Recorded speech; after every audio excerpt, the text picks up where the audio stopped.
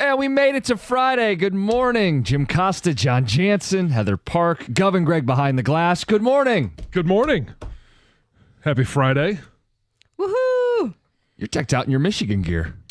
Yeah, I do have a Michigan shirt on. And a Michigan hat on. Yeah, Michigan hat, yeah. Looking forward to that Purdue matchup later today? I am. This is it's a big matchup in the Jansen house. It's a in-house rivalry. So I'm excited about that. And I just am disappointed that I have to wait till 9 o'clock. I'm not going to go down the road of why is it starting at 9 o'clock. I get it. All right, there's 3 other games in front of them, and it just backs them up to that point. Just disappointed that's where they are. You win some more games if you don't like it. No kidding. I had a buddy tell me they're going to this, and I said, "Oh, really?" As a Michigan fan, I go, "Really?" Yeah. Because we haven't done the Big Ten tournament before, so it's really about going to Indy and the experience and seeing all of that. Oh, sure. Because he doesn't believe they're going to go on some run or anything like that. Oh, no. Yeah. I'm just hoping to win tonight. Stick it to your daughter.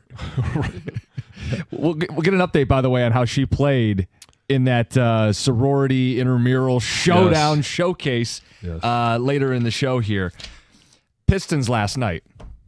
Didn't see that one coming. I did not. I had set my prep before the game started, and I thought it was going to be a repeat performance. Maybe not necessarily as easy as a win as it was Tuesday night. But you want to tell people how you wrote the email? Oh, yeah. I used the term curb stomp. Yikes. And it was not a curb stomping. In fact, they lost to the Wizards, who now have 14 wins. All right, you're not going to win every game. You're not going to beat every bad team. But that was a game last night. I'm just disappointed that they played the way that they did. It's a bad loss. It is. And it's at a time where you're hoping to have some momentum. Maybe it's a refocus moment. Maybe it's hey, we can't just roll the ball out and beat every team in the NBA. We're still young. When they got outshot, and that's the biggest thing. They just got outshot, especially from deep. Yeah, they made 23s. It's a huge part of the math there. So the Wizards shot almost 45%. Yeah. And the Pistons shot 33%. The one thing, and I don't know if JB was asked about it after the game because he talked about their defense wasn't good enough. Asar Thompson and Isaiah Stewart didn't play in the fourth quarter. Thompson checked in the final 10 seconds, but those are your better defenders. Are you calling out JB, are you? I think it's a fair question. Yeah. I think. Did I shock you with that question? Yeah, I was like, what? Yeah, sure. JB, you got to be better. Shake my fist. No, I think it's a fair question. If you're critical of your team's defense, put out your best defenders late in the game to try to get a stop. I know you got to score and there's trade-offs, but Asar Thompson, I don't think he played the second half of the third quarter and damn near the whole fourth quarter. He played like 19 minutes. Yeah, but this is, so the bad part, obviously, they lost. The good part is they're in a position where we are questioning fourth quarter moves by the coach. We're questioning plays that happened, and did they overlook a team instead of everything being reversed? Yeah, I mean, we could sit here and go, why is Tim Hardaway shooting that three out of the timeout, out of the inbound? And you're right. But this is the next step for them where they have to, first of all, be good enough where they don't overlook people, because that is a whole nother level. And then, there's going to be some in-game things that we point to, because that's what good teams do. They execute. Yep. And if you're looking for some silver linings, it's never a silver lining to look past the team, but they have been playing really good. Had a bad night last night. Mm-hmm. I'll chalk it up to that. Sure, me too. And maybe it's an eye-opening moment for them going into a great matchup tomorrow night. I've talked about this all week long, and because you had 2 games against the Wizards, and coming into the week, right, Wizards, and going out of the week, the Wizards are still one of the worst teams in the NBA, but you got to turn around and you better get over that one quick. You better learn from it quick. You better get motivated quick, because tomorrow night you're going to play one of the best teams in the NBA, and it's a measuring stick, just like Boston was. Just like we're talking about, who do you want in the NBA playoffs? Like, this is an opportunity to go out there and put Shaq on notice. You better be watching. You better know who our coach is. It's an ability to go out there and just make a statement to the NBA community. Now, it's not the entire sports community, but I think here in Detroit, Everybody better wake up because this is a good team, and tomorrow could be a very fun game. So that I know your answer, the priority this weekend. You've got Pistons against the Thunder.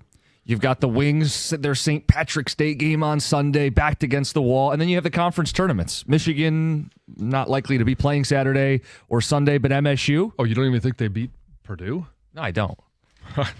But MSU, I mean, I know Spartan fans, we'll talk about it a little later in the hour. It just hurts to hear you dismiss it so quickly. Well, they've dismissed themselves. I know. I'm not going to argue it. But then priority really list not. for me. College hoops, conference tourney, crescendo, MSU chasing maybe a 1 seed.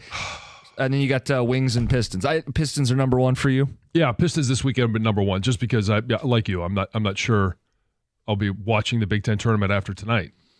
And college hoops, if your team's not in it and you're just simply waiting for Selection Sunday and the brackets to come out, between now and then, what am I going to do? I'm going to watch the Pistons tomorrow night. To me, that's appointment watching.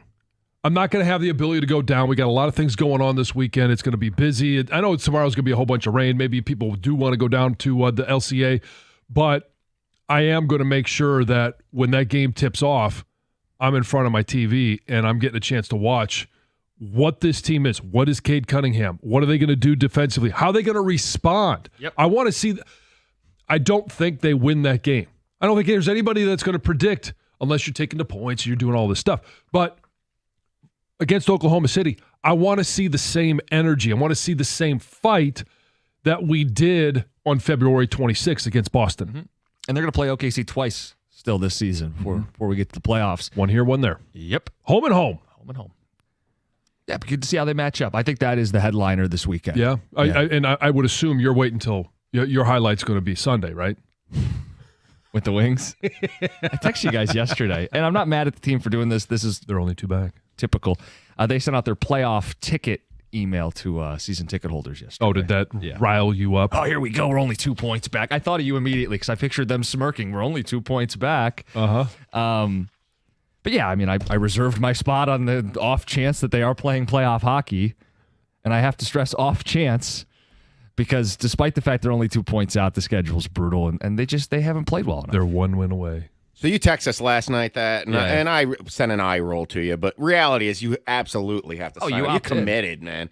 I mean, it doesn't mean that you think they're going to make it or anything like that. No, it's a business move. Yeah. I'll tell you this weekend, I'm very intrigued by Michigan State and what they might be able to do if they win out. I'm not a State fan, though, so I'm not invested in it, but in all due respect to the whole landscape, I think that's the biggest story. If State can win the Big Ten tournament, I think they put themselves in a conversation for a 1 seed. But I actually think the biggest thing this weekend is the Wings' last stand.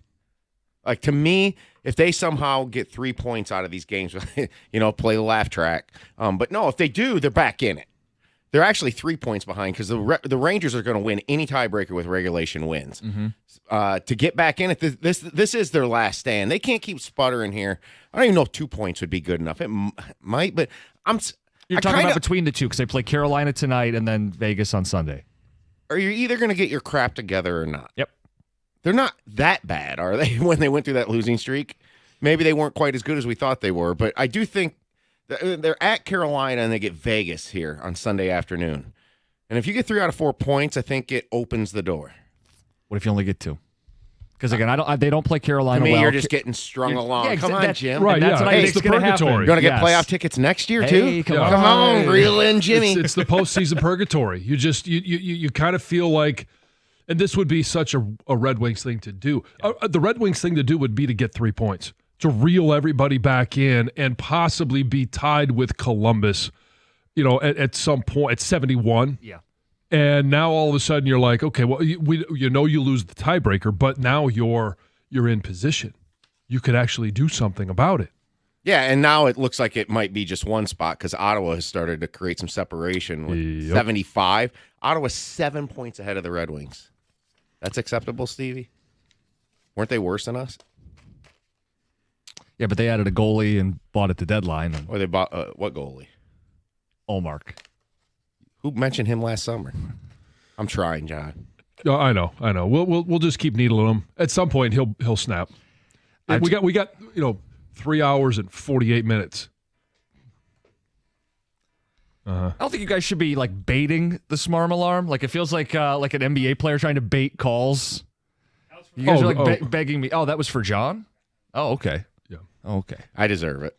Fair enough. 248-539-9797. You got a bunch on the docket this weekend. We're going to get to a lot on the show today. The cookie jar on Friday. We'll get to that with some fun questions. St. Patrick's Day weekend. Pie Day. Some fun spring questions in there. Calling Coach Larry. It's Pie Day.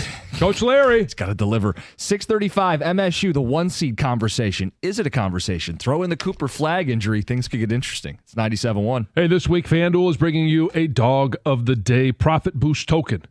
One of the best parts about the tournament is the underdog that takes down the powerhouse, somebody that sits there and think, I can't lose. I'm just going to show up. And all of a sudden, they're out. Right now, those upsets can get even better because if your underdog bet wins, you're going to land even more winnings with a profit boost. This is your chance to ride the long shot, the scrappy team, anybody that just refuses, I'm not going to lose, and they go into the conference tournament heading into the rest of March. If you've been waiting to join FanDuel, there's no better time to do it. The app is easy to use, and when you win, you're going to get paid instantly. All you have to do is visit FanDuel.com/971Detroit to download America's #1 sportsbook today and back your dog of the day with a profit boost. Because after all, anything and everything can happen in March. Must be 21 or over and present in Michigan. Opt-in required. Wager of at least plus 100 odds required. Bonus issued as now withdrawable profit boost tokens. Restrictions apply, including any token expiration and max wager amount. See terms at sportsbook.fanduel.com. If you have a gambling problem, call 1-800-GAMBLER.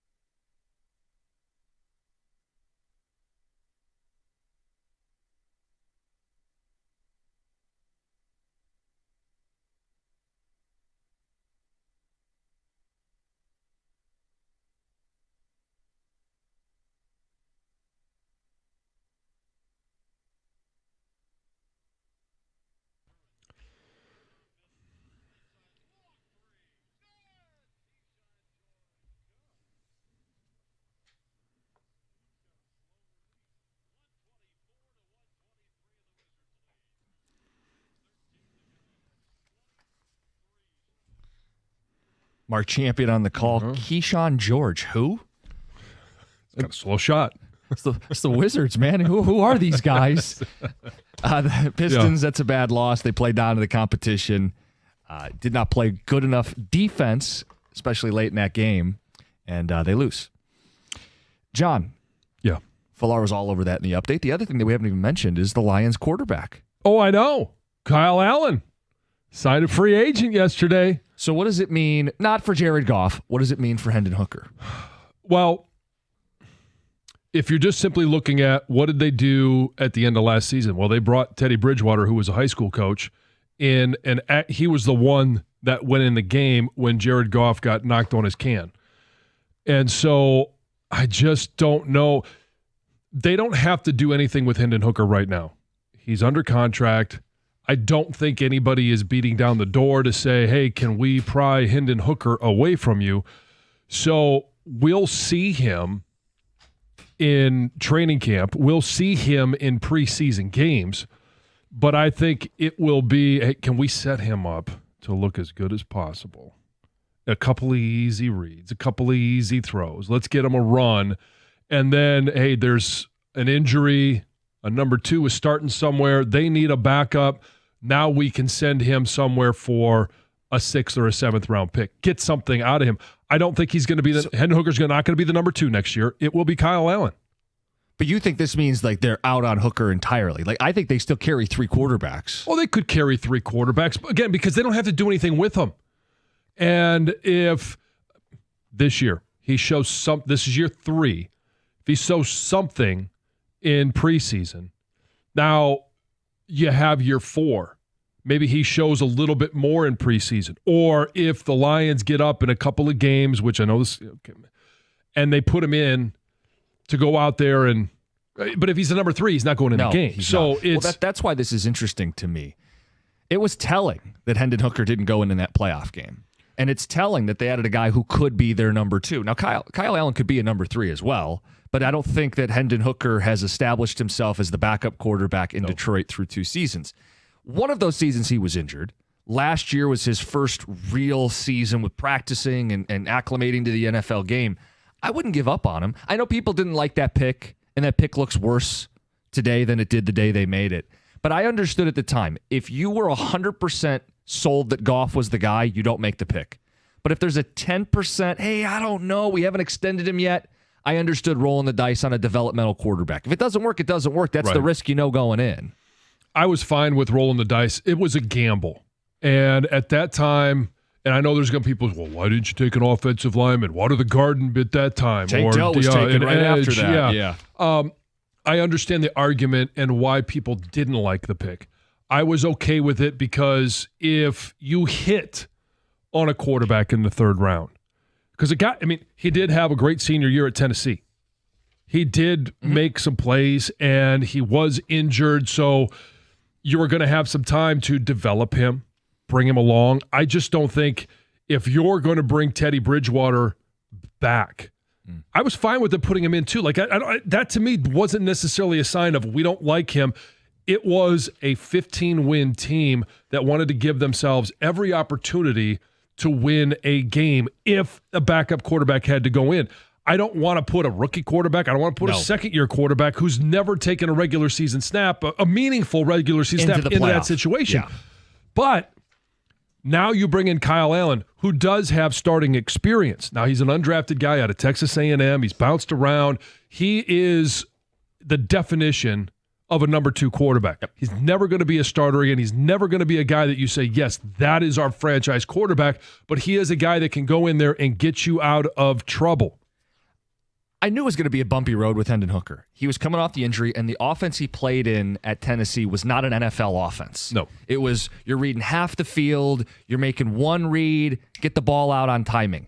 What I thought was interesting is he had a quick release, he had some mobility, you got him in the 3rd because he was injured, and I thought it would take a couple seasons to feel like he was either going to make it or not.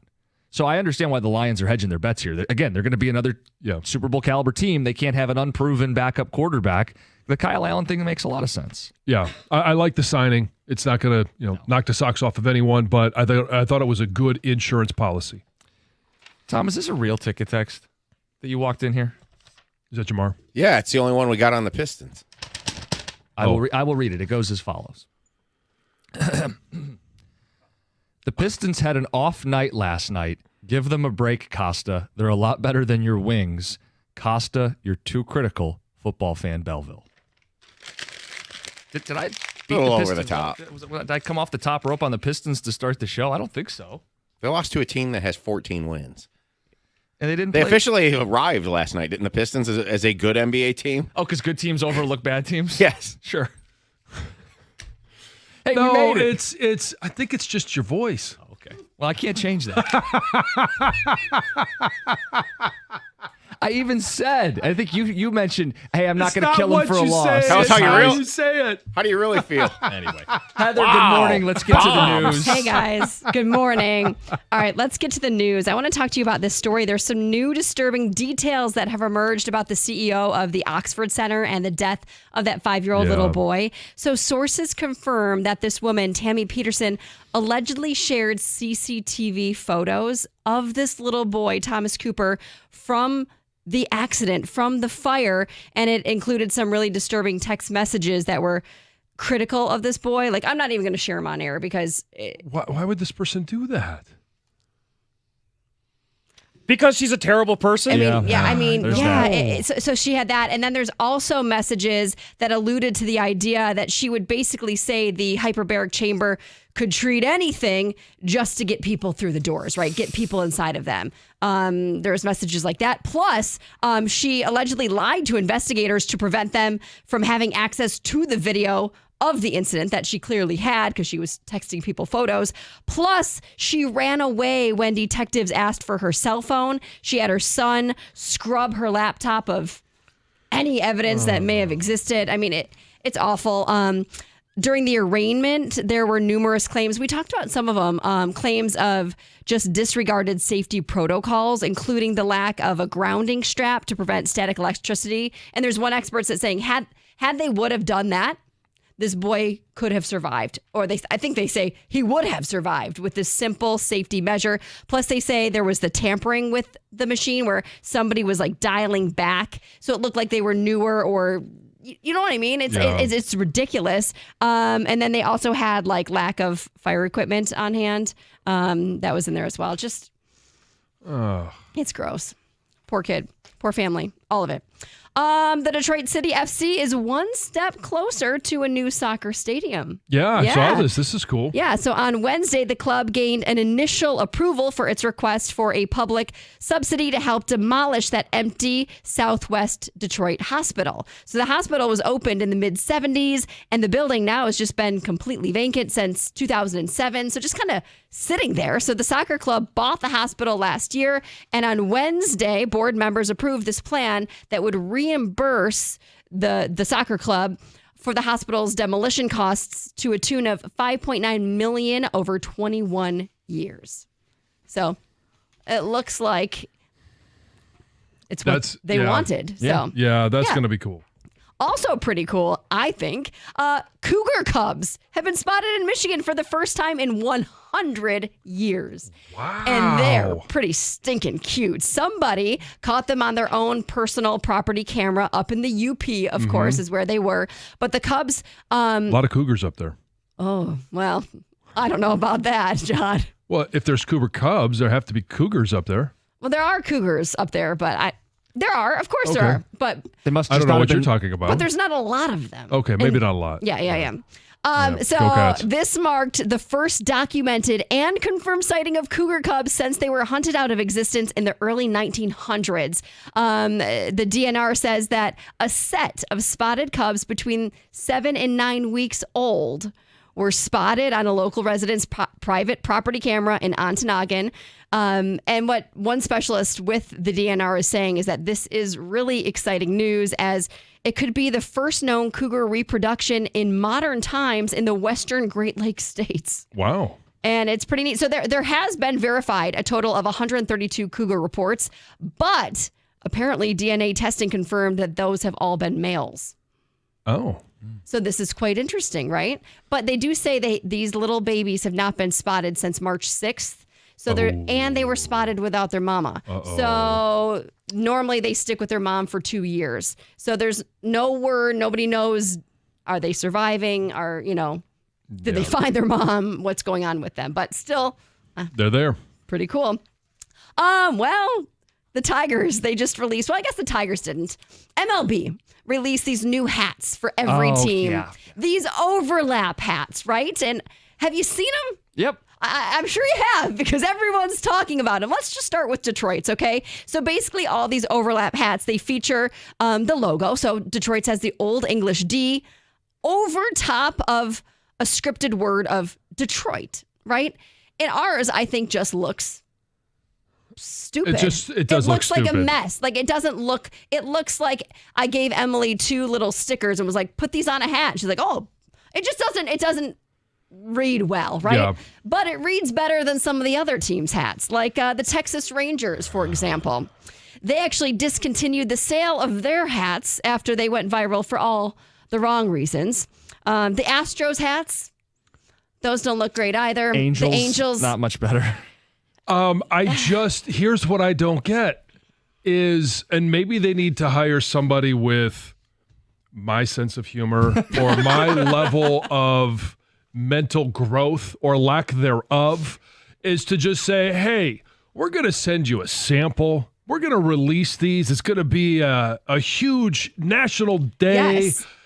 Just take a look, and is What do there you anything think? you could see?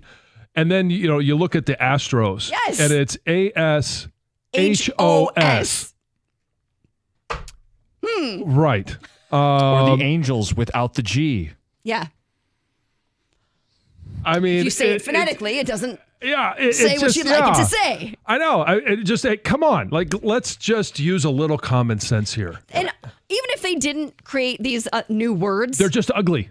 they're way too complicated. Like Yes, they're way too busy. messy. Yeah, they're busy. It doesn't look good. None of them look good. It's a weird concept. But now people who bought the Rangers hats in particular are selling them for a lot of money because they saw them, thought they were yeah. funny, and Yep. trying to make bank. Yes. It's Heather with the news. All right, coming up next, does MSU have a shot at the 1 seed? They'll play today at noon in the Big Ten tournament. Do they have a better chance after seeing Cooper Flagg go down for Duke? It's 97-1.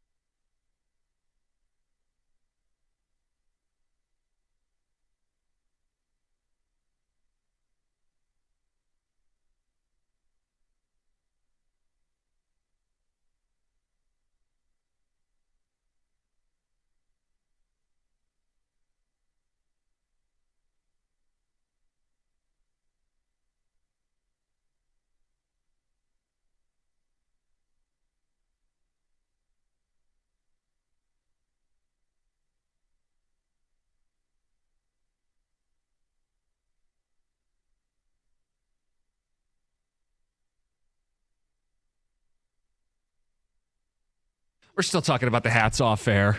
What did you compare it to, Heather? It's like when you try to insert an image into a Word document, but you're not sure how you can move your font over the picture. Right. So you just kind of like let it sit there and like, okay, fine. I'll just have this picture behind my font. It's like an ugly Yes, overlap. it looks awful. Yeah. And that's when you avoid that's when you avoid making funny puns and words. Right. Like all of them are. I just don't Yeah. understand, especially since you were explaining to us off air, Yeah. that these are sent to teams. They have to approve it. They have to approve it. So at one point, I mean, and this just it baffles me that somebody didn't sit there and look at the Texas one or the Angels one and say it out loud. Or the Astros. Yeah.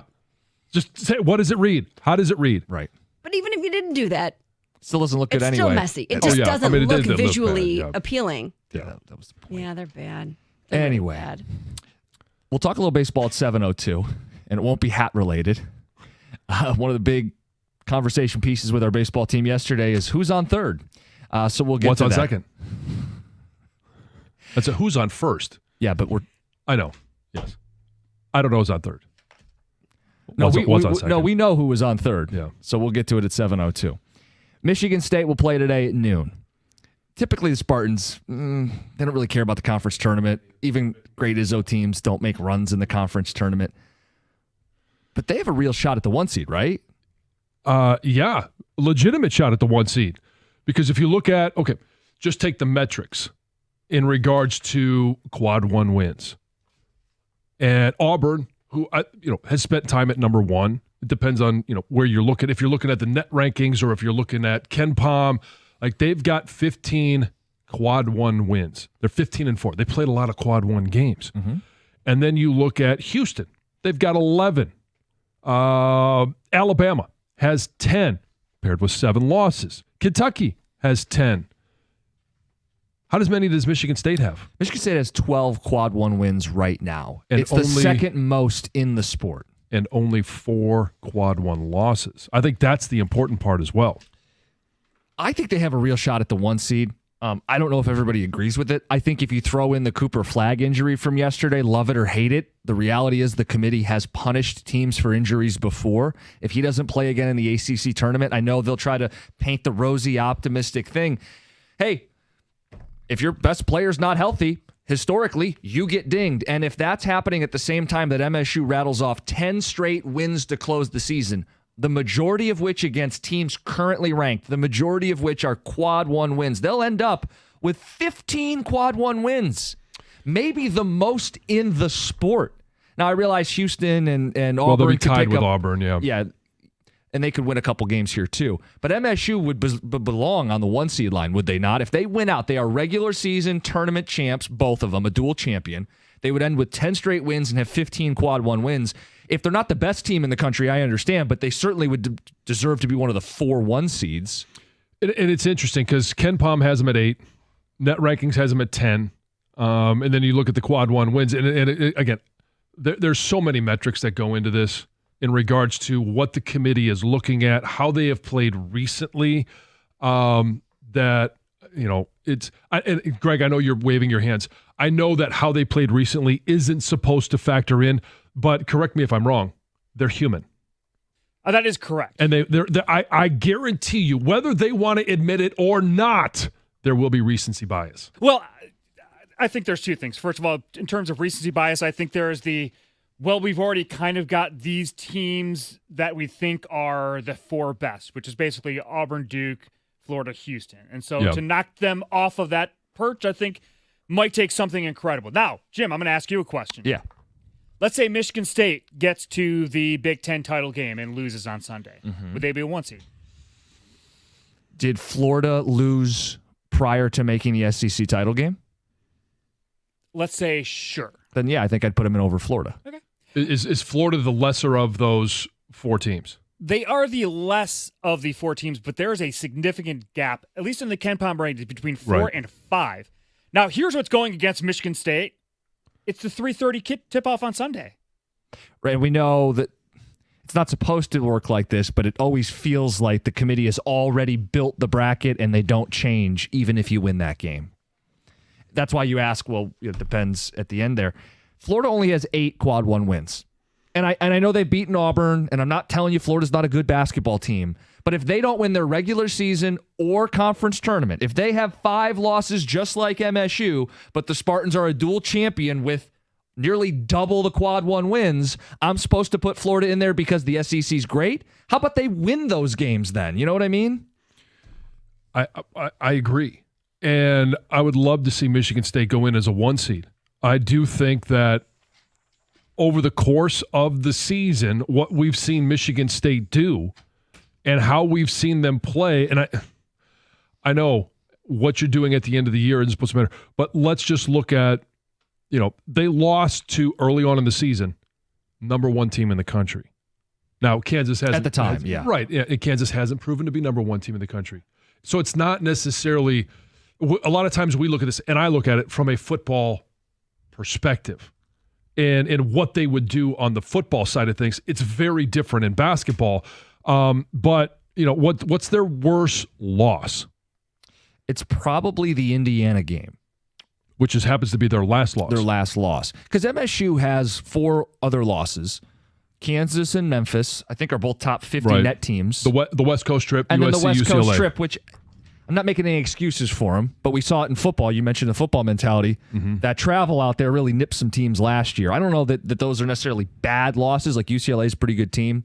Indiana at home is their bad loss. Right, Greg? That's the one that, thumbs up from Greg back there.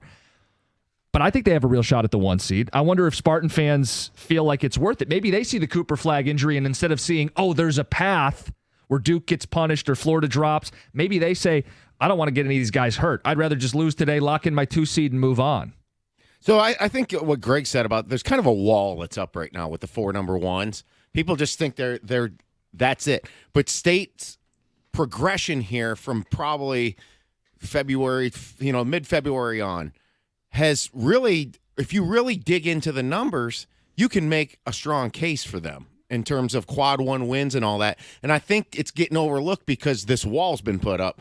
Like, I think what needs to happen at this point, something needs to happen. Duke probably needs to lose to Carolina today, and Florida needs to lose either today or tomorrow. And I think if that happens, a conversation starts. I think if Izzo wins today, he can, and Duke loses tonight, he can start, politicking for it a little bit, if I was a Michigan State fan, we had one text here that came in and they said there's no way they're getting a 1 seed unless this and this happens. Yeah, I have it in front of me. And stuff. But if that person sounds like a pretty hardcore fan. When you really start looking and digging into the numbers, there is a very healthy debate to be had here that maybe State's getting a little dissed simply because of the wall that's been put up by those 4 teams. I mean, Florida's got some ridiculously good wins this year. People think they could win it all. I do too. But 2 SEC teams, and they didn't win either championship. Right. In the SEC, and then Michigan State wins both championships in the Big Ten. And these are things that got you 1 seeds before. What are you saying about Auburn, Greg? Auburn won the SEC. Yeah, he's saying Florida. No, Florida wouldn't get either championship. Yeah, Florida wouldn't have regular season or tournament championship. And again, if Florida were to lose their very next game, they'd be 8 quad 1 wins. That's solidified, locked in, kick your feet up, 1 seed, while MSU's going through a 10-win straight gauntlet to win the tournament championship. I think they have a shot. Ticket texters, 248-539-9797.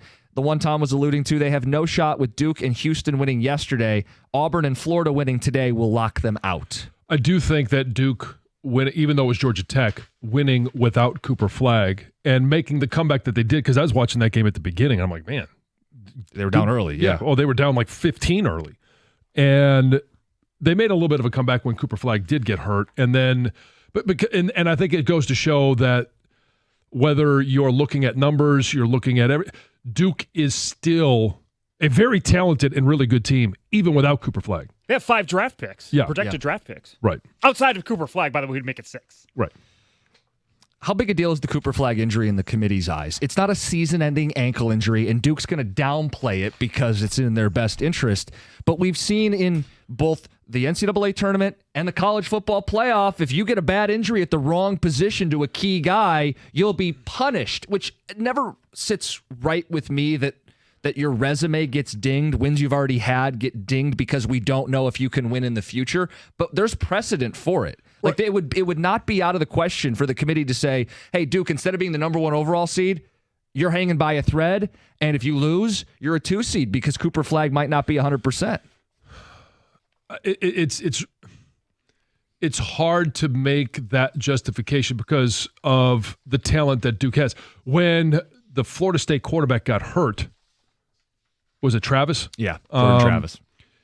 They didn't have somebody to come in and even play close to where he is. Now, is somebody going to come in and play close to where Cooper Flagg is? No, but they have 5 other guys that are really good basketball players. So it's not like they're devoid of people going out there and making plays or scoring.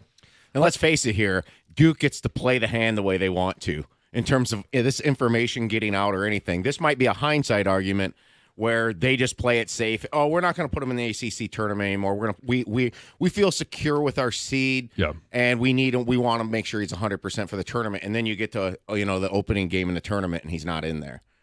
And all of a sudden, everybody's like, "Oh, wait a minute, they sandbagged." Yeah. Well, again, you're talking about the opening weekend of the tournament. I think even if Cooper Flagg isn't there, those are 2 wins. Should be. But we've seen Duke get bumped by Lehigh in the past. I mean, this is the tournament, man. Not having the number 1 overall pick in the NBA draft, it's a huge loss. Greg, the other 5 guys, they're going to be very high picks. Which is typical of Duke every year. I think it's 2 other lottery picks and 3 projected second-round picks if they decide to leave. Right. So you're not talking about a team that doesn't have playmakers without Cooper Flagg. He's clearly the best player. I just wonder how Spartan fans feel going into today. Do you look at the Cooper Flagg injury and say, well, I actually don't want to go for it. I don't want any of our guys getting hurt. I don't know if that argument flies because the Spartans are pretty deep. They're not reliant on any one player. They've got 4 different guards if someone were to roll an ankle. And do you look at it the other way and say, hey, the moment's now. We have a chance at the 1 seed. What do you guys think? 97-1? Hey, Planet Fitness it's always clean when you go in there. They've got great things going on. And let me tell you a little bit more about what they going on right now. On sale, the Planet Fitness Black Card membership. What do you get? Well, you get access to the Black Card Spa. You have access to every single Planet Fitness location, not just here in Detroit, not just across the state of Michigan, but across the country. And if you don't like going to work out alone, you have unlimited guest privileges. So you can take somebody with you every single time. And you just got to find out what is it that motivates you. For me, it is I want to be able to play with the kids. We talked about Lucy playing basketball, Ruby playing basketball. I want to be able to do that with them, and all the way down to Teddy, who I have no idea what he's going to do, but I know I want to have fun doing it with him. So that's why I work out. That's why I go to Planet Fitness. They've got a bunch of machines. So if you want strength machines in terms of machines, free weights, they've got it. You want to do aerobics and get an aerobic workout on. They've got bikes. They've got treadmills. They've got stair mats. They got anything you need. You can find your nearest club and join today in club, online, or on the free Planet Fitness app. We're all strong on this planet. Planet Fitness.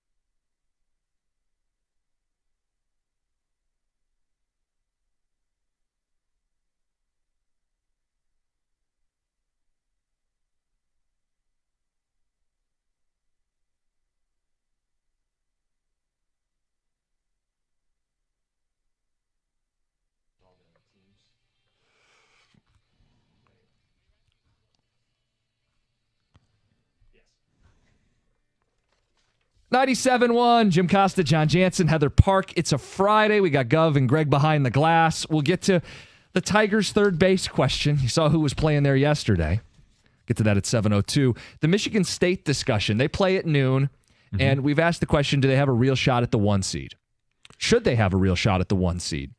And the case would be, if they win out, they are regular season and Big Ten tournament champions. They would have 10 straight to close, hot at the right time, whatever stock you put into it. It's better to be winning late than the alternative, and it could solidify as many as 15 quad 1 wins. It would rival Auburn for the most in the sport.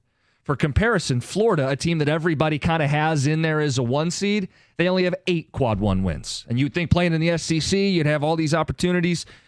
If the Gators get bounced at any point in the SEC tournament and MSU wins out, I'd flip-flop them. And then you throw in this Cooper Flag business, and I don't know what's going to happen. Duke may get to play by different rules, but historically, if your star player, your number 1 pick in the draft gets hurt, you get dinged, right or wrong. Okay, you might get dinged, but are they going to get dinged enough to drop out of a 1 seed? I don't know. So, I mean, I just don't think that they will. And again, it's not a knock on Michigan State. No, and the question would be, how serious is the Flag injury? If he was, in fact, done for the entire tournament, I think the case would be to drop him from the 1 seed. But Duke's not going to tell you that the ankle's that serious. Right. They're going to go, oh, he's walking a little gingerly. He's day-to-day. I think that was a huge part of him. Okay, they took him to the locker room. At one point, you had a picture in a wheelchair. Right. And then all of a sudden, he's back on the bench. See, he's fine. High fives, and he's limping around. Totally fine. But, yeah. Precautionary that he won't play. I guarantee you that was part of it. The image of it all. Yeah, if that happens 3 weeks ago, he's not coming back out to the bench. Texter says, guys, we've been here, and it's always this way this time of year. MSU will be the 2 seed in Duke's bracket, a story as old as time. Well, if that's the case, and Cooper Flag's not playing, Compromised or otherwise, yeah. doesn't matter. No. I mean, who are you afraid of if you're MSU? Who do you not want to be in the bracket with? But I think you're dismissing, and I don't know enough about Duke. I just have watched a little bit to know that Cooper Flag isn't their only weapon. So when you say, when I say they're going to be playing Duke without, Cooper Flag, does that worry you? And you go, no. Like, I do think that there is still some concern. I'm not saying that Michigan State loses that game. I'm not saying they win that game. Texter says, I would be fine with MSU as the 2 seed. They thrive when they have a chip on their shoulder. Yeah, I mean, I sure. It's the ability to go out there and say, well, our resume says we should be a 1 seed. And they go through all the mental gymnastics that you just did with Duke and Florida. Florida doesn't win their, the SEC tournament, or they obviously didn't win the regular season. Then, I think they could go into it with the chip on their shoulder. Spartan fan here, I'm good with the 2 seed. Honestly, don't think we're that great. I don't think the Big Ten is very good. Still hoping for the best. Go Green, Greg, and Coral. How much will it matter, not just winning, but winning with style? If they put it on Oregon today, let's just say, and they play the best of the remaining, and they put it on Wisconsin. And then, what is it? Maryland is the next highest rated team in the Big Ten. So, they face Maryland in the Big Ten championship, and they just it's not even a question. They just blow them out. Should only help. I agree, but how much? I don't know. I'm making the case if they win by 1 point, they should be the 1 seed. So, of course, I think if they clamp up Maryland and beat them by 25 points, what more do you need to see? Now, the bracket may already be set, which is a whole different issue with the process. But, I think that should matter. Ticket Texter says, no need to talk MSU seeding until they win the Big Ten tournament. Lose today, and they could be a 3. Win the tournament, they'd be a 2.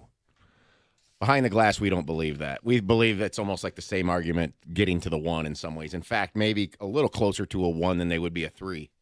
But you guys think they're locked into the 2? Yeah. Yeah.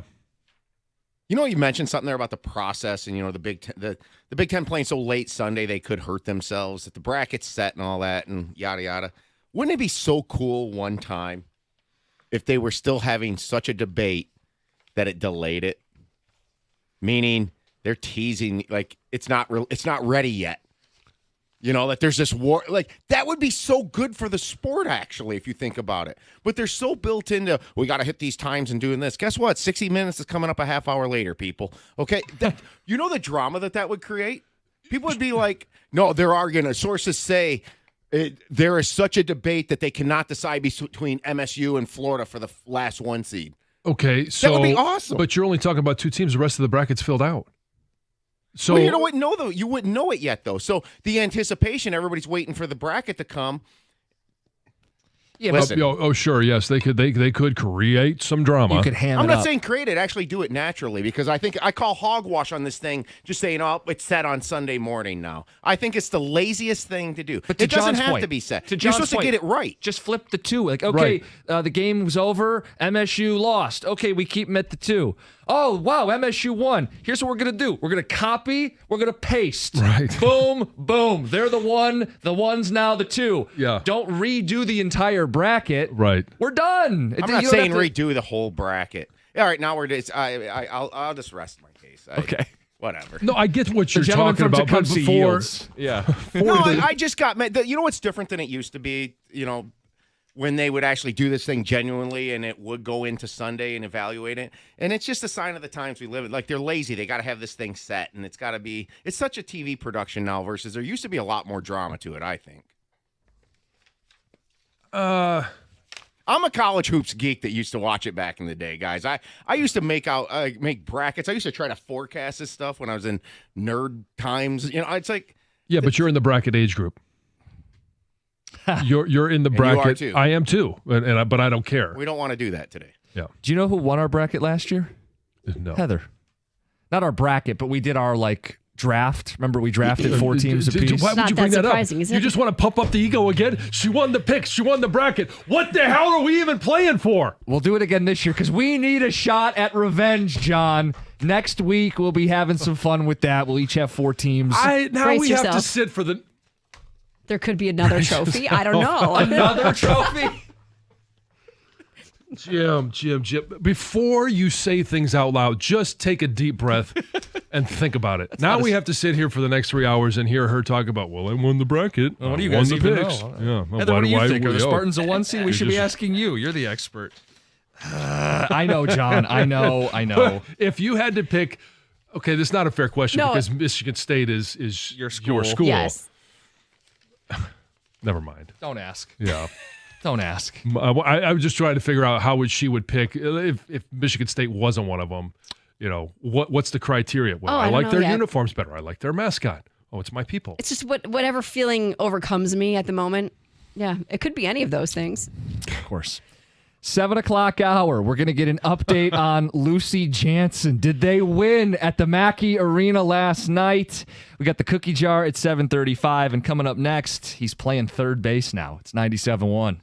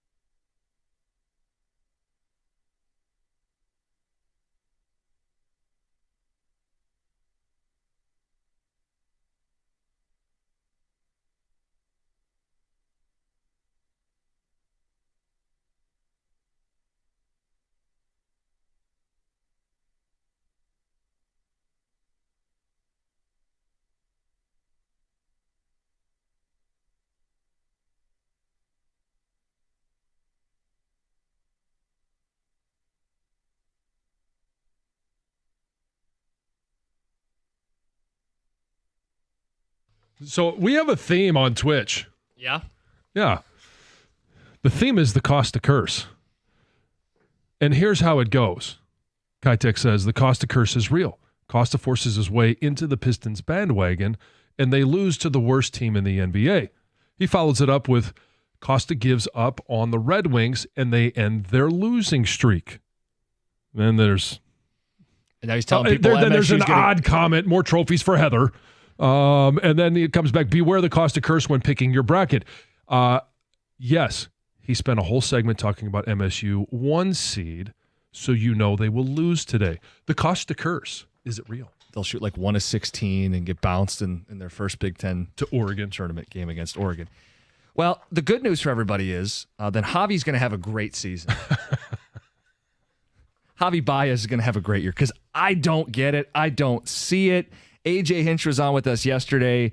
He said, hey, Javi's going to play third a little bit. And he played third yesterday in their spring training game. And John, are you at all surprised? He committed an error in his first game at third base. I don't know how you feel about this. We didn't really talk about it because we had AJ on and we had a bunch of other stuff as you slept on it. The idea that Javi's going to be this utility guy. He said yesterday he wants to play some center field. How do you feel about it? Well, I mean, okay.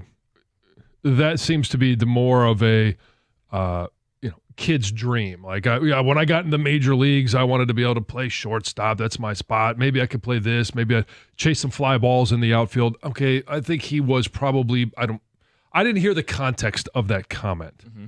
I don't think he's really going to play center field. No, I don't either. Third base, what takes a better glove? Different skill sets, different perspective. Typically, you're better defenders at short. So you see shortstops that do play third when they get a little older. Right. So I'm not going to sit here and say because he played third base for one spring training game and had an error that he, this is stupid, this is terrible. I'm willing to give it some time to see because I don't know. He's, as much as this sounds ridiculous, he's performing better than Jace Young. Right. And Veerling's not available. Right. Some of this is out of necessity. Yeah, this is clearly out of necessity. So I'm not going to sit here and skewer AJ Hinch for putting him over at third base. I'm also not going to skewer Javi Baez more than we enjoy doing that on a regular basis because it was his first day at third base. Yeah, I'm not skewering AJ. He's on the roster. Well, for whatever reason, he's going to end up on this roster. There's $70 million reasons why he's on this roster. AJ's going to try to get the most out of him. They'll likely platoon him against lefties, right? He's a right-handed bat. They don't have enough right-handed bats. AJ's going to try to make chicken salad out of chicken you-know-what. But do I believe Javi Baez deserves creative ways to get into the lineup? No, his bat's terrible. I'm not falling over to try to get this guy more ABs. I do like that he's moved off of maybe being the primary shortstop because then it's just one step away from not even being on the team. Sure. But the idea that I need to find ways to get him more at-bats, have we not seen at-bats from Javi Baez? He was a minus defender a year ago at shortstop. And I don't know that it's going to be a smooth transition to playing more third base. I get why they're doing it. I don't necessarily like it. I hope it just means that they're not reliant on him at shortstop and they're just going to kind of pop him in against lefties. And if he hits, great. And if he doesn't, he's off the team. But that second part, I just don't trust. I agree. And I don't know. Okay, the simple answer that all of us would love to hear is that Javi Baez isn't going to be a part of the roster. But if that's the case, and you're looking at, he's got, as much as it pains me to say this, he's got a better track record than Jace Young. Sure. And so who are you going to put at third base? Well, Jace is a lefty bat, so he'll play primarily against righties. Most pitchers are right-handed. Jace will likely play more. But if Jace is a disaster defensively at third base, what's the answer? Because I don't want Javi facing right-handed pitching. A bigger risk of him being a disaster at the plate than there is him being a disaster at third base. Jace had a bumpy year defensively last year. Sure. And he's had a bumpy spring at the plate. So what if Jace is not ready for the bigs right now? Then he goes down to AAA. Who is this team's third baseman? You can't tell me Javi Baez is playing every day against right-handers. You just can't. And I really want to know the only way we'll see is when it plays out, John. Okay, you don't want me to say it. I'll just Go ahead. wait for you to start a new thought. Go ahead. Because I don't know what your answer is. The answer is not the greatest of answers. It's Zach McKinstry. Yeah, probably. Your third baseman right now, like, kind of hit me a little bit here. That I think right now Jace Young is in jeopardy of making this team. You start boiling down the numbers, and you see how Torque is hitting. You know, if he has revived himself a degree to where he's going to be a 20 home run guy, you know what that means for this lineup, especially with Veerling maybe missing time. I know you're laughing and smiling, but it's just because I was laughing because the idea is, you remember when they drafted Spencer Torkelson? They made a big deal about announcing his position. yeah, Everybody projected him as a major league first baseman, but they said, we're drafting number 1 overall third baseman Spencer Torkelson. If you were going to move someone over to third for a little bit here, wouldn't it be him? well, has he even practiced it at all? I know. But that's the thing. They have this dilemma where, like, if Jace Young has really been like this horrible this spring and you can't trust him completely defensively, then you put McKinstry over there. And it's not like, it's almost like Veerling light in some ways with him. You can trust him. You got to be able to trust the guys defensively. You have to put some sort of legitimate defense behind this pitching staff, which has been outstanding for most of the spring. Let me back up with the Javi thing. There will be people who say, let's give him a chance. Let's give him the benefit of the doubt. Let's give Hinch creatively with the lineup the benefit of the doubt and see what happens, right? Do you trust both ways, though? Do you fine? We'll trust them to get off on the right foot and make the most of the bats they have. Do you trust that if he struggles the way he has for several consecutive seasons, do you trust them to kick him off the roster? Because I don't. Do you? Fine, I'll trust that you're going to play Javi to start the season. And if he's batting 185, do we trust them to remove him from the roster entirely? I don't. Well, John made the point, though. You trust Javi more than Young. Are these two great options? Absolutely not, potentially. But the track record is that I'm really starting to think here, like, there could be a three-headed monster between short and third base of McKinstry, Sweeney, and Baez. Well, don't forget Ibanez, too. And Ibanez, yeah, as well. So you got two right-handers and two left-handers. And to me, that leaves Young out. Plus options play into this, too, by the way. Oh, yeah. You're so frustrated, aren't you? Well, no, I'm you just could have Matt Chapman over there and everything would be fine. See, you're going to get me going. Is the case not to keep Jace Young on upside, though? If he's not hitting well, you send him down and you get clearly. him right. But I'm saying to make the opening day roster. I don't know, man. To me, this seems like the puzzle says he's out. Yeah. And Javi's in. And especially if Torque is pushing his way onto the roster. Can I ask a question? Why is it always third base? Why is that where everything has just festered? Just to annoy you. Festered at third base. We did this a year ago with Chapman. We did the Bregman saga. I know who shall not be named. Veerling, we had the whole debate, how good is Veerling? And he deserves a role, but now he's hurt. It's always third base. Jace Young is this prospect we can't block, but now he might not even make the team a year later. For Javi, of all people, to play. Why is it always third base? They have not been able to solidify that position for 3 years. Yeah. I mean, it's frustrating because you thought you were, you might have an answer there, which would have made things a lot easier, especially with the injuries that they've suffered so far in spring training, because it's not going to be the only injuries. Mm-hmm. What happens if Javi, has a 2 weeks where he's still recovering? I know he's out there playing, but it's not that far removed from the hip surgery. What happens if he gets if it gets stiff for a couple of weeks and they want to give him a couple of weeks to rest it up? What do you do then while Veerling is still out? I wish I could have bottled up the energy at the end of last season, because I think a lot of people have forgotten. We did the conversation, and we weren't the only show to talk about it. If Javi's on this team to start the season, you will feel insulted. You'll feel cheated. This team won a bunch of games without Javi in the lineup last year. He shouldn't be on the team. And now here we are talking about him carving out additional ABs and playing additional positions. Well, what if his glove is better than Jace Young? And, so he does settle into that third base position as a defender, and he's batting .220. are you okay to live with it? I got no choice, John. No, I know you don't have a choice. I'm not okay with because it. you're not going to go out. You're not going to bring in another third baseman right now. Right, because they were all in on one guy and didn't get him. Yeah. They didn't have a I mean, the only other argument is you are allowed to make trades. You could still add to the roster. You could still go out there and say, you know what? We didn't foresee Veerling. We didn't foresee Parker Meadows. We didn't foresee Jace Young not being able to take that step and be able to hit. We didn't see Trey Sweeney. I mean, you should be able to see Trey Sweeney struggle at the plate. But, okay, this is the position that we're in. Do we want to go out there and add to this team? Because we still can. The trade thing's interesting because I just had some random thought back here. Does Torque have any value? Sure. Not until he proves it in the regular season. But that might be too late. It only takes one, though. If they see him in spring and they know his background, and I don't know. Is there somebody in Major League Baseball that says, you know what I could do with him? Yeah. Yeah, well, somebody traded, Luka for Anthony Davis in sports, so anything can happen. Yeah.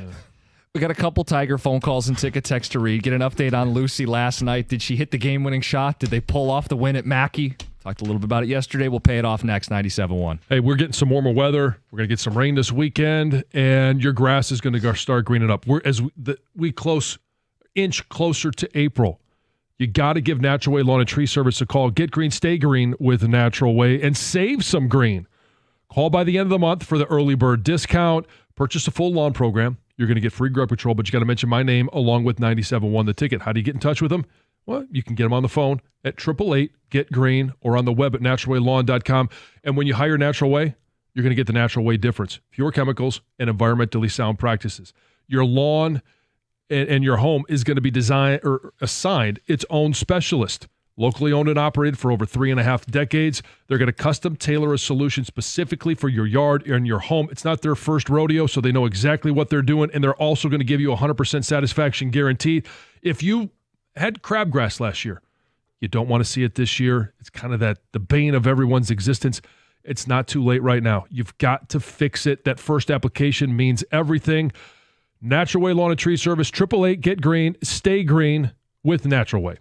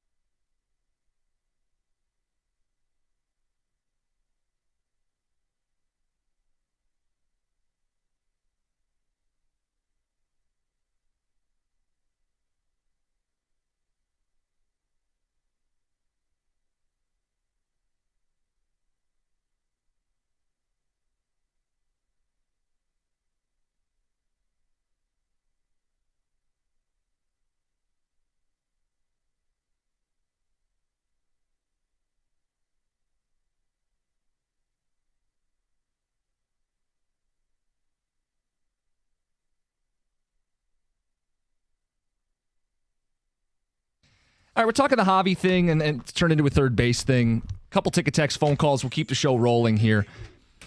Texter says, I'm fully prepared for the Tigers to take a big step back this year. The roster is constructed poorly, specifically at third. That's one of the major reasons why. Texter says, I don't care how good his glove is. I'm not watching Javi swing and miss over and over and over and over and over and over again. I only added one over. People just aren't excited about the possibility of them creatively finding more ways for Javi Baez to play baseball. AJ Hinch played him at third yesterday. He gave us the heads up when he was on with us that they're going to use Javi a little more creatively. If he's on the roster, at least they're pulling him off of the everyday shortstop. But John, I don't really know what makes sense for him in terms of the lineup. Like if he's going to play, it's going to be against lefties, but I want Andy Ibanez playing third base against lefties. So now I'm keeping Javi at, I don't know why Javi's on the team. If you want to tell us you're serious and you tried to get Bregman, you're willing to spend money to get better. We were all on the same page in the offseason. Spend money to get better, and that means Javi's off the roster. Well, that's one way to spend money to get better. I think the underlying thing that nobody's really talking about, we've touched on it a little bit, is it's that little festering thing that just won't go away, right? It's that little pebble that's stuck in your shoe. And this is a team that made the postseason. And then you look at them compared to Cleveland. You look at them compared to Minnesota, Kansas City. Are you going into this season now with looking at Javi at third, Jace Young not yet where we need him to be, Trey Sweeney at short, McKinstry in the mix, and injuries to Vierling and Parker Meadows, and now you're sitting there going, gosh, instead of competing for a division, are they going to be third or fourth? That's the frustrating part. That would be incredibly frustrating. I go back to third. If it's a lefty on the mound, I want Ibanez at third. If it's a righty on the mound, I can't put Javi in the batter's box, even if the glove stabilizes. So I don't get it. I don't get it. And that's also what adds to the festering frustration is you got Skubal, you've got Flaherty, you've got a great pitching staff. I know. And you're not going to back it up with defense or offense. Ron and Macomb, good morning. You're on 97.1. Hey, good morning, guys. How are you guys? Good. So, and call me crazy, but you can agree that we're kind of desperate at third base, correct? Yeah. And if Torkelson's hitting, this is a number one draft pick, number 1 guy. If he's hitting, I want him playing, and I want him playing first base every day. So I don't think we've talked about that. Can Colt Keith play third base? He did in the minors. For whatever reason, they made the determination he's not good enough defensively to play third. And I don't know that he's played it really much since. I mean, last year he was exclusively at second base, and I still feel like second base is where he's going to end up if Torres isn't here long term. I don't know. I agree with you that they have to be, if they're willing to be flexible, that's a consideration, right? Like, John, what do you make of Colt Keith in a pinch playing some third? I know they're trying to introduce him to a brand new position at first, so it's not ideal. And that's probably why it won't happen. Right. I mean, it's so you've got a guy that you got to wonder how much of the defensive side of things, them moving him from second to first, trying to learn a new position, then throwing him over to third, how much is he focused on, here's what I have to do defensively, here's what I'm looking for, here's what I'm doing, here's what I'm practicing, versus we also need him at the plate. Yep. Arguably more there. How much resource is he putting into the defense and neglecting what he needs to be doing at the plate? That's a good point. Lucy, how'd she do last night? Well, wasn't a great outing. I did find out who they were playing, and the broadcast itself was hilarious. They had broadcasters. Really? Awesome. Oh, yeah. There was commentary, and they were using all the old cliches, and pennies and dimes and all this stuff. But the team that they were playing, the participation was much different. So Kappa Sigma, Lucy's for sorority, they had a bench of about 10 people, 5 on the court, 10 on the bench. The Alpha Phi, who they were playing, had 5 on the court, 1 on the bench. The problem is that all 6 of them were legit basketball players. They had one girl that was playing for, not on the Purdue women's team, obviously, but on the Purdue club team. She was legit. She was knocking down threes, and they were running an offense. Oh, they had sets. They were running a 2-3 zone. They came out. It was. I'm watching it going, who in the hell? And so I'm obviously, and I don't know if Lucy's got her cell phone on the bench because maybe she's taking videos or something. And I'm texting her and I'm like, hey, you need to have somebody at the top of the key. Like you got to be able to dump the ball in to try and collapse that zone so you can kick it out and get in a zone breaker and make a three. Yep. And they were doing it. They were moving the ball around. They were doing. And they were deer in headlights. Yeah. And so and then I'm texting her the same thing. I'm like, hey, maybe you guys should try a 2-3 zone. And I clearly, like, if I had told her that, she'd be like, what's that?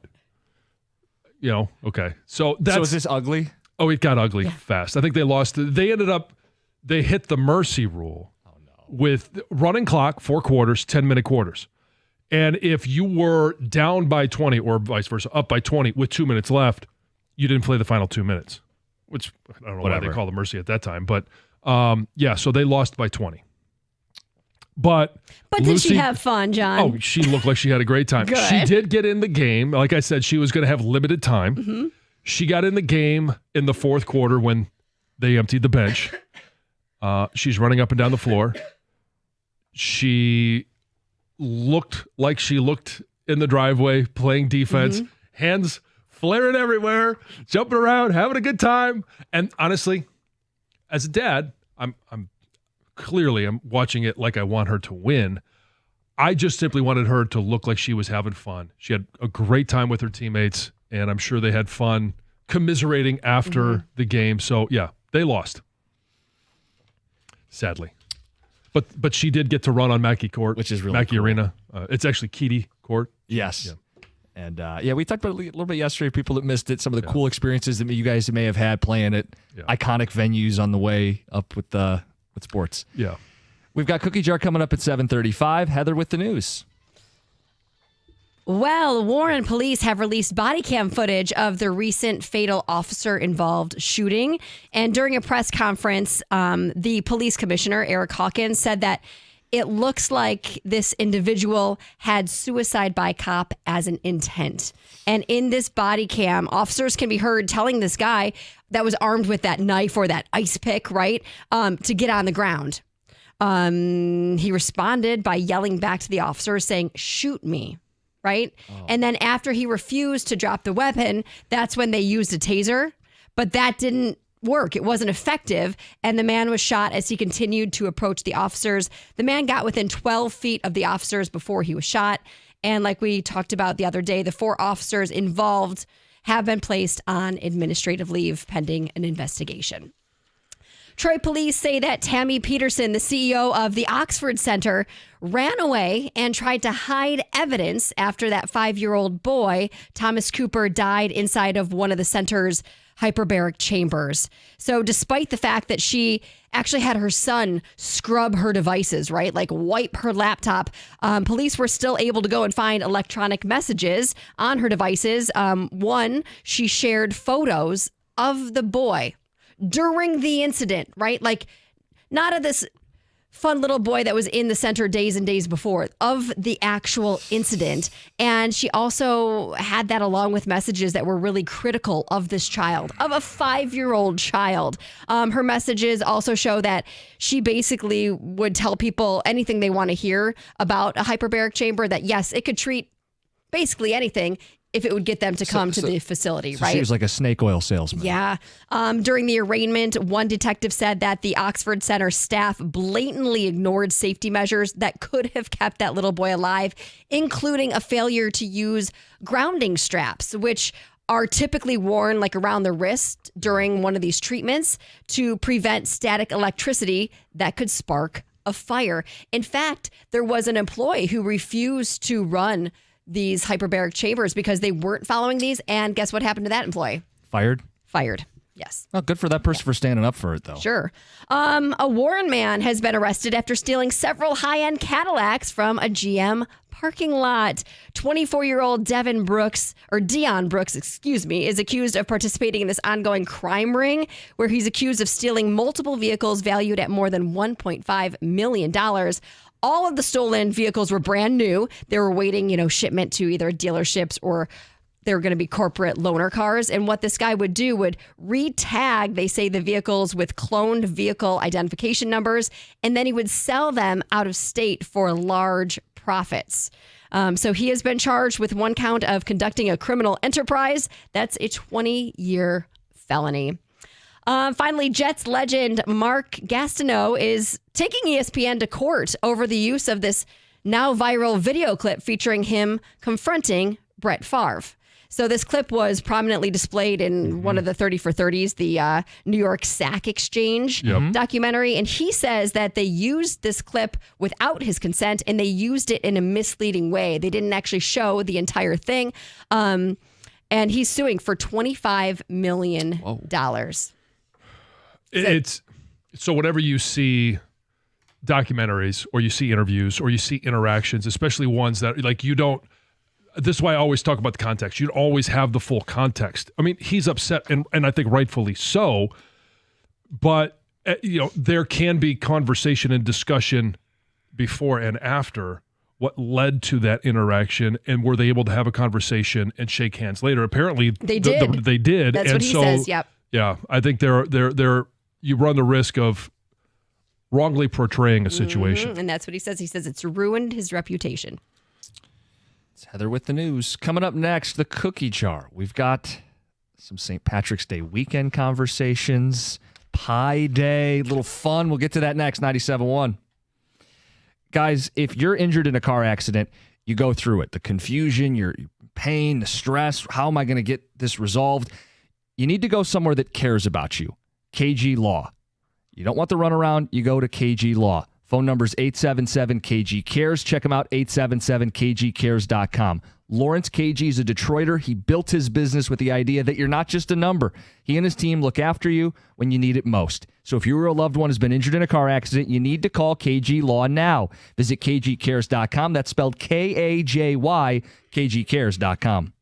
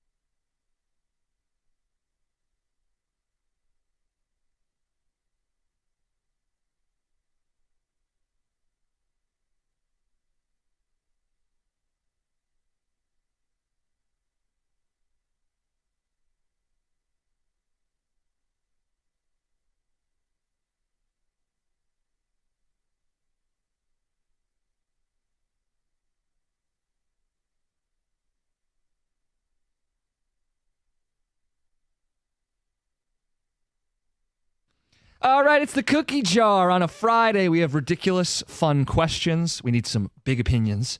Cookie jar is brought to you by Moran Chevrolet, where you always get the best price. Period.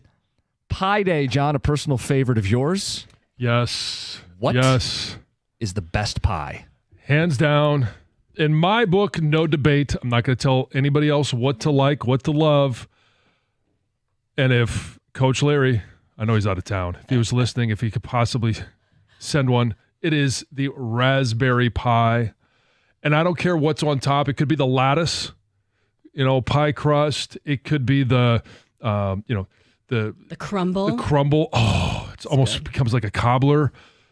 Throw a little scoop of French vanilla ice cream on top of warm raspberry pie. I think I said to you guys this. I would have a piece for an appetizer. I'd have my regular meal. And then I would eat the remaining raspberry pie. The whole pie. The whole pie.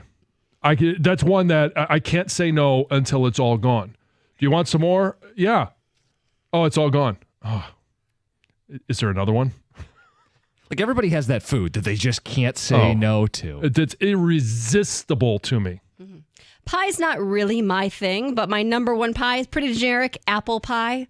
Okay. And then it's all right. Followed by American. Pumpkin pie. For me, maybe not so popular opinion, my favorite part of any pie is the crust, including a pizza pie. Really? Yeah, I love the pizza pie. I love the crust. Greg? Pecan. Oh, I like pecan pies too. I like all pies. It's got that kind of sugary slurry beneath the pecan crust. Mm-hmm. So the food I can't stop eating is pizza, but I'm not going to count that in pizza pie here. I'm going to give you more of a traditional pie. I love a dessert pie. Aren't they all dessert pies? Yeah.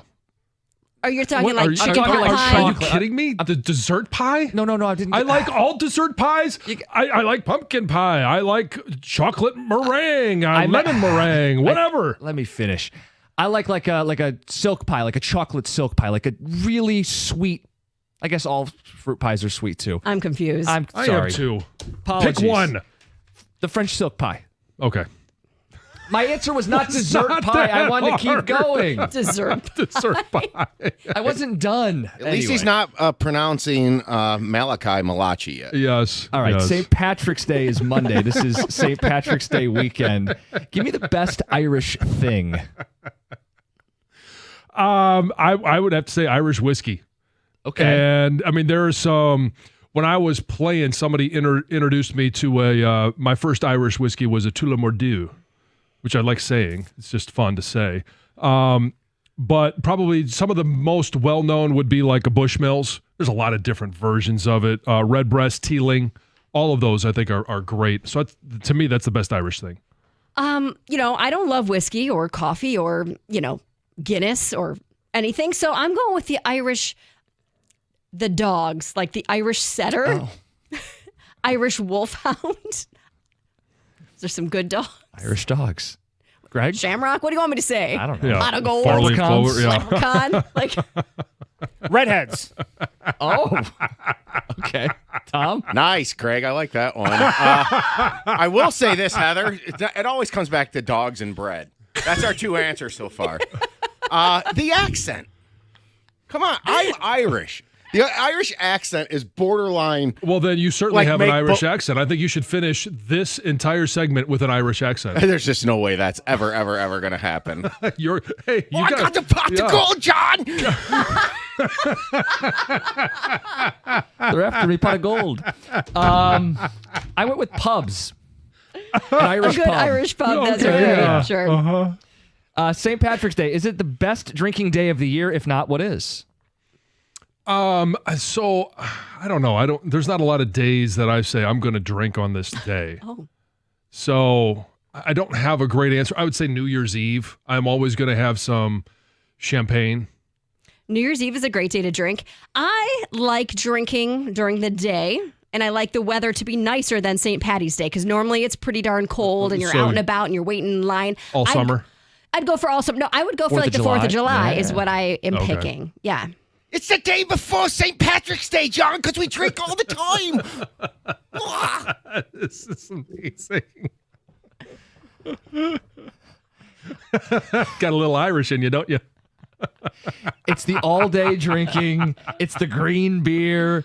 It's just as it's starting to get to springtime, so you build that liquor coat and you don't even realize it's not yet springtime yet. St. Patrick's Day, the only other thing I would throw out. Will you drink green beer? On St. Patrick's Day? You have to. Yeah. If you're going to go out on St. Patty's Day, you at least drink green beer. When I was in Grand Rapids, they have like a big St. Patrick's Day deal and like one of the main stretches downtown, and awesome time. Yeah. Oh, it's a great time. Yeah. Just a little The other chilly. thing I'd throw out would be opening day for Detroit. Same thing. Like you build Sure, the liquor coat, yeah. spring's almost here. Yep. All day deal, a good day one. drinking. Okay, which Monopoly character do you play as? So I'm going to go with the boot every time and I tell the kids every time we play, I'm going to use this boot to kick your ass. I used to always pick the thimble, and now I haven't played a very Monopoly in a girly long thing to time. So the characters I think have changed, but more recently, I always choose the cowboy. Or like the horse, yeah. whatever it is. They call it a rocking horse, but it's a cowboy. It's all about how it feels as you move it along the board, and I like having just the base of the horse. Greg? That's why. I have spent 43 years on this earth and not played one game of Monopoly. Are you serious? No. Count your blessings. Count your blessings. What do you mean? It's a fun game. Oh, it's miserable. It's a It long never game. ends. It never ends. It's competitive. Never ends. Wow. Never ends. I'll help Heather out here. I always pick the dog. There you go. You know, I like the little Scotty dog too. That's a good one, but Scotty. Irish setter. I like the race car. All right. Favorite March Madness Cinderella, 'tis the season. I'd have to go. I mean, it's kind of recent, but the St. Peter's run that they made, number 2 Kentucky, Murray State Racers, Purdue. I thought that was just a lot of fun. Because had you ever heard of St. Peter's before? No. The Peacocks? And you had, Doug Eddard with his like little mustache. Yeah. Heather?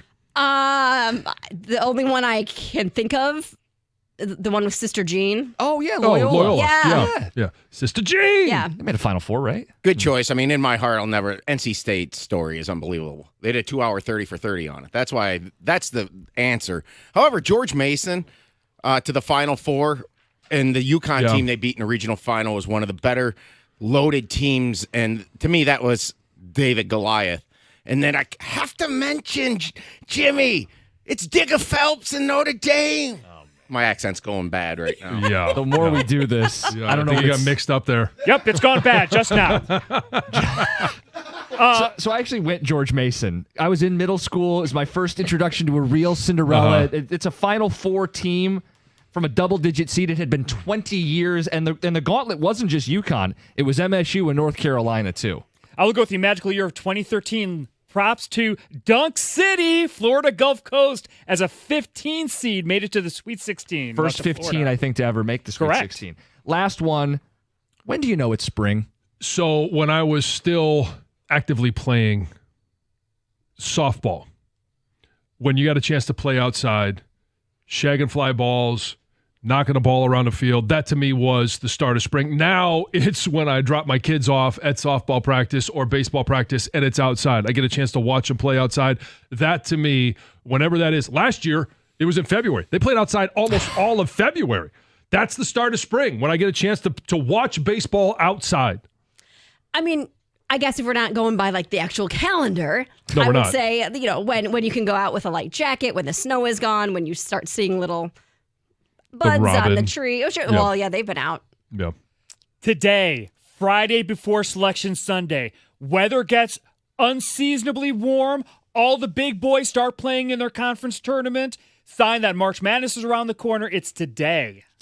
Today is the start of spring. I said Tigers opening day. Okay. Although we've had Yeah. snow then. Yeah. AJ brought up the snow globe yesterday. Yeah. And that is the cookie jar. It's brought to you by Moran Chevrolet, where you always get the best price. Period. It's 97.1. Hey, we're talking about spring, and some days you're going to have the heat still on. Some days you might want that AC. If your furnace or AC isn't getting the job done, do what I did and call the guys, the team, the experts at Mastercraft Heating, Cooling, Plumbing, and Electrical. Mastercraft has 24/7 emergency service, and they back their work with a 5-year warranty now through April 15th. You could buy a new furnace or AC and get half off the installation. They've got generators in stock ready to install right now. Call to schedule your free home in-home estimate, or check them out online at mastercraftheating.com. That's mastercraftheating.com.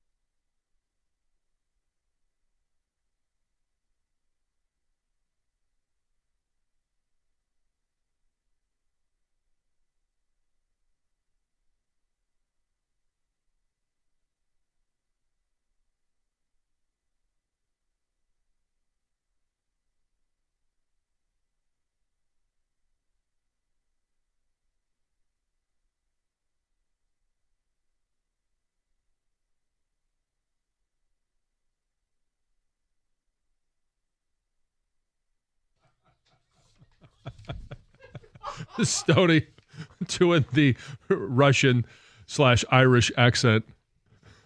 And then whatever Tom did. Good Good morning, guys. It's a Hey, Friday. kudos and thank you. Thank you very much for taking on the challenge of doing a majority of the rest of that segment with an Irish accent. Yeah, I'll probably never do that again. Hey, you don't have to. One time is all we needed. Back to Vanilla Tom. Yeah. Texter says Gov's accent. That's not true. You're a spicy garlic guy. Gov's accent is coming off more Jewish sounding. Look up Kyle's cousin from South Park. I thought the first one did okay. Yeah. In evaluation. got- That's and then why I asked. I lost Yeah. at the last one. You tried to I mean, I got force to it. play up the easy ones, Yeah. like drinking all the time, all the stereotypes about my people. My people. All we do is drink, and there's pots of gold and rainbows. Yes. You don't have the red hair, though. Or did you? I didn't. No. Oh, okay. I just didn't. I mean, Greg's fantasy woman does. Lost in all that. Very good. maybe the Greg. greatest answer. So some of the ticket text reacting to the cookie jar. The best Irish thing is Irish women. Everyone knows the best thing is the women. I'm going to go Conor McGregor. That's from Rick in a cabinet shop. What did he have on that suit? That was he did the one press conference with the suit that had a bunch of it was a foul language, but it was all like little print, had it all over. It was a tie, maybe he had it on. I forget what it was, but yeah, he's great personality. I'm Irish and I hate green beer. Light Pilsner and green food dye is gross. Have a Guinness or any other Irish beer or whiskey instead. Is it okay to have a black and tan? Because obviously the black is Guinness. Mm-hmm. So does that pass muster on St. Patty's Day? I think so, yeah. That's very popular in Irish pubs. Okay. It's usually with Bass, Guinness and Bass. Okay, all right. Lost in the shuffle a little bit Nice since pass. lost in the shuffle kind of a little bit that drink since the whole craft beer explosion. Yes. Ticket Texter says in college, I opened the bar at 7 a.m. on St. Patrick's Day, ended up closing it at 2 a.m. 19 hours later with a buddy. I went number 2 for a week that were green because of all the green beer dye. I started to actually get concerned. Calvin and Warren. That's impressive. 19 hours. Or the week. Or the after. That's the part you took from that. One that I did not say that I was very close to switching my answer to was to drink the Irish car bomb. This was a staple in my college years. Yeah, Drop a whiskey into a Guinness and then down it. yeah. Lucky Charms are the best Irish thing from an unnamed Yes, Ticket Texter. Yes. Notre Dame. Sure. Some love for Notre Dame. It says no love for Middle Tennessee State for the all-time Cinderellas. I was wondering if somebody would say that. Well, this is the blue wall, so I figured somebody would troll MSU, but nobody did. I thought about it. They won one game. Yeah, Gotta they- have a Sweet I 16. know it's not necessarily. It's not a Cinderella run. No. The best days to drink. Some people say St. Patrick's Day. Other people say the Tigers home opener. That's from Rob.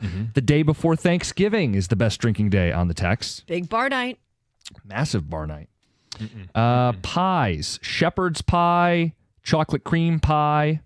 What do we got here? Dessert pie. That. Cookies stick to cookies. That answer was pathetic. Yes. Yeah, I'm getting clowned on the text. It's a day that ends in Y. Dessert pie.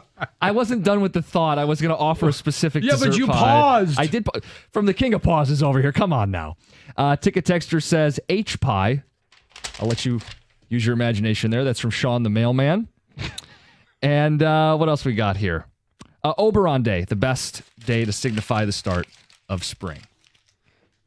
All right, now that John's laughing like a child, I actually do want to lean on you for this next conversation, John. Dessert pie. Mew. You know what? We do this. Hey, what kind of pie do they serve at Bronner's? Dessert pie. Live radio. All right. John, in the 8 o'clock hour, we are going to get into Michigan State hoops. We want Spartan participation today. I think there's a real shot for the 1 seed if they win out. We'll get into the priority this weekend. Big Pistons game, Wings fighting for their life, college hoops getting into full swing. We'll get into that in the 8 o'clock hour. But I want to know your reaction to this Terrion Arnold story. And I think you know what I'm talking about. Heather, I think you saw this story too. Oh, I know the story. Terrion Arnold, and this is John, you could speak to it more so. Common in the NFL where they have the rookie pick up the tab. Sure, if you're a first or a second round pick, you get a good size signing bonus. You're generally just taking out the position group. So Terrion Arnold posted a video, and it has the receipt from the dinner he took the team out to. Yeah, and the bill for 20 guys, steak restaurant here in Detroit, $100,000. What? What? Yeah, I saw this story a couple of days ago, and I thought to myself, I'm like, this is absolutely ridiculous. I'm not a big fan. I'm fine with going out and, hey, for us as offensive linemen, right, you take the guys out, and thankfully, they're all beer drinkers, right? Nobody's ordering, expensive bottles of champagne. And for us, the tradition was before we broke training camp. So it was during, training camp. It wasn't after the season. We would have, like 2 days off following this. So we were in Frostburg, Maryland. There's a little pub there called Duncan's. So we would go to Duncan's and we'd basically spend the night there. I think I ended up spending like $500 on the O-line. So it wasn't dinner. It wasn't anything like that. It was just, hey, you pick up the tab at the end. We would do this throughout the course, and our training camp changed, and we were back in Virginia. We were at the Redskins facility. So it kind of evolved into taking guys out to dinner. We would always threaten and make them sweat. Like if we went to the Capitol Grill or something like that, and we would order. Every time I'd order the 48-ounce porterhouse. It was delicious, and you'd finish it off. But we never got to $100,000. Maybe it was $4,000 or $5,000. $100,000. I mean, Heather, I know you were going. How do you even get to $100,000? It's hard for me to fathom. Like, it's hard for me to actually understand, because I think, okay, they're going to get really nice steaks, right? You're getting the most expensive steak dinner. But what's like a really pricey steak? I don't know. I don't eat steak. Something. $250? Yeah. They're buying expensive bottles of you can whatever. go more depending on where you go. Like if you get a Wagyu or something like that. But if I went $250 a person, 20 people, that's $5,000. How do we get 100? Yeah, I mean, it was 80 plus the tax and tip gets them to 100. I'm guessing, and this is a wild assumption. I'm making the assumption because this is what we do. I mentioned I'd make the rookie sweat. The bill would come, it'd be $5,000, and at that time, right, nobody was making money in college. Mm-hmm. Not like they are now. So it was the first time anybody had any money. It's the first time they had to pay for a big bill. And I'd take the rookie aside and be like, hey, okay, there's three of us vets. Here's $1,000 from each of us. You get $2,000, we get $3,000, and you go ahead and pay the bill. So we would take a little bit of the burden off, but it was the matter of making them sweat as we're ordering throughout the course of the dinner. So we don't know if anybody stepped up, but if this is true, that he showed up and shelled out $102,000 on one dinner for 20 teammates and no one stepped up, fair or foul, you say? Foul. Way out of line. Way. Everybody would say foul. Yeah. Even if you try to skew it for, okay, he makes a lot of money, so let's try to put this in regular people terms. I think $8 million was his compensation for last year. Pre-tax. Sure, pre-tax. It's like a little more than a percentage of his income. So if someone made $100,000, it would be north of $1,000 for a dinner. I mean, that's a lot. Yeah, it's a lot. If you made $50,000, it'd be more than $500 for a dinner. And I don't really care how much you make. Shelling out $100,000 for a dinner that's not a wedding reception for your daughter or a bar mitzvah, whatever it is. Like that is, to me, it's way out of line. Curious your experience with it, because I know this is a thing in the NFL, and $500 at Dunkin's will get you a long way and a really good time. How much booze did they buy to get to $100,000 or even the $80,000 before the tax? Anyway, that was in the news this week. We got more to get to in the 8 o'clock hour. It's 97.1.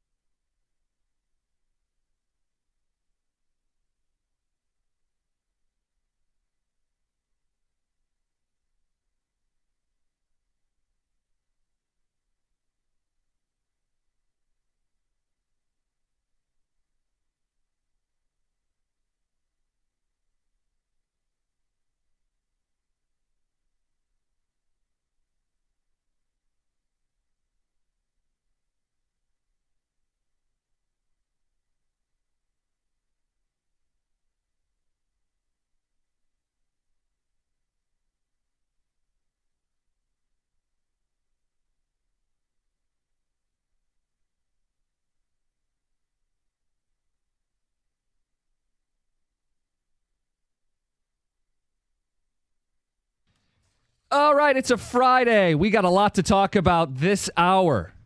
Michigan State with a real shot for the 1 seed. Does the Cooper Flagg injury make it more likely? We'll get to that at 8:35. Before the hour ends, we have an issue with a coworker. I think Heather specifically had a run-in this week. Literally. So we'll get to that. It's a Friday, so we're looking ahead to the weekend, John, and you've been spotlighting this Pistons-Thunder game the whole week. It's a measuring stick. I want to know priorities.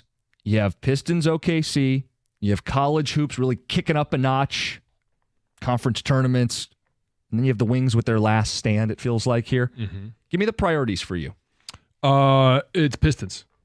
And I say that somewhat reserved because if Michigan is eliminated by the Boilermakers tonight, which would be painful in many ways. Probably going to happen. Okay. Don't be mad at me. Be mad at them. Well, I'm going to be mad at you now. They haven't played the game. Okay. All right. And I understand going into the tournament, they're not playing well. They're not playing winning basketball. But it's about the Pistons. I'm excited about watching this team. I'm excited about where they're going. And I know it's on the heels of them losing to a team that they should have rolled the balls out and won. They did on Tuesday. They didn't last night. Maybe it was one of those, slap them in the face, wake-up calls, because they know they're going to have to play their A game. And I don't think that going into a game against OKC, they needed any type of wake-up call. They know what is coming to town. They know, and I bet you JB is probably having the same conversation, the same pep talk he had when they faced Boston. Hey, you want to make the rest of the NBA world, the NBA fans, basketball fans, take attention to what you're doing, what we got going on here in Detroit? You go out there and give them your A game on Saturday night. That's what I'm expecting. I wish I was able to go down there tomorrow night. I would love to be at the LCA when this game tips off. And I think it's going to be a great environment. It's a lot of fun. And if they lose, hey, you're supposed to lose. This is a no-lose situation for the Pistons. Well, go out there and play hard. But is that why it should be the lowest priority? Like, it means the least, right? Like, in the case of our college, if our there's college a win, teams are fighting for seeding, and they're fighting. Not mine. In theory, Michigan can improve their situation. Oh, now you're flipping things around. I'm saying there's more at stake. Okay. And with the Wings, there's certainly more at stake, right? I mean, dead or on life support. I mean, this is their back against the wall. For the Pistons, it's a matter of seeding. And you could argue losing to Washington and sitting in that 6th seed is actually a good thing for their first-round matchup with the Knicks. If they beat OKC, it would be a big-time statement, right? Right. But if they lose, no one's going to get bent out of shape and go, damn, this team's not for real. So the priority becomes, I want to make sure that I'm sitting in front of the TV at 7 o'clock on Saturday night. Mm-hmm. I don't necessarily have to pick. Right. Because I'm assuming Michigan State will win. Mm-hmm. They'll be playing at 1 o'clock. Yeah. If Michigan wins, and I could have the total redemption this weekend because Michigan beating Purdue tonight, and I have bragging rights over Lucy. And then half hour after that Michigan State game ends, Michigan could play Illinois. Yeah. If Illinois beats Maryland. And then I could finally have redemption against my wife. And so it could be a very big weekend. And all of that would wrap up before the Pistons take the court at 7 o'clock to take on OKC. So let us know. We got a bunch of options for this weekend. College hoops, Pistons, Red Wings last stand.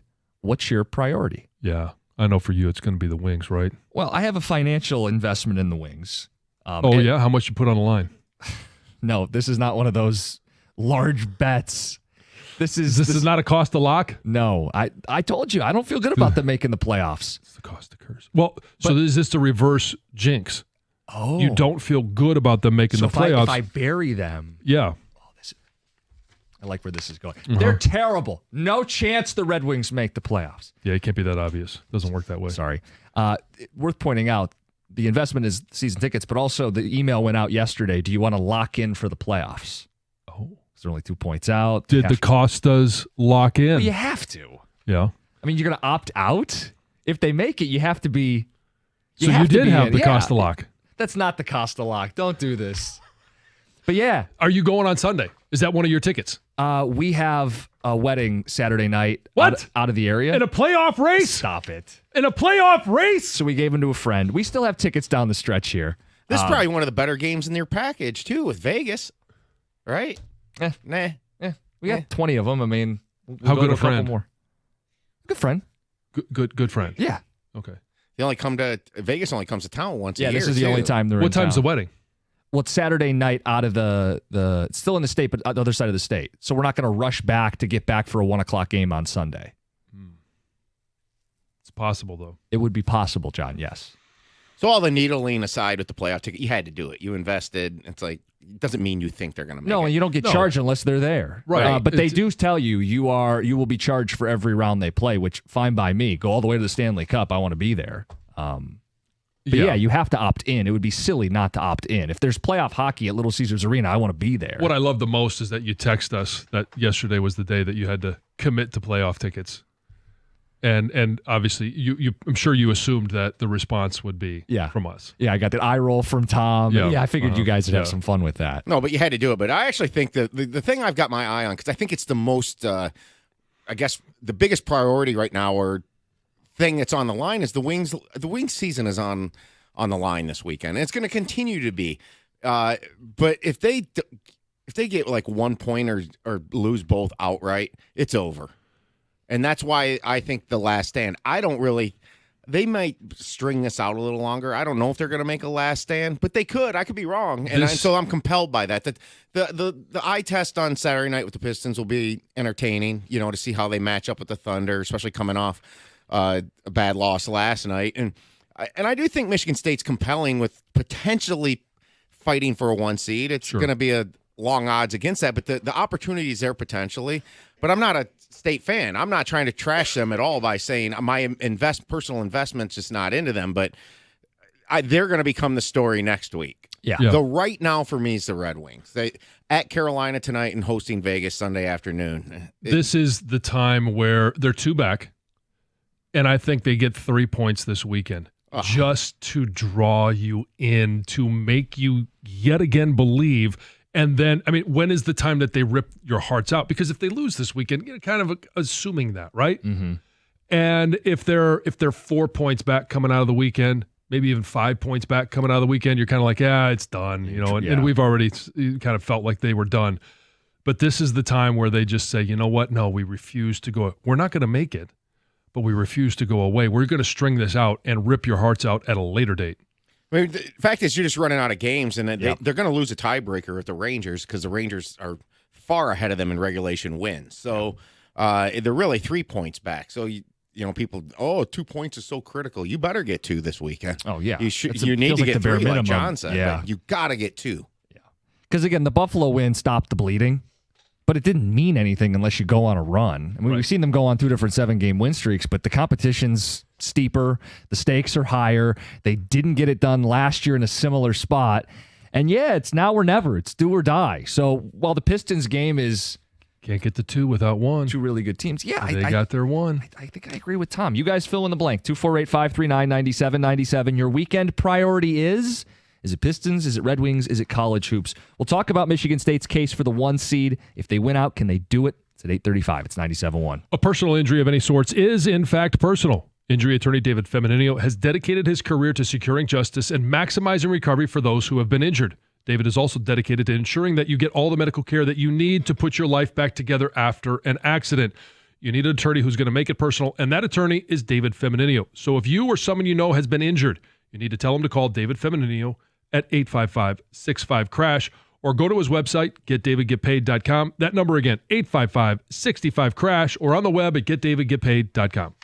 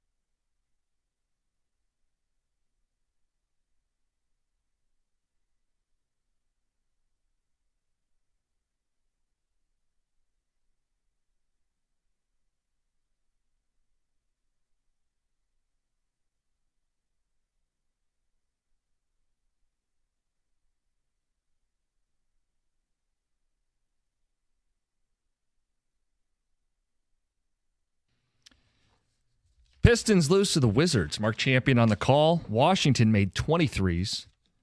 JB Bickerstaff after the game, critical of his team's defense.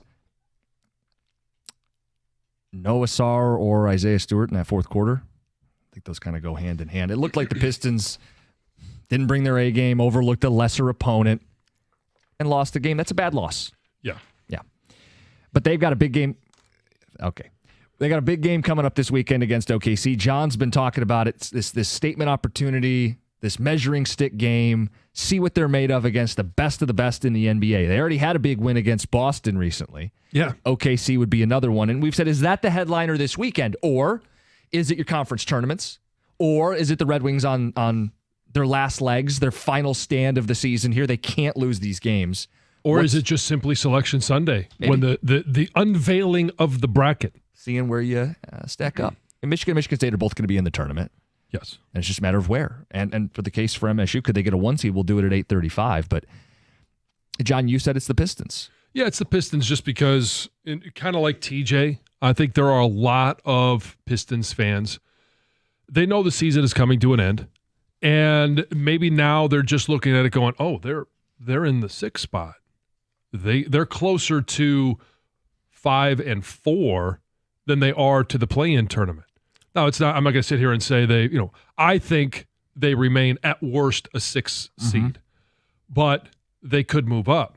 But this is one where if you're just simply waiting for a postseason opportunity, and you're looking and you want to get familiarized with where the Pistons are, who they are, what they're doing, how they're winning, I think this is with 4 weeks left in the regular season. People are going to start tuning in. And it's a Saturday game.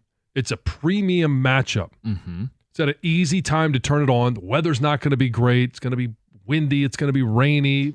This is the time to turn on the Detroit Pistons and see how they measure up against the best of the best in the NBA. Texture agrees with you, says priority 1 is the Pistons. The Wings are dead and done. Nobody cares about college basketball until the main tournament next week. Kind of feel that way too. Priorities the Pistons. Neither Michigan or Michigan State are in danger of missing the tournament, so no one really pays attention. Are conference tournaments just kind of background noise? They're the appetizer, and it's trying to make sure you got everything ready for next Thursday, Friday, Saturday, Sunday, opening weekend of March Madness. You turn on, whether it's FS1, it's ESPN, any of the sports channels, right? And you get a chance to see basketball all day long. Mm-hmm. The problem is the product isn't great. So you turn it on and you're watching it and you're going, even the Duke Georgia Tech game yesterday, it was a really bad game for the first half. Well, because teams have different motivations, right? Like MSU historically has not gone pedal to the metal in the Big Ten tournament. And you've got teams that are fighting to get in if they're on the bubble. The conference tournaments are the best for the one-bid leagues, right? Because everybody's fighting for one spot. Everybody's motivation's the same. So, but the problem is I don't think the average person cares about the Big Sky tournament or the Ivy League tournament or the MEAC. But those conference tournaments have the most on the line. The Big Ten tournament, I'll make the case for MSU. They should care about it for the 1 seed. But for the majority of these games, like Michigan's in, right? Right. You start looking around, like Maryland's in. Yeah, Wisconsin's in. Yeah. So it takes some of the juice out of these games. All it is, I like your word appetizer. It's just building up a little bit of, it's it's right going on. Corner. Okay, yeah. It's the signifier that the real tournament starts next weekend. Mm-hmm. I mean, for Michigan, it's like, look, if you think there's something in play today, maybe if they don't win and things break a wrong way, they could fall to a 7 seed, which then becomes more dangerous for them because then you're playing a harder draw. Like if you're still holding out hope that this team can kind of just start making a run in the tournament because teams aren't familiar with their style and stuff, that's kind of the one argument you can make for them, that you would want a 6 seed because you're a little bit easier draw. Mm-hmm. I mean, but man, I'm splitting hairs when I'm making the case for this. Well, so I mean, John put the Pistons as his number 1 priority for the weekend. I'd put them 3rd. Just because the urgency is there for the Red Wings and the urgency maybe isn't there for college hoops, but we're so close to the postseason that it feels like you want to latch on a little bit right now. for the Pistons, like if they lose this game to OKC, no one's going to condemn them. No one's going to say it's some kind of referendum that they're not for real or anything like that. You know, if you come out and win a game like you did against Boston, I think that's an eyebrow raiser. What Maybe would that- Shaq will notice. What would it signify beyond Shaquille O'Neal paying attention? What would it signify? I think some people might say that this team could be dangerous in the playoffs. But we already say that. Like, I don't think it really changes all that much. We already think they can win a first-round playoff series. Maybe you feel slightly better about saying it. You'd say it with a little more oomph. But I don't think it really changes how we view the Pistons if they win that game. You'd rather win than lose. That's really the end of it for me. I mean, I don't... Beyond being excited to watch this Pistons basketball team, the meaning of this game is not the same meaning as teams on the edge of the postseason, in the case of both college hoops and the hockey team. Yeah, I mean, if you're just simply looking at a do-or-die moment, it's the Wings. But I don't necessarily know that everybody is compelled to buy into watching the Red Wings. People think they're already dead. Right. Is the issue. But it is a do-or-die moment, because if they don't come away with any points this weekend, we're not sitting here talking about a team that is only 2 back, and then we legitimately next week start playing the schedule game. You know, but if they win tonight and get 2 points, even if it's in a shootout or something, okay, well, we've extended our time, and then you get Sunday afternoon. I think it's a 12:30 or 1 o'clock game. 1 o'clock, yeah. And it's before State potentially plays. Yeah. You know, the casual sports fan around here, oh, wow, now we got they beat Vegas or get a point. That's 3 out of 4 stayed alive. You know, creates hope. I think when we're all talking about this, we think they're half dead or more than half dead. Yeah. But the opportunity's still there for them. That's why this weekend they reach out, they pull you back in, only to crush your hopes and dreams of postseason play at a later date. Sure feels like that's on the table. Joe in Sterling Heights, good morning. Hey, good morning, man. I agree with John. I feel like if I go all in on these Red Wings again for like the third time this season, they're going to break my heart again for like the third time this season. I got I anteed up and bought the $20 FanDuel app right after the Four Nation face-off, specifically because I was waiting for the Wings to get on a run. And while they've trickled off, it has been such a delight. I haven't watched the Pistons play like this on a regular basis myself since the 2004 season or 2005 season. So to turn it on late last night at the end of the third quarter and to see those boys just run up and down the court, it was very entertaining. So, you know, to answer your point, Pistons 1, Red Wings 2. I don't even have college basketball on my radar until March Madness starts. I don't think you're alone with that last point. You know, I know the teams are better this year than last year, but it's kind of a wake me up when the bracket's out mentality. There's not much to compel you to be interested unless you just simply want to watch your team. Yeah, you're a Michigan Hoops fan. You're going to find a spot on the couch tonight, 9 o'clock, and watch them. If you're a Spartan fan, you're going to keep an ear on what's going on, paying attention, streaming, whatever. You get your phone out, see how they do today against Oregon. We're going to talk about the Spartans coming up at 6:35. Is a 1 seed on the table? Does the Cooper Flag thing change anything? First, it's Heather with the news. Well, the remains of a man were discovered in this wooded area in Monroe County back in 1986, and they have now been identified. Oh, really? Yeah. So authorities discovered this man's body, they say about 3 months after he had died. And a medical examiner at the time said that he had been beaten to death. Uh-oh. And they investigated it as a homicide, right? They tried to do everything they could, but leads dried up. You know, they just couldn't get anywhere, and they were never able to identify the man. Then in 2018, a DNA sample from the guy was entered into the national database, and they found somebody that might be his sister or a potential sister. They were able to talk to this woman who did confirm that, yes, I had a brother who went missing that same year. So seemed very likely. Yeah. But then in 2024, very end of 2024, authorities used advanced DNA testing to confirm that it was, in fact, this woman's brother. They have identified him, and they have closed out his case, even though they don't know who did it. But they at least have the family has answers. Yes, and the remains were returned to his family so they could have a memorial service. An unlicensed nurse is facing charges after a patient allegedly died from injuries sustained while under his care. So this nurse is accused of giving a Madison Heights nursing home patient a sedative before he fell, hit his head. And then after the fall, this guy also falsified some records, basically said, there was a whole bunch of follow-up care after the fall, even though there wasn't. And it turns out he really wasn't even authorized to give the sedative in the first place. So now he is facing a whole bunch of charges. He's from Warren. He's been charged with placing misleading or inaccurate information on medical records and unauthorized practice of a health profession. So he'll be back in court on March 19th. Let's talk about Major League Baseball's new overlap hats, shall we? They were just unveiled and they're going viral for all the wrong reasons that you don't really want these hats to go viral for. They were created by New Era, right? And they all feature the team's logo placed directly on top of either the name of the city or the team name. And for Detroit, we've got the Old English D right on top of the word Detroit. And ours just kind of looks dumb. It looks messy. I mean, they all kind of look sloppy. It just doesn't look good. It looks stupid, right? Better sloppy than... Yes, better sloppy than what some of the other ones look like, particularly the Texas Rangers and the Houston Astros. In fact, the Rangers actually pulled the hats from their website for sale because of what it reads. Yeah. How about the Angels with no G? The Angels is bad too. All of them are none of them are good. Right. How did this get approved? I don't know. I mean, there's got to be is there a testing group that they say, hey, read these, look at these. What do you think? Well, fans want these hats for Well, now they definitely do. Sure. as like a gag gift basically now. Because they're hilarious. Yeah. But I don't know if they've actually been shipped or if you can actually get your hands on a physical hat. I don't know. They're bad. Some people say they have, and they're selling them for like thousands of dollars on eBay, but I don't know if they have yet the physical hat. They were just unveiled.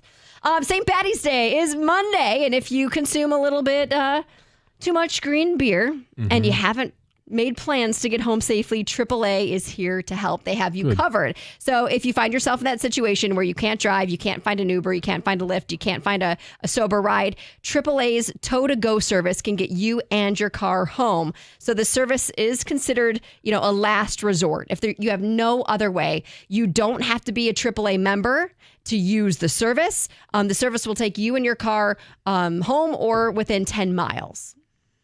Okay. It's a good option Yeah, it's if a you great need option. it. And it's available from 6 p.m. tonight until 6 a.m. March 18th.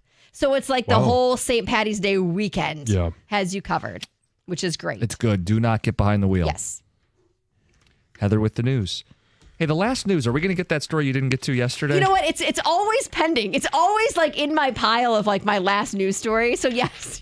We'll make sure we get there I will early. get there Okay. about the flight in the clogged toilet. It's always pending. Okay, because we have one more news today. We want to make sure we Yes. get that before the weekend. Coming up next, from atop the blue wall, I want to make the case for Michigan State to be a 1 seed. Want to know if Spartan fans agree with it. We have an issue with a coworker before the hour ends. Heather, you had to confront it this week. We'll talk about it. It's 97.1. March is all about the upset, and this week, FanDuel is bringing you a Dog of the Day Profit Boost token. One of the best parts about the tournament is that upset, the underdog that takes down a powerhouse. Right now, those upsets can get even better because if your underdog bet wins, you'll land even more winnings with a profit boost. So it's your chance to take the long shot, the scrappy team, the one that you just think, they're just not going to go quietly into the night. If you've been waiting to enjoy FanDuel, there's absolutely no better time to do it. The app is easy to use. And when you win, you're going to get paid instantly. All you have to do is visit FanDuel.com/971Detroit to download America's #1 sportsbook today and back your Dog of the Day with a profit boost. Because after all, anything and everything can happen in March.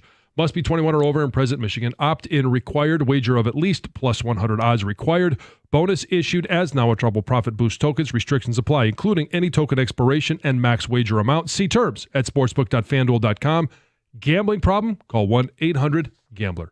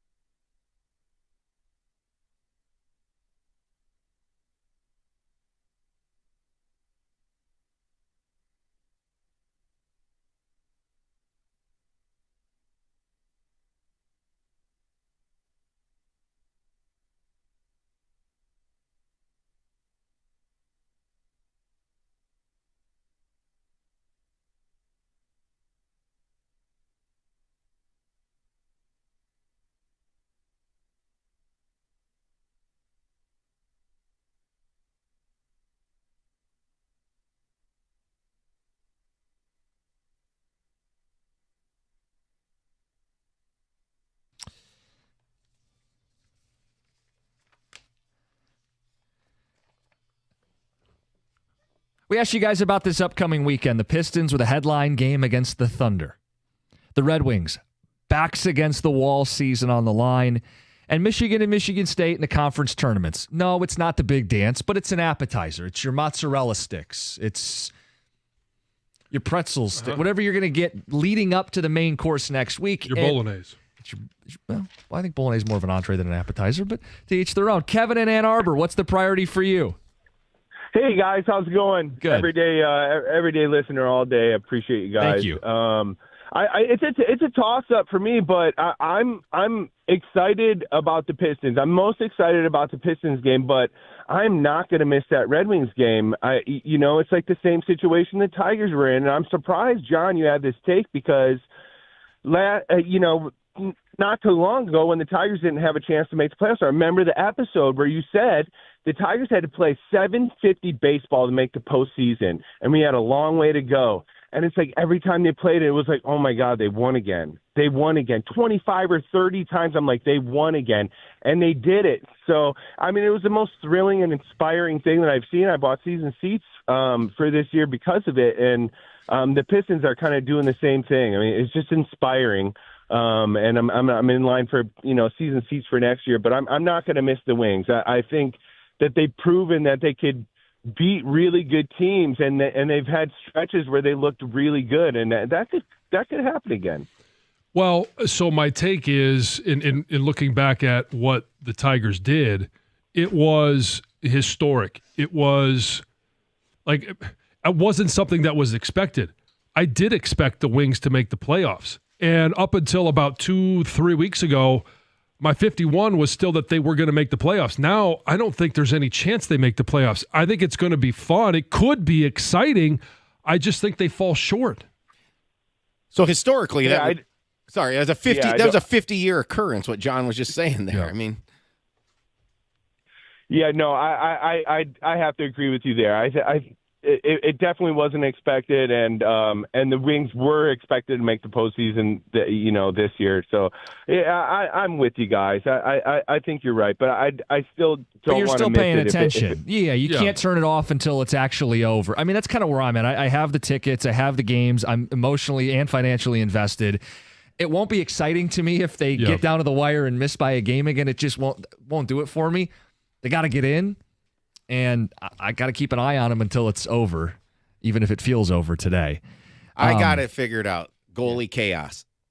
Every period, there's a different goalie. Mrazek in the first, Lyon in the second, Talbot in the third.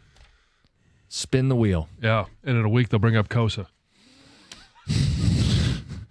Why not? Why not? Okay, we do have people on the Ticket Text speculating that it's Rieger. No, it's not Rieger. The coworker we have an issue with today is not Jeff Rieger. We'll get to it before the hour ends. With Michigan State, like all jokes aside, this is the blue wall, and we don't give the Spartans enough credit. I think they have one hell of a case to be a 1 seed. And I talked to certain Spartan fans, and they say, no, the 1 seeds are locked in. There's nothing they could do. Izzo doesn't truly put the pedal to the metal in the conference tournaments anyway. I think there's a case, and here it is. If they win out, that's 3 more wins. That's 10 in a row. That's 15 quad 1 wins. Only Auburn right now has more, and only Auburn could have more. MSU's 12 quad 1 wins today are the second most in the sport. That's impressive. A lot of these wins late in the season are ranked wins. Tell me the Big Ten's not very good. They're still ranked wins. If Michigan State is both a regular season and tournament champion with 15 quad 1 wins, how are they not a 1 seed? Like, I look at Florida's resume, who everybody thinks is a lock. They have 8 quad 1 wins. If Michigan State has twice as many, if Florida didn't win the SEC regular season or tournament, they're the one over MSU. And then there's the Duke question. You don't have to like it, but the precedent is if you have a great player get injured, you get dinged for your seeding.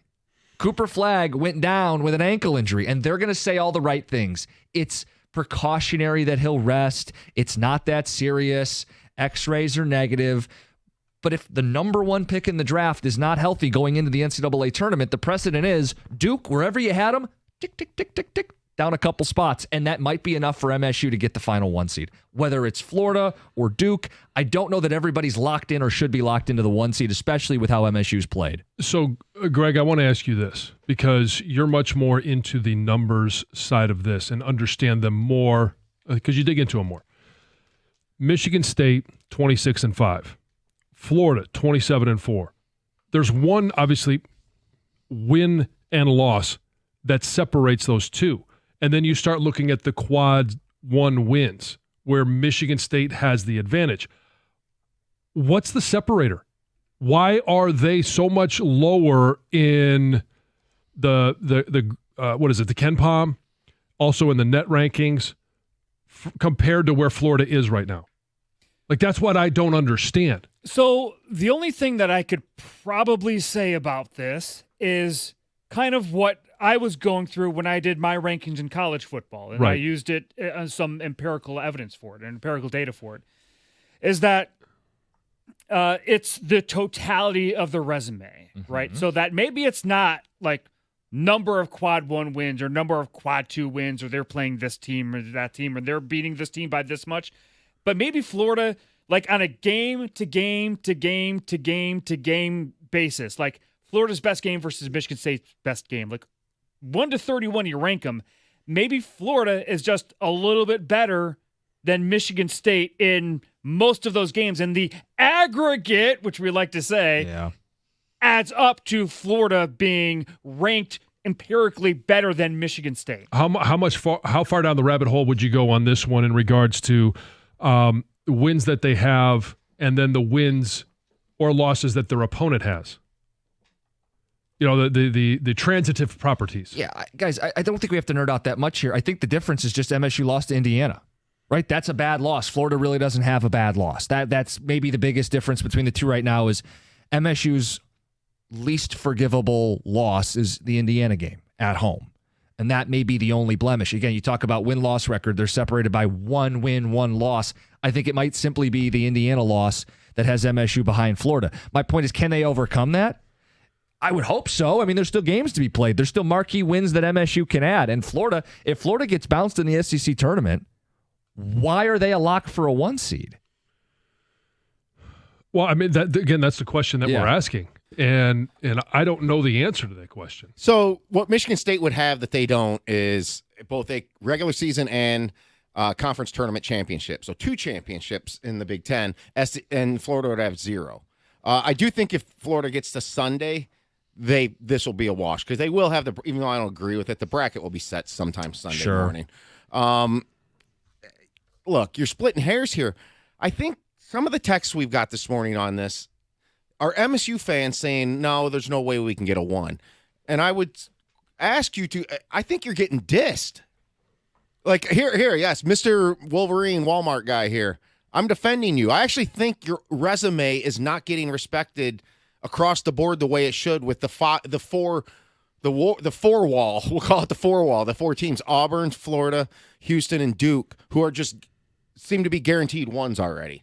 That when you really break down MSU's resume, it's on par with all of them, and you're getting disrespected. That's my belief. Are they getting dragged down by the Big Ten versus Florida being lifted up because of the SEC? Yes. Oh, I think that's definitely what's happening. Yeah, and I think the SEC has some really, really good teams. I mean, they're loaded. I mean, look at But this is like Lenardi's latest bracketology has 13 SEC teams in the tournament. That seems insane to me. But think about it. I would concede that the SEC is the better conference in hoops this year. Oh, yeah. But one of the ways we measure are these quadrants.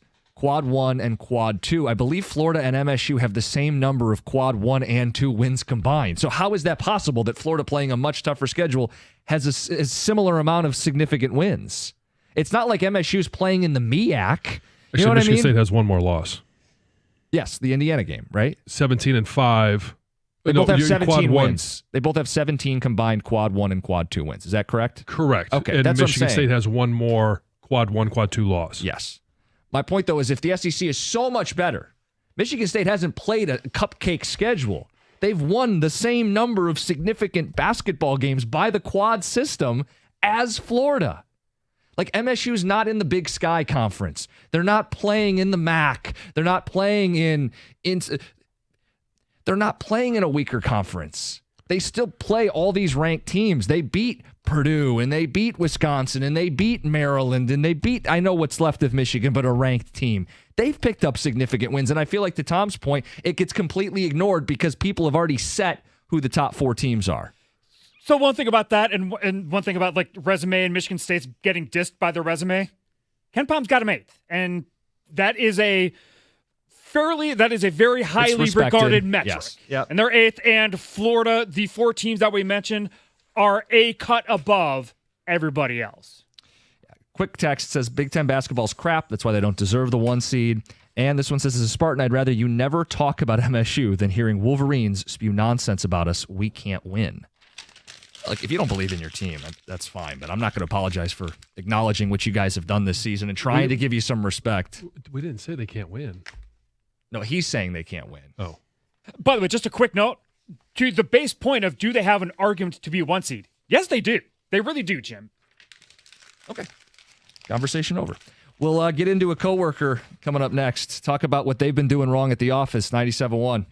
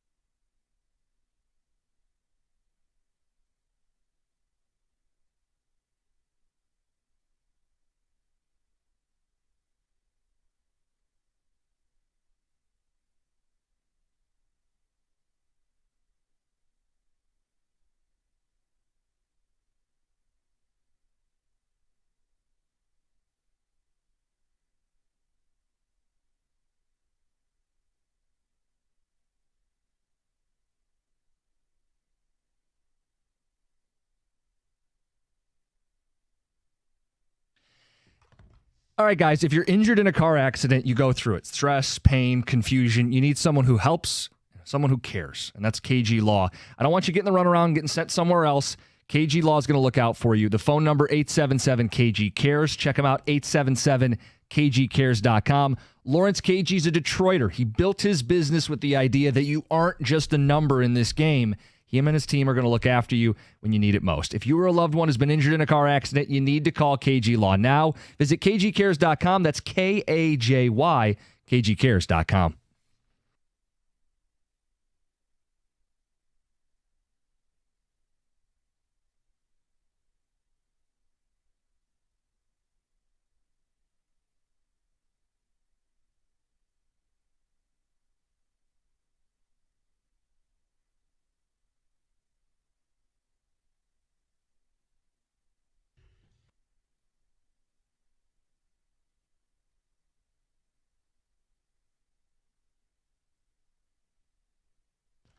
So we have an issue in the office.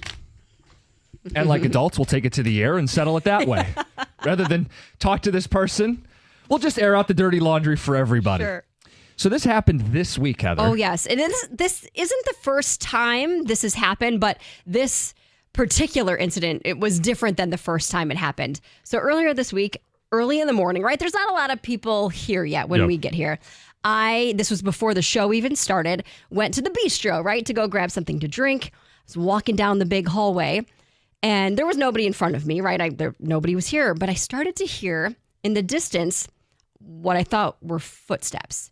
And then it was like I was hearing somebody running. And you kind of like, oh, sure. There's like, oh, what do I need to somebody run? running What up is behind happening? me, yeah. So I turn around, and as I turn to see who's like sneaking up on me fast, a dog comes barreling into my leg, and I let out a scream because I was not I was expecting to see a human, right, running up towards me to like push me out of the way, and then this dog almost took me out. And I walked in here, and I was like, did you guys just hear me scream? Because I literally let out like what did it sound like? I don't know. It's kind of like that. It's perfect.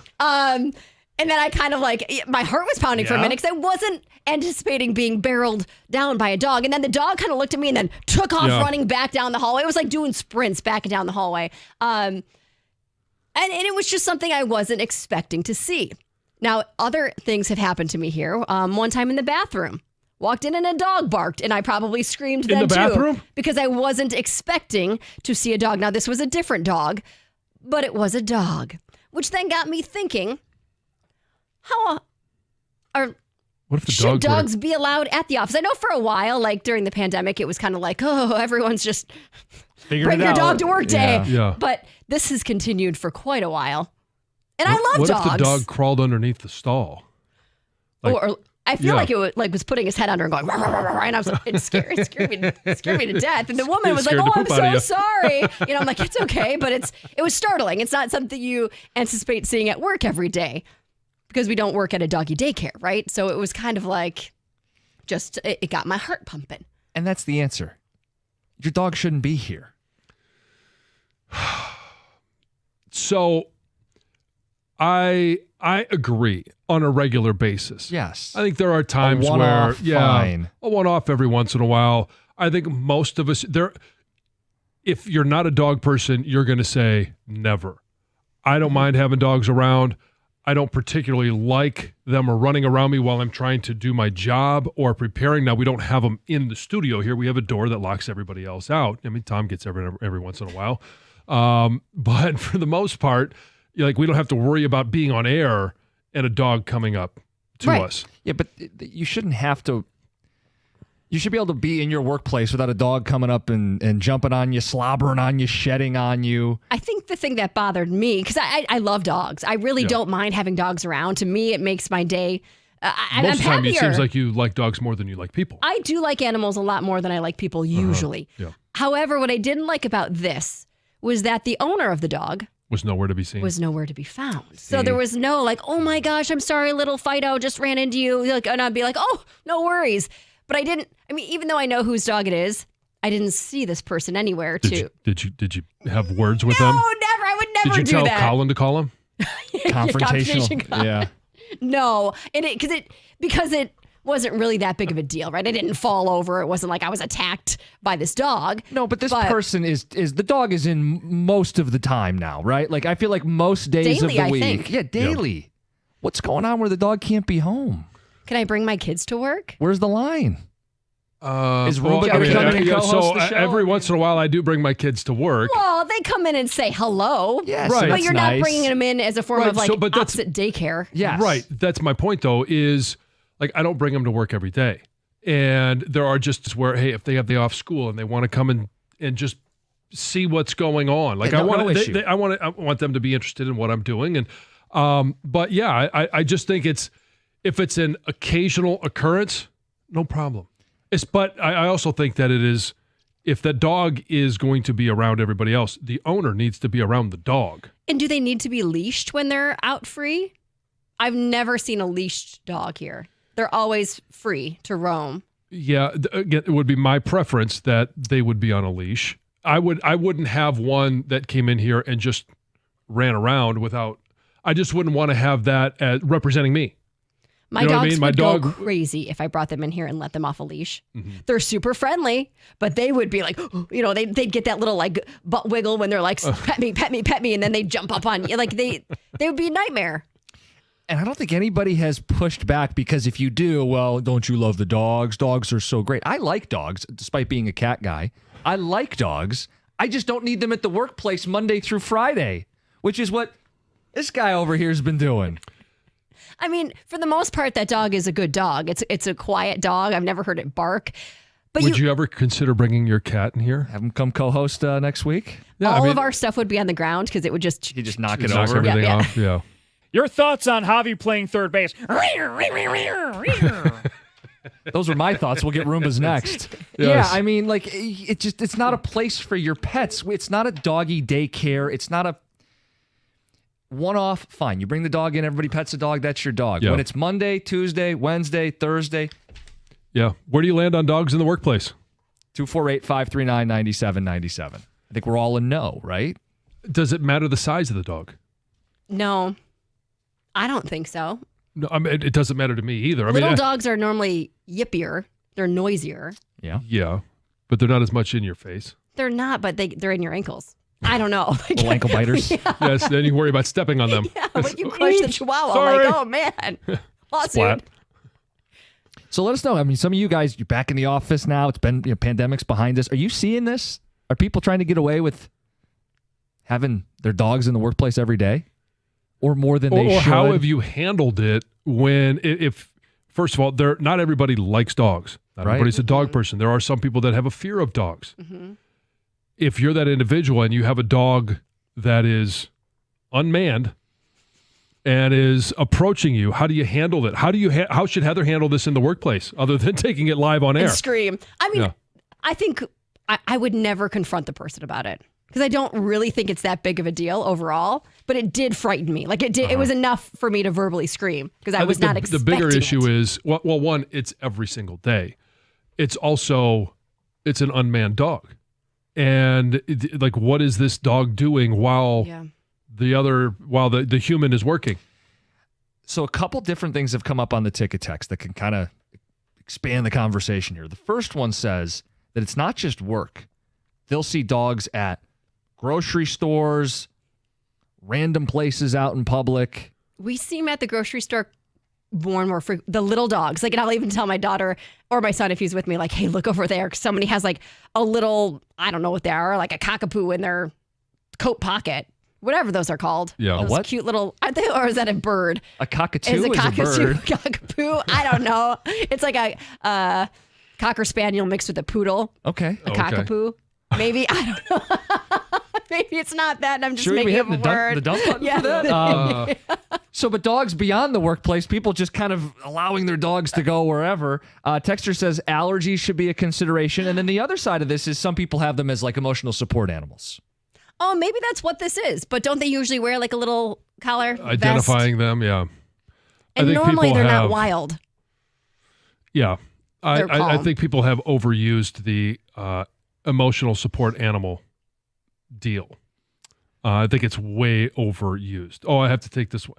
The one that makes me laugh the most, and I think it's hilarious. And again, people can do whatever the hell they want, is when I see somebody out for a walk and they're pushing a stroller. And you walk up and you're like, you just want to peek in there, see, oh, it's a cute baby. Oh, No, it's a dog. What are you putting your dog in a stroller for? Isn't the point of taking a dog for a walk so that the dog can walk? John, it was too hot and its legs were tired. Yeah, So it's an old dog. I've seen it, though. Oh, I've seen it a lot. Dogs at the workplace and more. 248-539-9797. We'll get some of your thoughts. 9 o'clock hour. We're going to revisit what AJ said yesterday. Slept on it. This Javi at third base deal. We really live in the dumbest timeline. It's 97.1.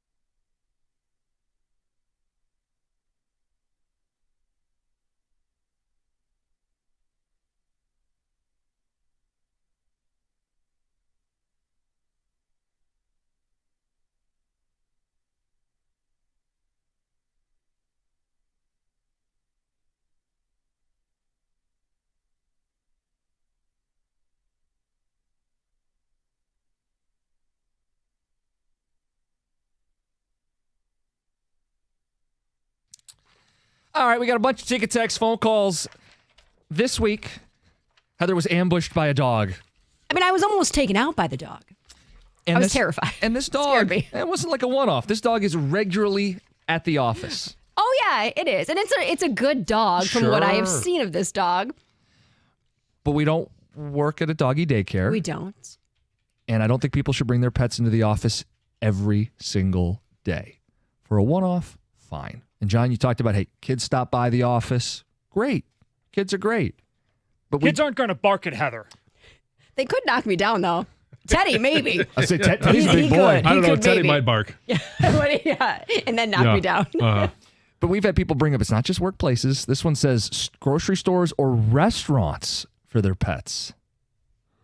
Yeah, I get that. I have taken our dogs to a restaurant, like you can't take them inside, like outdoor seating. You're saying like patio or... Especially when we're on vacation up north, if we have the dogs with us because we're doing a lot of hiking or walking around, we don't have a vehicle to put them in for the period we're eating.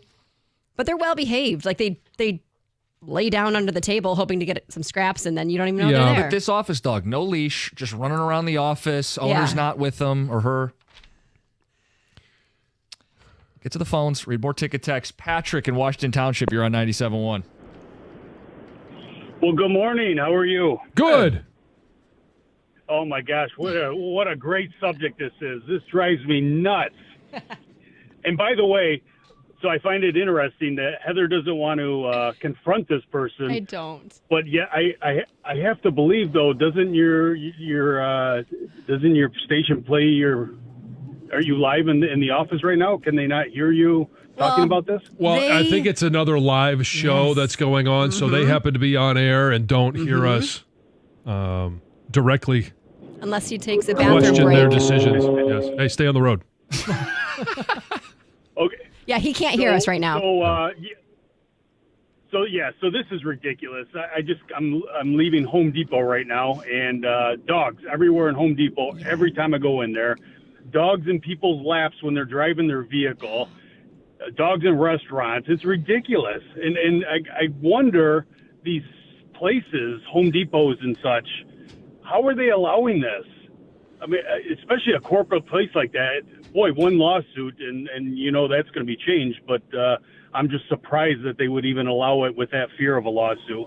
But it's ridiculous. Dogs don't want to be there. I don't want to see dogs in a store. I saw a dog make a mess in aisle 4 last week. Clean up on aisle 4. It's insane.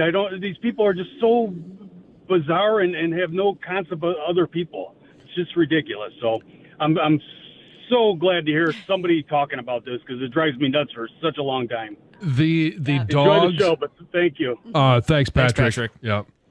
The dogs in laps while people are driving. Is there not a law against that? Because if you can't have your cell phone in your hand, how could you have your dog in your lap? I feel like if you got pulled over and you had the police officer Does that saw it, it'd qualify be as like distracted distracted driving. I think that'd probably be a subjective situation, to a degree. I mean, if they're up, like sitting on their legs and got their paws around the wheel No, too. they got their head out the window. Yeah. Well, and with the driver, that I know, but then The you driver's gotta, trying to like- maneuver, get hands on the wheel That's around not them. safe. so I got to tell you, I was a little ignorant coming into this conversation about the grocery store thing. Oh, I see it. They're normally little dogs. They're not big dogs unless they're a service dog. I've seen that, which is I haven't obviously seen that accept- before. The Oh. restaurant. We took our dog to the restaurant, the one that allows it before, and you don't let the dog get away from you. Oh, yeah. Instead of it roaming around. See, that's the thing about the office is the dog roaming around. If you have to bring the dog to the office because of a situation a little bit in your life for Sure. a while, I can understand that. But be responsible and respectful of other people's space. Jim, do you ride around with the cat in your lap? I don't. Do you have one of those backpacks with the little bubble window? Why would We you did at do one that? point. Did yeah. you really? We did at one point, Of yeah. course you did, because you have a catio. I knew it. What about a leash? No, we don't. No leash for your cat? No, we don't want him to be an outdoor cat. The compromise is the catio. Yeah. The dogs where food is served or where at the grocery store, to me, I don't want it because at home, when you have a dog that sheds, there's nothing I hate more than picking off a dog hair off of an apple because it gets everywhere. As much as you clean, as much as you vacuum, you dust, you change the air filters, dog hair gets everywhere. And I just don't think they should be where you're eating food or buying food. Yeah, Ticket Texter says, I work at a local golf store, so not a food place. A couple days ago, customer came in with a Great Dane that I could have put a saddle on, and it was walking up to people, sniffing them. He was on a leash, about 4 feet of slack, but doesn't take into account people who have severe allergies to dogs and cats. I've got a problem with people who do that.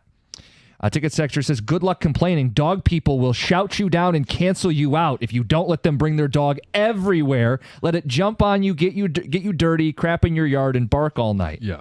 That's signed Mike on the ticket text. I think it's more the people that think you should love their dog as much as they do. Like, oh, my dog is cute. My dog is fun. Look at that. They just want to lick your head, your hand. They want to sniff you. No, thank you.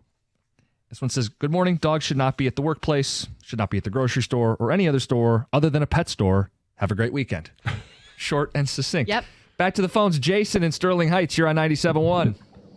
Hey, good morning, everybody. Hey, good morning. Good morning. Just to kind of piggyback off the gentleman that was at Home Depot and kind of what he was asking, what are the companies doing or what can they do?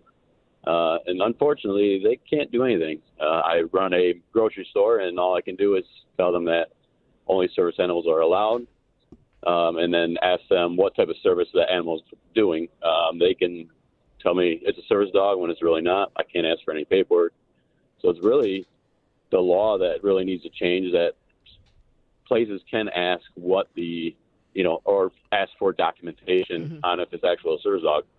A emotional support animal is not recognized as a service dog, although a lot of people nowadays think that they're entitled to that, and it is a service dog when it really is not. Can you post a sign that says no dogs or animals allowed other than service animals, and is that enforceable?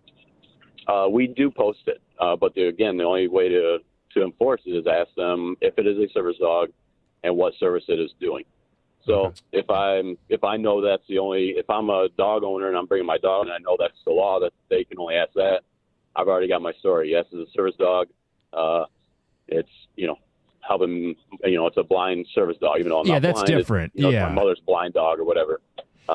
Yesterday I had a lady come in. She had a little dog in her pocket and said, only service dogs are allowed. She says, it's a service dog in training. What's the training to do? Sit in your pocket? Right. Good point. If you're walking it around, it's got the, the leash and the vest on and all that stuff. I get it. But when it's in your pocket, it's not training to do anything. No, I think it's people, you give them an inch, they take a mile. Like, clearly we understand you give an inch, service dogs that are there to help the owner, totally understand. But the problem is when you open the door to all dogs, well, one person brings one dog and then another person brings another dog, and now you got a kennel at the office and they're barking at each other. And just don't let it get to that point. We're not there yet, but No. come on. Not far off. Not far off either. Adam in Sterling Heights, good morning. You're on 97.1. Hey, how's it going? So I used to work in an office that allowed dogs quite often, and we had that issue. It basically turned into a kennel, dogs barking at each other, and it really, honestly, just from my experience. Hello, can you guys hear me? Yeah, we got you. Yeah, we got you. Okay, just making sure. Just from my experience, I think it depends on the behavior of the dog. My brother has a service dog, not a service dog, but a ESA dog, emotional support animal. Questionable as to why he has it, but this dog is one of the most well-trained dogs. He did a really good job of training it, and we brought it to a restaurant where, and I know the last caller said should not go where dogs shouldn't go where people eat. I get that, but Albert, little beagle, he just sat there the whole time, didn't bark. I would not. I have a dog too. I wouldn't bring him to the office. Right. So it really all depends on the owner, how well your dog is trained. And but I think the problem is if we leave it up to the owners, they're all going to think their dog is just the best boy, the goodest boy. He wouldn't do anything wrong. I tend to agree with that. But like I said, I wouldn't bring my dog to the office. My brother's dog, on the other hand, he's a good boy. But my dog, he's a good boy. I taught him how to jump through hula hoops and stuff. He's very smart. There you go. Yeah, I taught him how to high five. He knows all the tricks, but would I bring him to the office? No, he's still too up in people's stuff. You know what I mean? Yeah, we know. We have some pushback on the ticket text. Sure. This one says, this is your most Karen moment on a show full of Karen moments. Robert in U of M. Another one says, get the stick out of your butt. Dogs are great for the office. My wife is in the middle of tax season, super stressed out. Her coworker brought a dog in, and it's great for morale. Well, we did say that I typically am in favor of having dogs in the office. And I think that I love dogs more than I like most people. However, they do need to be controlled. I mean, like, I think that's the whole thing is control. Is how what went down should not have happened, really, right? Like, I shouldn't be getting chased a down. dog. I was nervous. I thought maybe I was going to need to run too. Like, why is somebody running behind? Like, my heart started beating a little bit because I thought maybe I was in danger. Mm-hmm. More thoughts next on this burning issue in the office. Dogs in the workplace and beyond. It's 97.1. A personal injury of any sort is, in fact, personal. Injury attorney David Femininio has dedicated his career to securing justice and maximizing recovery for those who have been injured. David is also dedicated to ensuring that you get all the medical care that you need to put your life back together after an accident. You need an attorney who's going to make it personal, and that attorney is David Femininio. If you or someone you know has been injured, you need to tell them to call David Femininio at 855-65-CRASH, or you can go to his website, getdavidgetpaid.com. That number again, 855-65-CRASH, or on the web at getdavidgetpaid.com.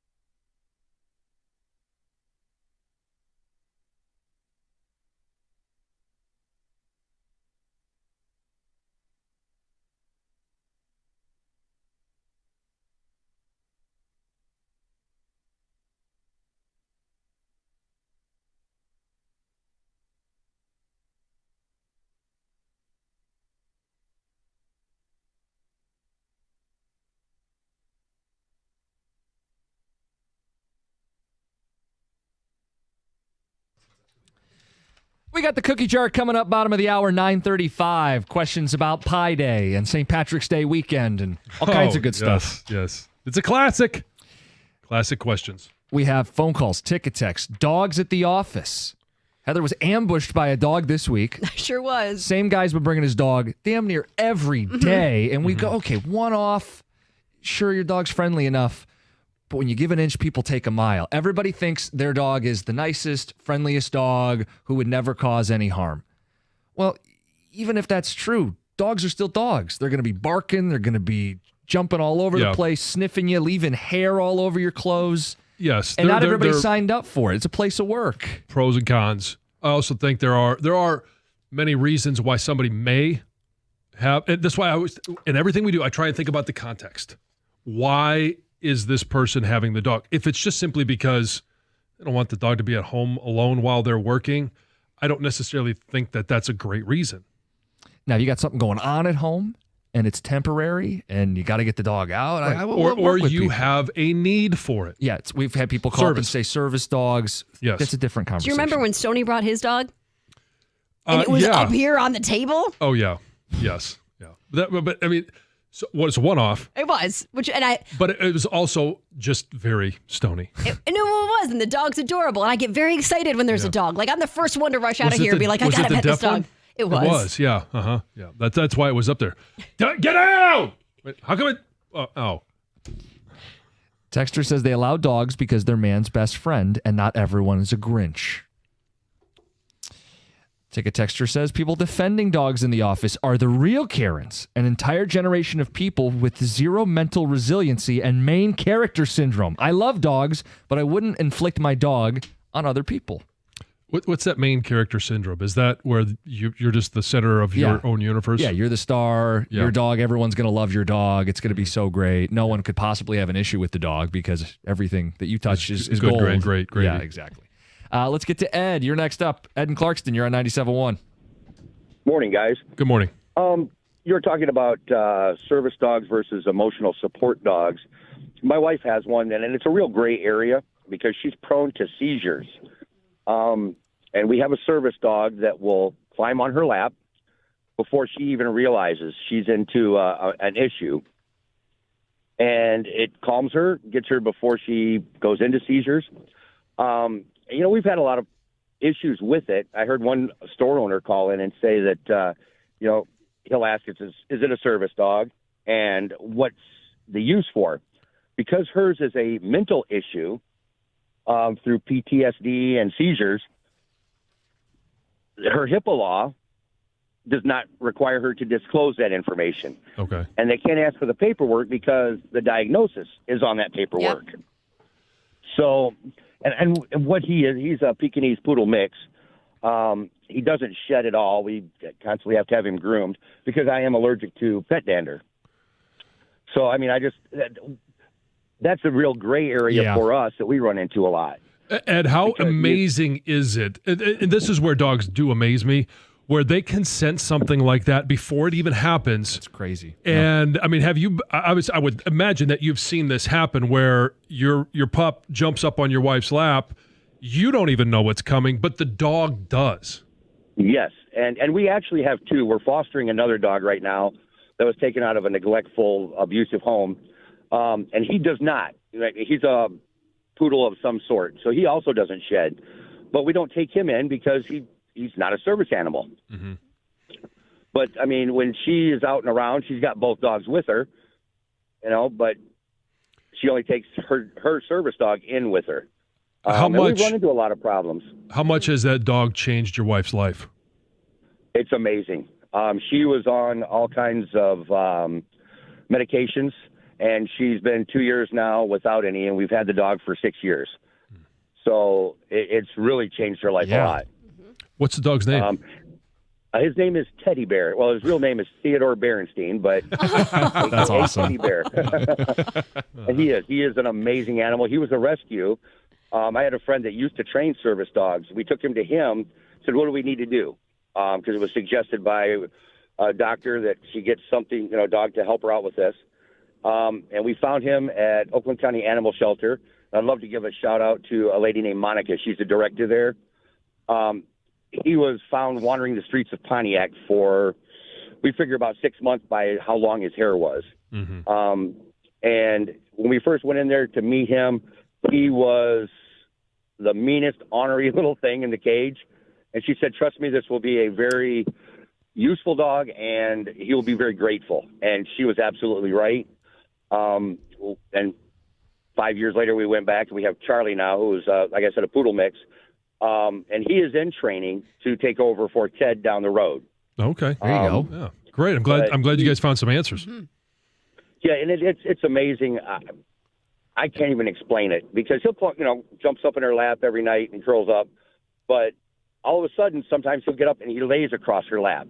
And that's when we know that, she's about to have an episode, and she is able to calm down and use the tools that she's been taught to avoid seizures. She hasn't had one in 4 years now. Great. So, and that's awesome. I mean, I'm happy you guys have that, that dog that can help her out. Yeah. That's why I say there's always some context involved. Time for one more phone call? Go for it. I want to get to the news story. Oh, okay. The one that we've been teased with for a couple days. I hope it's worth it. Let's do it. Well, I don't know how worth it it's going to be, but I'll start with this one that I haven't gotten to at all. There's a flight, a really long flight, going from Chicago to India that was forced to turn around after passengers clogged 11 of the 12 toilets on board. What were they serving? Well, I'll get there. So it was an Air India flight. It was 5 hours into the journey, right? 5 hours in when they were notified that they were going to be turning around, not landing somewhere else, but literally turning back because of the toilet situation that was causing a lot of problems. In fact, crew says they were first notified about an hour and 45 minutes into the flight that a lot of the toilets were being clogged. And it's not with what you think. Oh. These passengers weren't served tacos before the trip or anything like that. They were being clogged with like plastic bags and rags and clothes and other items. Doing? They're flushing them down the toilets, and then they were getting all that items were getting stuck in the plumbing. I don't know. I don't know the why, but I know what happened. I mean, you'd have to interview the passengers. I guess maybe if they didn't make it in time. So, yeah, but for 11 different toilets on the same flight to have that happen? I know. So the plane's total journey was 10 hours back to its original start point. Oh. How long would the flight have been if it had continued to India? Oh, I'm sure a lot. This article doesn't say, but obviously it wouldn't make it. This was a better option, so I'm sure it would have been a long flight. So once they were back in Chicago, passengers were provided with hotel accommodations and an alternate flight, and 10 hours to nowhere. Sounds like a nightmare, and nowhere to go to the bathroom. Yuck. Speaking of flights, an American Airlines plane, did you hear about this? Exploded after it took off, but thankfully it made a quick landing, saving everyone on board. Another plane story. So on Thursday afternoon, the plane took off from Colorado Springs, Colorado. It was headed to Dallas-Fort Worth International Airport, obviously in Texas, but it had to land in Denver due to some engine vibrations that was going on. And as it was like parking at the gate, the jet suddenly turned into like a fireball. Thankfully, there's video circulating online. You can check it out of people evacuating either on the wing or down a slide to get to safety. There was 172 passengers, 6 crew members on board. 12 people had to go to the hospital, all for minor injuries. It sounds like, thank goodness. Obviously, everything is still under investigation. Just happened. Jeez. More to settle your mind if you're a nervous flyer. Yeah, sorry. This is kind of cool. If you're looking for a night out, but you can't find a sitter, there is a restaurant in Utica that's offering on-site childcare. So Host Utica is having what they call Parents' Night Out, where on specific nights they offer childcare on their second floor while parents can enjoy a date night to themselves, or maybe it's just you want to have a meal in peace on their first floor. So the owner said, you know what, he started thinking of this concept and started Googling and researching and realizing, nobody really does this except for a couple restaurants he could find in like California. So he thought, let's give this a try, see what happens. And apparently it's been very successful. It's available Tuesday through Thursday night, $8 for an hour and a half for your child in the childcare. Oh, wow. And if you want to stay longer because you're having a great time, it's $3 extra for every half hour. So depending on how long you want to eat, up to age 12 can go to the childcare. Obviously, you can get them food if they need to eat dinner too. They say they'll be with a CPR certified childcare professional. Lots of activities for these kids to do. And he's saying now people are driving from all over to go to dinner because finding a sitter can be difficult, especially when you only want a sitter for maybe 2 hours, right? Like when you just want to go grab dinner, but you can't find a sitter. Well, we talked about it with your babysitter Yeah. stuff. People are spending $50 to Yes. $100 a night on a babysitter, and for half the price, Right. you can still get your And night they're out. This right is smart. there. Yeah. They're right there. Like that, if there is an issue, if your child's crying, you can still go grab them, go Yes. see them, go This be is there. smart. It sounds like it's a successful concept. And affordable. Yeah, for sure. Buffalo Wild Wings has created some special goggles to help college basketball fans watch as many March Madness games as possible. It's all a gimmick, but it's kind of cute. So they're called B-Dubs Vision Goggles, and they're goggles that have 4 arms coming off, the goggle lens that can rotate. There's mirrors attached to them, and they can like extend and bend. Basically, meaning you can be watching one screen while you can look in the other mirror and see the screens all over the restaurant. Right, you can watch all the games at one time. They're available online, $9.99. It's something fun, right? Yeah. But they're also going to be doing some like buy one get one deals during this time, and they've launched some new food. 2 new sandwiches, the beer cheese cheesesteak and the chicken parm melt, and 2 new sauces, Buffalo Blue and Barbecue Ranch. Oh, Just Buffalo in time. Blue. I'll take that one. It's Heather with the news. Coming up next, it's the cookie jar. We've got St. Patrick's Day weekend. It's Pie Day. That and more. It's 97.1.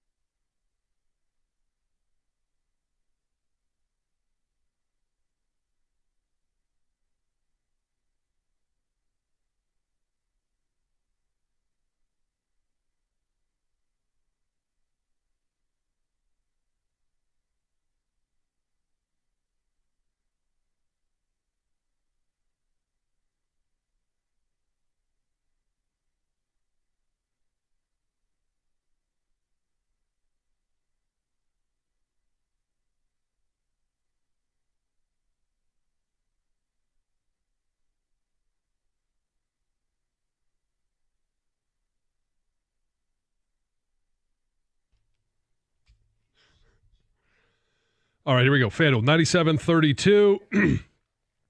FanDuel is turning the excitement up even higher for college basketball through the first 2 rounds of the tournament. Bet on the lowest winning seed of the day, and you're going to win a share of $1 million in bonus bets. Now, that's an upset that, hey, you got to love. And if you want to take a look at the numbers, obviously, the higher you go, the more unlikely. 13 over a 4, it's happened 33 times. 15 over a 2, it's happened 11 times. And if you're going all in, it's a 16 over a 1 that's happened twice.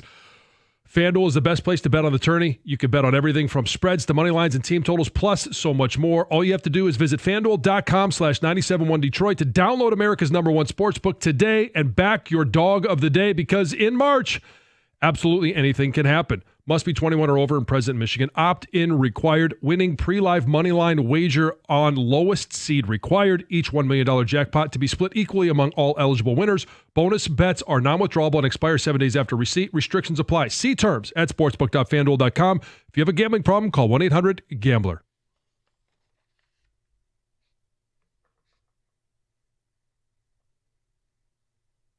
Too long? All right, I'll just do it. It's too much to edit. Take 2, 97-32, Jansen, FanDuel. FanDuel is turning up the excitement even higher for college basketball. Through the first 2 rounds of the tournament, bet on the lowest winning seed of the day, and you're going to win a share of $1 million in bonus bets. Now, that's an upset you'll not be upset about. And if you take a look at the numbers, a number 14 over a 3, it's happened 23 times. 15 over a 2, 11 times. 16 over a 1, if you're all in, it's happened twice. FanDuel is the best place to bet on the tournament. You can bet on everything from spreads to money lines to team totals to so much more.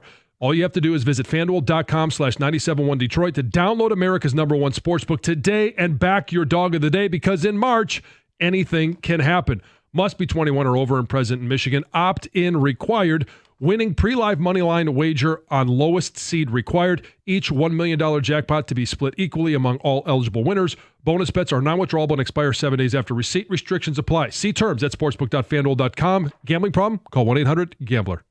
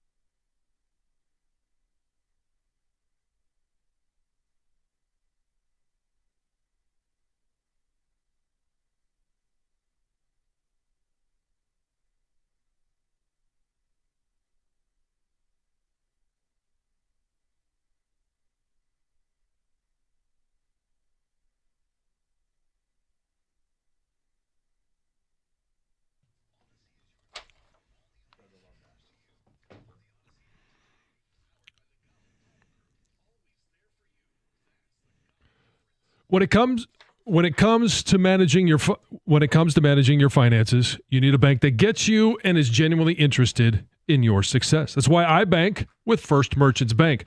Whether it's your business banking or day-to-day personal banking, First Merchants Bank is 100% interested in helping you prosper. First Merchants bankers are attentive. They're going to take the time to get to know you and work with you to build a financial plan that fits your unique situation. I can tell you it's true because it's exactly what they did for me. And when you make the switch to First Merchants Bank, you're also going to get access to their highly rated mobile banking app with innovative personal finance tools, and it is so easy to use. I use it on a daily basis. Plus, they're deeply connected to the community's needs because it's their community as well, and they volunteer and donate to local causes to ensure that we all prosper together. This is the difference of a 100% interest in you. For a better banking experience, visit firstmerchants.com. That's firstmerchants.com. First Merchants Bank, helping you prosper. Member FDIC, equal housing lender.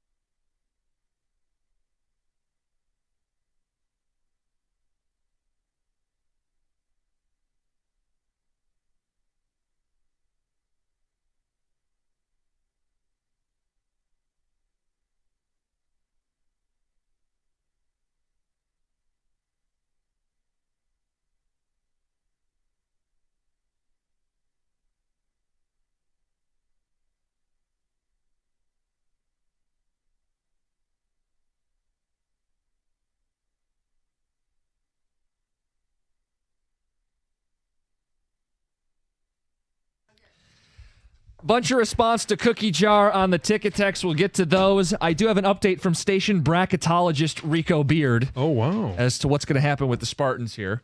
And a quick thought on Javi Baez, just sleeping on what AJ said yesterday. We'll start with bracketologist Rico Beard. We discussed whether MSU could be the 1 seed, a 1 seed. He says the best case is a 2 seed in the Midwest region, which would give them home court advantage with games in Cleveland and Indy if they get that far. That would be cool. Love to see him in the Midwest region.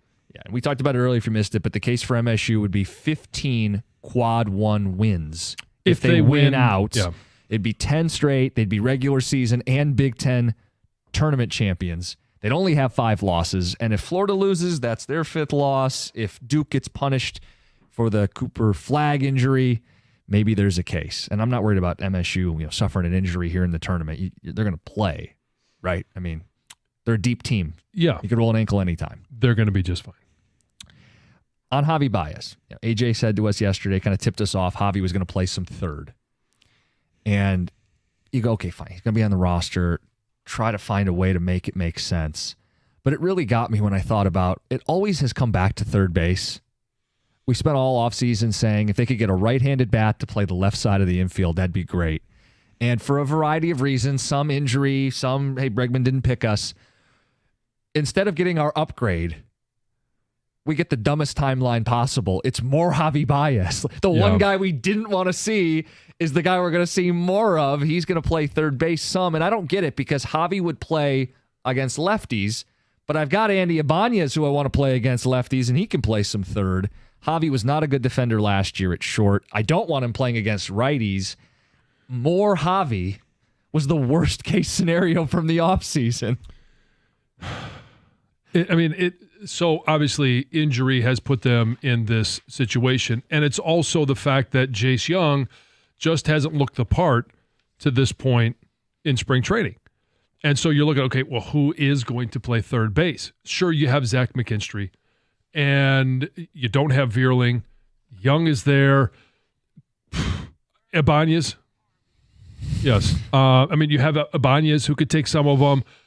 Somebody called in earlier, and actually, as I look at the depth chart, way down the depth chart, you do have Cole Keith. They moved him off of third base, and they're trying to teach him first base. I can't imagine they're going to put him back over at the hot corner. I wouldn't think so, but how about this scenario? If, capital I, capital F, if Spencer Torkelson has finally found his rhythm, and can be, I don't even know what you want to say, 240, 250 at the plate, but he can hit 20 to 30, dingers. Then all of a sudden you feel a little bit better of putting him at first base. You're not going to put, Colt Keith back to second because you got Gleyber Torres. At least for this year, yeah.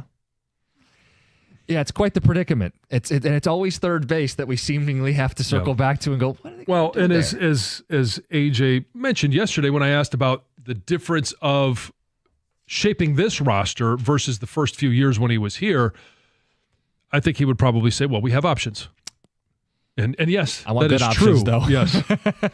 I mean, Zach McKinstry, I know he's a chip. Javi Baez, Jace Young, who's young, and it certainly isn't having a great spring. We want good options, not just options. Ticket text, John. Some fun to wrap up the week. The cookie jar. Ticket texter says the best Irish thing is the Irish goodbye. Oh, I'm really bad at the Irish goodbye. What do you mean you're bad at it? I have to say goodbye to people. Like, I don't feel comfortable just disappearing. Like, I have to, thank you so much. Irish, I've not heard of that one. Irish goodbye is when you're at a party and you don't say goodbye to the host. You just leave. dip out. Leave. Yeah. It's just like, you're just gone. And I envy the people who can do it because I'm really awkward at goodbyes because I feel like, I can't just leave without saying goodbye. I've got to go thank people for having me over. And then I end up having more conversations and I'm thanking everyone and giving everyone hugs. And it's like, get me out of here. Well, depending on the Not good at it. environment, the best way to do that so you don't get caught with this long, drawn-out, awkward goodbye is if there's a lot going on and you see them on the other side of the room, you just give them a shout-out. And Not good at that. Little nonverbal even. Just, hey. Yeah. And they recognize, okay, they're leaving. Little head nod. All right, hey, take care. Catch up with you next week. Best things from Ireland. The Irish accent was brought up, and this texter says that was the worst Irish accent I've ever heard. It's what I would expect from someone from Tecumseh. Well, I mean, when did your ancestry come from the motherland? I don't know. So you're a few generations removed. So I wouldn't probably- expect it to be a great I actually Irish. thought the first one was okay, considering. Out of nowhere. It was all right. And then it just got horrible. Yeah, it just did. So when with the kids, if you tell them, hey, we do have, an Irish ancestry, is there any go-to Irish accent or phrase that you could say? No. We don't play this up at all. No. It's like, it only came up today because of the cookie jar. Yeah. And St. Patty's Day. Yes. Texter And a pot of says, gold. best days to drink. Never Yes. again. Just stop. Days to drink. You guys don't like drinking on Thanksgiving? I don't consider that one of the major drinking holidays. No, though. I want to eat and then nap What and about watch Christmas? football. That's a major drinking holiday. Christmas is? Yeah, Christmas Eve, not Christmas Day. See, I think I probably of like drink the 4th of most July, Christmas Eve. day before. So far removed from college life. So Me far too. removed. Well, the day before Thanksgiving is a big Yes, bar night. yes. I think 4th of July, which you said, Yeah. St. Patrick's Day, opening day. I think those are bigger drinking days than Christmas and Thanksgiving Day. To me, they are, but Christmas Eve is like, it's up there. I know some people need a few to deal with their family, so that may play into it. Maybe. Cinco de Mayo, especially if it's on your birthday, is the best drinking holiday. Sure. Heather's answer to a good day to drink is, quote, during the day, LOL. Yes. That slipped through the cracks there. Texter says, I agree with John. We played Monopoly with friends last weekend. The game lasted 5 hours. Never again. Well, yeah. It's the worst. And even when we were discussing it off air, Yeah. Heather, you said when you'd play with your family, you would Yes. actually leave the board set up because you would. couldn't complete it and you had to come back to it. Yeah, we'd leave the board where it was. We'd go to bed and this is up Yeah, north, but how do you right? trust people if you leave the board? We were kids. I mean, Yeah, we were even all harder to cheating, I'm trust, sure. yeah. So it doesn't matter. Wait, you guys actually finish a game of Monopoly? No. I don't think I've ever finished a game of Monopoly in my life. Never finished a game of Monopoly. What actually, when you have all the money and all the properties, is that Yes. how you win? I guess. When you've bankrupt everybody else, broken them to their lowest point. They have a lot of beautiful properties. Tremendous properties. Tremendous properties. Yeah, it's the worst game ever. It's just the worst game ever. Greg says he's never played it. You heard some of the cookie jar, I take it. Uh-huh. I did. My favorite part about the cookie jar, Oh, I please say discovered, it. Please say it. it's listening to Heather's responses. Oh. I thought you were going to say dessert pie. That was what? I mean, come on, man. I mean, again, I was trying to say like not a fruit pie, more of like your chocolate pie. Whoa. I thought you were going to go with like the chicken pot pie. Like not Right, a chicken pot pie, a Minced fruit meat. pie? That's dessert pie. Shepherd's pie. No, but if he says what he meant to say was not a fruit pie, then I get it, right? But he says dessert pie. It was the wrong word, and then I paused, and John doesn't miss a chance. No. John's got that on a tee, That's baby. what partners do. Boom. But my favorite part of it is Heather cannot hide her feelings about anything. No, I know, yeah. Which is awesome. So like when I think was it Greg that said pecan pie? Yes, he did. And Heather immediately went, ugh. Like there's no I'm not a big fan. Thinking about that It's just afterward. immediate. Ugh. Heather, don't share all of your emotions. Like some people like pecan pie. Awesome. You don't. Why are you going? But I do it anyway. 'Cause We it want you grosses to. me out. I say this to my friend all the time. Inside voice. I tell my kids that She's all the time always as well. like she's a little loud. I'm like, hey, inside voice. Yeah, keep that inside. I know. I just can't. It's better for us that you don't. Pecan pie. Gross. Jesus. Disgusting. What's wrong with you people? Vomit in the crust. Nice job. Doug, what's up? Well, we got lots to talk about today, and Was it fun crushed mixed in. beetles? Well, speaking of food, we got to Are You Going to Eat That at 12:30? Yeah. My favorite segment. Perfect. Yeah, Carson dessert Anderson. pie. I hate you. It's 97.1.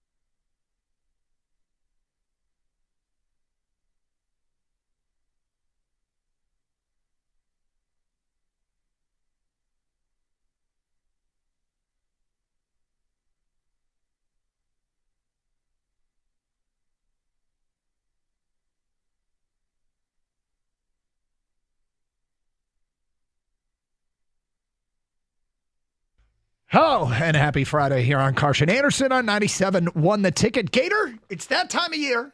It's that time of year to remind people. Now is a good time. I'm just saying, now is a very good time to remember. To clean up the dog poop in the backyard? No, although that is a good time for that. Now is a good time to try and remember your CBSSports.com password login. Just a heads up, by the end of the weekend, you'll be wondering what that password login was. Now is a good time. So plan ahead, people, where you keep your passwords or forgot password, that whole thing. Because the invitations will be sent out, if they aren't already, for everybody's bracket contest and Perhaps it's ESPN.com you need to know your password for, but Hey, I hope you have your authenticator app ready to go too. If you have the two authentication system. Woo! Can't get enough of that. Somebody made $1 million off that idea. Just $1 million? Millions, yeah. I got to come up with some ideas like that. Yeah? Yeah, all my ideas were dumb. Like I was like, I'm gonna make millions. Practice Network's great. Practice Network will never get off the ground. I thought I was gonna make millions on a alarm clock pillow. So like the speaker was in the pillow. Love it. Yeah, I thought it was gonna be. I thought it was gonna be alarm clock pillow. But you didn't take it any further than saying, I've got this idea. Yeah, exactly. Because you could, back in the day when I came up with this idea, you didn't have a phone with an app, but you could set it with the app. The pillow has like a speaker in it. Alarm clock pillow. I retire on that idea. It's been a good run. How about a smart pillow? Smart pillow? You could leave your phone in the other room charging or something. Pillow does everything. You have to charge your pillow? Right. The pillow plays music. Yeah. Pillow is your alarm clock. Pillow can be, Alexa or whatever. Mm-hmm. Alexa, who won the Triple Crown in 1967? Carl Yastrzemski won the Triple Crown in 1967. There you go. Things like that. Well, there's things of that nature. Yeah, we've just given away the $1 million idea. Yeah. Yep. I mean, more radiation on our bodies, what we need. Yeah, that's right. Yeah, why don't we just sleep with an iPad on our groin? Right. Alexa, why do I have a 6-inch tumor on my neck? It's because of me. Right. Because I love you so much. Because you love me so much. How you doing today? I'm all right. Yeah? Yeah, I mean, I'm not happy about the Pistons game last night, but... you don't say. Yeah.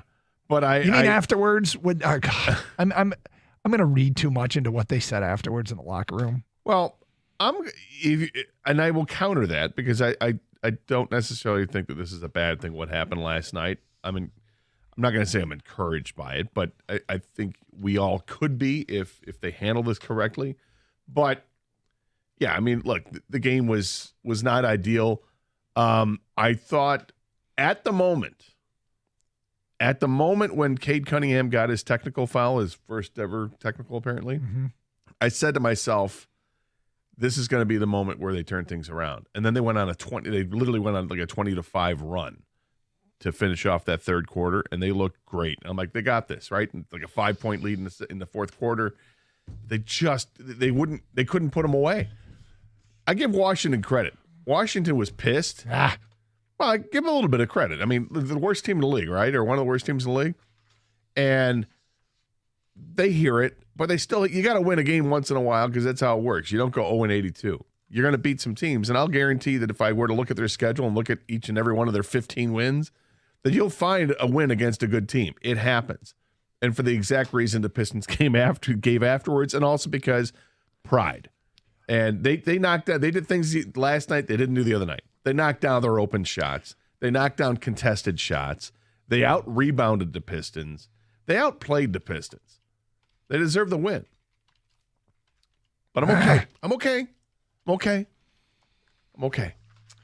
And then when you start thinking about this, as much as we love the theater of seeing a Pistons-Pacers playoff series, are you threatened by the Knicks? Like if it's a 6-3 matchup? No, I'll take the. I mean, yeah, I'm threatened. Look, I don't expect the Pistons to be favored. Knicks. The one thing I hated, and I hope they hated it as much as I hate it, is in the locker room, they said something that made me scared a little bit, that they're growing into an NBA team that isn't what I want them to be, which is, I feel like and I'm going to take all the cliches that the NBA players don't try as hard as they should. They don't play defense. All those cliches. That was not the Pistons. And those are cliches. They're every once in a while you see an example and people will roll their eyes and say, this is why I don't watch the NBA. And everybody says that about sports and they'll complain about various aspects of it. But the line in the locker room afterwards from Isaiah Stewart, from the start of the game, we didn't take this matchup serious. Obviously, you can look at a team, look at their record, It's a position we were in last year. We didn't play Detroit basketball tonight. They didn't take them seriously. That's the quote from Isaiah Stewart. You know, when you aren't taking a team seriously, I'm like, no. Don't let that stuff infest this team. This team's unique. I want them to stay young and dumb and trying hard for 48 minutes every night. You know what I mean? I want them to be, you know, because do you remember when Izzo was getting the NBA looks and we were talking about, can you imagine Izzo demanding of an NBA team for 48 minutes what he demands of his college team? Is this going to work? What would the results be? Because if everybody buys in, I think that team's winning the NBA. Can you get everybody to buy in and play that hard on both ends of the floor for 48 minutes and deal with a demanding coach like that? And the Pistons played the game for the most part like that, in my opinion. And so to see them say something like, we didn't take them seriously. I'm like, no, don't. Well, it's not that big a deal if it's just a one-off and they hate that version of themselves. Yeah, right. It's the old look in your mirror stuff, and this is when they come out of it and like, well, you know what? We just didn't take them seriously. It seems like a cop-out, and yet it's the reality. They clearly didn't take them seriously, and it's a wake-up call. And when you've got, 15 games left on the season before the playoffs begin, I think this happens at a great time. It's a not-so-friendly reminder that you do have to take everyone seriously. These games matter. You had an opportunity last night to take advantage of a bad team and pass Indiana in the standings, and you didn't do it. Mm-hmm. You had an opportunity to keep pace with Milwaukee, and you didn't do it. Okay, now you've got that reminder that you can't play like that. You can't have lapses in that. Now, what really hurts about last night's game, and I think Kang might agree with me on this, is that they wasted a Simone Fontecchio 3-point shot. Not one, but two. Wide open Fontecchio last night. There was some wide open Fontecchio. They wasted it.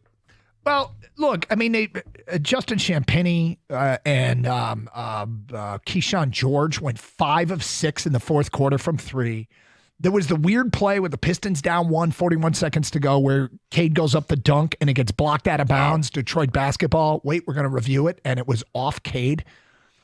That turn of events, it feels like that was the game. Like on pre-replay, it wouldn't even been thought about. Well, you had to love that play. I mean, aside from the fact it went against the Pistons. I didn't love the play. I mean, he was about to posterize a dude with a left-handed dunk, and he said, nope, not up in here. Yeah, I appreciate guys that don't run from getting dunked on. I guess with less than a minute to go, most people don't run from getting dunked on. But anyway, 248-539-9797 for your reaction to last night's Piston loss to the Washington Bullets. Yuck.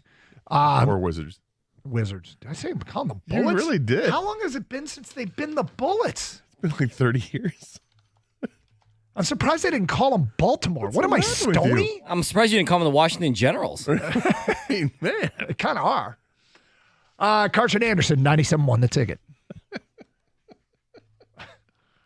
The Wizards. Right. Google search. When did Wizards? Look, I've been doing live reads for Natural Way for a long time, Doug. It's okay. I love Natural Way. They're amazing. You want your yard to look great, you do the right thing. You call Natural Way Lawn and Tree Service. You get green and stay green with Natural Way. 888-GET-GREEN's a number. Go to Natural Way Lawn. 28 years ago, Gator. 28 years ago. It's like almost twice as long as I've been using Natural Way. As you said. Well, yeah. NaturalWayLawn.com. That's the website. And for a limited time only, you purchase a full lawn program. You know the drill. You get free grub control. But you got to mention my name, Gator, and the station's 97.1 The Ticket. Got to love Natural Way. You get green and stay green and save some green when you prepay. Call by the end of the month. You get that early bird discount. That's pretty great. You also want to make sure that you get that first application. It's so important to prevent crabgrass because when you see crabgrass in the summer, frankly, it's just too late to treat it. It sucks. It's no bueno. You want to make sure you take care of that and schedule early. Give them a call right now. They use fewer chemicals, environmentally sound practices. Each lawn is assigned its own specialist, certified applicators and arborists. They'll come out and custom tailor a solution specifically for your yard and your home. And when they're done, they leave a little note, give you a checklist of all the things that are good, all the things that are bad, so you know exactly where you stand with your lawn. They offer the 100% satisfaction guarantee. That's the best thing of all. 888-GET-GREEN or go to naturalwaylawn.com.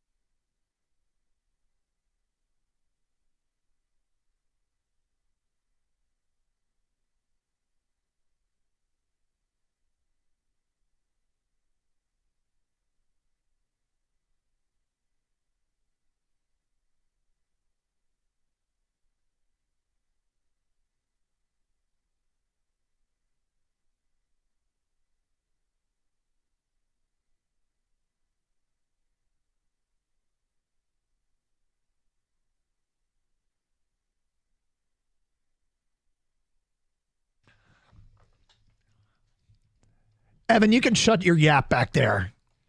Evan's got jokes today. Oh, he does? Yeah. Well, I mean, listen. He opened up the mic during the commercial break and said to me, "You have another Briggs moment, Doug?"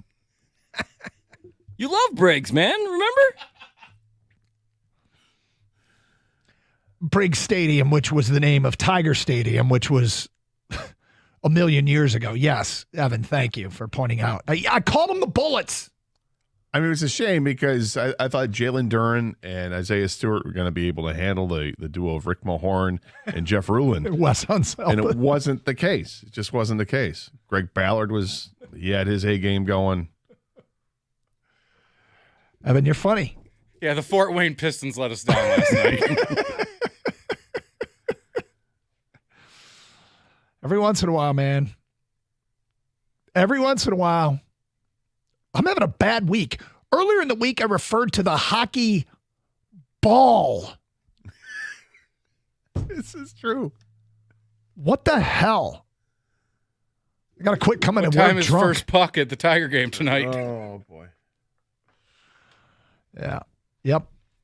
Bad week. It's all right, man. It's the end of the week. It is the end of the week. This is fact. Apparently, I need a nap. I need a good nap. Ready for El Fin de Semana, the weekend. Let's go. That's why Gator's so sharp. He takes those naps, man. Yeah. Sharp as a tack. That's me. I'm sharp as a tack. Yeah. Let's go.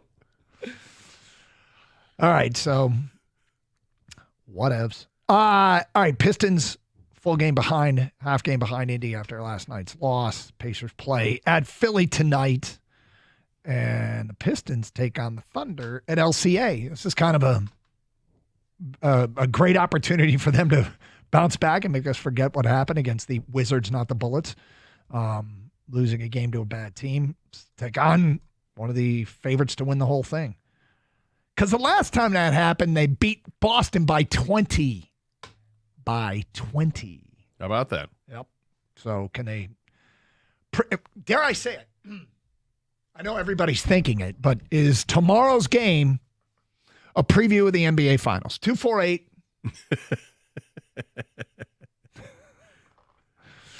Well, you know how I said that I said, look, you're going to lose. You're going to see bad teams beat good teams. It just happens.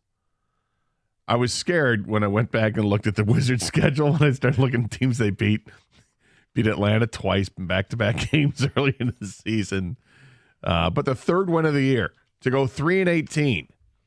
They took down Denver 122-113. See, it happens. It happens. The Pistons and Denver have something in common. There you they go. both lost to this pathetic Washington team. Yeah.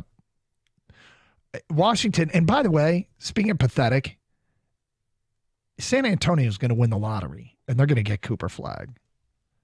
San Antonio is. But they would win the lottery just even if they were. That's true. Ninth place. They have 2 lottery picks.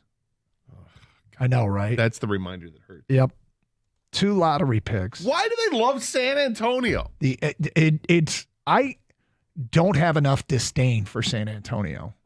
I should well up more disdain for them. Is the league going to step in and do something about this, like they did when they said that Lucas got to leave Dallas? Are they going to do something to San Antonio? So we can't do this. We can't have. I mean, they're building a dynasty down there if they have Wembanyama and Flag and De'Aaron Fox and then whoever else they're going to, the number 2 pick overall in his draft this year too. They can't let that happen, right? Or is this something we're going to have to suffer through for like 5 years before the league steps in and then says, Wembanyama, you have to go to New York? Or they'll just give Wembanyama to the Lakers. Yeah. Yeah, I don't know, man. I don't know. But San Antonio, for people who haven't looked at the data, they have had more lottery luck than any team in sports. And so you just know they're going to win this lottery and get Cooper Flag. Get David Robinson. That's okay. Mm-hmm. Let him do the military service. Somebody gets hurt. That's okay. They'll get Tim Duncan. Mm-hmm. No worries. They'll get Victor Wembanyama. Yeah, the data is depressing, considering what happened to the Pistons. But guys, remember, they only get the generational number 1 pick. Yeah, it only comes. It only happens. Yeah. It's not like Anthony Bennett or Kwame Brown. This is true, right? Michael Olakandi. I mean, right. Or any one of the other 25 Yeah, first right. overall draft picks that the Pistons ended up with at some point in their historic franchise. All right. Speaking of a historic franchise, we have another one of them here in Detroit. They are the Detroit Red Wings, and they are at Carolina today. Dare I say Hartford? And we've entered the. You probably shouldn't. Probably shouldn't. We've entered the prove it stage of this season. Kevin Dineen's going to be tough to stop tonight. What's their fight song? Dun, dun, dun, dun. You know the Hartford Whalers? No. Did you ever hear that fight song? No. Okay. Stoney knows it. We've entered the prove it stage of the season for this team. If you look at the next 4 games, they're playing Carolina, who has 82 points, 6th most in the NHL. Vegas, who has 85 points, That's 4th more. most in the NHL. They shut out Columbus last night. Thank you, Vegas. Washington is tied for first in the NHL with 94 points, and then Vegas again. So 4 games in a row against 4 of the best teams in the National Hockey League. And when you lose to your peer group, which the Red Wings have done a lot of during this losing streak, when you lose those games and those opportunities to add a couple points and take points away from the teams that you're battling for playoff spots, you have to make up for it on the back end, right? And at some point, you have to make up for those losses. This, my friends, is the back end. And quite frankly, I think this is the stretch that either gets them in or sees them fade. After these 4 games, there'll be 13 games left. The minimum requirement is not to lose ground. The minimum requirement is not to lose ground. But at some point, you got to steal some wins back. And it feels like this is the stretch. Yeah, it's not going to be easy for them. This is a really tough stretch for the Red Wings, but they've put themselves in this position. This is so eerily similar to what we've seen the last couple of years. We don't like to see this. But, hey, nobody's ruled you out. You're literally 2 points out of that spot. Mm-hmm. Go get it. Go attack it. And maybe they've figured some things out here with the top 2 lines instead of having just one scoring line. Maybe they do legitimately have 2 scoring lines. That second line the other night against Buffalo was so freaking good with Patrick Kane and DeBrincat and Marco Kasper being the center on that line. It looked fantastic. And you know that Larkin and Raymond are going to get their chances, and putting Soderblom up there with them. I like that to balance things out, get a big guy there that maybe helps protect Dylan Larkin and Lucas Raymond, because some teams like to take liberties with them. The fact that game was so damn physical at the end of it, and that the Red Wings, they were not going to be pushed around. They stood up to all. They got guys that can put on the ice that have the size. Now, they may not have that mean spirit in them, but they can handle themselves. So if it's Soderblom and Edvinsson or whatever, Mo Seider does have the mean streak, which is awesome to see that. And this is why Dominic Shine is up. He's not Bob Probert out there, but he's not afraid to drop him. He's a scrappy dude, that's cool. They need that. They need somebody that's going to be willing to step in, push somebody around when things aren't going the way that they should be going. So it's one game, and it's against a bad Buffalo team. I got it. But it was 7 goals. Scoring 7 goals in a game. You feel better about yourself. It is impressive. It is impressive. So let's hope that slump buster that they had propels them to better things, that it gives them confidence. And they got the day off from skating yesterday. So, get kind of focused. Let's look at video or whatever, do what we got to do. And maybe they'll be well rested for the game tonight. They did the same thing prior to the Buffalo game, and it paid off. So let's hope that's the case. Mrazek's in that tonight. I don't know if he's going to be a difference maker or not. I don't expect him to be, because I don't think he's better than Talbot. But, Doug, competition this late in the season at the goaltending position, it's not a bad thing to have. No, I'd rather have an elite goalie, but if Absolutely. you're going to try and bring up something, up something from inside any of these guys. But if the competition between the two just has them playing better between the pipes, we all know that having better goaltending is probably the best way to win, more than anything else. So I'm all for it if they can do it. I don't know if that's what we're going to get from Mrazek, if we're going to get Peter Mrazek from 10 years ago, or we're going to get Peter Mrazek that we've seen the last 3 years. But He was better as the game wore on the other night. 248-539-9797. It's Carson Anderson on a Friday, 97.1, The Ticket.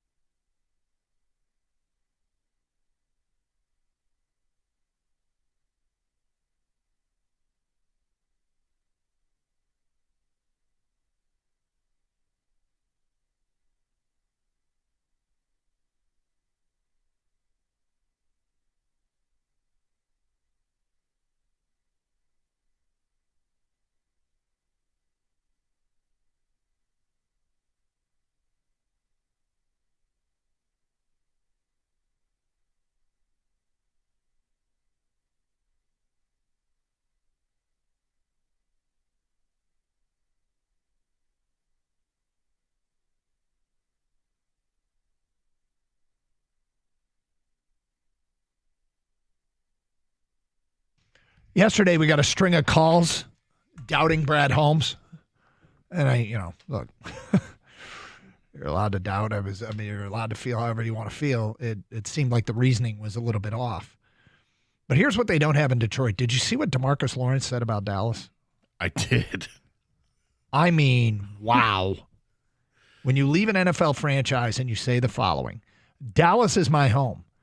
I made my home there. My family lives there. I'm forever going to be there. But I know for sure I'm never going to win a Super Bowl there. So, yeah, we here. In Seattle? Yeah. Yeah. You think you got a better chance to win in Seattle? Well, here's what he knows for sure. Well, Gator, he knows for sure that he's never going to win a Super Bowl in Dallas. Here's what else he knows for sure. Dallas wasn't going to pay him $32 million a year. Whatever it is, but that's not what he says. No. And Micah Parsons went to social media and said of those comments, This is what rejection and envy look like. This some clown S. Yeah. Well, yeah. You don't say things like that when on the way out. That's classless. It's dumb. Now, maybe he was being flippant. Maybe he was trying to be funny. He kind of laughed when he said it. Yeah, I mean, and I get it. I imagine that if he truly is, hey, I'm going to live there the rest of my life, whatever, then he's probably got some apologies to make. Doesn't it make you feel bad for Jerry Jones? Yes. I have the Deeply, it's disturbing, isn't it? There is one tear welling up in the corner of my eye. Yep. Perched. You just hate to waiting to just spring out and come down my cheek. Yes, I feel terrible for Jerry.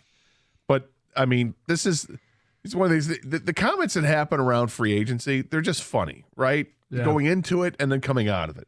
Going into it, Myles Garrett, I want out of Cleveland. I got to get out of here. I want to play for a winner. This team is not committed to winning. 24 hours later, happy to be back in Cleveland where I belong. Yeah. Why? 40 million reasons why. That's why.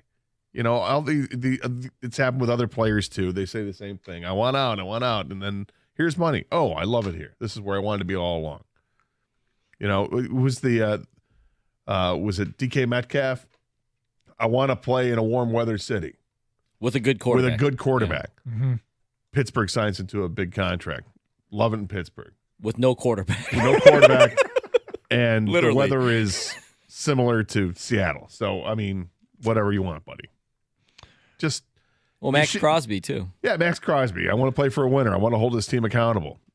I mean, at least Max Crosby can say, and then the organization went out and they hired a coach that has won a Super Bowl and has had success. You know, and then they went out and got a quarterback that they think can help him out. Okay, at least he's got a better leg to stand on, even if it's recovering from an injury. Yeah. Which, by the way, nobody ever mentioned Max Crosby and his leg injury when they wanted the Lions to go after Max Crosby, right? In the offseason. They should still go after Max Crosby. You know, he's coming off an injury. He'll never be the same. He'll never be the same. Why are you doing this? Because now we're going to get calls. Because I want to point out the hypocrisy from everybody. Okay, fair enough. And we can be hypocritical, too. Let's go to Sam. You're on 97.1 The Ticket. Hi, Sam. Hey, good morning, guys. Hey. Let's talk about hypocrisy. I got a question for you. This didn't happen on your show, so I'm not blaming you guys. Great. But, Gator, you were just talking about Red Wings with better goaltending. So what you're saying is defense wins games. So yesterday people called in the afternoon saying that, the Lions need to go get, wide receivers. Well, what we need to do is focus on the edge because, like I said, defense wins games. All right. You're being dangerous here comparing football to hockey. I hope you understand that. I am.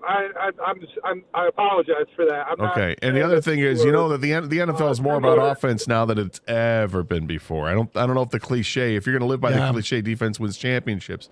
I don't know if you're going to get sympathetic ears here on the show. Philly kind of broke the streak of dominant offenses in winning Super Bowls, but a really good defense can destroy a really good offense. A good defense can stop offense. If you go look at like the last 5 or 6 years, it's the good offenses more than the good defenses. Did Philly have a good offense? I mean, they did. Yes. Yes. Kansas City was a decent defense. The stretch of offenses being a greater predictor of success over defenses is you can go look at it and just look at the playoff teams and the teams that are going to the Super Bowl. I used to be in the defense wins championships camp. I have moved out of that camp. The trend might be changing with Philly's win, but I don't know. Well, that's all. I'm gonna listen to you guys. I love you guys. I love your show. I appreciate it. Thank you. Look, I mean, if the Lions were to, I assume this gets back to the edge rusher thing. If the Lions were able to go and acquire Trey Hendrickson at the edge and suck it up and pay him, and you have everybody on this team for a couple of years, and you get to make real runs at the Super Bowl because you have the most dominant defense you can imagine. I'm not going to argue with that because I think you're probably right with that. The downside is you're going to hurt yourself down the road when you have to start losing players because you sold your soul to win out in one of these years. But in the end, if you win, you don't really care. Well, look, there's I don't want this to be misinterpreted, please. Yes, they need to improve the defense.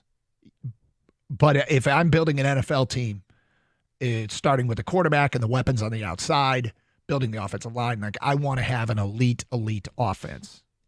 I don't think with the way the Baltimore Ravens did it back in the day with a Dilfer-led offense and a dominant defense is not how I would be building a team to win in this version of the NFL. But no, look, that's just me. That's my theory.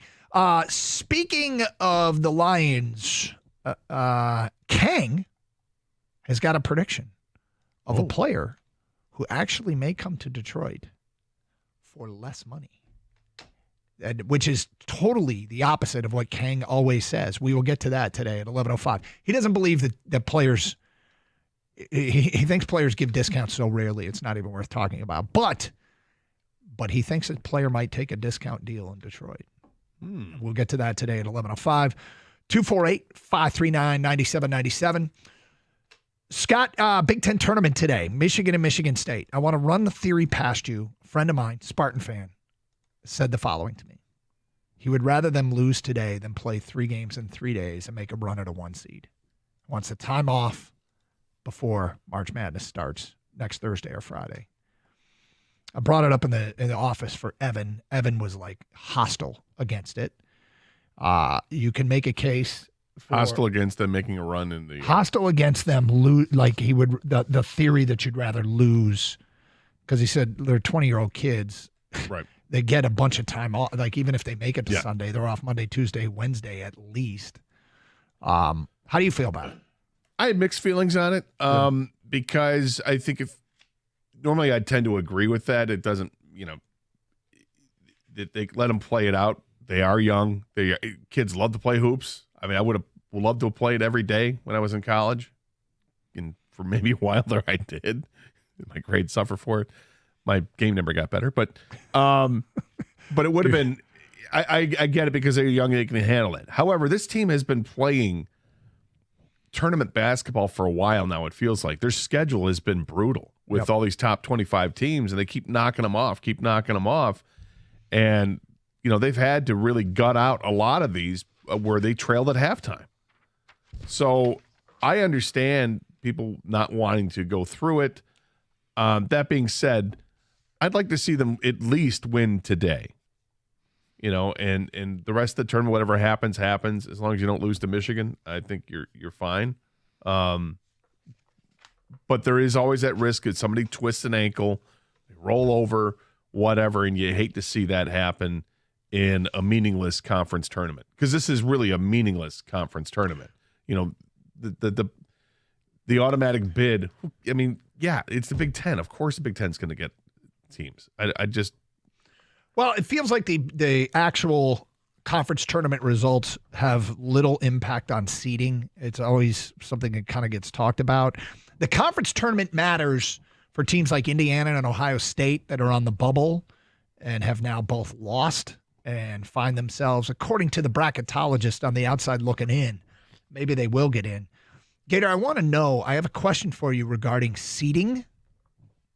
And I want to know if you'd like to go over an in-depth analysis of the 7 metrics used by the committee to determine the seeding. Only 7? Yes. Can you name any of them? Strength of schedule. Strength of record is one of them. Very close. There's the NET ranking. Oh, good God. There's the Ken Palm. Yeah, no, I don't. I'm just getting started. There's the Torvik, Gator. Do you want to hear about the Torvik? There's the KPI. What's the KPI? The KPI. Something index. It is the, hold on one moment. The KPI is the Kevin Pauga Index. They're relying on all these guys that came up with their own formulas. Is that what I'm? How about this one? You're going to like this one. The WAB.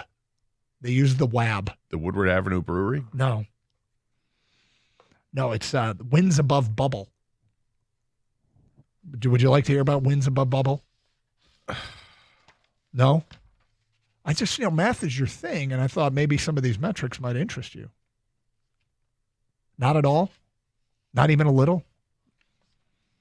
No. Not even a little. The Torvik? You don't want to hear about the Torvik? Nope. That was Bart Torvik. Well, yeah, obviously. Got to believe in Bart Torvik.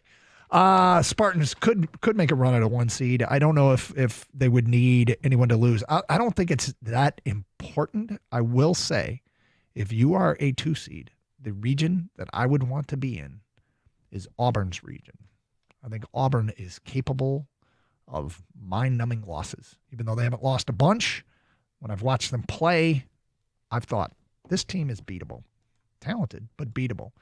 And according to the most recent Lenardi, that is the bracket Michigan State is in. What about Michigan? Is Lenardi one of the 7 factors? No, Lenardi is not he's not a metric. Joe Lenardi is not a metric, nor is Jerry Palm. Bart Torvik is, though. You show your respect, my friend. What's on the line for Michigan? We will get to that coming up as well as they play Purdue tonight. It is Karsch and Anderson here on 97.1 The Ticket. Hey, it's Doug Karsch for Sarah Chevrolet in Sterling Heights.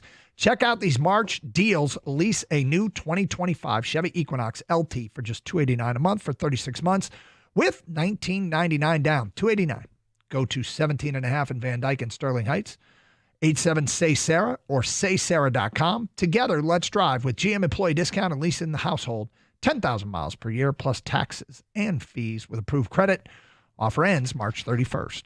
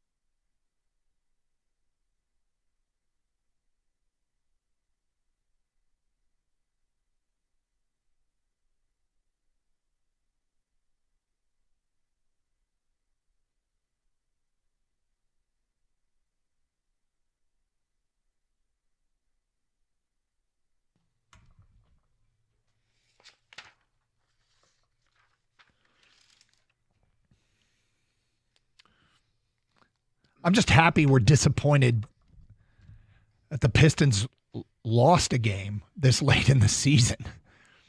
Like, I'm not even that particularly mad at him. I didn't love the post-game comments, and I hope it's not, reading their own press clippings when they say things like, we didn't take that team seriously. But it's cool to care about the results of the games and be a little irritated that they lost a game to a bad team. Doug, this is a parenting moment for JB Bickerstaff. The teaching moment, right? Yeah. This is why you shouldn't be that upset by it, because you can relate to this. It's an opportunity to sit the kids down. Yep. Okay, kids. You saw what happened when you don't take things seriously. Not everything in life is a learning moment, Dad. Well, this one I think we can say is. Cade. Actually, Cade played fine. Be nice if he knocked down a 3-point shot, but listen, you're not going to argue too much when he scores over 40 and gets to the free throw line as much as Trae Young does. But yeah, they missed an opportunity last night to take down a lesser opponent that they smoked the other night. But it happens. You learn from it, hopefully, Doug, and move on. And it sounds like they know what the lesson is. Yeah. We won't know if they learned the lesson until tomorrow night. Well, look, I don't think they're going to take Oklahoma City lightly. I'm not sure we'll know if they learned the lesson until they play a crap team again. But Oklahoma City I'm looking forward to this game. 248-539-9797. Also talk some Red Wings here early in the show. Rough stretch of the schedule. They're playing 4 games against teams that all are in the top 6 in hockey in terms of their points. This is when you say they got to make up for it on the back end for losses that feel like they shouldn't have lost. Guess what? This is the back end. They've got to find a way to get some points out of these next 4 games and not lose ground in the standings to try and take advantage of where they did lose those points in the standings, where they should have won some hockey games that were costly losses against their peer group. A little Spartan talk. Look, I got a buddy. I don't know how Michigan State fans, if any of them agree with him, but he's like, let them lose. Let them lose and just rest up for the tournament. Michigan, in the meantime, they're in a completely different place in that they need a confidence boost in the worst way. They have been stumbling down the stretch. It was back on February 16th. The Wolverines went to Ohio State and defeated the Buckeyes on the road. And quite frankly, they haven't looked the same since. The offensive end, it's been a struggle. The defensive end, it's been a struggle. When they beat Ohio State, they had won games against Oregon. They'd won at Indiana. They go to Ohio State, and that's a quad 1 win. And they win in Columbus. And look, this is, they've had some time off, maybe for a little bit of a reset, but they got to get some players the mojo back. And they look like they could be a dangerous March team a month ago, and the wheels have completely come off. Well, the one thing that has to be a constant for them is that the Twin Towers have to be their best players. Now, they need so much more after that, but if they have that foundation, then you're asking the other guys to step up their game, and that's not asking too much. Yeah. But if those guys aren't performing, then they have no shot. I was looking at, try and find trends for a comparable team that went on a run that's in Michigan's situation. You look at Alabama or Miami, teams that seeded in that area that went on Final Four runs. And I'm thinking, nobody was playing, I think, consistently this poorly. I can't find an example of a team that, really, really turned it around. They're just going to have to recapture something they had earlier in the year. Yeah, there are teams that you can point at that weren't playing well, got to the tournament and got bounced. But to turn it around is something else. Yeah. I think there are teams that you just assume they would, and they didn't. I think there's some Kentucky teams in the past that kind of limped into the tournament. And it's Kentucky. They're blue blood. They'll figure it out. Right. And they don't. Yep. 248-539-9797. Carson Anderson. Here's some ticket texts. The teams the Wings are playing the remainder of the year are just too good. We're not on their level. That's from an unnamed texter. Next one. I've completely checked out on the Wings. They just don't have the talent. Another unnamed texter. I accidentally referred to the Lions last year as the Portsmouth Spartans. Ha ha. It happens sometimes, Doug. That's from Will. You ever do that, Doug? No, I haven't. I will say, when teams move or change names, sometimes I don't struggle with it. Other times I do. Oh, yeah. And when I every once in a while, I'm like, that's right. The Astros are in the American League. Sure, that one still gets me. The Guardians and the Commanders. Bullets. I called Washington the Bullets. Yeah. That's odd. I mean, that's almost 30 years. That's strange. There's a whole bunch of you that weren't alive when they were called the Bullets. Yeah. Kenny, are you one of them? How old are you? I'm 30 exactly. Oh, okay. Well, it was 28 years ago. Right, you were 2. Do you remember when old. they changed the name? I was 2, Doug. No, I do not remember that. I remember my mother took away this jersey she got me. It was a Elvin Hayes throwback Bullets jersey, and then they changed the team to Wizards. So when they did change the name, there was a sporting goods, like a jersey store up in Birch Run, the outlets there. Mm-hmm. And I walked into that jersey store, and they had a Ben Wallace Washington Bullets jersey. Oh, nice. It wasn't the real one. It was like the fake jerseys. It was authentic. Yeah, it was a replica. It wasn't like the real jersey quality. And I got it because Ben Wallace was a Piston. I thought NBA-ish jerseys. Yes, exactly. Yeah. They call them custom. Yeah, it's the That's a the nice replica. way of saying it. It's fake. Yeah. It was not. I mean, I think it was like NBA licensed stuff. Oh, it was? just. It just okay. wasn't the. It No, I thought you were wasn't the talking game like- jerseys. It was the the knockoff. Yeah, the there's not lesser knockoff. quality. Yes, the replica ones. You know what I'm talking about. So I had a Washington Bullets jersey, a Ben Wallace Washington Bullets jersey, which I wish I still had because that throwback stuff now is so popular. But I have a Washington Bullets windbreaker. no, you don't. Yeah, I do. Do you really? Yeah, it's awesome. I've never seen you wear it. You should bring it in. Well, had I known you were going to reference them today, I would have brought it in. Yeah. Heads up next time, right. dude. Come on. D from Detroit says, I can live with turnovers, but damn, hit your free throws and we win the game. It's unacceptable. They hit a lot of free throws last night. I don't know if it's the free throw part. I mean, they were 37 of 43. They hit 86% of the free throws. Yeah, I hear you. Okay, that's not it. And Cade Cunningham had a personal record for free throw attempts made. It was 20 of 21. Yeah, that's pretty good. That's not bad. The problem was that the Wizards, Doug, Yes. they shot 44% from three-point land, and they out-rebound the Pistons 47 to 41. It's some big shots on the They hit shots that they couldn't dream of hitting the other night, and they hit all of them last night. So It's like they were the Bullets again. nice.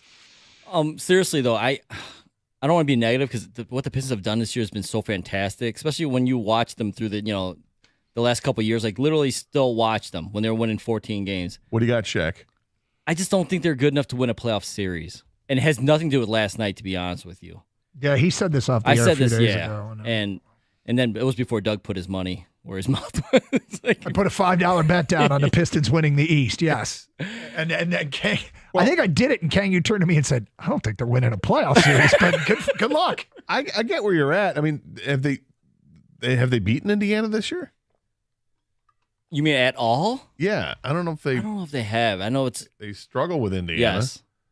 That I know. So here's the thing. No matter who they're matched up against, for me, whether it's Milwaukee, Indiana, the Knicks, I just think there's a few reasons why they won't win a playoff series this year. And it's all kind of revolves around Cade. One is they're just way too reliant on Cade Cunningham offensively. Like they need a second guy. And it's sporadic. It's Malik Beasley some nights, right? It's Tobias. It's Schroeder now recently can come up with big buckets, but I think they're just too reliant on him. Two is back to Cade. He's a turnover machine still because he has the ball in his hands so often. The book is out. You got to trap him. You got to come and blitz him, get the ball out of his hands, make him make a bad decision or just steal it. And third is this is on Cade and everybody else for the most part, except for Tobias Harris, is they're not ready. They don't have the overall experience yet, and I think that will catch up to them in a 7-game series. I think they can beat anybody on any night, but as far as the series is concerned, it's tough. They beat Indiana once, and they beat the Knicks, I believe, once as well. And they got the final 2 games this season are back-to-back against Milwaukee. It's all valid, King. I mean, I know I'm taking a flyer on this team. No, I hope I'm wrong. In fact, the last 3 games are against New York, Milwaukee, and Milwaukee. So it's interesting. My biggest concern is that the Pistons are too young to know better to not play 100% every game on both ends of the floor up until last night. And that all those other veteran teams that have been there, they're cruising at 90%, 80% leading into the postseason, and then they crank it up. That's my concern. I hope it's invalid. I hope it's completely invalid, but my concern is that Indiana might have their number if they face off against Indiana. I'm not worried about the Knicks. The Giannis factor is always a factor. The superstar factor in the NBA. The Pistons have lost 14 consecutive playoff games. The first step is to end that streak. Yeah. Because the last time they won a playoff game, it was Chauncey and them beating the Celtics in the Eastern Conference Finals to tie the series up at 2 before Boston won the next 2, and Detroit has been swept 3 consecutive playoff series. I don't like how many times the Pistons given up 130 points. That's from an unnamed texter. Josh Warren says Cade getting the rebound knocked out with 5 seconds. Out with 5 seconds really hurt. Boy, the dunk, the block dunk where that got reviewed, that really hurt. 248-539-9797. All right, Kang wants to make a prediction. A player who may take less to come to Detroit? Really? That's you don't believe in discounts, but maybe this time. We'll get to that today at 11:05 here on Carson Anderson on 97.1 The Ticket.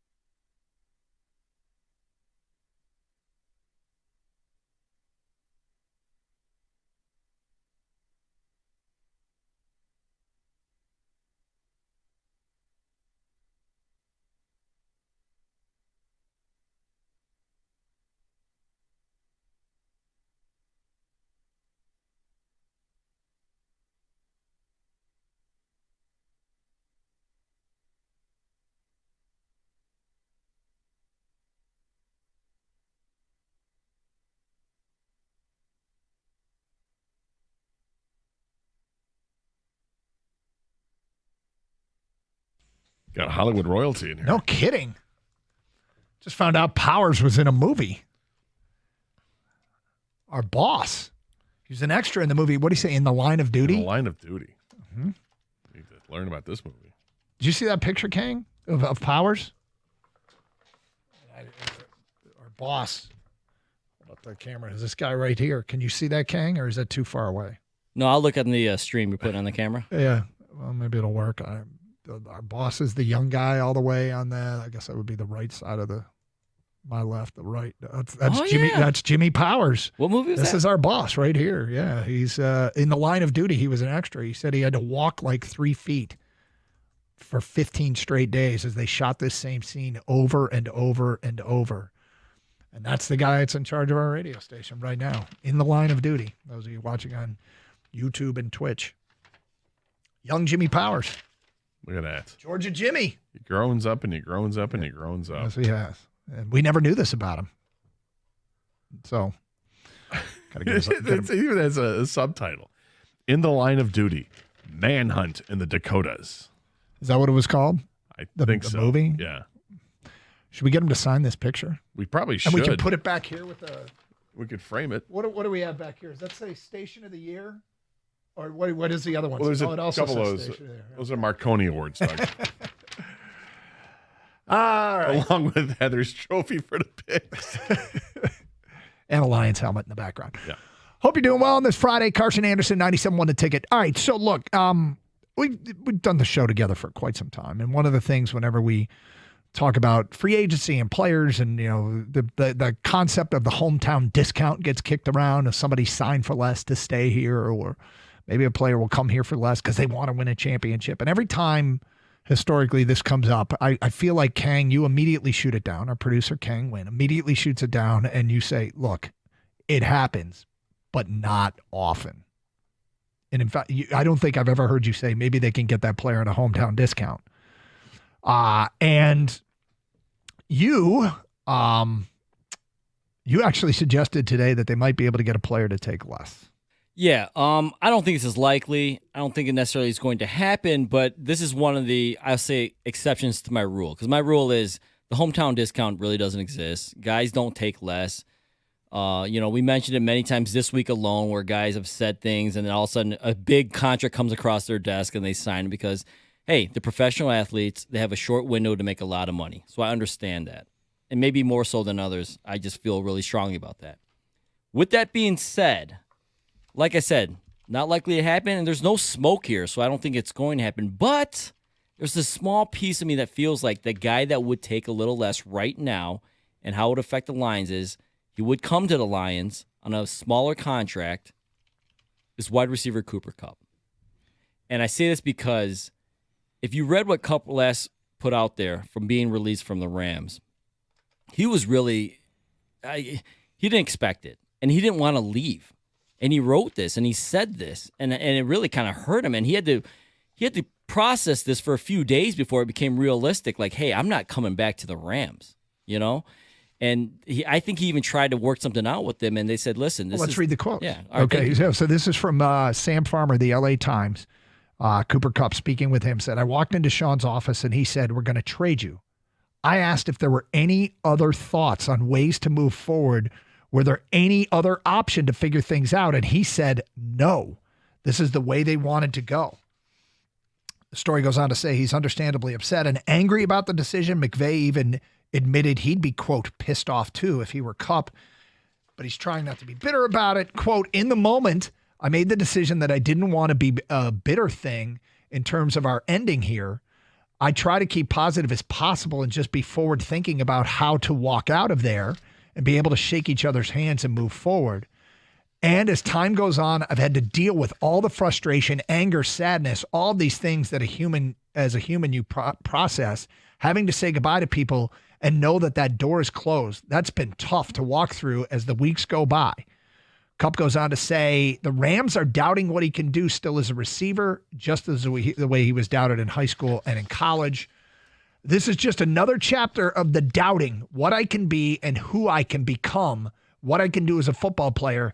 In that same vein, I'm like, I've been through this. I know how to navigate these waters, and I'm excited to do it. So why does that make you think Lions? Well, there's obviously the connections. We all know Brad Holmes, you know. Yep. And his connection with Goff was one of the reasons why he wanted Goff to come to Detroit. I think, obviously, he knows Cooper Kupp. Cooper Kupp knows Jared Goff. He has some of his best years with Jared Goff as his quarterback. The thing you mentioned right there, where he knows himself more than anybody else, that grittiness, that work ethic, he's the same cloth as Amon-Ra St. Brown. I mean, he still gets up every morning now, works out, like if there was a game this upcoming weekend, you know? You know how St. Brown stays after practice with the jugs machine. Kupp's the same way. And he's made a lot of money in his career. So I know he says he didn't want to be bitter, but if he is feeling a little bitterness, what better way to stick it to the Rams than to go to, you know, the Lions, where they made the huge trade with Stafford? You know, Cooper Kupp's first 4 years in the league, his quarterback was Jared Goff, and he became Jared Goff's favorite target. At this point, here's the issue is, can they find the cap space to get Cooper Kupp here? Diana Rossini reported today that Cooper Kupp's asking price has been a holdup for a number of interested teams per sources. Some suitors have not been willing to offer Kupp a $13 or $14 million contract. So if that's what his asking price is, how low would he go to come to Detroit? Because they don't. If they do sign extensions for Kirby Joseph and Aiden Hutchinson, and there's no telling what the signing bonuses will be and how much of that will get prorated onto this year's cap. But, you know, they don't have a ton of money left if they do sign those guys. No, they don't. But this is a guy who's made almost $100 million in his career. He's got a Super Bowl ring. And maybe now, to King's point, maybe now it's about spite. Mm-hmm. You know? His Jim Bro of a former head coach. Sorry, dude. I'd be pissed off if I were you too. Got a lift. You hate McVay. Did you see that? There was a Twitter video of him today doing squats, getting swole. Gator, I actually don't believe it's him. They never show his face. But you can do better. That would be priceless if it wasn't him. Right. If you were that vain that he had somebody else do it. Like you find out it's the Miz from WWE that's doing the squats. He's the one getting swole, but you know, then you get a close up and it's a total change shot, and McVay looks over his shoulder. Hey, this guy. Yeah, who would want Cooper Kupp? Cooper Kupp's begging you, do anything. Can we find something where I can be in this thing? Sorry, bro, out of my hands. Can't do it. Can't do it, man. I got to hit the cold plunge. You should try it.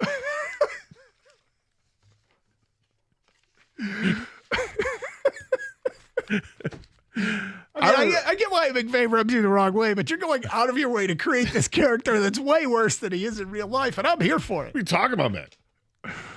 So Brad Holmes, when Cooper Kupp was drafted. What do you use, whey protein? No? Missing out, dude. Telling you. Pilates, it's where it's at. Not exclusively, though. You got to train different things, man. Just saying. You want to look good into your 40s. Oh, you're in your 50s? Sorry, bro. That ain't going to hang. Kind of turn it into part John Gruden. McVay meets Gruden. I like Gruden, though. This is Brad Holmes. I've told the Cooper Kupp story. That's more of a cognitive bias in terms of every time you saw him play football, the guy was good. You liked him, but I remember we saw him at the Senior Bowl. He's the best player in the field.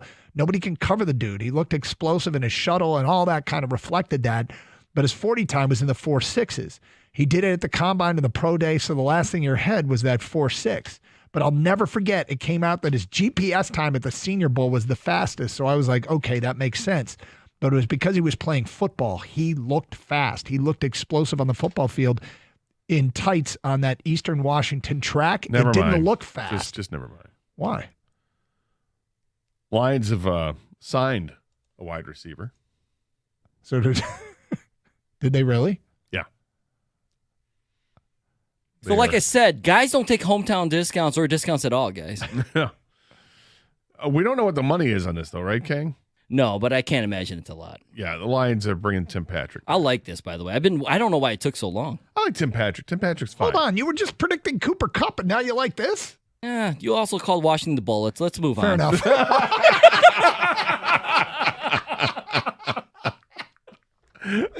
Touche. Hey,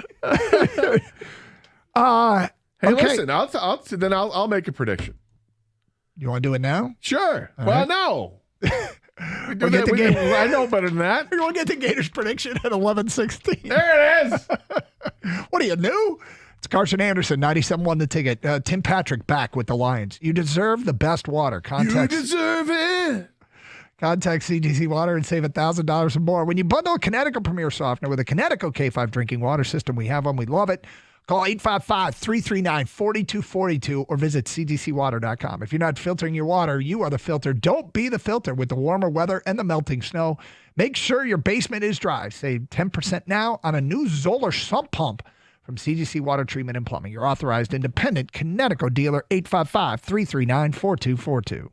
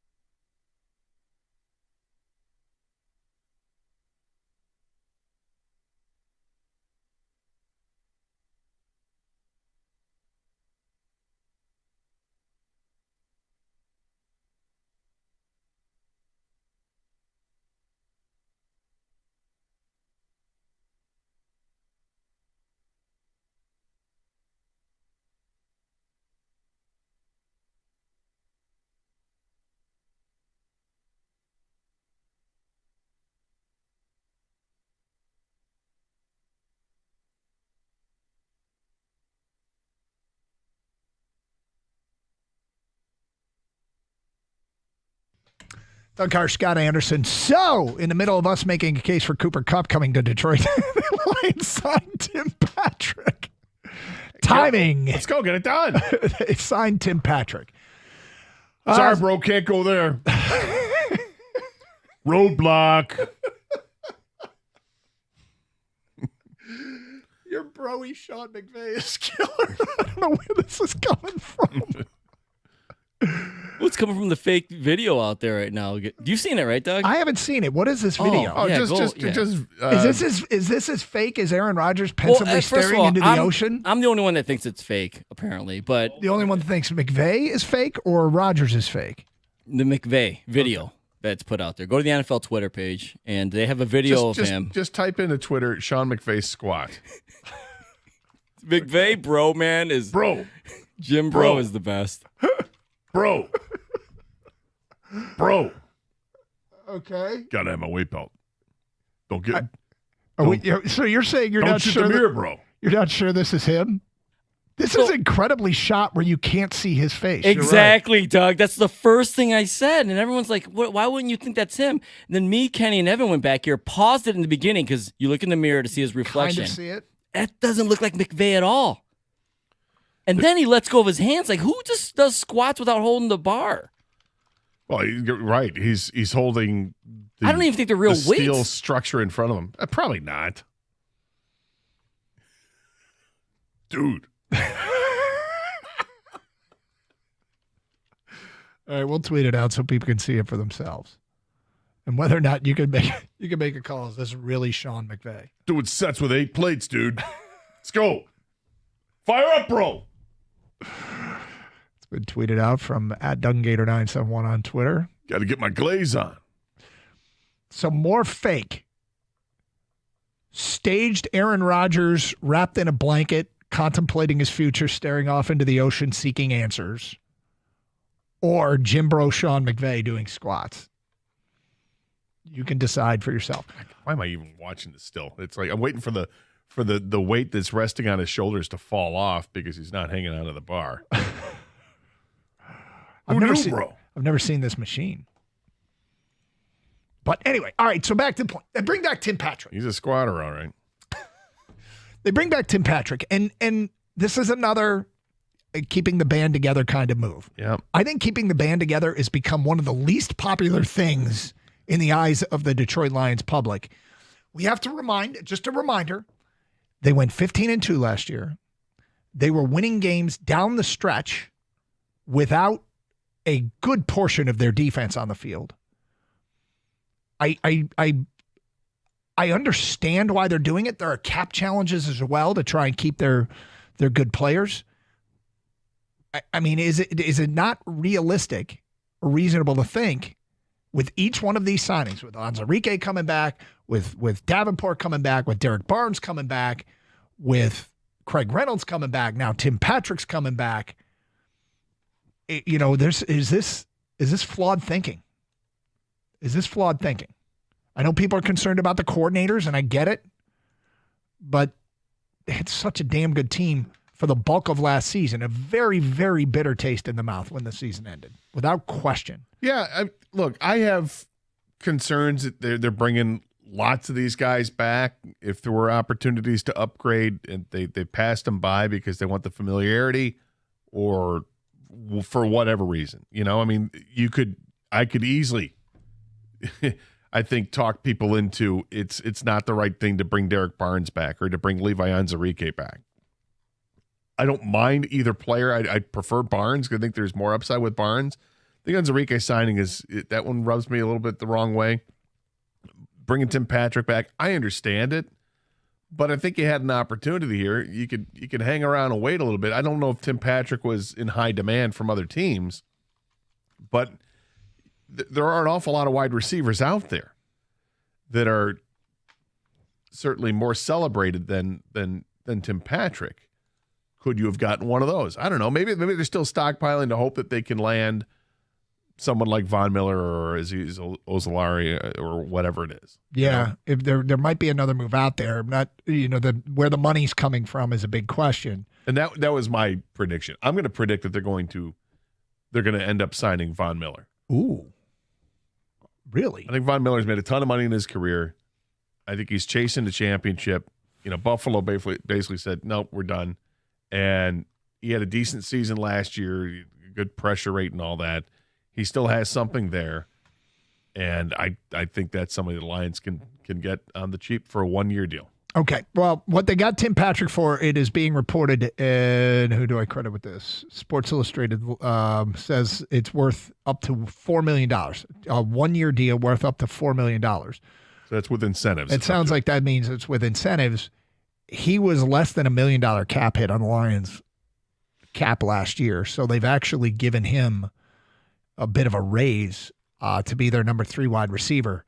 This felt like a shrewd move that everybody loved when they got Tim Patrick, and the way he performed was kind of what you'd hope to get out of a number 3 wide receiver. You have to know your role. You have to embrace your role. You have to be ready when called upon.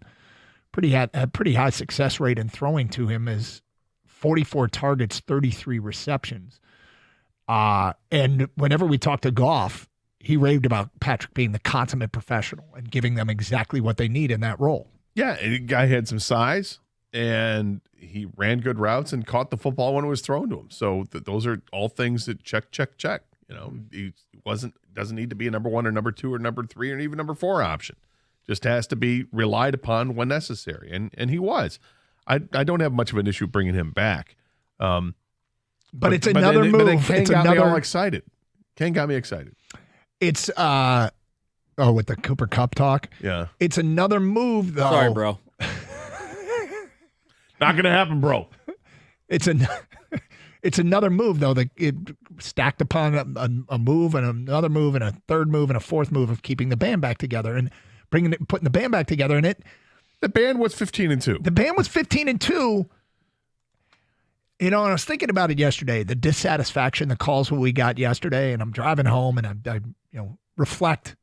I wrap myself in a blanket and I stare off into a large body of water and I think about the show, Gator. Yeah, I know you do. And what I came up with is people want assurances that they're going to win a Super Bowl. People want to put the pedal down and get something that we've never, ever had. And I can't blame them for feeling that way.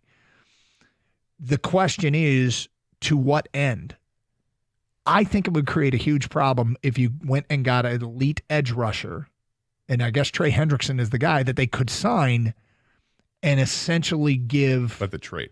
They'd have to trade. They'd have to agree to a contract, right? And then trade for him, because I think it's highly, highly unlikely he would agree to a deal to a team that wasn't going to sign him. The reason he's on the table, on the market, is because he wants a new contract. Why would he come to a team that wouldn't sign him to a new contract like Detroit? So if Detroit did sign him to a contract, you're creating the dynamic where it appears that you are giving him Aiden Hutchinson's money, and Hutchinson's due for a raise. Hutchinson's younger. Hutchinson was trending towards being the defensive player of the year when he got hurt. And do you start to disrupt what is one of the Lions' strengths, and that is a locker room where everybody is on the same page? It's funny because we're going to play sound bites later in the show of the new Lions. These guys came here and chose to come here. We're talking about DJ Reed and Roy Lopez and Grant Stroud all met with the media yesterday, and they were raving about this Lions team, the locker room, the attitude, the way they play, what it was like playing against them. And I think if you bring in a player that might be taking money that's earmarked for a current guy and a cornerstone guy, you could be disrupting that. But if you're still going to give the guy money, who? Hutch. If you can't afford him because you gave his money to Trey Hendrickson? What if you can't afford him, but you're going to end up locking somebody else out? I mean, I understand somebody probably is going to be left out of it at some point, but in the meantime, you would have the two bookends, and you can win a Super Bowl. Give him Kirby Joseph's money. That's not going to sit well with Kirby Joseph, or give him, who else is next? Give him Brian Branch's money. I understand, but what people would say is that, okay, if they're going to win Super Bowl, then that stuff doesn't matter. Yeah, I'm trying to win a Super Bowl, bro. And there are there are ways to finagle with the cap, with getting people to restructure, but that'd be down the road. I understand that.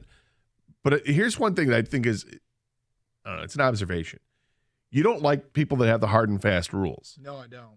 When it comes to the draft. I don't subscribe by hard and fast rules when it comes to the draft. You're right. But is this a hard and fast rule you're going to subscribe to here, saying that you can't lock up two guys that are making that kind of money at the same position? Well, not necessarily, but it seems by all accounts, it's really unrealistic in terms of fitting them under the cap.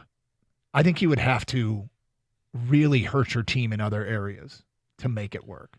But if the hurt is down the road, does it matter as much? I mean, I understand it still matters. Well, I mean, this is where you get into them trying to sustain something versus them going all in for 1 year. And I think there is a good portion of Lions fan base. And again, we're talking about this because it's on the heels of another player being re-signed. Today it's Tim Patrick. I can see why people want to go all in for 1 year and put together a super team and say to hell with the cap next year and the years beyond. We'll sort that out then. I can see why they want to do it. But if you're going to draft as well as Brad Holmes has drafted, and he's put together, I don't know, I mean, 3 of the best drafts I've seen in my lifetime for the Lions, it strikes me that it's a sustainable model that they will be continuing to compete for Super Bowls into the short term and long term if you're going to draft that way. If he starts missing in the draft, then you're going to have problems sustaining it because you have to replace. If you have high-priced players, you need younger alternatives that are going to contribute. And those younger alternatives come from mid-round picks. And if you're going to crush it there, which when he built the draft boards in L.A. with the Rams and they didn't have first-rounders, they crushed it in the middle rounds. And here he has crushed it in the middle rounds. And they can still crush it even if they had a player like Hendrickson. 248-539-9797. It's Carson Anderson, 97.1, The Ticket.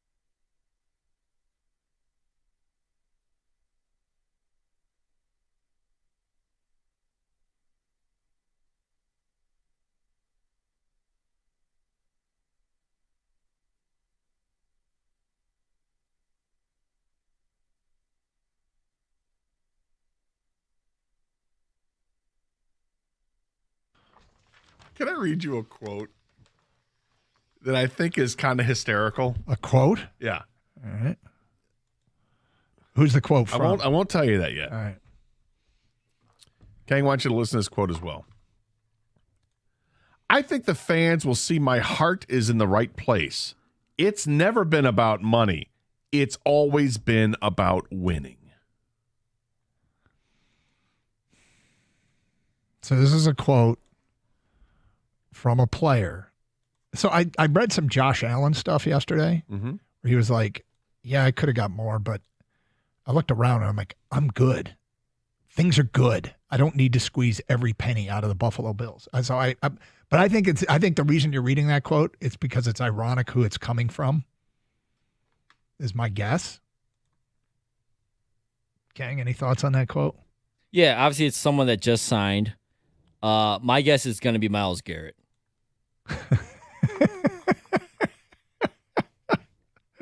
There's been a lot of money thrown around. Yeah. Sometimes you got to backtrack a little bit. I think it's Myles Garrett. Who is it? I think the fans will see my heart is in the right place. It's never been about money. It's always been about winning. Thank you, Myles Garrett. Myles Garrett. Thank you for clarifying that situation. Good call. Trade me. I want out. How about 4 years and $160 million?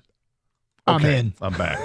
You got me. Guys, I can see you're committed to winning now because you're paying me the money. Yep. But it's not about the money. It's about the commitment to winning. But in order to commit to winning, they have to pay you. That's right. Yep. But it's not about that. It's about winning. Good God. So I've re-signed with one of the most screwed up if you're going to salary cap situations in the NFL. The largest per year contract for a non-quarterback in NFL history. Just admit it. I mean, you don't have to say it was about the money. Just be honest and say this. Maybe an offer I couldn't refuse. And I hope we can bring Cleveland a championship. Mm-hmm. But I mean, really, you kind of just have to eat crow. Because you wanted out. Right. You wanted to be traded. Yes, sir. And they didn't want to do it. All right, so the Lions bring back Tim Patrick on a 1-year deal that could pay him up to $4 million. You know, and again, they're keeping the band together, which some people don't love. They want them to have a more aggressive free agency period. You've made a prediction, though, that they are going to get Von Miller, which is awfully aggressive and all that. I guess ultimately the question is, if you think last year's team was good enough to win the Super Bowl and got sidetracked because of a historic amount of injuries, you're probably okay with this. If you do not think last year's team was good enough to win the Super Bowl and the injuries are an excuse, which is a popular thing that's said in the world of sports talk radio, I'll quit making excuses, then you probably will not be happy with this offseason. I think that is safe. And I think they can win a Super Bowl with this core. I think they built a Super Bowl championship caliber team last year. And I think excuses are things that have nothing to do with sports, nothing to do with what's happening on the field. I told this story a bunch, but a player did not perform. And I was told that the player later complained because he did not like bacon and that the tray of eggs they had at breakfast had bacon mixed in on one side of the tray of eggs. And so he didn't want to eat from the other side. The tray was split in half. Half of it had bacon mixed in, half of it was just scrambled eggs. Wow. That to me is an excuse. It has nothing to do with how you performed. I don't believe in the segregation of bacon. So, and yes, that is an excuse. That's ridiculous. Right? But I think players getting hurt is not an excuse. I think that impacts who you are.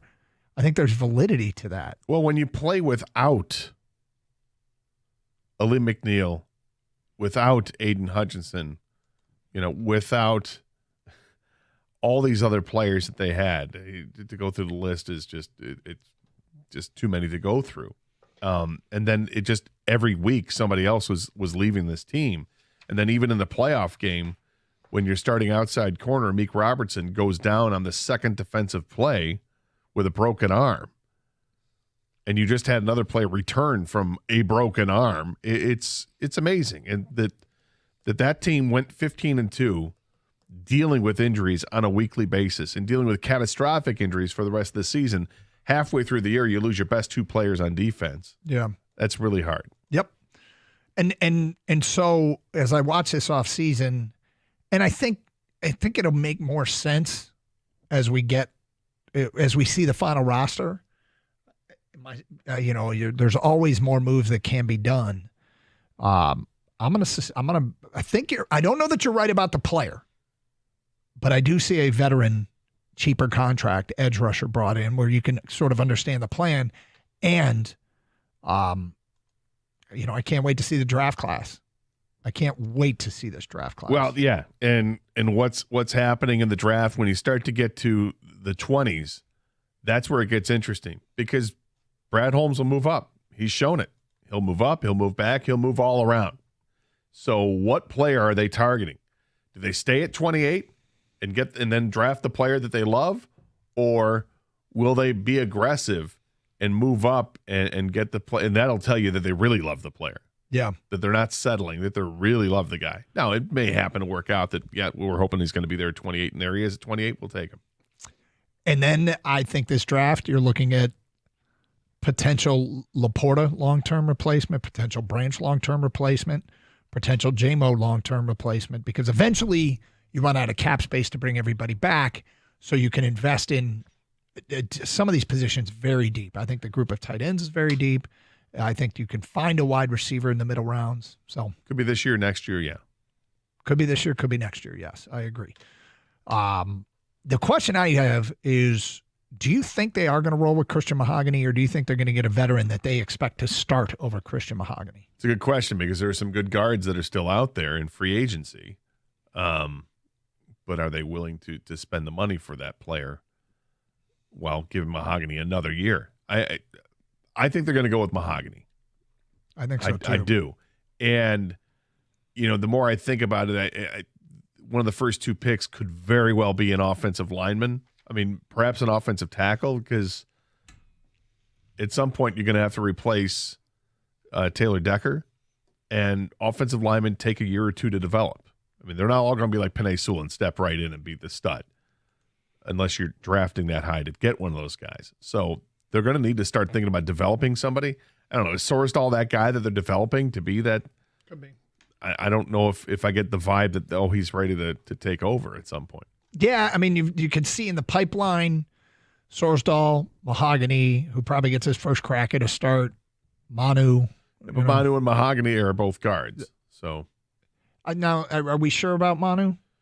They say they're playing him guard. Yeah, I thought he was going to be. I thought he was training at both. He's got size to be a tackle, but practicing at both. 248-539-9797. It's Carson Anderson. We've had a busy show, hit a lot of the food groups. Some Red Wing talk, Piston talk right out of the gate. College basketball with the Big Ten tournament, Michigan and Michigan State participating today. We actually have some Tiger stuff we'll get to a little bit later on. Tim Patrick this morning re-signs with the Detroit Lions. They did have another signing yesterday that we'll get to at 12:05. Stick with us, and are you going to eat that at 12:30 here on 97.1 The Ticket? The party continues at Twin Peaks today through the weekend as they celebrate with their St. Patrick's Day costume party. It's the sports bettor's dream this weekend as they have wall-to-wall high-definition TVs that will show all the amazing action. We're talking college basketball, conference tournaments, pro hockey and basketball, preseason baseball, boxing and UFC, highlighting an all-star weekend. Your favorite Detroit teams are battling for playoff spots. Your local college teams battling for conference championships. The college basketball tournament beginning to take shape. Why watch your favorite teams at Twin Peaks? That's easy. They're built for it. It starts in their DNA as they attack every day, creating an adventure you can't live without. As soon as the doors open up, the beautiful Twin Peaks and personable Twin Peaks girls greet you, and you become witness to the wall-to-wall TVs in a beer commercial-type atmosphere. Take your seat and enjoy the coldest draft beer you've ever had, poured at a bone-chilling 29 degrees. Pair it up with American favorites from their scratch kitchen like hand-smashed and seared burgers, hand-cut and breaded order wings, tenders. Treat yourself to house-cut New York strips. Talk about the ultimate man cave experience. Be sure to mark your calendars for next Tuesday as Twin Peaks and Madison Heights is celebrating their 10-year anniversary with an in-store photo shoot that's sure to knock your socks off. Live DJ, drink specials, and giveaways. The photo shoot starts at 6. So don't be late. Twin Peaks, eats, drinks, scenic views.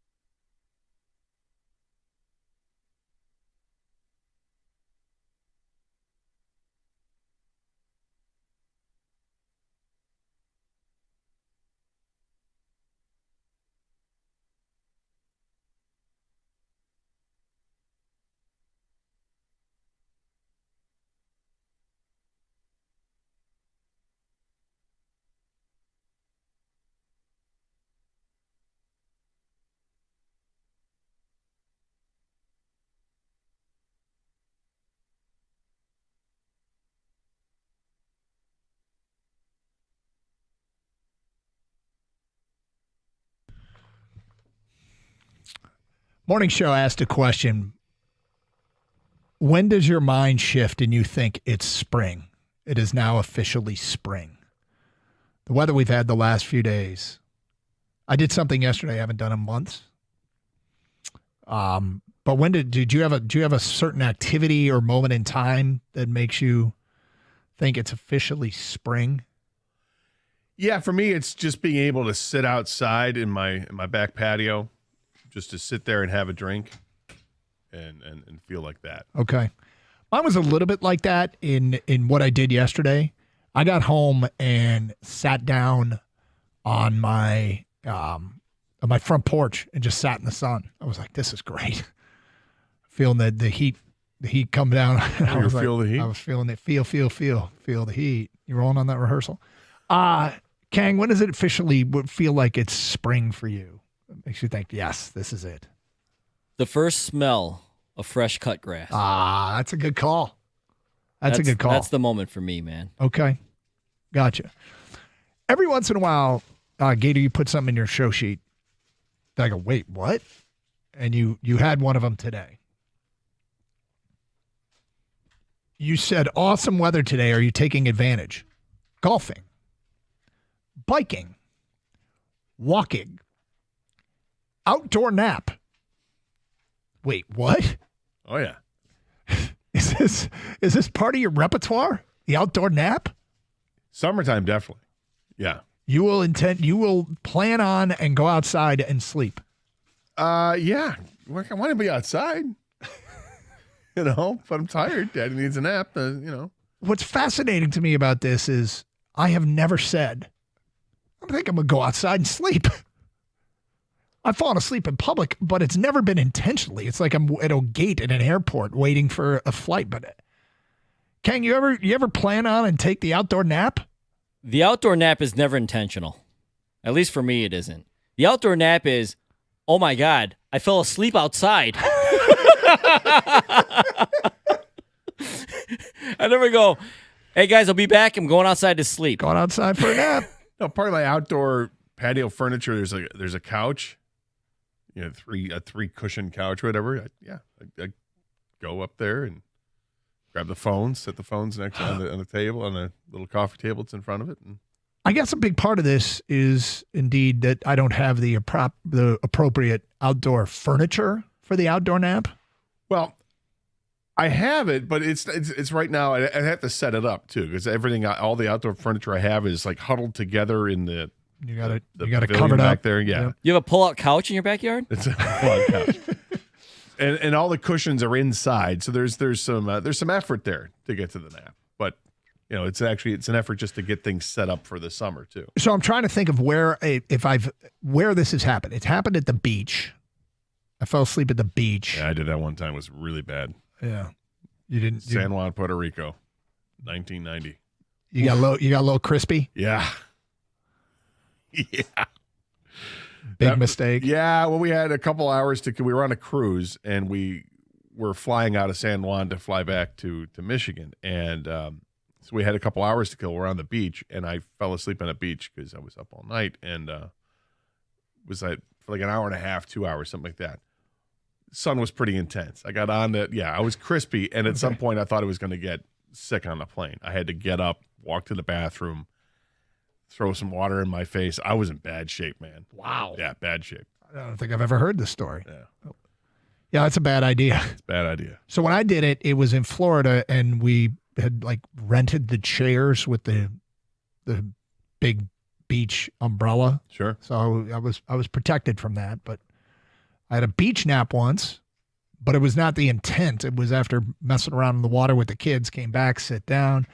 You were tired. I had a drink and bam, I was out. So I feel like I'm being judged. So No, I'm being judged. Yeah, It's you okay. might be. It's okay. Yeah. So let me ask you this though. There are times when you take a nap, like I need to lie down for a little bit. Yes. If you could lie down, wouldn't you rather lie down outside if it's nice out? Well, considering I've never given it any thought, I maybe. I don't know. What about bugs? Are bugs an issue? Not really. Okay. Helps I got a fan there too. So Yeah. I hadn't even considered that I would intentionally take an outdoor nap. now Maybe I will now now. I've planned that little surprise there. A little surprise. No, for me, if I'm intentionally taking an outdoor nap, it's because I'm probably homeless. It's like, other than that, I'm sleeping inside, man. But do you take naps? Not anymore, man. But yeah, I used to. I wish I could take a nap. Yes, but Again, I do enjoy naps. If you're planning on taking a nap, ask yourself, would I rather nap inside or outside? Me? If it's nice out, why not be outside? It's a personal preference. Me inside. I don't need the elements. It's kind of like, I want to be in home field advantage where I know there's not. You mentioned bugs, Doug. There's birds. There's just stuff, man. Stop He does not. He doesn't like birds. I heard all that needed to be said. Yeah, I'm not going to be outside. Ken doesn't like birds. Yeah. No, he does not. Kenny's with you though. He wants to try it. All right. Kenny, I never thought about this until Gator just unlocked this idea. Just the idea of a nice spring, summer day. Maybe you pull the fan out. You maybe throw a game on a laptop or a tablet. You Exactly. Have an AirPod in maybe, and then just drift away. You get one of those Thursday day game, Tiger games. Come home from work. Nice you drink watch, in your hand. Yeah, you just absolutely. Yeah. That sounds actually really nice. Yeah. I mean, you guys have heard of a hammock, right? Yep. They're not indoors. No. What's the purpose of the hammock? We had a hammock growing up. I never fell asleep on it. But then again, as a kid, I never. You were liked a wound nap. tight way back then, huh? Is this wound tight?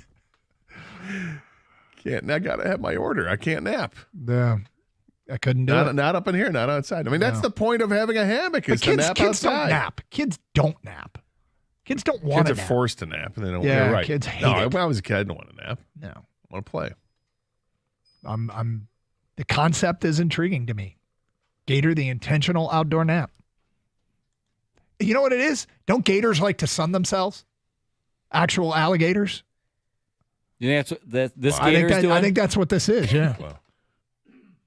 248-539-9797. You know, they get out on a rock somewhere.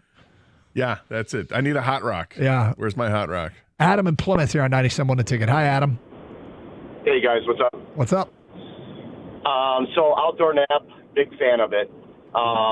Summertime, early fall when it's nice outside, I have an outdoor TV. Sitting out there in the shade on the couch with a drink, watching football or baseball, and just like you would do sitting inside, except you're out in the nice breeze. It's awesome. It's glorious. It's glorious. I highly recommend it. Yes, glorious is a great word for it. Did you say you have you said you have a place, you have a good place to do it? Well, yeah, I just walk right outside my back porch. I have a outdoor TV and just kind of turn on game, and it's same as falling asleep and inside, except you're just chilling out in the nice breeze, and it's so refreshing. Yeah. There's no downside. I was Unless about to it say, starts Adam, raining. it sounds to me like you're saying it's better than an indoor nap. Like the actual sleep is better than an indoor nap.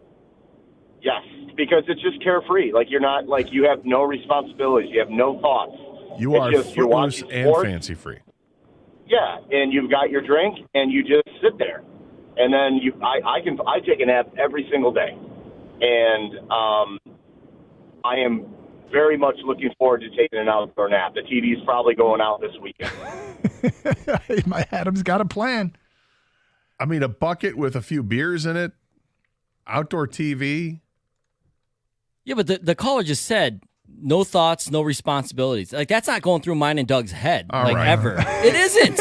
We're not just going to go out there. You can do At that. Enjoy some- it. It's yeah. not right or wrong. All right, you just but have, let's just relax a little bit. Okay, at some point you can do that, and you're allowed to do it. It's okay. Not in my world, man. It's at some point your wife will take the kids At away. some point. Okay. and It's so Doug, funny. you can do this now if you'd like. I You can just do it a choose little not bit to. more. I got a little bit more time. Definitely with only one kid left in the house and Kang just getting started. I live that life, man. I know what it's like. Kids do not let you sleep. And when you do, it is an accomplishment. Sometimes dogs don't let you sleep either. That's true. 248-539-9797. All right, coming up.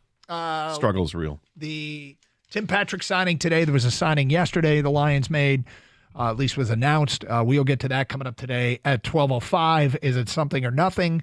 Also hear from the new Lions. Got some Tiger stuff to get to.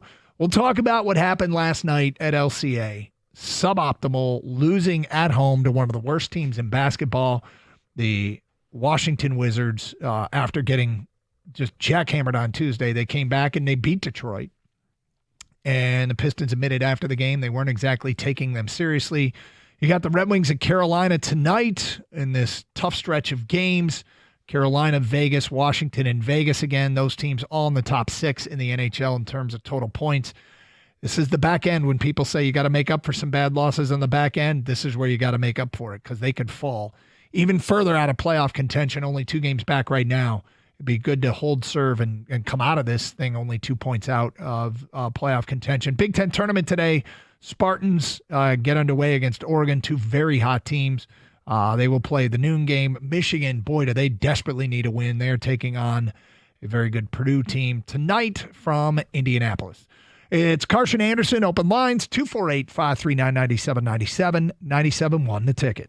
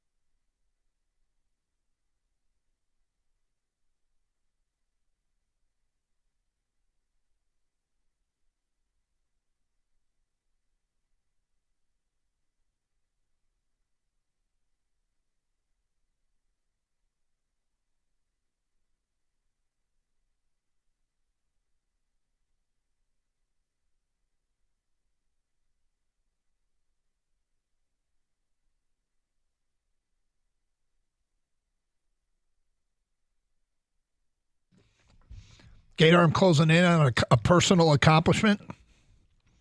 What's that? Finishing an entire lunch in one commercial break? No, I do that on a day in, day out basis. But I am this close to successfully fulfilling everything necessary to get a rebate. I am this close. All right, hang on a second. You've talked to me for 3 days about this damn rebate. Yep. Right? Yep. You're working on with switching companies. Yep. And I thought this was done. This is still not done? No, it's not done. The process pain is real, my friends, when it comes to rebate and everything you need to do. This is a real thing. I needed to come up with a copy of I had to present a receipt, which is not unusual for the rebate process. I had to come up with a copy of a bill, but not my most recent bill, 2 bills ago. Thankfully, I had printed it up because everything's electronic now. Mm-hmm. I had printed it up before I closed an account, which once you close the account, you can't access it. But thankfully, I had the forethought to print up the last 3 bills just in case. So I was able to produce this. I don't think they expected me to be able to produce it.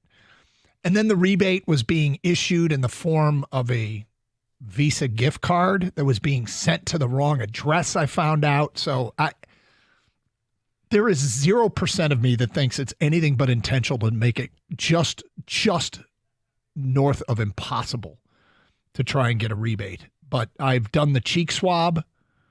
The DNA testing is in. The Notary Public has stamped what they needed to stamp. I think I'm going to get this rebate. You send in your Cologuard results. It's a lot going on. It's very intrusive. Yep. And yet, in the end, I'm sure it's going to be worth it. Yep. I'm about to find out. Rebate process pain is real. All right. Well, I'm pulling it for you, buddy. I will share this. I feel like it'll be a win for all of us. I think so. If somebody can successfully pull off the rebate. And it sounds so good in the moment. Oh, it's a $500 rebate. Sweet. Dude. Okay. I know, just by switching, right? Yeah. What do I have to do? Well, it's not, you just got to produce some things. Here's this 300-page. Yep. And you have the next 35 minutes to get it done or the rebate expires. Or you die. Rebate or death. I'm going to make it. I can see the light at the end of the tunnel. That's what they need. You know how Squid Games is like they do kid games? How about adult games? Oh. Like processing a rebate or you die. Yep. Add a printer or you die. Right. Or adding a printer at work. Yeah. That was an accomplishment of last week. God, I felt proud. Cancel subscription or you die. How about the return button? Like if you got to return something and it's that little button down at the bottom of the page, you got to scroll and scroll and scroll and then it. Oh, and then you go, are you sure you want to do this? Yep. And you click yes. Are you really, really sure you want to do this?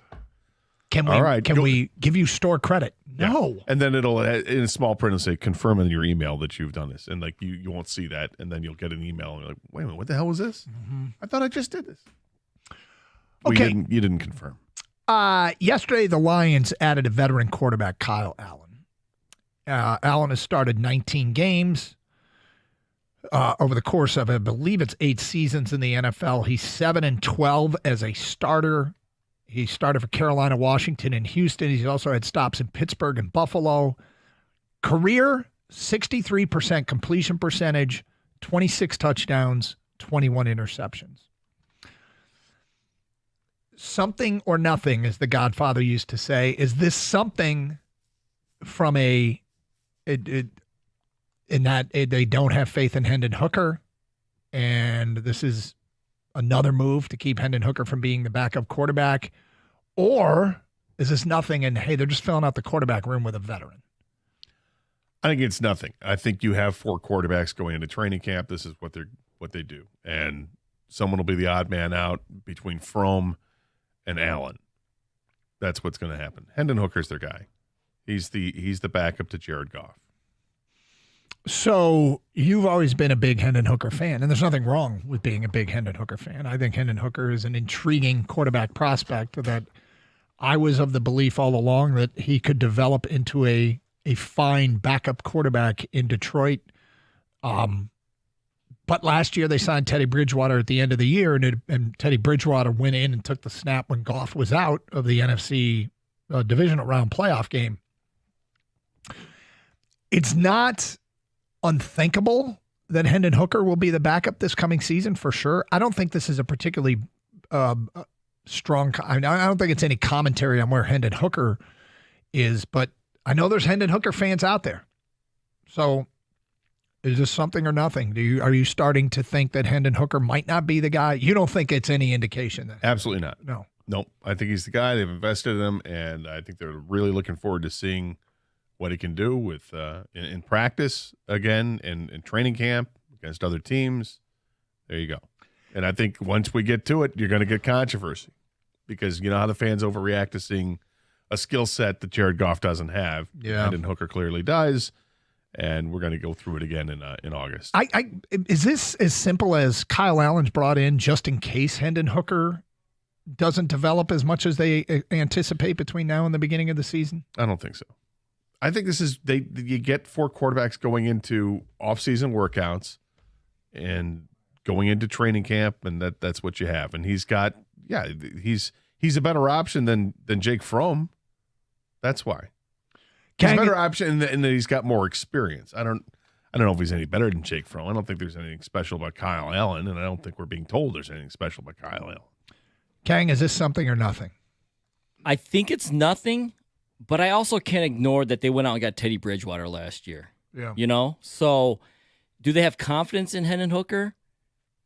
I'm not sure how much confidence they have in Hendon Hooker. I guess, and I'm sorry to, kind of waffle here, Doug, but I guess my 51 is it is nothing. You do need guys to play, in the preseason and reps for, all the other receivers and just practice.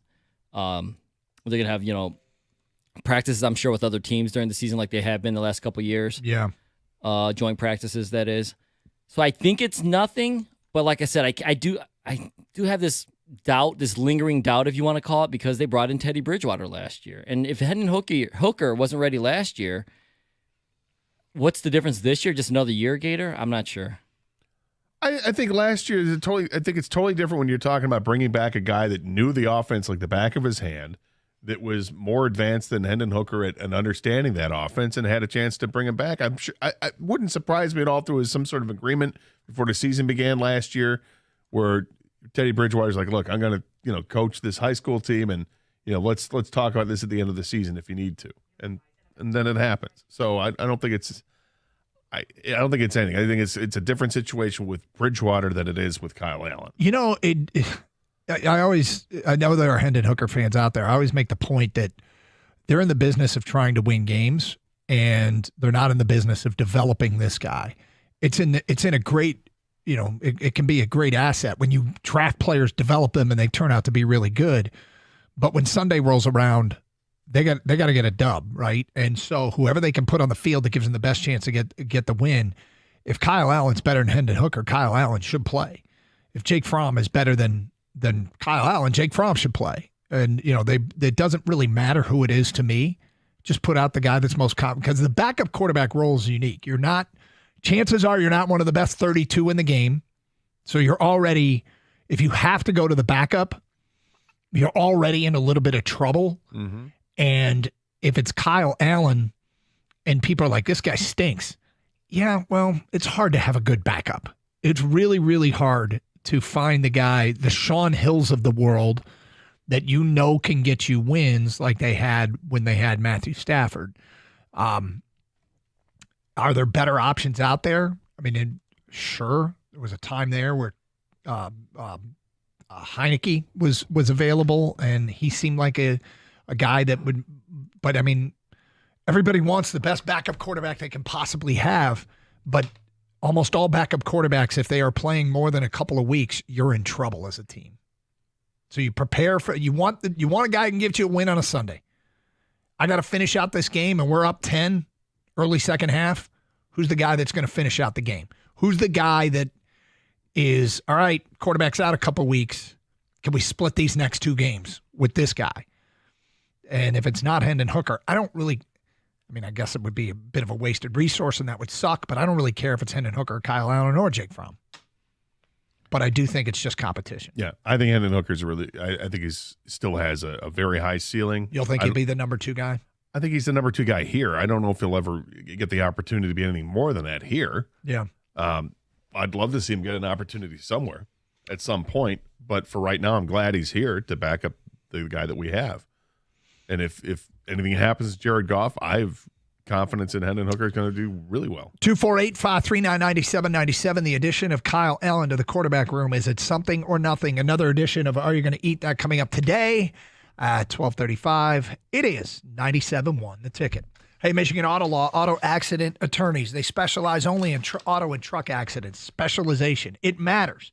You wouldn't go to a doctor who specializes in all sorts of medicine, so why would you do that with your lawyer? Educated consumers will choose Michigan Auto Law. Do your research and learn more at autolaw.com. Once they take your case, they will communicate with you. They are the best. They take great pride in their customer service and satisfaction. Michigan Auto Law, the law firm that puts people over everything. Visit autolaw.com. That's autolaw.com.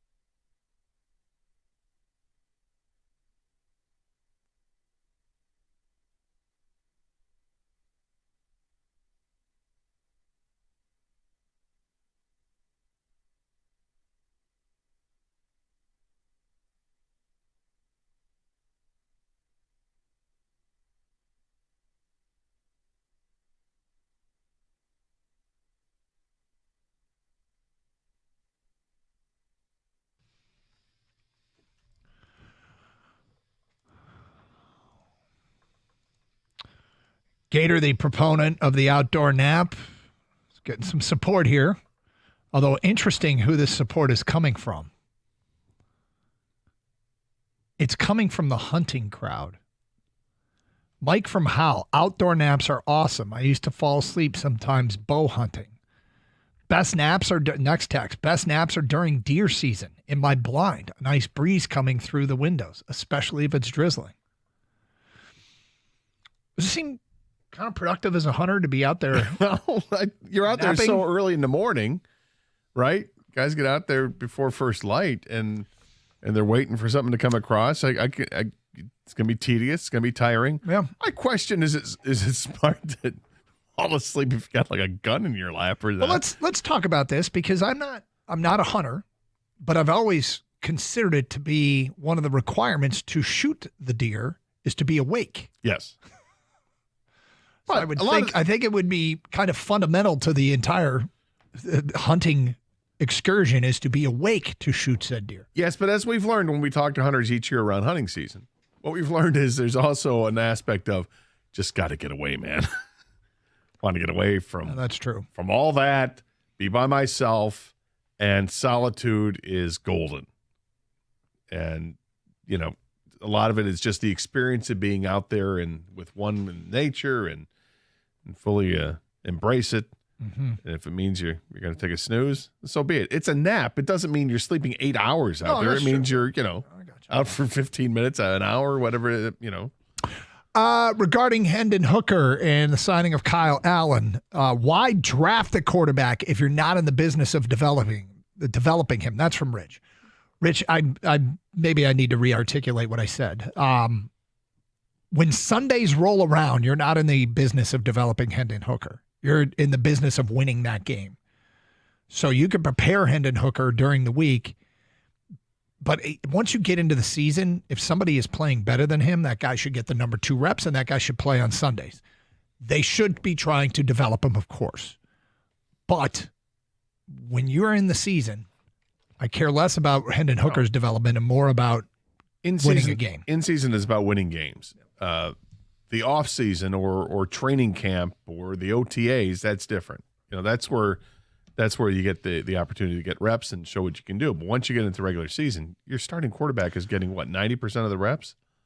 If Hooker is the man, then why did they put in Teddy Bridgewater in the playoffs? That's from Whitmer. Well, I thought I explained that. I think he was a guy that had a ton more experience and obviously knows the system, and you have the opportunity. There you go. This from an unnamed texter. Hooker trade to the New York Giants, maybe?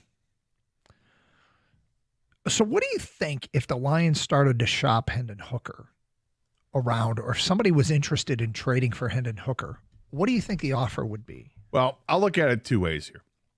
From the Lions' perspective and from another team's perspective. If I were another team, like the Giants, would I be interested in Hendon Hooker? Absolutely. Yeah. This is a guy that the apprehension going into the draft was, he's coming off an injury. He's not going to be ready to play. But, boy, he really was good before he got hurt. We're so far removed from that injury that it's not a concern anymore. So now it's about what is he developed at all? It's like we just mentioned. It's really hard to do it during the season when you're not going to get reps in practice. But did you see enough? Have you seen enough in the limited action you saw in training camp that makes you think otherwise? I'd be fascinated by him if I were a team that had a need for a starting quarterback. I mean, you have to see if you're in a position to draft one all on your own, or are you drafting further back and quarterback may not be there for you. You can get him for cheap. If you're the Lions, are you looking to get rid of Hendon Hooker? I don't know if they are. If the right offer comes along, if somebody offers you a second-round pick, I imagine they'd probably take it. I couldn't imagine anybody. I think a team might offer a 7th-round pick. I'm just saying, if a team offers you a second-round pick, you'd probably take it. If a team offers you a 3rd-round pick for him, I'd take it. Maybe I'm the wrong person to ask. Yeah, because I think that he's really good, but I also recognize he's not going to get a chance to play ever here unless Jared Goff gets hurt. That's the only way that he plays in Detroit. Hooker for trade bait, Lions fan in Nebraska writes. I mean, he could be. I was trying to think if they spent a 3rd-round pick on him. He hasn't played. The price for Hendon Hooker has gone down, if anything. Well, I mean, it's not like he hasn't played because he's not good. He hasn't played because the starting quarterback's healthy. It's a different situation than other teams. If he gets an opportunity to play, I think, let's say there's an injury to Jared Goff, and he's out for 6 to 8 weeks. and Hendon Hooker steps in, I have confidence he'd be good enough. But that's the only way you're going to get any kind of trade value for him, because otherwise you're just shooting blind here. I guess I'm saying because he hasn't played, teams have nothing to go on. They have no way. You know, the Lions see him every day, and they know what he's bringing to the table. Another team would have to be in love with him from his days in Tennessee and think they can get him on the cheap. That's the only way a trade like this is going to happen. And I can't see anybody giving anything north of maybe a 6th-round pick, but even then, I would think it might be a 7th-rounder. And I'm not even sure it would be a 7th-rounder in the 2025 draft. What's up with the faith in Hendon Hooker? What possibly could show you that he can succeed? You're on an island, bro. Thanks, Sean McVay. I appreciate that. I don't know. I watched him play in the preseason. I think he clearly has a strong arm. He's got mobility, and when I saw him play his final year in college, he looked outstanding. He was going to win the Heisman Trophy until he tore up his knee. Yeah, I understand the appeal, and I thought it was an interesting investment to make. And I wonder deep down at this point, are they happy with Hendon Hooker? Are they disappointed in Hendon Hooker? I don't think let's go back to why we're talking about this. The Lions bring in a veteran quarterback in Kyle Allen, and I think the only reason they did it was 4 quarterbacks for OTAs and training camp is what you want. I just think he's part of the mix. He's got to play better than Hendon Hooker to justify the playing time, and maybe, just maybe, he'll do that. And look, it'll start to look like, you know, each year that you tick off that Hendon Hooker doesn't play is a year you invested in him that goes with, I guess I hope he never plays because it means Goff is healthy. But, you know, if he's a good backup quarterback, that's awesome. I'll say this. If anybody thinks that Kyle Allen is a better option, then trade Hooker. Then go ahead and do it. 248-539-9797. Jeff is on 97 on a ticket. Hi, Jeff. Hey guys. Hey, I really want to like Hendon Hooker. I want to like the excuse me. I want to like the pick, but I just can't get over the fact that he was in the locker room for a full year studying and learning while he was injured. Then he spent a full year not injured, running plays, running on the practice field. So he's got 2 years of experience. And it comes time to needing somebody, and he was not the guy who was out of football all year took the position. So I don't see how the two of those line up, that Hooker is still a viable backup in the NFL for the Detroit Lions. I would suspect that Hendon Hooker's disappointed he wasn't the backup quarterback when they went into the postseason. But obviously they did what they did for a reason, and thought that getting, I mean, because it's weird when you put it this way. They kind of got a guy off the street, and they thought that guy, as a veteran NFL quarterback who hadn't practiced with the team in almost a year, was a better option. That is kind of sobering. Well, I don't know if it's sobering. I look at it as experience in a playoff game versus somebody who has taken a handful of snaps total, and I don't think there's anything wrong with that. Matt in Detroit, you're on 97 on a ticket. Hello, Matt. Hey, y'all. How you doing today? Good. Good. So a couple thoughts. First of all, I'm pretty stoked on the Tim Patrick re-signing. I know there's a lot of other wide receivers out there, but, like you said, Jared Goff raved about him. I feel like they have a good connection. It kind of feels like if it ain't broke, don't fix it situation, even though I know there is a little bit more money with it. But also as far as the broader, getting the band back together conversations, I've been thinking about how, people are kind of freaking out about the new coordinator situation, and that maybe there's a sense that, because of that, we kind of need to, level up and really be more aggressive with signings and whatnot. And I do think I would love the Trey Hendrickson trade. But at the same time, I also kind of have the sense that because we're losing the coordinators, does it actually feel important to be maintaining some consistency in terms of if we've got guys who, who we want to keep around in terms of they know the system, If we're already losing the coordinators, does that also like play into those decisions as well? It's an interesting point, because you don't keep the band back together if you're going to have major changes with the offense, right? Like you don't need to keep the band back together. You do what that offensive coordinator wants to do. It's a point by you that we haven't even talked about, and I think it's a really good one. That John Morton is going to run a very similar offense to what they ran under Ben Johnson. And so it stands to reason that you want to bring back guys that played in that offense. 248-539-9797. Another edition of Are You Going to Eat That coming up today at 12:35. Here on 97.1 The Ticket. Hey, this week FanDuel is bringing you a Dog of the Day Profit Boost token. One of the best parts about the tourney is when an underdog takes down a powerhouse. And right now, those upsets, well, they can get even better because if your underdog wins, you will land even more winnings with a profit boost. Make sure you click on the banner at the top of the page and then opt in. There'll be a little button for you to hit when you bet an underdog. It's your chance to ride with the long shots, the scrappy teams, the ones that refuse to go quietly, the Lipscombs of the world.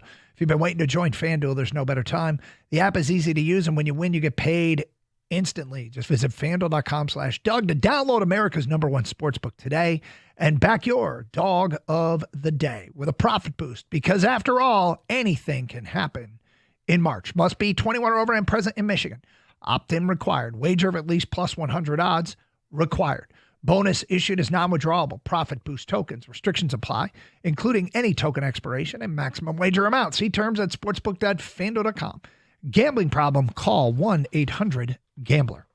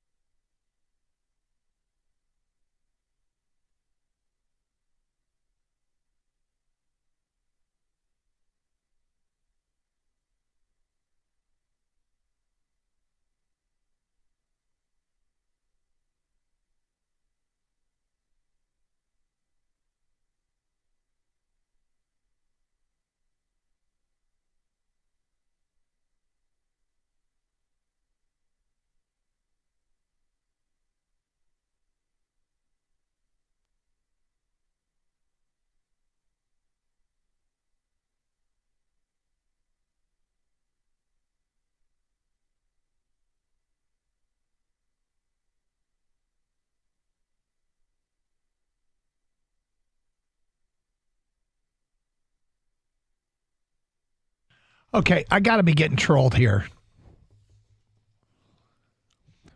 Doug, you think they can win a Super Bowl even with Jared Goff as quarterback and Dan Campbell as the head coach? I'll tell you two guys are the softest I've ever seen. I'll tell you two guys are the softest guys I've ever seen in my life. These guys, these two gentlemen are not good enough to get the Lions to the Super Bowl, much more even win it. How many interceptions and stupid play calls do you need to know that's not the case? This has to be somebody trolling us. All right, let's move on. No team drafts and develops themselves into a Super Bowl. All Super Bowl winning teams makes a big trade or two to win. It's all about winning the Super Bowl. We seem to be just okay with being a great regular season team without getting that player to take us over the top. We need to get out of this loser mentality and start going for it. Players understand this is a business. That's from Tom at work. How'd they get the quarterback? How'd they get the quarterback, Gator? The Lions? Yeah. Trade? Yeah. At a starting corner. Actually, they virtually traded for both their starting corners. They traded, well, last year they traded for one, and they traded up to get the other one. I don't think they're adverse to trading. No, they've done a lot of trading Yep. in the draft, and they the first thing Brad Holmes did on the job was to trade. He made a big trade. Because he had to trade. And, boy, I'd say he got some value out of that trade. Yep. Hooker is an unknown commodity and an unproven NFL starter. The Lions would be lucky to get a 7th-round pick in 2030. No team is that desperate to offer a trade for him. Most teams with sooner go out and see if they can re-sign McCown brother out of retirement. That's Matt in Detroit. I think at this point, if you were to put Hendon Hooker on the free agent, the market, I should say, the trade market, I think at best you'd probably get a 5th-round pick. Teams have a higher value on him than what a listener is going to have, and say 7th round, and then you're going to mention the McCown brothers. Come on. If Hooker gets traded, to me, it means Holmes has someone in mind in this year's draft. Start the rookie contract all over. Next one. So if Doug would give up Hendon Hooker for a 7th-round pick, he's admitting Hooker was a wasted draft pick by Brad Holmes. I mean, maybe. The problem is it's not that Hendon Hooker might not be good. It's that no team out there has any way of knowing that because they haven't seen enough of him. So he could be worth a lot more in Detroit and could be worth a lot more than a 7th-round pick. But if a team's trying to trade for him now, why would they give up anything of significant value when they have little NFL evidence? If I were a team that's looking to make – if Hendon Hooker were on another team or if it's some other player and they barely played in the league as a 3rd-round pick, you're not giving up a whole lot to get him. You're thinking you'll get that player on the cheap. What? No, I just get frustrated when we get to the Hendon Hooker stuff because I'm a fan of Hendon Hooker, and it's hard to see anything when you're not, he's not going to get any opportunity to play, and nor should he right now. Why would he get an opportunity to play when you got a healthy quarterback who's, a top 10 quarterback in the league? I'm looking back to see what Indianapolis did. They had Peyton Manning, right? Do you ever draft a quarterback after Peyton Manning? It took them a while before they did. They drafted Jim Sorgi, took the 6th round to do it in 2004. But they didn't have to do it. The Lions, I kind of feel like when the Lions went ahead and drafted Hendon Hooker, they don't just do that on a lark. No, right? I think they probably love the guy. So, yeah, 2 things. A, I think they love the guy. And 2, it's insurance in case Jared Goff wasn't going to work out for whatever reason. Jared Goff has worked out really well. Now, yes, there's a percentage of people that don't like Jared Goff. Fine, fair enough. But they could have drafted, Caleb Williams, and he's not going to unseat Jared Goff at this point. Because what they have is working to the tune of winning 27 regular season games and 2 playoff games in the last 2 years. All right, Gator, you ready for another edition? Are you going to eat that? I'm hungry. Let's go.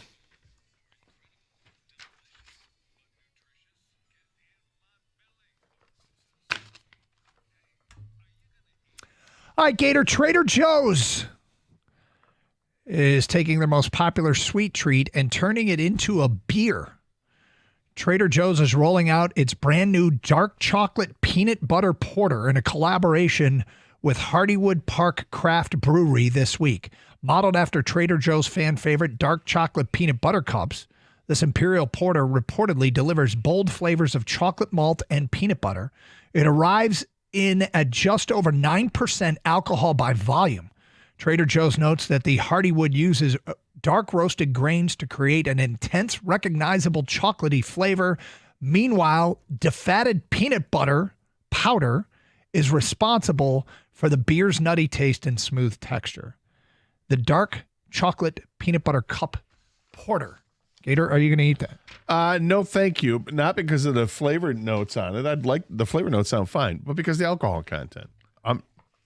I'm not into higher alcohol content beers. You get north of 8, that's too much for me. It then you really taste the alcohol It in means it. business when you get north. Yeah, and I don't need any of that. I mean, would I try a sample? Like if I'm at the bar and they have it on draft, would I say, hey, can I just try a little bit? I would, but I'm not going to go out and buy a 6-pack or a 4-pack if it's even that pretentious.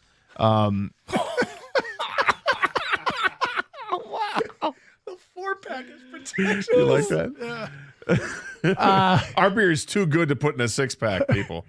It's coming in a 4-pack. Super pretentious comes in a 3-pack. Yeah. All right, Kang, you going to try this? Well, Gator, what if you could follow it with a grape jelly shooter? Like, a little peanut butter and jelly action here? No?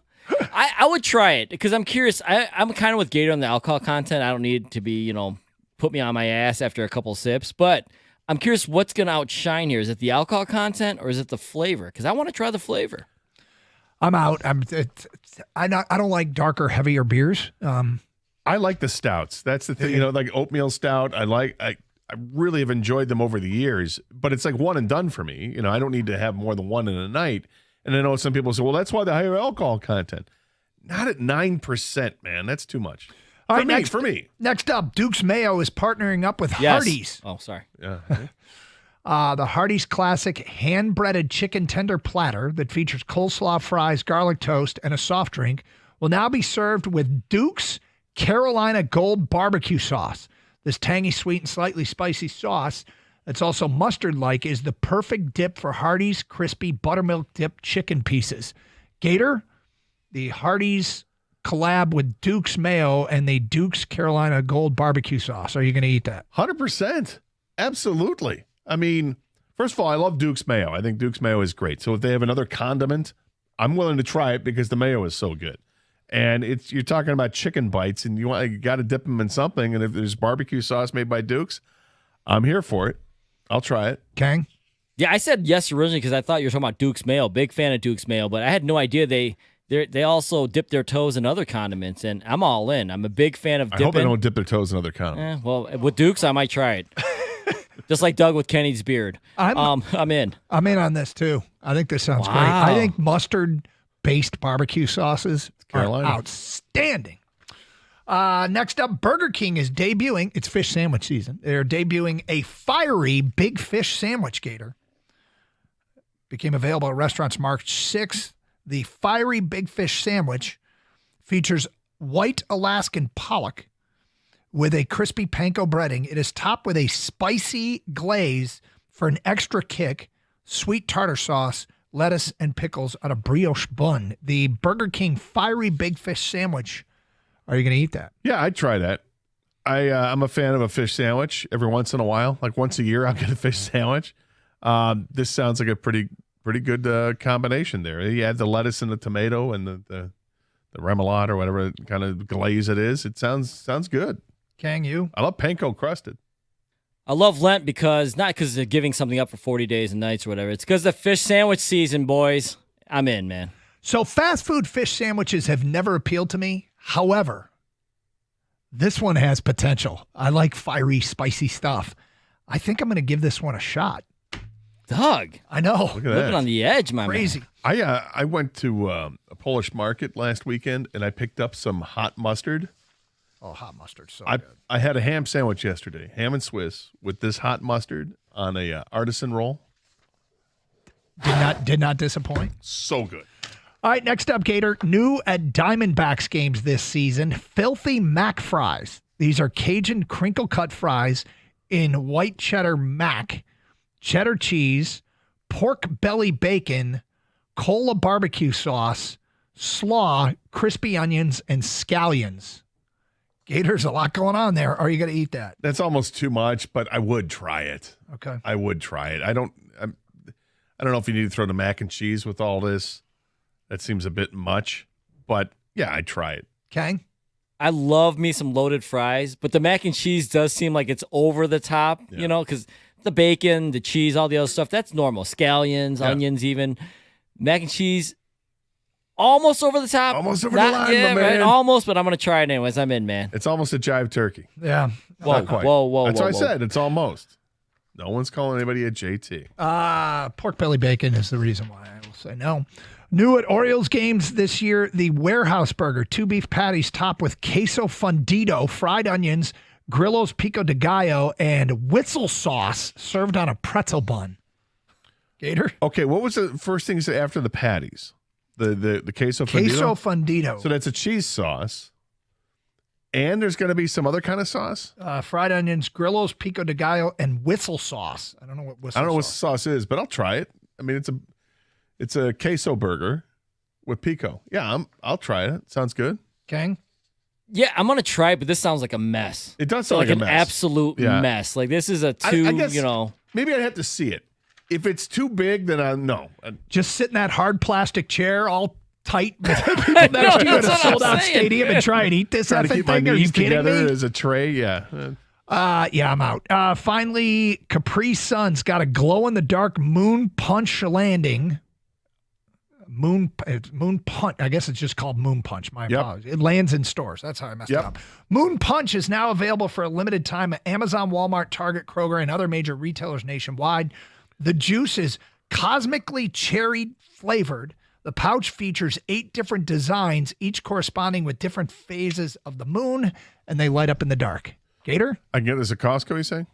You can get it at Amazon, Walmart, Target, Kroger, and other major retailers. Okay, not Costco. I would try this. I'm a sucker for some kind of punch, right? For the fruit punches. And when you start getting into like high C or Hawaiian punch or like this Capri Sun, it takes me back to my youth. Yeah, I'll try it. It sounds delicious. Can you? I got to try it to see what happens with my pee.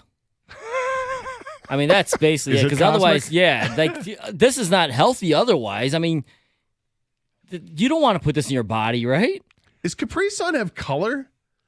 I don't know. Glow in the dark. Well, the pouches glow in the dark. Yeah, well, Pouches glow. that's going to leak through.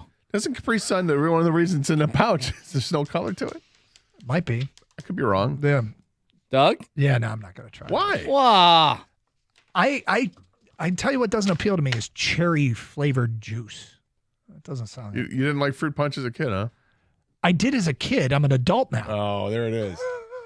He just called us kids. He betrays his youth. He doesn't ever want to go back. And that concludes another edition of Are You Going to Eat That? Here on Carson Anderson on 97.1 The Ticket. Hey, 24 Seconds Bar and Grill in Berkeley. It's the best place for great food and great atmosphere, great specials, and the best wings in town. In fact, if I want to try some new kind of beer, they'll let me have a sample. They'll probably let you have a sample too. Great place. I love it. And it's awesome for watching sporting events. No better place.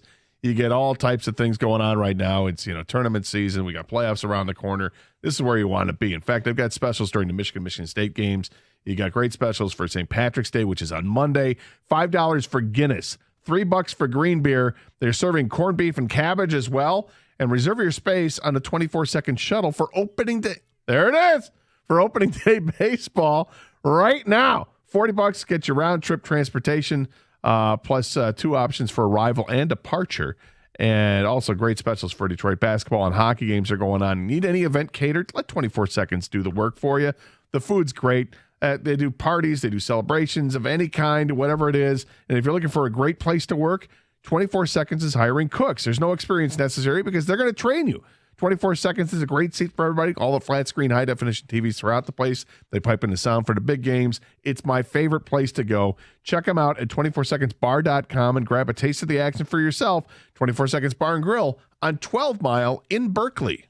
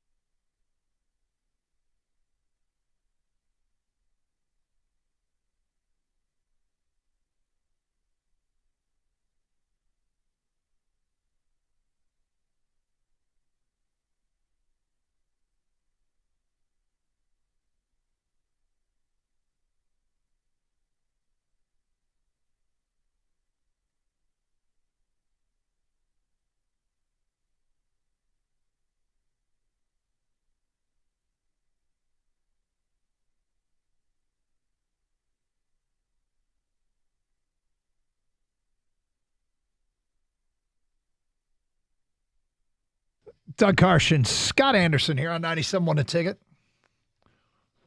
One of the most unique trades in sports you will ever hear of. We'll get to that today at 1:02. Gator, another day and another ski jumping scandal. Another ski jumping scandal, huh? Yep. Did you hear about this one? I didn't hear about the first ski jumping scandal. Well, Johan Andre Forfang and Marcus Lindvik. What? Johan Andre Forfang.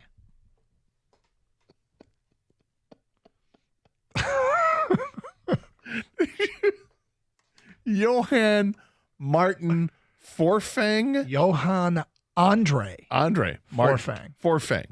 There's no Martin. And Marius Lindvik. Forfang. Name that country.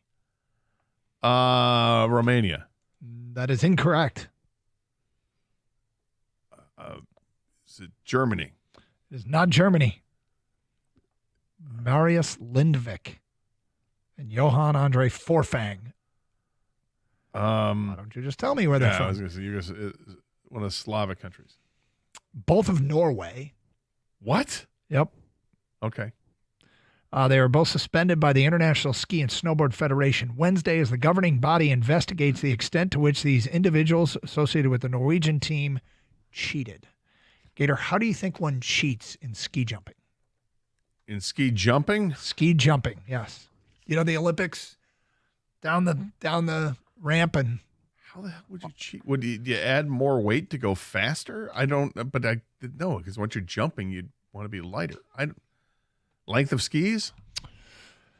That is incorrect. They found that the Norwegian team made alterations to their ski suits. Oh, yeah. Gotcha. Manipulating the suits to create extra lift. They gave them wings, Gator. Yeah. I see it. So Forfang and Lindvik, Forfang. Forfang and Lindvik got caught. It was revealed in footage secretly filmed from behind a curtain, then sent by a whistleblower to the international media. A FIS official said the illegal alterations were only subsequently confirmed by tearing apart the seams of the crotch area on the offending Norwegian ski suits. Wow. Let's see. The scandal has shocked the ski jumping world, raising questions about how widespread this practice is and tarnished Norway's standing for honesty in sports. Oh, wow. You hate to see it. I mean, look, it's been suspected for years. Forfang and Lindvik? More so on Forfang. Well, he won the 2018 gold in the men's team large hill at the 2018 Winter Games. Lindvik won the gold at the men's individual large hill at 2022. Wow. These guys are nothing but stone cold cheaters. Yeah. Ripping out the crotch so that they can get more lift. Is that what's happening? You just said that. Well, I'm just trying to interpret what you were reading. What has emerged involves teams officials manipulating pre-approved and microchipped suits to increase their size. Excuse me? And improve the aerodynamics to help athletes fly further. So the crotch was manipulated to increase the size. Don't act like you're not impressed. Dude, it was just the pleats. Yeah. That's all Must it was. Be the pleats, yeah. It was just the pleats. And snow pants. Yep. So there you go. Come to think of it, why you watch the outfits that they wear when they're doing this thing, they're like skin tight lycra, right? Yep. Why wouldn't it be baggy? You'd want it to be baggy, wouldn't it? So you get the lift. I mean, hang in the air a little longer. It gets away from what the sport's all about, Gator. The purity of ski jumping is it's not about the size of the crotch. Thanks a lot, Forfang and Lindvik. Yep. It's going to be tough to watch the ski jumping now. Can't take it seriously anymore. No. I mean, you better pat them down before they get up to the top there. Are they the Sosa McGuire of their sports now? Might be. Kind of. Yep. Banned for life? Or how long are they banned for? Well, definitely from the Hall of Fame. Sure. I mean, are they going to take the gold medals back? Let's see. For here. large downhill skiing, whatever the hell it was, ski jumping. The World Cup season picks back up on Thursday in Oslo. Forfang and Lidvik will not participate in that competition. Shamed for life. They're shamed. Yeah. So sad day for Norway ski jumping. He may want to change countries and change his name and be Johan Andre Threefang from Helsinki. That might get him an opportunity. Yeah. Do you think Sweden and Finland are pissed right now? I don't think they're pissed. I think that they feel vindicated. They've known all along that Norwegians are nothing but dirty cheaters. Yeah. And this is validation of that. But now they're not competing in their home country, missing out on the World Cup event in Oslo. Hey, you choose which path in life you want to go down. Yep. And this is what happened. They chose, and they got burned. Well, it's been said in ski jumping before, and it'll be said again. Check the crotch. 248-539-9797. Open lines. Carson Anderson. All right, so Red Wings off on a prove-it stretch of the schedule. We'll get to that next hour. Pistons with a disappointing loss last night. The Lions introduced their new guys yesterday. Coming up next hour, you'll hear what they had to say about coming to Detroit, and it's a repetitive theme, and you got to like what is being said. We'll play that for you next hour. But at 102, one of the strangest trades in sports, probably one of the stranger trades you will ever see. That at 102 here on Carson Anderson on 97.1 The Ticket.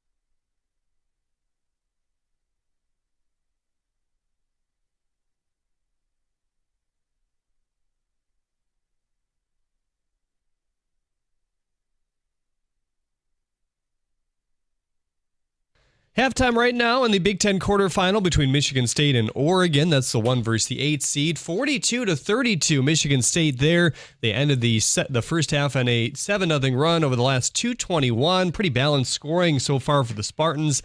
9 from Jaden Akins. He's 4 of 9 from the floor, 6 for Cooper, and 3 for Kohler as well. 57% from the floor for Oregon, 52% for MSU. Tonight, Michigan begins their Big Ten tournament journey as well against Purdue. Hear the game over on WWJ News Radio 950 at 9. The Lions have re-signed veteran wide receiver Tim Patrick. Patrick caught 33 passes last year, along with 3 touchdowns, while averaging nearly 12 yards per. The Red Wings are on the road against Carolina. Hear the game right here on 97.1 The Ticket at 7. Peter Mrazek is back in net for the second straight game.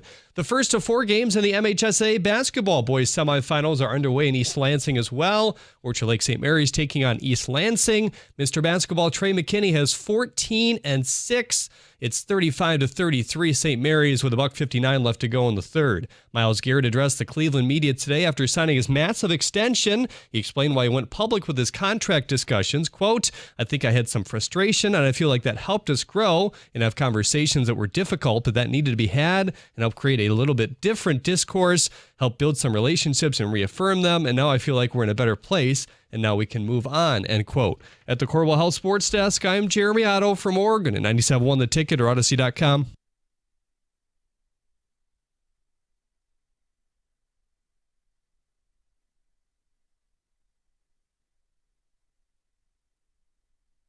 Hockey tonight. Red Wings in Carolina. In Carolina, they come home for a game against Vegas, then a trip to Washington, and another game against Vegas. The next one in the Sin City. They do have Wednesday, Thursday, and Friday off next week. So quite a bit of time before that last game. Getting a couple of wins in this 4-game stretch would be massive for this team, given where they are in the playoff standings. Schedule isn't easy. You got Colorado coming up a little bit later on. Other teams that you're battling with playoff spots. Another game with Carolina. You got 2 games with Florida. This is going to be tough. Suffice it to say, Gator, if they make the playoffs, they will have earned it. Schedule's daunting, but essentially it's what they have to do. They blew opportunities against their peer group over the last 3 weeks. So now they got to step it up, or it'll be no postseason again. Yeah, it's not going to be easy. It's going to be really difficult. But so be it, right? I mean, they know this, and I think this could actually benefit the Red Wings because they have to go through a little bit of a gauntlet here the last, whatever it is, 18 games of the season, 17 games of the season. And that'll get them playoff ready, I suppose.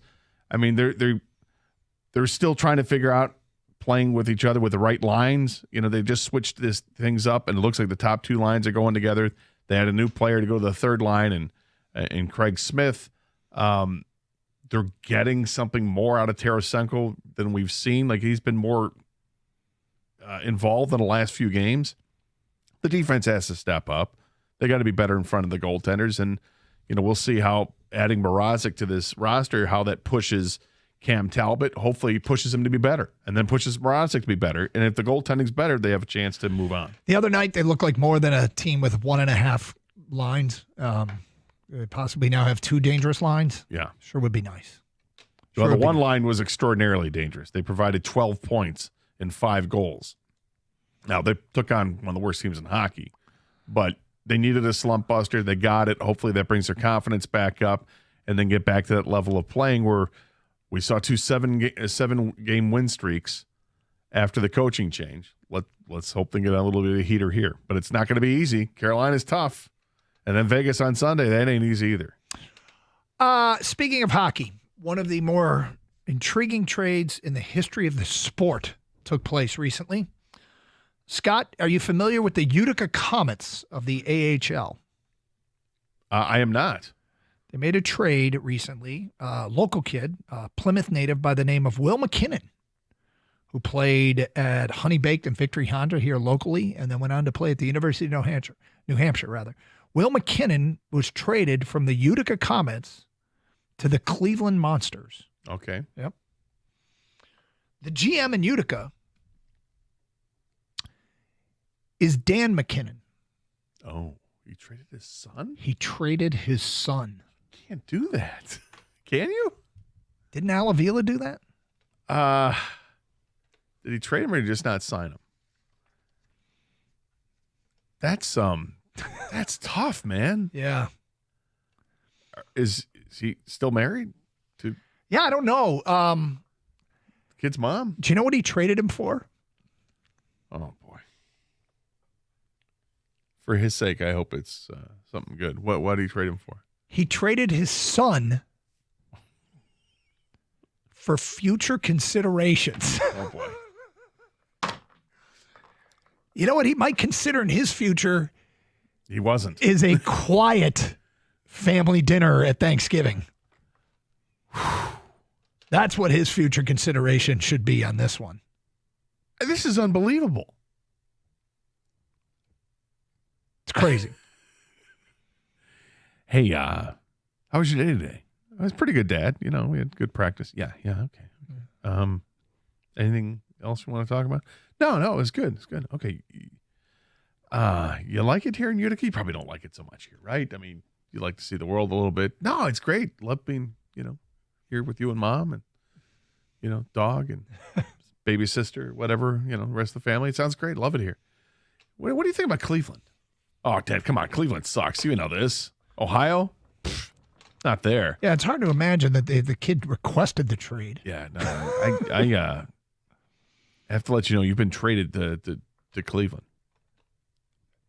But you're the GM, Dad. Yeah, I traded you to Cleveland. Yeah. And the kid has to go through all the emotions with that. And okay, what'd you get for me? We got future considerations. Future considerations. What does that mean, Dad? I don't know. I mean, it kind of means we traded you for somebody that can't be traded just yet. They can't reveal the name yet because they haven't been in the system long enough. But yeah, you're moving on. Future considerations is what he got for his own son. Good luck. Could you imagine even that phone call? Hey, we're interested in trading for your son. Okay, what's he worth to you? Future considerations. Deal. Yeah. I would give up my boy. Doug, if you had to trade one of your sons, which one would it be? Great question. It would be the oldest. That was pretty quick. I know. Think about it. Go ahead. Yeah. Want to take the break or anything? Spared the daughter, by the way. I'm girl dad big spares fan, the daughter. But the two older kids know that the younger one is lapping them in terms of behavior in high school. He is really. He's not. Every kid has their strengths and weaknesses. Our youngest is a song compared to the other two in high school. Remember all the high school shenanigans? Oh yeah. Where you're going out. Yeah. Not so much. Yeah, not with him. He's. You ever say, look, man, you got 3 months. That's it. 3 more months. Just to get to the finish line? Just to get to the finish line. Let's keep it fair here. Kang, if you had to trade a daughter, you'd probably trade the one that won't admit she loves you. No, they would trade me.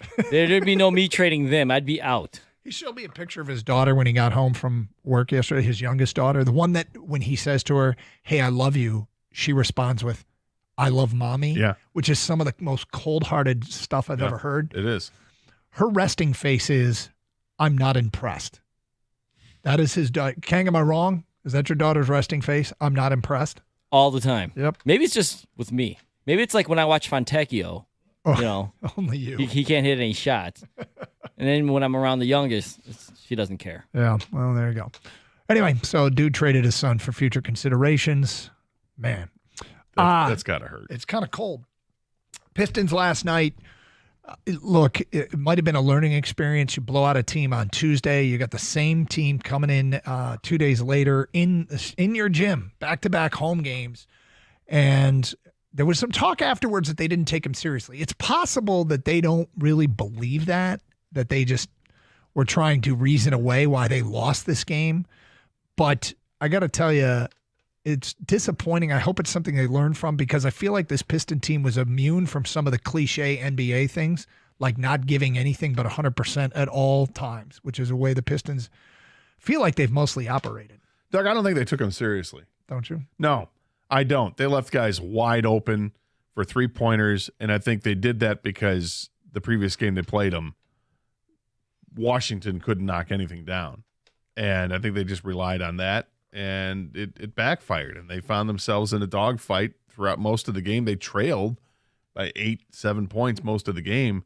Then they took over at the end of the third quarter. The Pistons really took over towards the end there, went on this big 20-4 or 20-5 run, retook the lead, but Washington didn't quit. I give the Wizards credit. They were able to sustain that attack by the Pistons and tackle them the rest of the way. It was a good effort by them. They deserved to win. They outplayed the Pistons. They out-hustled them. They got more rebounds. They knocked down more field goals, and their three-point shooting percentage was fantastic. They knocked down 23-pointers at whatever it was, like a 44% clip. I mean, it was really impressive by them. And the Pistons, they got a great performance from Cade Cunningham, aside from him from three-point range, where he was 0 for 7. Boy, did he get to the line, though. Yeah, he did. 20 of 21 for Cade Cunningham at the free throw line. All right, straight ahead, the Lions introduced 3 new players yesterday. If you hear what they had to say about why Detroit and what they thought of Detroit, it's interesting to get their perspective on why they're coming to Detroit. We will get to that today at 1:16 here on Carson Anderson on 97.1 The Ticket. Hey, the weather's awesome, and if you're like me, you're ready to get outside and run, take a power walk, or maybe play some golf. And if you need some new workout gear, get high-quality workout shirts, shorts, leggings, and performance hoodies from Show Some Athletic Apparel. This Michigan-based apparel brand is all about respect, as in show some respect for good, clean competition, respect for hard work, or as I like to say, treating each other with respect. And Show Some's Grit Line is back for a limited time. The Grit Line comes in a limited edition blue, silver, and black high-performance workout shirts and hoodies. Don't forget the discount code GRIT, G-R-I-T, at checkout. Go to showsome.com. That's SHOSUM.com.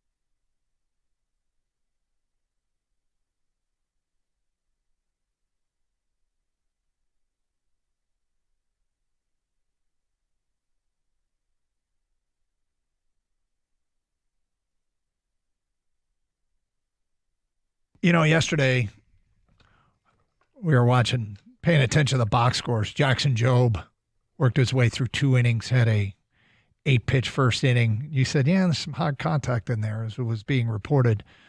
It turned out to be a actually pretty poor outing for Jackson Jobe. And Evan Petzel tweeted out, right-hander Jackson Jobe has a 17.1 whiff rate in his 12 1/3 innings across 4 starts in spring training, registered a 3.65 ERA with 4 walks and 8 strikeouts.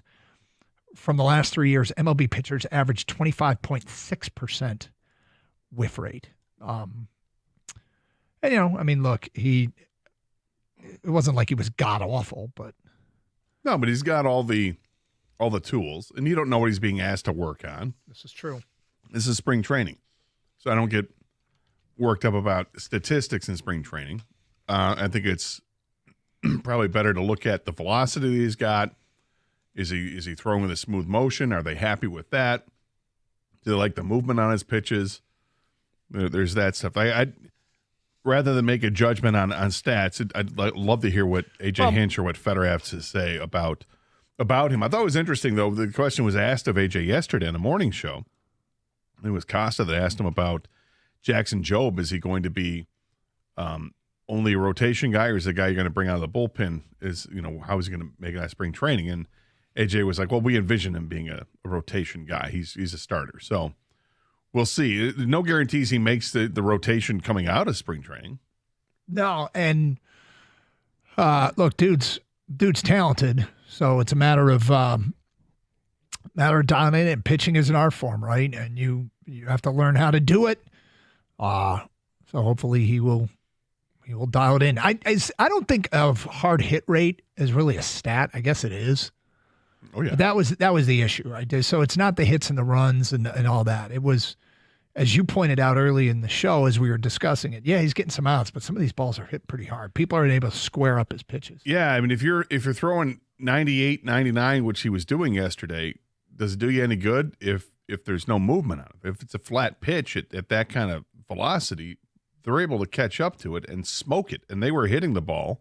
There were 4 pitches that he threw in the first 2 innings. 4 pitches that were hit that had exit velocity of over 100. That's a lot. Yep. But he'll learn. He'll be fine. He's okay. Very talented. I want to bring this up. We mentioned it before the break that the Lions introduced some new players yesterday, and they kind of had a repetitive theme. Here's what they were saying as they went to the podium. We start with, this is Roy Lopez, the defensive tackle from Arizona, signs with Detroit. And here's what he said about coming to the Lions organization.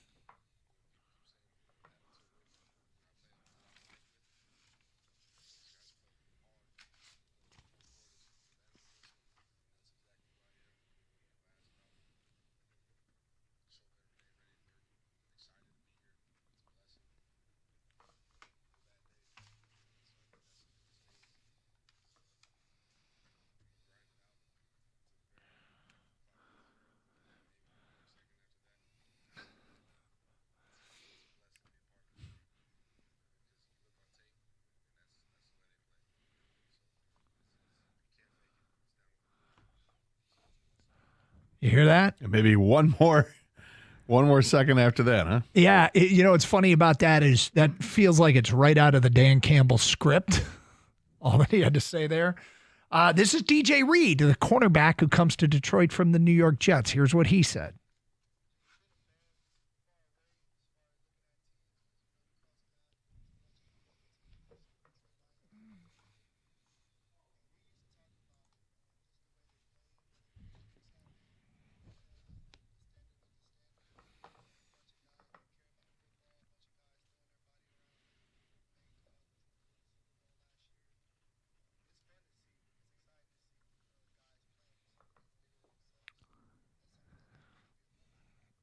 There you go. More praise for the Lions organization. And then this is Grant Stroud, the linebacker, whatever it is, linebacker special teamer coming in from Indy, the new Jalen Reeves-Maybin. Here's what he had to say.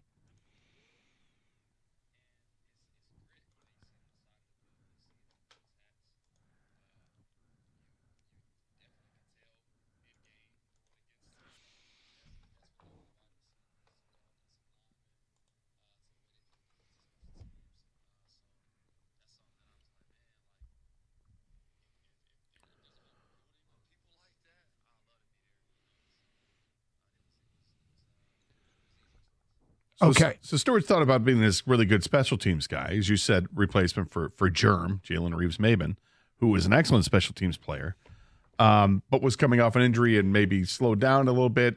If this guy, and he's only been in the league for 4 years, but he also got some time playing linebacker last year. I mean, he had 40 tackles on the season. It's not all on special teams, so a little bit of versatility, I guess, or maybe dependability that you could, if somebody gets hurt, that you could put him in the game for a couple of snaps at linebacker.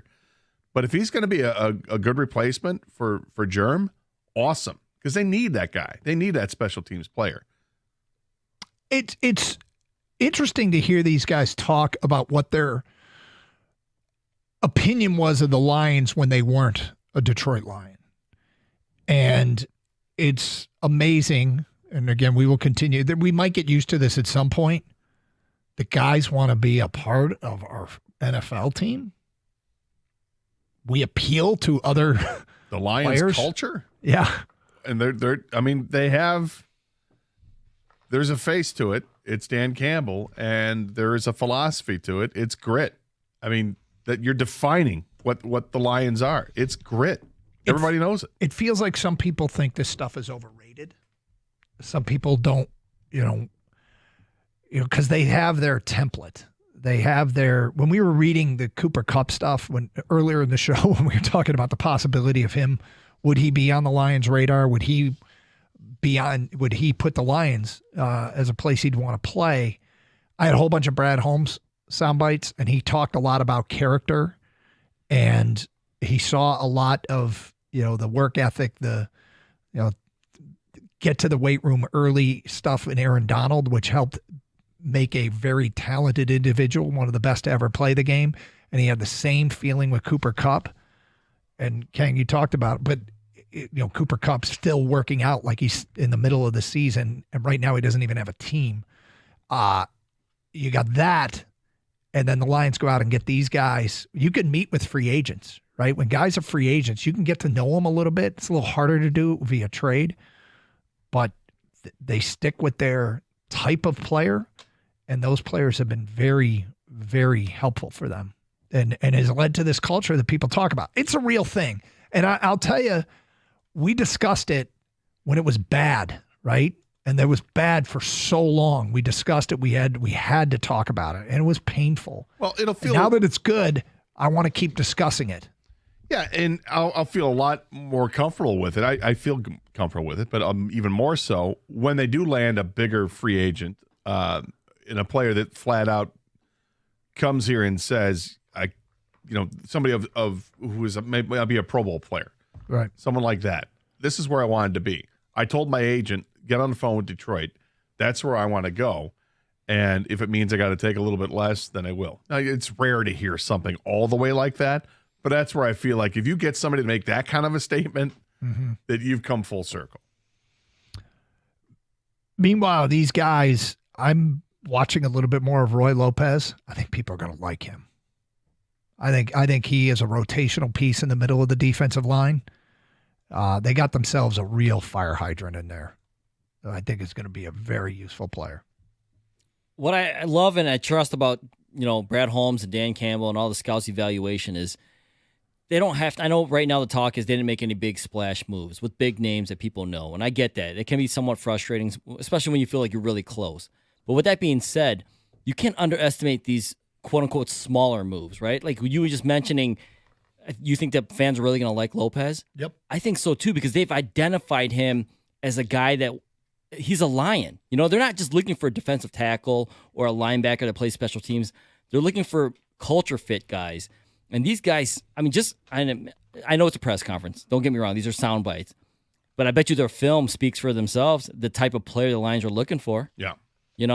Tough, hard-nosed, don't quit. That one playing a little bit after the whistle blows, because that's the grittiness they're looking for. And I bet you they fit exactly what the Lions are trying to continue to do here. Now, the question is, at some point, do you bring in somebody that doesn't check all those boxes and hope that your culture bleeds all over them and they start to influence that player?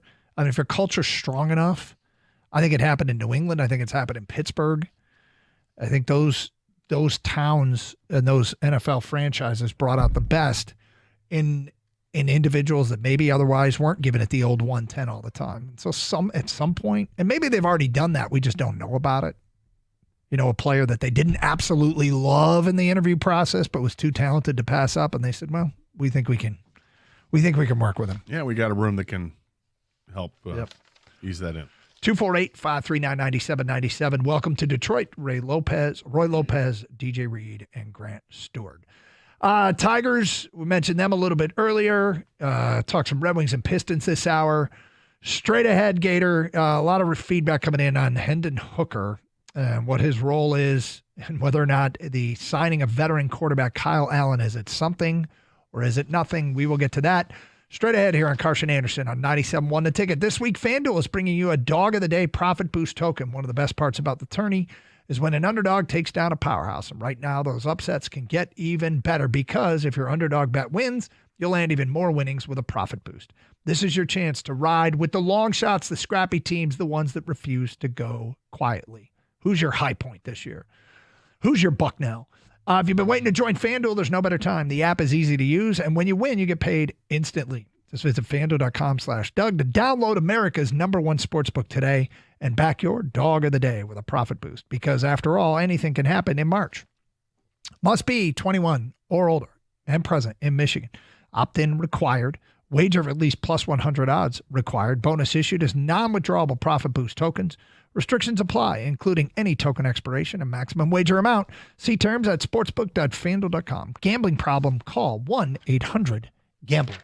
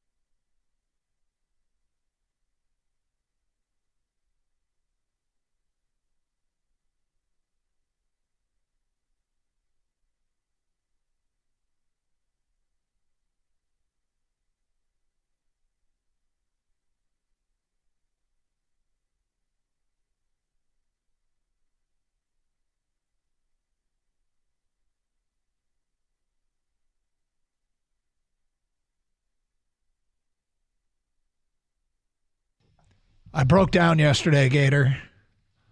Did you? I broke down and bought something I've never. I bought a subscription to something I never subscribed to before. And I'll cut off all the jokes. It's not an OnlyFans. It's not something like that. I was sitting there watching Wisconsin Northwestern on Big Ten Network. and they got the BTN Plus deal for half off for a year. My God. I did it. I pulled the trigger. You have a problem. Do I? I think you have a problem. You're like, think of how much volleyball I'm going to watch. Never going to miss another bump set or spike again. Yeah. With the college baseball season heating up, next year I'll get all of the regular season of the Big Ten hockey, all of that. So, yeah, I'm fired up, Gator. Fired up for half off. Oh, well, it was only $45. Well, there you go. Yeah, thought it was a good deal. Couldn't resist. All right, That'd be a great deal if you win that $5 bet. Oh yeah, $5 on the Pistons to win the Eastern Conference. Yeah. He literally, talking about Hendon Hooker, he literally got beat out by a school teacher last year for the backup position. What more do you need to see? That's from Tony and McComb. You're right. He must suck. We should probably move on. Well, I mean, is his development done? Is he done? Well, we've clearly seen enough. Here you go. At 27, are you still considered a development quarterback? I think it's time to move on from Hooker. That's from an unnamed texter. Is Kyle Allen all of a sudden playing now? Is that what we're doing? Are we supplanting the starting quarterback of the team who has started every single game in a Lions uniform since they acquired him? Is that what we're doing? Got to get rid of this backup because, oh my God, he's never going to make it. No one's playing. Goff is healthy. What? I mean, you're upset about, you're saying this guy can't play because you haven't seen him play, so he must not be able to play? Or is it quite possible that he hasn't played because a starting quarterback is healthy? My God. Gator? But go ahead. Move on from him if you want, I guess, If it makes you feel better. Woo! Got rid of that backup quarterback.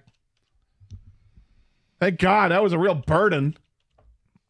Well, some people. Kyle Allen, here we go. Let's bring Teddy Bridgewater back. That makes sense. At least I'll feel better when they're not playing at all during the rest of the season. It's funny because we hope we never get to see him. Never have to see him. More feedback coming into the Carson Anderson inbox. Kyle Allen is nothing more than a camp arm. This isn't about Hendon Hooker. That's from Chris. I agree with Chris 100%.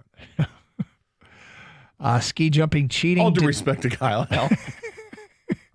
Allen. Ski jumping cheating. Did they use rocket skis?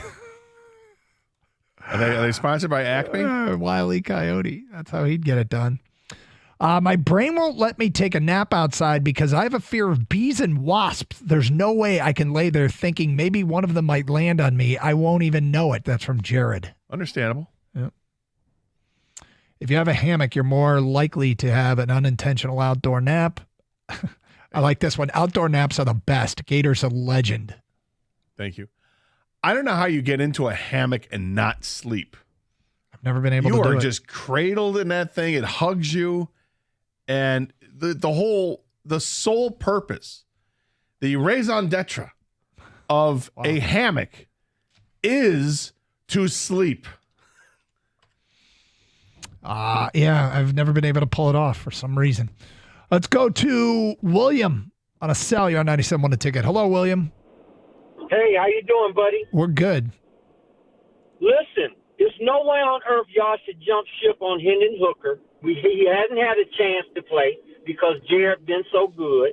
I think he's a great quarterback. He needs to get a chance before you dismiss him. Whoever the new guy is, I just don't think that he's been given a fair chance for Hendon Hooker to prove himself. That's it. Yeah, I'll listen. I don't think the new guy's here to supplant Hendon Hooker. I literally think the previous texter had it right. He's a camp arm. Got him on the cheap. Let's get a camp arm in here. A guy who's started 19 games in his 8-year career in the NFL or whatever. Played for some really bad teams and if he's duty and is very mediocre. If it turns out he's been better than Hendon Hooker, that's fine. Sure, fine. I don't know that it really means anything, but I know that some people read into this move a lot. If Jared Goff goes down in week 1. The number 2 quarterback in week 1 might be different than week 10. Like Hendon Hooker is going into his second healthy year in the NFL. His second healthy year. So the guy said he's 27. Can you really consider him a developmental quarterback? Yeah, I think you can. He's an older developmental quarterback, but there's nothing like experience, and he gets more and more practice reps, more and more preseason snaps. I don't look at him as a developmental. Developmental to me tells me this guy just you drafted a guy because he's got raw skills, and you're going to have to work with him to see if there's more to it. That's like a Joe Milton type to me, was more of a developmental guy. And Joe Milton, to his credit, went back to school for another year to get that starting experience. And when the time came for him to get a little bit of playing time this past season, he had a couple of highlights, right? Yep. To the point now where some teams are perhaps considering trading for Joe Milton. Good for him if he can do it. But Hendon Hooker had this skill set before of being able to throw and being able to run if need be in a pro-style offense with Tennessee. He did great throwing deep passes. He was on time. I don't understand what people are saying. I mean, because he missed the year, is that the development thing? Okay, fair enough. But I don't think he's a developmental quarterback. I think he's a guy that is on his team now, and we'll see if he is in the future. But if he is, it's because they think that he's quite capable of being a fine backup quarterback. Well, for this team, he's a backup quarterback. Let's go to Harless here next on 97.1 The Ticket. Hi, Harless. Hi, how you doing? Good. You guys are talking about Hendon Hooker, man, and it's getting unreal because has he ever played in an NFL game? Yes. When? Last season. He played a preseason. He played in a regular season game last season. Okay, and then when Goff went out for our playoffs, who'd they put in? For the 4 plays was Teddy Bridgewater. All right, so you want to get rid of him? Cool, hook him. Go ahead. That's why they got Allen. Because they think Allen's better than Hooker? He's a better backup. Okay, sure. Sounds like a plan. You keep saying Hendon Hooker backup, but he hasn't proved nothing to anybody in the NFL. When does he get a chance to prove when your starting quarterback doesn't get hurt and he plays every snap? Well, he did get hurt, and when he got hurt, they put in the other guy. Every snap, and Hendon Hooker didn't play. Walked out for 4 plays. If that's what you want to judge it on, then go ahead at your own peril. If you think he sucks, so you think he's not good. Got it. You don't like him. Fair enough. Good for you. Don't like him. So I guess my thing with Hendon Hooker is going into his second full year in the NFL, is it possible, and obviously Harless doesn't think so, that he still could be getting better, that he still could be getting experience? I mean, I guess you kind of go back to square one because he's got some new coaches. And so in their system, it might be different. But bottom line here is if Hendon Hooker's fully defined and he was not better than Teddy Bridgewater last year, I could see why you'd feel that way. But I guess I would think of a guy going into his second full NFL year as a player that could still get better. I think people that have this opinion right now, they really look into the Teddy Bridgewater thing last year. Mm-hmm. That they got Teddy Bridgewater right before the playoffs, and hey, emergency break glass, we have to do it. We'll go with Teddy Bridgewater. Okay, and then for that, you think that Hooker must suck, as opposed to looking at the other side of it. It's quite possible that they just wanted to have that guy who had been in this system, who they would have loved to have had with the team for the full year last year, who has experience, that if break glass, we can put him in and use him in this situation. Because Hendon Hooker had played literally like 5 plays or whatever was a quarter's worth of football in that one game and was fine. 248-539-9797. Phone calls, feedback. Carson Anderson, 97.1 The Ticket. Yeah, Kyle Allen brought in, and, I don't think it's unusual just to have 4 quarterbacks. And I don't think it's that huge of a deal. Not in March. No, and it's not. To me, it's not a commentary on Hendon Hooker necessarily. I mean, it could be, but I don't see it as a definitive commentary on him.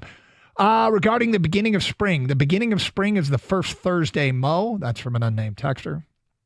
You got a ways before that, right? Yep. It's officially spring when the snowplow company takes away the orange markers at the edge of my driveway. That's from John in Lake Orion. Yeah. Spring is officially here when my wife starts working in the garden. That's from an unnamed texter. We were partying up north and I fell asleep with my shirt off. I think I was picking off skin for the next week and a half. Gator fell asleep on a beach in Puerto Rico. Yeah, that happened. Bad. Not move. good. Not good. 248-539-9797. More of your phone calls and feedback coming up. It's Carson Anderson. 97.1 The Ticket. A great lawn is like a great sports team. It takes a little expertise and a little extra care to really stand out, and that's where True Green comes in. They're the local experts in Detroit and the official lawn care treatment provider of the PGA Tour. So they know a thing or two about keeping grass looking like a fairway. Here's the best part. It's more affordable than you think, and they'll even match any competitor's price. Plus, True Green backs it all up with a satisfaction guarantee. Not happy? They'll come back between visits to make it right. Don't wait. Head to TrueGreen.com today. Let the pros do the work while you sit back and enjoy the results.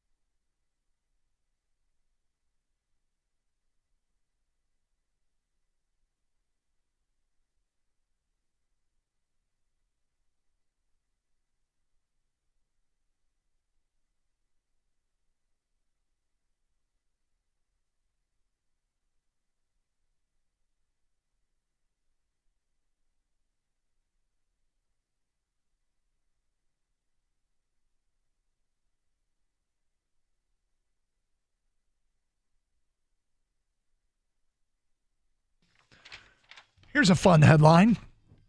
Yeah. Massive Long Island brush fires likely caused by someone trying to cook s'mores for breakfast. Massive brush fire that raged across Long Island over the weekend may have been caused by someone trying to cook s'mores for breakfast. Residents in Center, Mauritius, and Monroeville tried to start a fire in their backyard around 9 a.m. Saturday to cook up the treat despite heavy winds. The cardboard ignited and the flames spread to the backyard.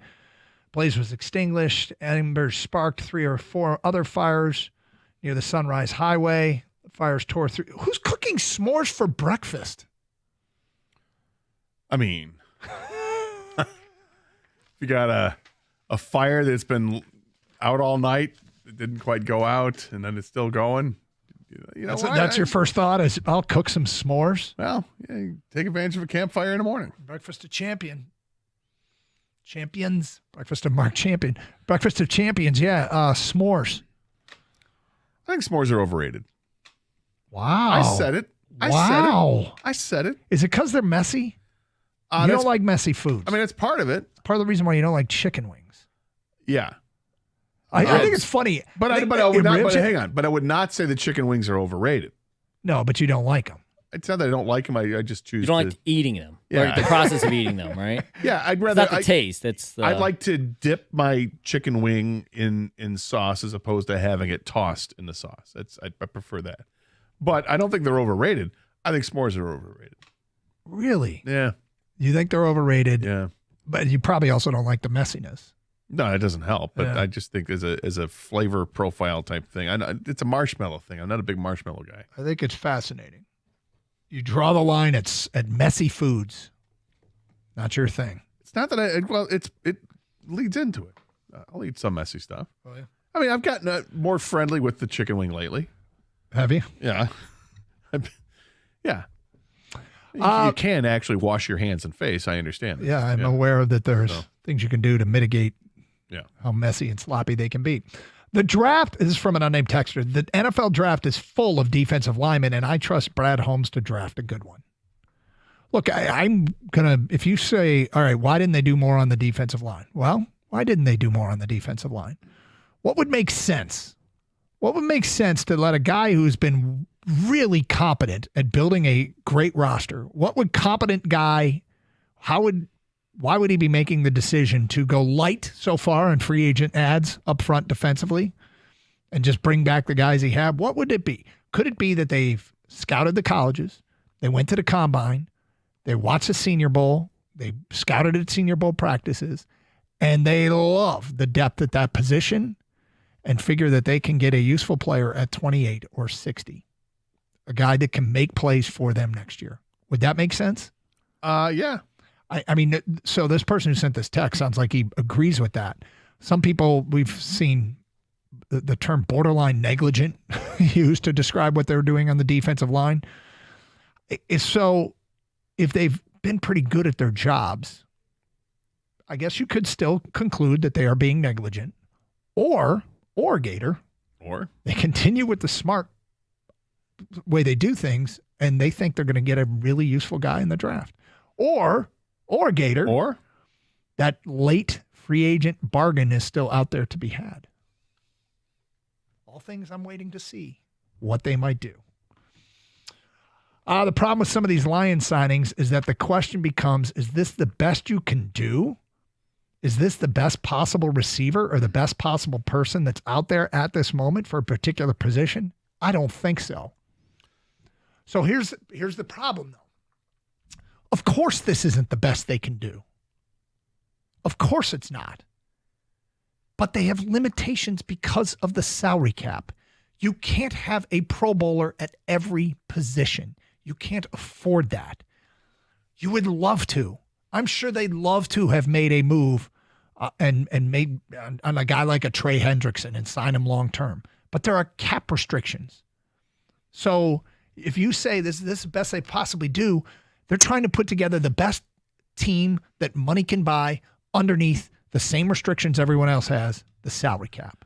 I'm going to be interested to see, first of all, like if Cincinnati's going to trade Hendrickson, if they do trade him, will they do it before the draft? Is this something that's going to happen in the next few weeks? Or is this something that teams have said, look, we'd love to acquire him, but we can't because of cap stuff. We can't do it until after a certain date when different things take place and other contracts kick in, and then we can start to renegotiate stuff with our own contracts so we can free up the money to do it. Mm-hmm. But we can't do it just now. We want to do it.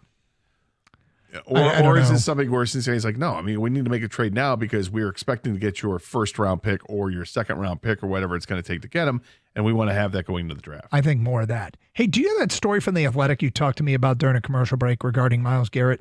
I saw it. I can find it real quick. It's kind of telling, and it might be a reason why, as we sit here and evaluate what's gone on this offseason, it might be telling as to what's behind some of the moves they made and maybe the moves they didn't make. So The Athletic had this, and then Pro Football Talk retweeted this, saying, report, Myles Garrett frequently shows up late, skips mandatory team events. Okay. So would that immediately eliminate him from being even on the Lions' radar? I hope not. I don't want to eliminate an extraordinarily talented individual, perhaps the best defensive player in the league, simply because he frequently shows up late or skips mandatory events.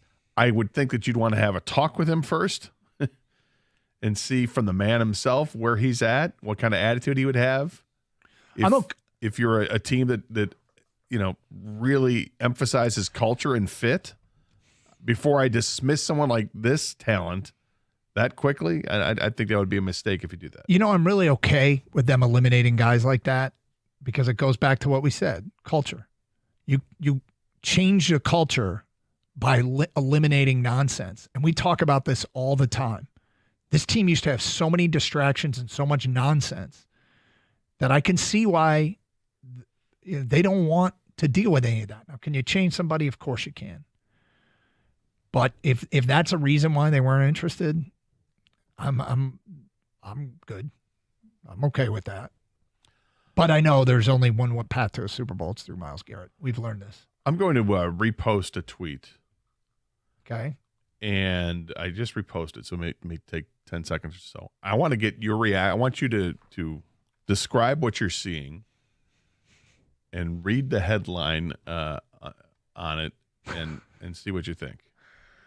Okay, I'm seeing a person with 2 jump ropes.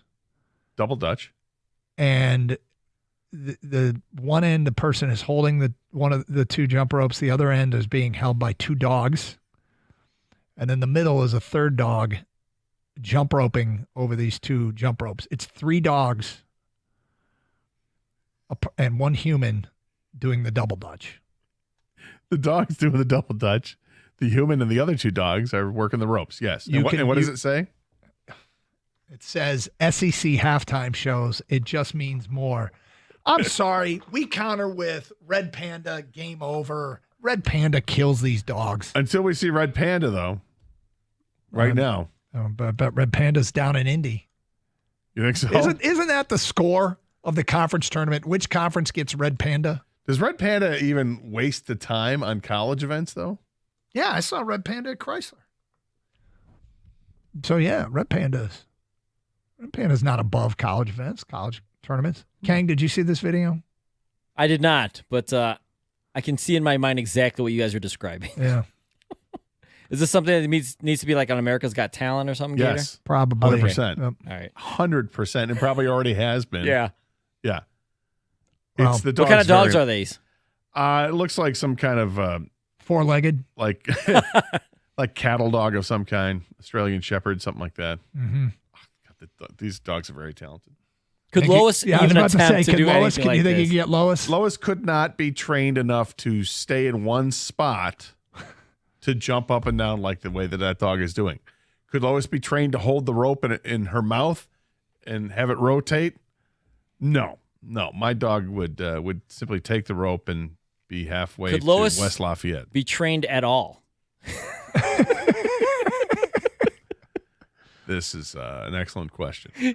I want to envision Lois and you drop down in the middle of a Big Ten basketball tournament court right on the logo at Gainbridge Fieldhouse in Indianapolis. Okay. You let go of the leash. What happens? She would run. I think she'd try and greet every single She person would. in the arena. She would run immediately to somebody else and tail wagon and appreciate all the pets that she would get and just move on down the line. It's like a professional wrestler when they come out to the ring and they're a fan favorite and they do the high fives to everybody around the ring before they get in. Lois would do that. And I'd be yelling at her, come here, come, Lois, come on. It's how long does it take before I lose it and start going with that voice? That's what would happen. Yeah.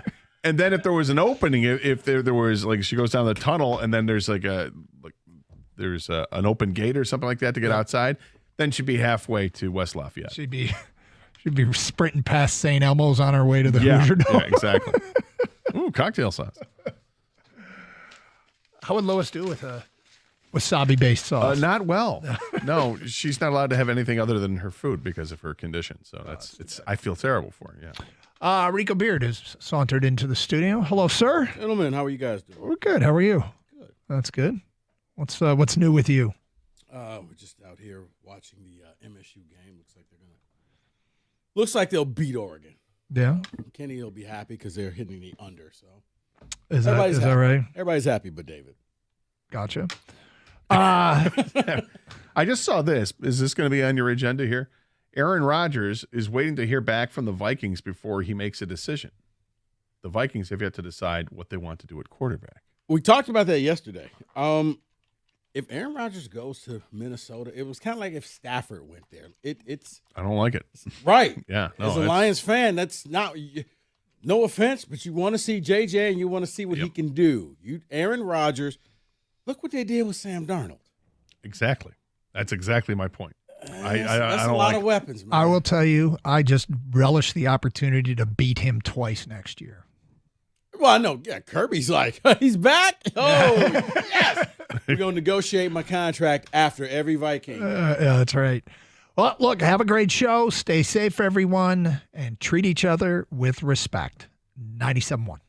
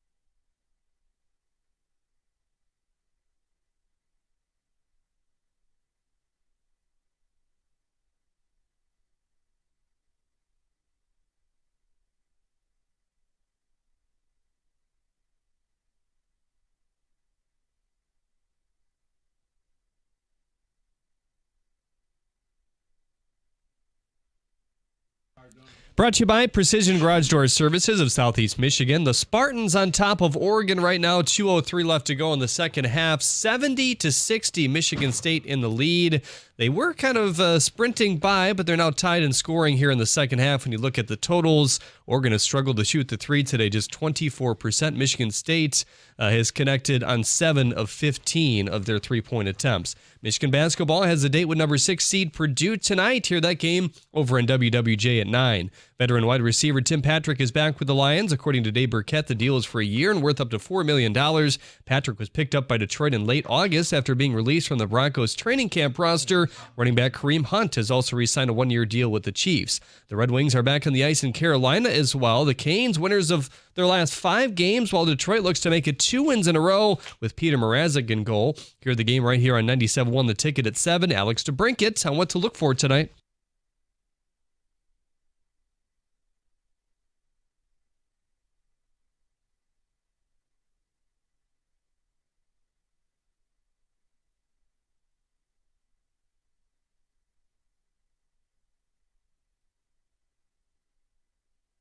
An upset today in the MHSAA boys basketball semifinals. East Lansing defeated Orchard Lake St. Mary's 51-44. Michigan committed Mr. Basketball Trey McKinney ends his Eaglet career with 21 points today. The Tigers have a night game with the Pirates where Cater Montero gets the start. Andy Ibanez also getting a start in left field where he played just 4 games last season.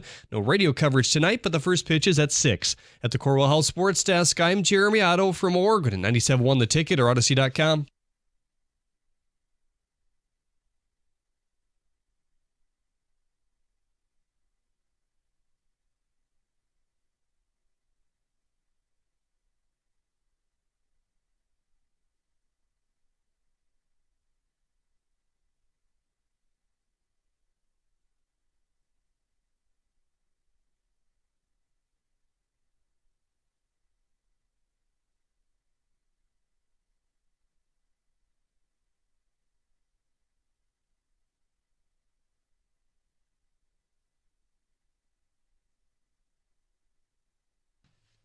Friday, it's finally here, and we have so much to discuss, and I just want to offer Rico and Kenny and David, along with you, the listener, just a PSA. I want to set a backdrop to today's show.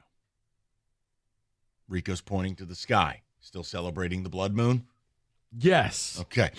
The backdrop is this. Now, I'm in a good place. I can't promise I'll be in a good place because today is Danger Day. I know at some point today, you and teenage dirtbag over there and America's pastor, I know at some point the three of you, like Voltron, will all lock eyes. And in one laser beam, I'm going to see gleeful, idiotic smirks on your face when the announcement is made that the New York Football Giants have signed Mr. Dangerous Russell Wilson. Okay, can I help you out with this? Let me help you out with this. Don't think of it as that. Think of it as you've upgraded from Daniel Jones. Okay. You've upgraded from Timmy Cutlets. Okay? Think of it like that. Okay. It's not as bad, right? I'm just telling you, I'm good until I'm not good. But we're going to move forward. Why does Tom Crean look like Beldar? What is going on here? Yes, David. Okay, I'm messing with you. I'm messing with you already, David. Oh, this is how we're starting. David, that's a 2-minute minor. I'm sorry. Let us begin the relevant news. Sorry. No, you're fine. But think of it like that, though. It's an upgrade, right? I don't know, man. It's an upgrade from your past, too. It is. Okay. All right. You know what? It's never a great idea to talk about something while a game is still happening. However, Rico has assured me 1 minute to go. Okay, MSU's going to win this game. So I wanted to ask a question. And about a month ago, maybe more, I think it was almost 6 weeks ago, we did a topic where I asked the question of, can Michigan State win it all with these markers? Now, at the time of our show, we were talking about MSU being outside the top 300 in three-pointers taken, outside the top 300 in percentage made. We were talking about a team that simply could not do it. And at that time, we hadn't really seen the ascension of Jace Richardson. So, and this is what Izzo deserves full credit for. Since Jace Richardson has been inserted into the starting lineup, there's something different going on. Now, not just because they went 7 of 15 today from deep, but this is really more than the 5-game gauntlet we just saw him get through, more than 7, 8, 10, 12, 15 games. I mean, you're talking about a real portion of the season. So I wanted to ask this question, not just of Rico or you guys here, but you, the listener. Look, the Big Ten tournament for a lot of people is going to be whatever. Fine. Cooper Flagg's injury, it provides a little bit of uncertainty, but overall, I have made a bet with Rico that I want to be wrong on, where I took Duke and Auburn and gave Rico the field. I want to ask this, and if you guys say no, you're not wrong or bad, but the one thing I ask you to spare me, on any given day, anybody can beat anybody. We're aware. Congratulations. Giddy Potts. So let's just establish any team in this tournament could lose to anyone in the first round. It is simply asking about, can MSU win the whole effing thing? Not get to the Sweet 16. Not the Elite Eight lose an OT, or, hey, they made a Final Four and then they get assassinated per usual. I'm asking you, can Michigan State win the whole thing? Since Jace Richardson from the Rico Beard Research Institute, since Jace Richardson has entered the starting lineup, MSU shoots 35% from deep. Now, I'm not telling you they're the best team in America doing it, but that puts you well inside the top 50, top 60. Up 7%. Right. It's a huge differential. 28, and they were down in the low 300s. Right. And they're taking more and making more. You've seen Trey Holloman. You've seen Jaden Akins. You've seen Jace Richardson. Look, they're good enough at it now. Okay, that's one. They have held 5 straight ranked opponents below 70 points. That is really difficult to do. Defensively, they're good enough. Mm-hmm. They force turnovers. Now, that's a hard measure to predict, but I'd rather be on the side of the metric that says I forced them. You even saw it today. I mean, Cohen Carr buzzing all over the floor, steals, blocks. Rico, look, I'm willing to amend the opinion because they did the thing that I needed them to do, and I don't think it's crazy to say that if there are 8 teams that could win the whole thing, I think they're one of them. Now, that'll probably invite us losing to Bucknell or something ridiculous, but let's just But you know what? We're throwing that out. Just do the show. Is MSU at the dinner table with the teams that can win the whole damn tournament? And, well, why are you guys doing it now? Selection Sunday is actually Sunday.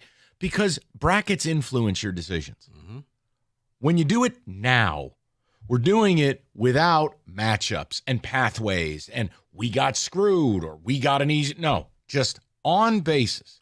How many teams can win the national title, and is Michigan State one of them? Yeah. 248-539-9797 as they just wrapped up beating Oregon, who apparently starts a 35-year-old British father of 2 at center. They do. Well, it's still wrapping up because Jace got kicked in the head and then kneed in the head. So okay. But he's okay. But carry on. Mike, I'm with you because if you go with the whole, well, anybody can lose, okay, but then you also can say, well, Bruce Pearl and Rick Barnes and all of that, and they don't make it ever that far. But when I look at this, I look at, Duke, Houston, Auburn, Florida, Alabama, MSU. Tennessee and St. John's are 2 that I'm like iffy on, but I look at Michigan State and the thing that sets them apart and how they get the turnovers and how they do that, Mike, is just they roll players in hockey shifts. They substitute 3, 4, 5 at a time, and they wear the teams down. And I think that's why they've held so many teams under 70 points, because by the end of the game, they're gassed. They don't have any legs left, and their shots are hitting the front of the rim. They're not making their free throws, and they're just out there struggling to keep pace, whereas MSU literally puts in a 5 in the last 4 minutes and say, okay, you got it's like the baseball equivalent of a closer. You guys shut this game off, turn off their water, and let's go ahead and sing the fight song. How many teams do you think can do it? I'm looking at about 7 or 8. St. John's. Why don't you take a segment? Here's what I want to do. I want to get the Rico number. Okay. Take your time with it. And I put you on the spot there. That's on me, not you. Well, no, I right now, Mike, I have 7. St. John's is the one I'm iffy about, and it's not because of Rick Pitino. It's because the conference they play in. I don't know how battle tested they are. Anybody coming from the SEC, you get the tip of the cap. Okay. As I said, MSU lose to Indiana. Their version of Indiana is Ole Miss. Okay. It's a ranked team. Right. St. John's is the only one that I don't know can face a gauntlet. So your 7 would be Florida, Tennessee, Bama, Auburn, Duke, Michigan State, and who? Houston. Oh, you gave my boys some respect. Yeah, Thanks, man. No, Houston's a damn good team. You slander them every year. Houston's a team. It's a chokehold team. Veteran guards, too, which is key in the tournament. Yeah. But David, I need you to put slander aside. I want to throw the number out. Look, it's 70. It's a Friday. It's beautiful out. Russell Wilson hasn't signed with the Giants yet. I'm okay. And yet another team held under 70 points. This game's over. Sure. So I wanted to have the conversation. Is Michigan State one of the teams that you truly believe can win it all? And look, I mean, a year ago, last 2-3 years, we've talked about it. Either Tom gets it right or he should go enjoy the rest of his life and retire. Don't become Jim Boeheim. What Tom Izzo did this year might be his finest coaching job yet. Because this is a team that actually has culture, right? They actually know each other and give a bleep. But B, the player development that we have maligned, I'm guilty of it, maligned Tom Izzo for a long time. Cohen Carr got exponentially better. Trey Holloman got better. Kareem Abdul-Jabbar got better. And Jace Richardson is that freshman one-and-done type guy where for years, oh my God, Tom ruins him. All Jace Richardson has done is come in, assimilate to the culture, earn a starting role midway through the season, and now when the shot clock's under 10, it's his ball. So, David, do you believe, and again, no slander if you say no, but I need reasons. Talk to me. This team is really good defensively. This team, while they have gotten better shooting the 3 in Big Ten play, I just don't think they have enough NBA-type talent to beat those top teams right now. To beat Houston, to beat a Duke. Now, you said it to start the segment. The Cooper Flag injury puts a lot of question marks for them. So I'll leave Duke out of it. I'll just take them out. But I don't think they have enough NBA talent offensively to score and beat a Houston and to beat an Auburn. Auburn is up and down the floor type scoring. So that alone, but the defensive side of it, it does make me step back a little bit because you all shut teams down in the second half. That's what Michigan State does. And that alone makes me step back. I just don't think there's enough there. David, defense, rebounding, guard play. That's what wins you games in the NCAA tournament. Having a pro is nice, but there's been a lot of pros that had early in exits. Like, oh, this guy's going to be going into the league. It's nice to have one on your team. But if you had a backcourt, a solid backcourt, especially if you got senior guards, that's where you're dangerous because they've been through the wars. They understand the pressure. And that's why I look at Auburn and I'm like, that's probably the one team. Yeah. And look, there's always going to be one where you're not like, it takes something truly unique to be favored in every game or to be like 1990 UNLV. Even then, indestructible teams get beat. It's just an idea of, is there a pathway to Tom Izzo finishing the vision quest, getting his second title, and retiring? He's only chasing the second title. Right. He's the best coach who doesn't have one. I mean, he's got everything else. He's done everything else. This is what fuels him. They've been a 500 team in conference the last 4 years. It's been bad.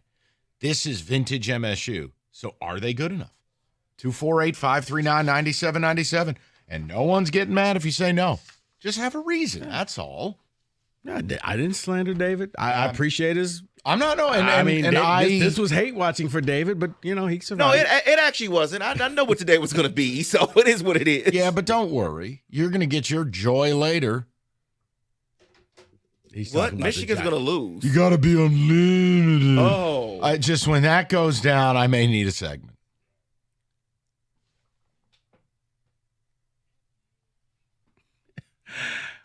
What a segue. If you're looking for the best deals on the hottest Chevy models, there's only one place to go. Jesus, man, you can't do that. Hamilton Chevrolet and Warren. Hamilton is leading the way with unbeatable prices, top-notch service, and commitment to total satisfaction.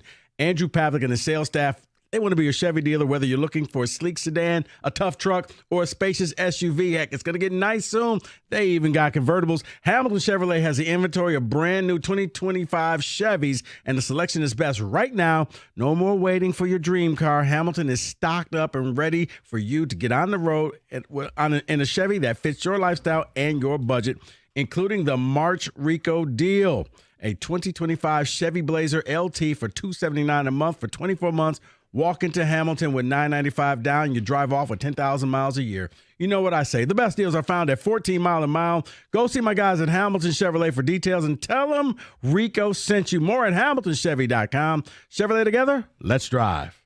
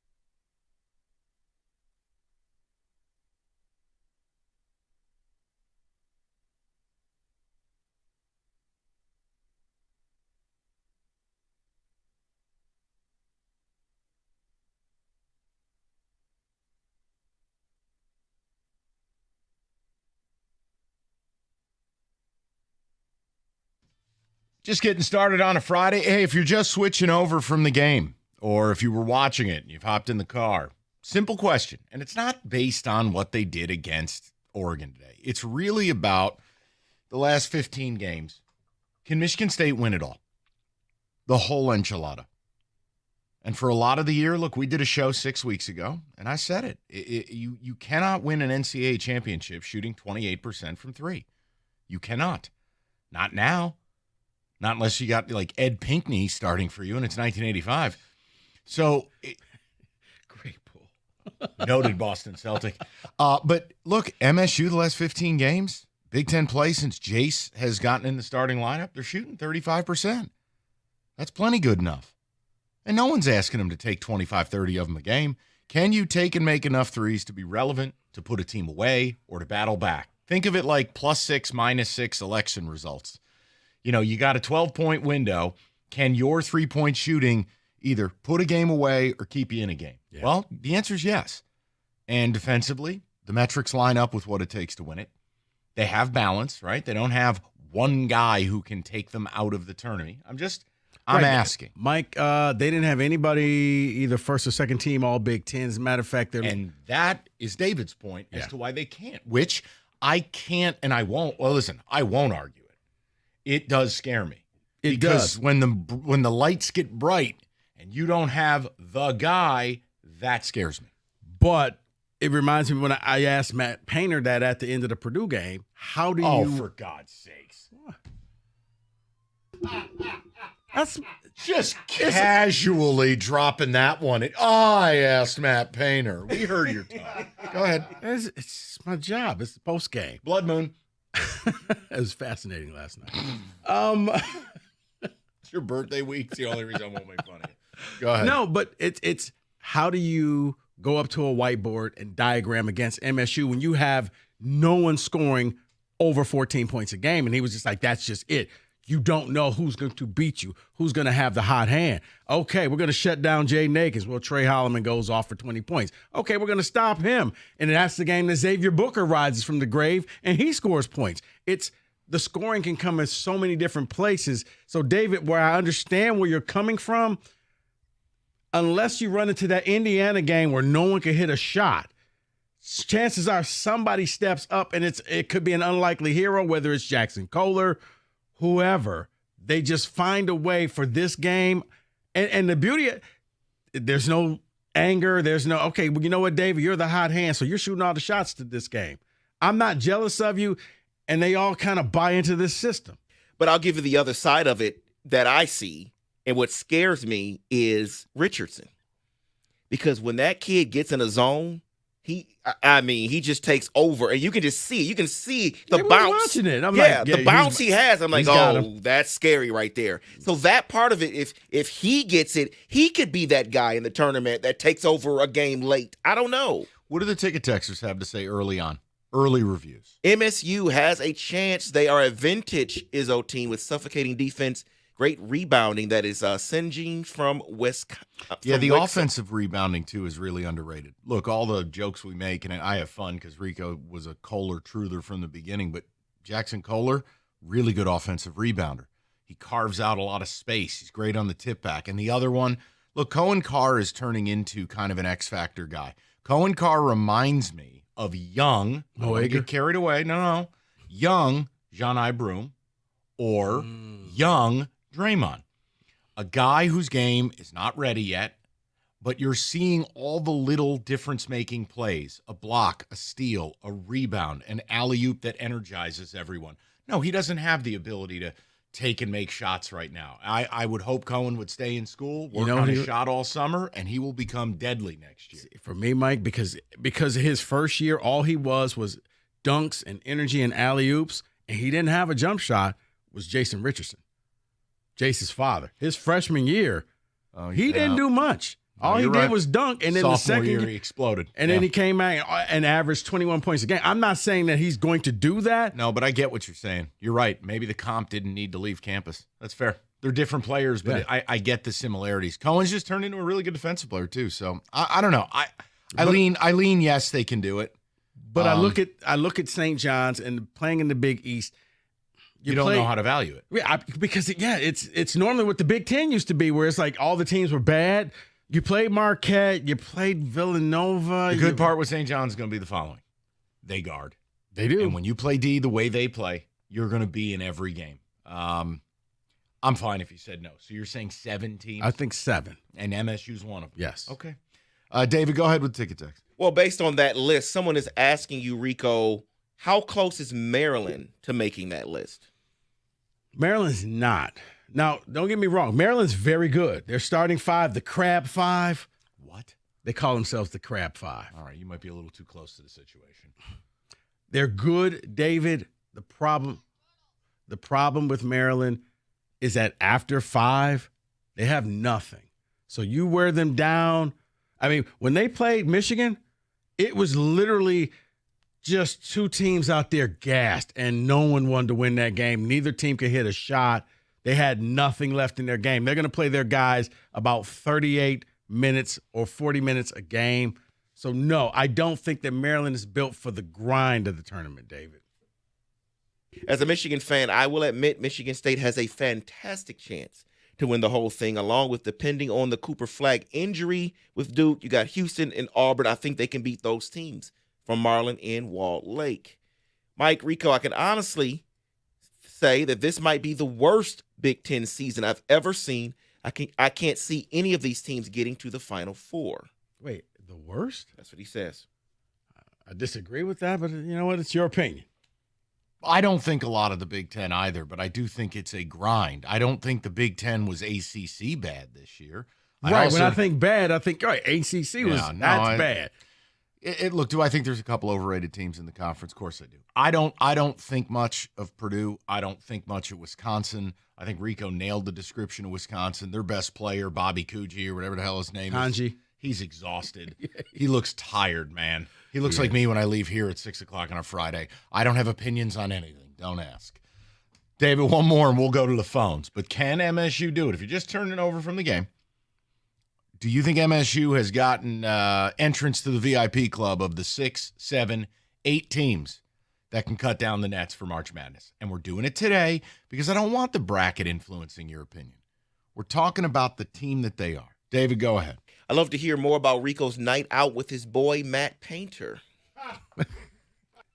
It was a press conference, a post-game press conference. They were shooting 18 at TPC Sawgrass. So, Matt, talk to me about whiteboarding. And one more here from Tony. This team doesn't look that special, but they keep winning. I think they can win the title with their defense and depth. Do you know what it reminds me of? And look, when I say this, Spartan fans will recoil and get angry at me because that's their only move with me. But my whole point is they play a more attractive style. Don't get it twisted. They are fun to watch. When you say they're not special, you're commenting on, do they have a first-round pick or do they have a lottery pick? They don't. They remind me a little bit of like entertaining Virginia. They're going to guard you. They are going to choke the life out of you. They're going to hit the timely dagger. They're going to do the things they need to do. Now, again, Virginia was anesthesia. This team actually has a half a dozen, 7, 8 plays a game. We were like, wow, cool. They're not going to score 90. They're not going to play like Kentucky, right? But they are. But the thing is, Mike, they're versatile enough that they can beat you scoring 50. They can beat you scoring 90. Whatever type of game. If you let them run, they'll run. Well, we'll get to the calls. We'll see what the people have to say. Just wanted to start out with a little college hoops. MSU game concluded. They beat Oregon. What was the final on that one? Just because we don't have it in the studio here. I think it was 74-64. You love to see it. They were laying 5.5.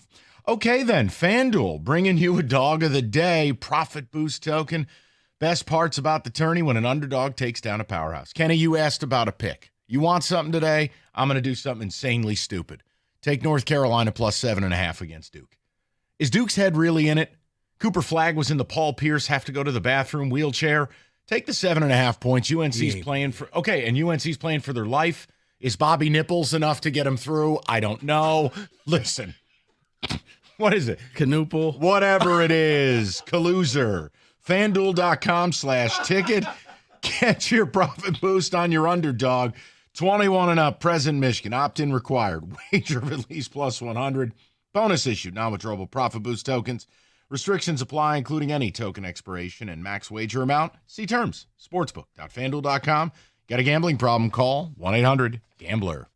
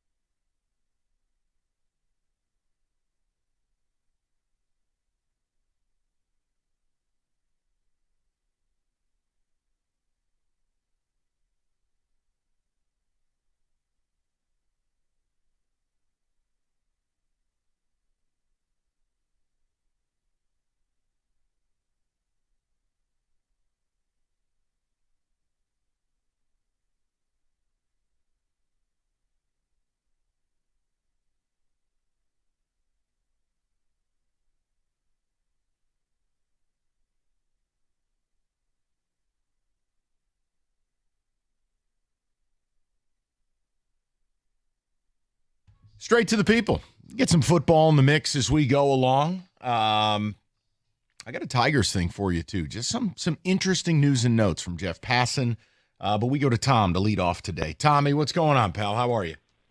Hey, happy Friday, gentlemen. Same to you. Thanks. I'm a Michigan fan, but I can give respect where respect is due. I definitely think that they have better than a good opportunity to win the title. I'm going to say not great, but a high above chance to win it. And the couple reasons I say that, because Rico did touch on this. You know, they can play either way. They can play a defensive game. They can run up and down the court. Now, David mentioned like Auburn and so forth. Well, you know, they run up and down the court. Well, great. So can State. There's a common denominator, I think, between, you know, Auburn, Duke, a few other teams that people are really talking about is none of those coaches have proven anything. In fact, most of them have been guilty of dirtying the diaper up come tournament time. And I'm going to take Izzo, and people can say, oh, you know, he's had some failures in the past. I'm still going to take Izzo come tournament time if it comes down to the last 2 minutes versus a Bruce Pearl or a Calvin Sampson. That's my biggest thing. And I think that's what actually gives them the edge. And let's be honest with Duke, Cooper Flagg's not going to ruin his opportunity to become the first overall pick by coming back and trying to play in the tournament. No, I mean, look, it's a very interesting situation. I mean, clearly he's ruled out of the semis, which is the right move. But when you look at it, what you said about Izzo is true. I always laugh at this is like Rick Barnes is a coach you can criticize. You've been to 25 tournaments. You've gotten out of the first weekend like twice. With a Tom Izzo, oh, well, he hasn't, made a Final Four run lately. I know, I'm as disappointed as anybody. But when you start to get into it and you look at the totality, you're like, what? Outside of that 2015 team, Tommy, where they had the stunner against Middle Tennessee State, what other tank jobs has he had? It's always a weird criticism of him that I don't get. Right. And my thing, too, is, you know, going back to where David said where Auburn can, you know, run up and down the court. You can do that the first round when you're playing a number 14 or 15 seed, depending on how Auburn gets seeded. Now, when you're playing teams on equal levels, maybe not athlete-wise overall, but just the whole system, you know, State can lock down people and stuff like that. I could see where State's going to dictate Auburn trying to play their style of game, keep it in the 50s and stuff. And I think that's where Bruce Pearl is definitely going to proverbial crap the bed in situations like that, because same thing, he's like a Rick Barnes Jr. How many tournaments he's been to? What has he ever done? Yep. No, you're on it. I mean, Tom, it's the beauty and the curse of the tourney, but I think, and I'm always willing to change an opinion. I offered why I said no 6 weeks ago, and I offer you the reason I'm changing the opinion today. They have elevated their three-point shooting to an acceptable level, a sustainable level, and it's consistent. They're just who they are. So if you can do that, I think they should be in the grouping of, I probably have 8 teams that could win it, but I really think it's 2. But if Cooper Flagg's out, you're right. Am I really going to trust my life with Bruce Pearl? Maybe not. No, and here's the other thing, too, that will happen in the tournament. Kind of like, David, when I said that most teams aren't used to your 2 7-footers. Most teams will now realize, oh, that's why teams just give the rebound up to Michigan State, because they do want to push the ball and run up and down the court and go fast. Teams just realize, let's just take that element away from them and make them compete in the half court. Let's go to Mark, 97.1. Mark, what's going on, pal? Yeah, hi, guys. Thanks for taking my call. Yes, sir. Just driving. I left work early to be able to call here. So I love it. I love the commitment to excellence. Thank you. There's a statistic that's pretty important, and it's defending the 3. I think Michigan State was number 1 in the Big Ten and may have been in the top whatever nationally.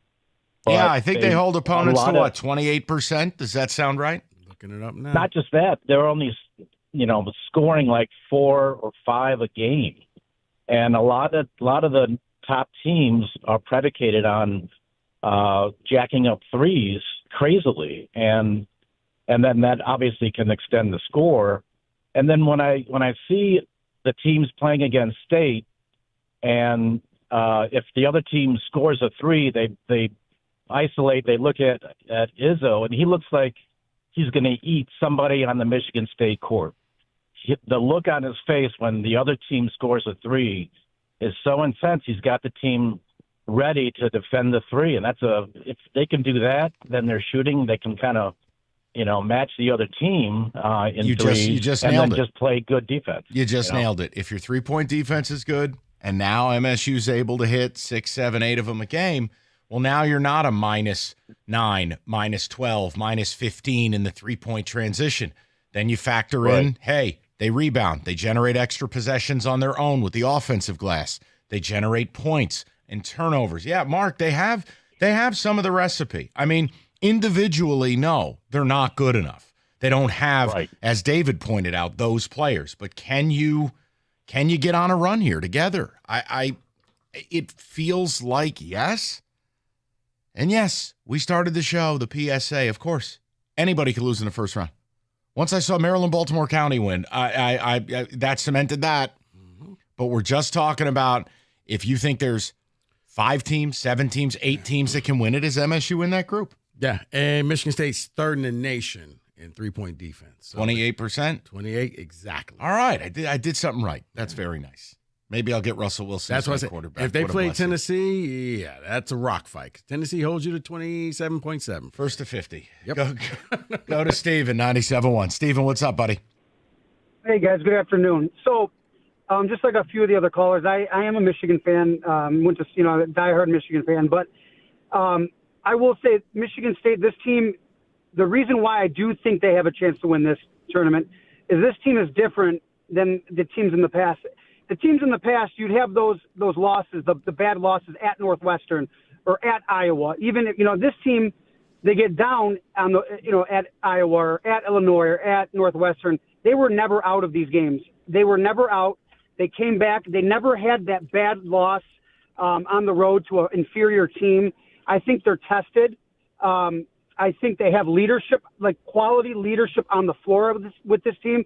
And I also think Jace Richardson is a lottery pick. If he has a tournament, I think he's a lottery pick right now. I think he is a top 10, top 15 pick. I think he's a top 10 pick. But if he does have a tournament, if he has a strong tournament, he will be a lottery pick in the draft. And I hope he is as a Michigan fan, to be honest.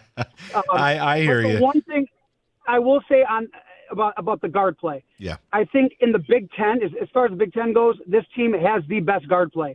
When you start getting into some of the SEC teams, like the Tennessees or even the St. John's and the Texas Techs, their guard play is a little more athletic, and they do defend a little better. But out of all of those teams in the last decade even, I think this team does have the best chance just because they are cohesive and they are tested. Yeah, no, Stephen, I think you said it all. Clearly, it's the best guard play since Cassius. They've had none. I mean, the last 4 years, they were a 500 program in the conference. It's not good enough. And then Spartan fans get all angry at me like I'm supposed to be a Michigan, mouthpiece and be like, oh, no, everything's fine. No, everything's not fine. Michigan State basketball. A big A.J. Hogarth fan. I'll leave it alone. Yesterday, when I told you I didn't like Mo Ager, and you were like, but Michael, he's a nice man. I'm like, I know. Because I've never heard anybody ever say anything. Now, AJ, that's different. AJ was the master of, yes, Tyson, I know you're wide open, but I can shoot too. I'm smart. I'm going to leave. You turned him into Fredo from The Godfather. Congratulations. Great reference. No, I don't have anything nice to say about AJ Hogarth, so I'm not going to say anything at all. No. Oh, and by the way, Fran McCaffrey is about to get fired from Iowa. So that one, not Ben Johnson, so I'm not saying. Yeah, I was going to say. Not saying. Like, you don't even like Fran. Fran's mean. He had the quietest tech to end his career at Iowa. Well, I told you what he did. I just can't say it on the air. All right, that's probably a great place to stop. Distracted driving has become an epidemic. Look around. We've all seen it. I mean, you see people texting next to you left and right. Call Mike Papura, National Benefit Plans. He'll help you find a life insurance plan that not only covers your family's needs, but is affordable. And what makes Mike and NBP different, they're going to shop over 70 different life insurance carriers nationwide. They're going to guarantee you the best possible rate. And you're not going to deal with a phone jockey 6 states over, wondering what's available and what's not. Let Mike handle it. Over 30 years in the business, National Benefit Plans has the experience you need to save you the money you want. NBPHealth.com. That's NBPHealth.com. Mike Papura, National Benefit Plans.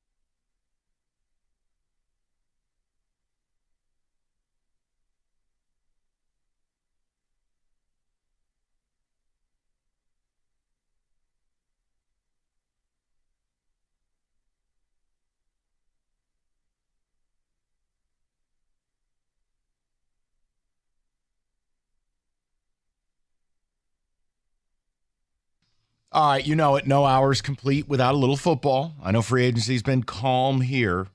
Oh, but they signed Tim Patrick. It's been calm here, but we still have football to do. Touchdown, Tim Patrick. Touchdown, Tim Patrick. David, football today, please.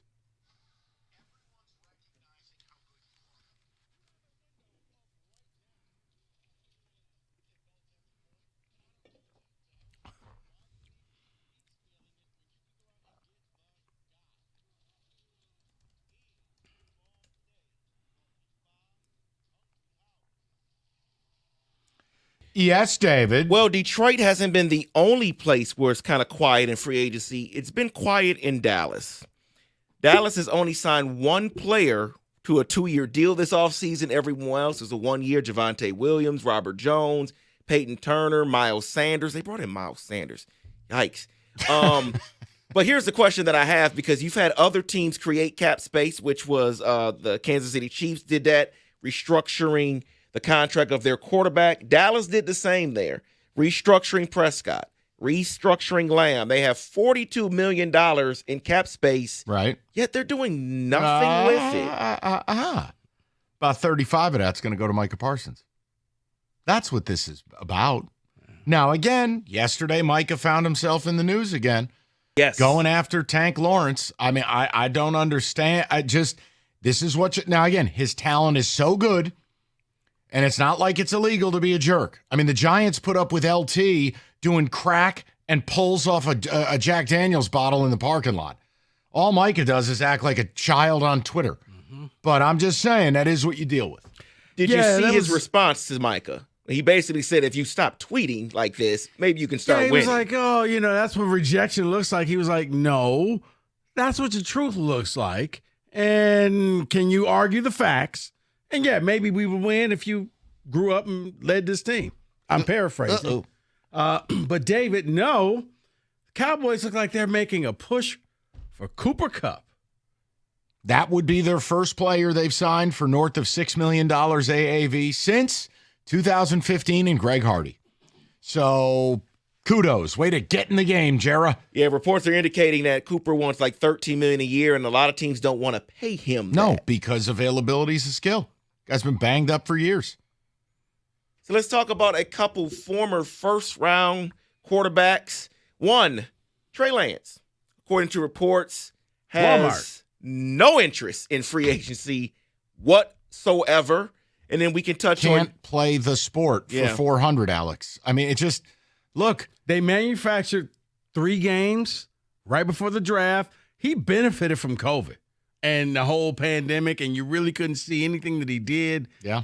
And, yeah. Okay. And I also think, you know what? It coincides with the 2020 Major League Baseball draft, where it's the worst top 10 in history.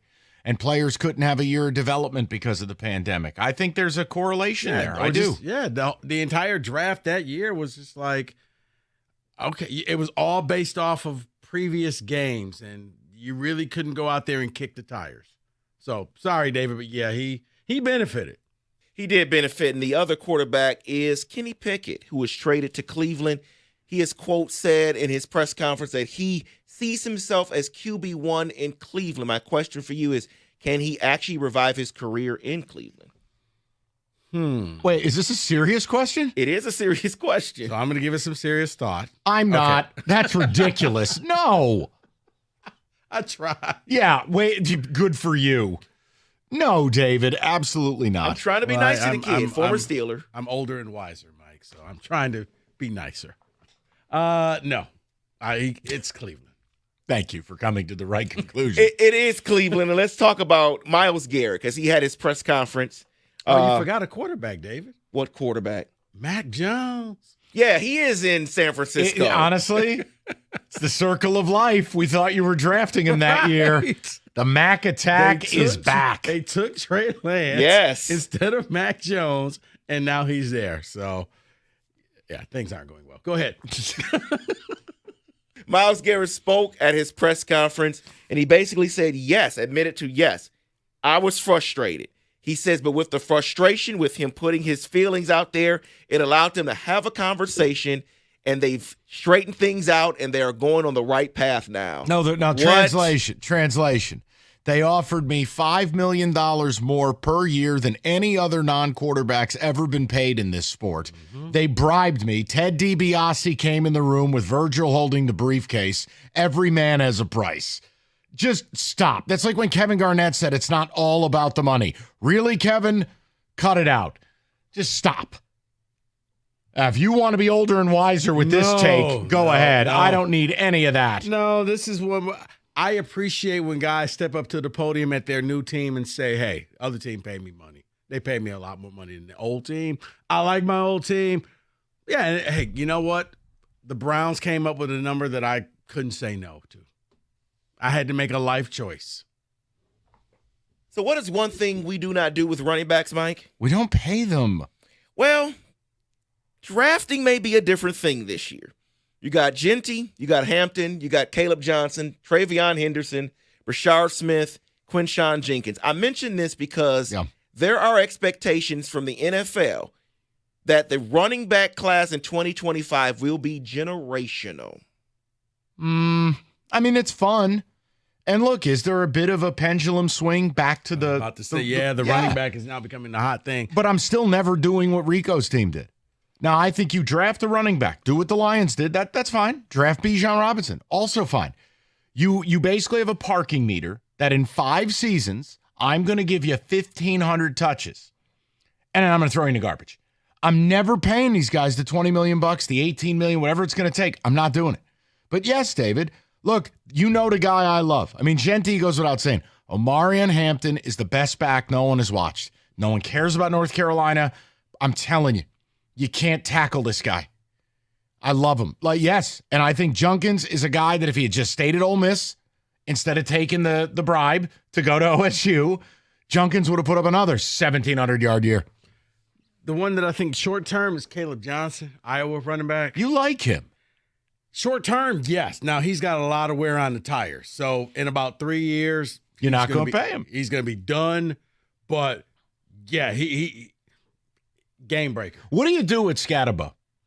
I have no idea what to do with him. See, and he wasn't even on that list that I said for running back. I got no idea. Leave the court case out of it. I don't know what happened with the golf cart. Leave me alone. That's a 6th, 7th round pick. Do you want to do a dinner bet? What? He's going to go in the top 3 rounds. Scatterbo? Oh, yeah. Oh, unless this golf cart thing, whatever happened. Let's just say we'll take that out if something happens with the bet is off. I like that. Yeah. Oh, he'll be. I just want to know. I want every odd. I'm dealing with Vegas over here. Okay. Okay. No, okay, fine. Because I think that he's So you good. don't like him? No, I like him. I don't know if he's valued because just what you said. Well, what do you do with him? Touchdown Tommy So Vardell. he's somebody that could be there late in the draft, and somebody with a bunch of compensatory picks can say, hey, we got 3 extra picks. All right, we'll take one on him. So we can close it out with this because in an article I was reading, they were talking about the NFL and what's happening with Kenny? I don't know what's happening over there right now.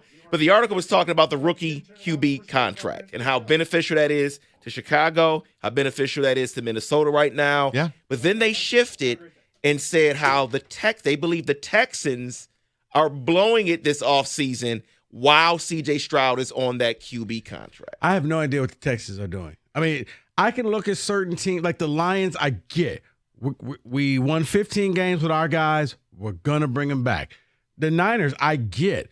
You know what? We're not gonna turn into the New Orleans Saints and pay a bunch of bonuses. Let's trim the fat this year so we don't go broke. The Texans, I don't know. Let's get rid of all our O-linemen. Let's just. Their philosophy was they wanted to get cheaper on the offensive line, but with the theory of the QB rookie contract, won't you just last a couple years with that? David, I'm with you. That's one where I think that they're better than how they're operating. I think if they did the right thing, that they could get away from playing that Saturday wild card weekend game and actually play on a Sunday. Now they play Saturday every year. Kenny, I'd like to finish the segment with you. Were you just being yelled at on the phone? I was being told we're not talking enough about college basketball, which is what we did for the first part of the show. We just did 45 minutes on it. That's correct. Okay, direct them to the programming hotline. It's 1-800-FU. I agree. And that's pretty much what the conversation had to happen. We just did 45 minutes on it. That is correct. It's called Odyssey.com Rewind. Use the function. Don't yell at Kenny. I wondered what was happening, and then I heard Kenny just slam the phone, and I'm like, oh, wait, that's different. Okay, hold on. Something's not right there. Yeah. And that is Football Today.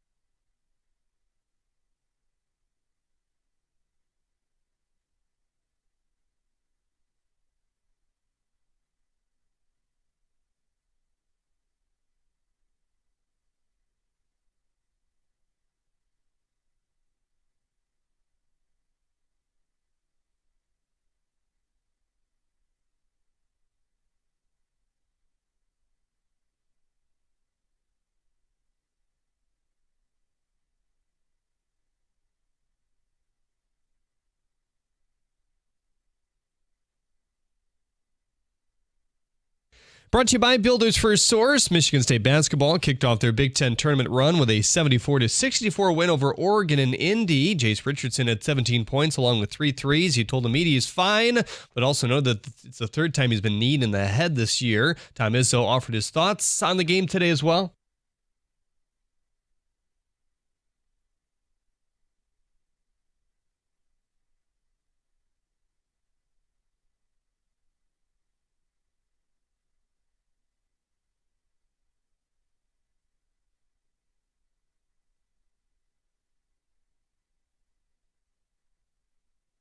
The Spartans held Oregon at 21% from 3. MSU now plays the winner of UCLA and Wisconsin. They're in the middle of the first half right now. Badgers up 22-14. 11:40 left to play there. Michigan basketball tips tonight at 9 against Purdue. Hear the game over on WWJ News Radio 950. The Lions have re-signed big body wide receiver Tim Patrick to a 1-year deal worth $4 million. He caught 3 touchdowns last season here in the D. The Red Wings play the Hurricanes tonight. Right here on the ticket, face off at 7. Iowa basketball has parted ways with their head coach Fran McCaffrey. After 15 seasons on the job, the Hawkeyes were 17-16 this year. At the Corwell Health Sports Desk, I'm Jeremy Otto for more. Go to 97.1 The Ticket or Odyssey.com.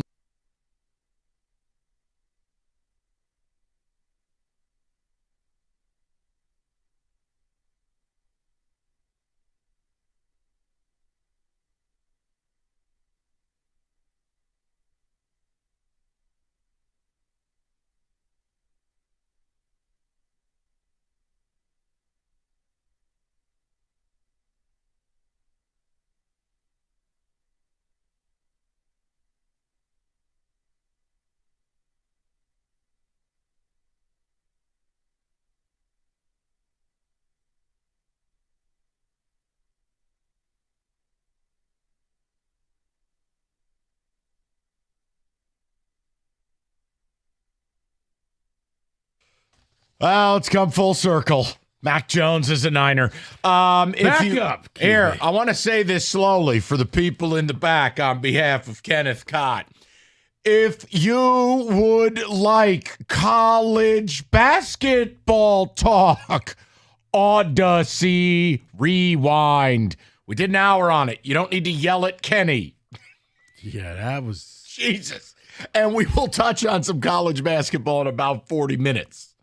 I wanted to bring this up because I think everybody has been in the spot that I'm in at one point or another in their life as a fan.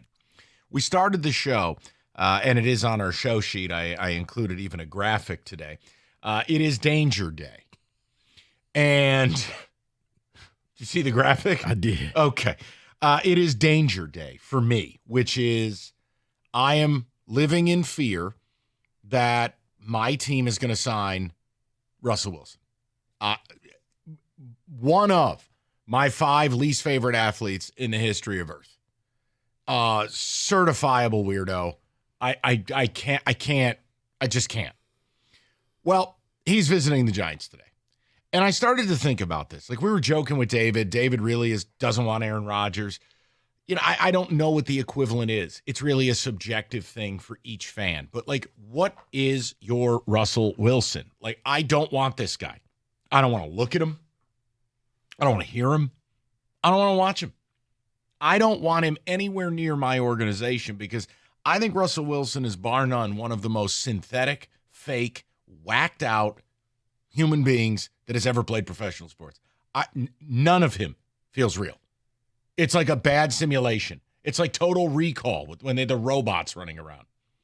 It's just not real.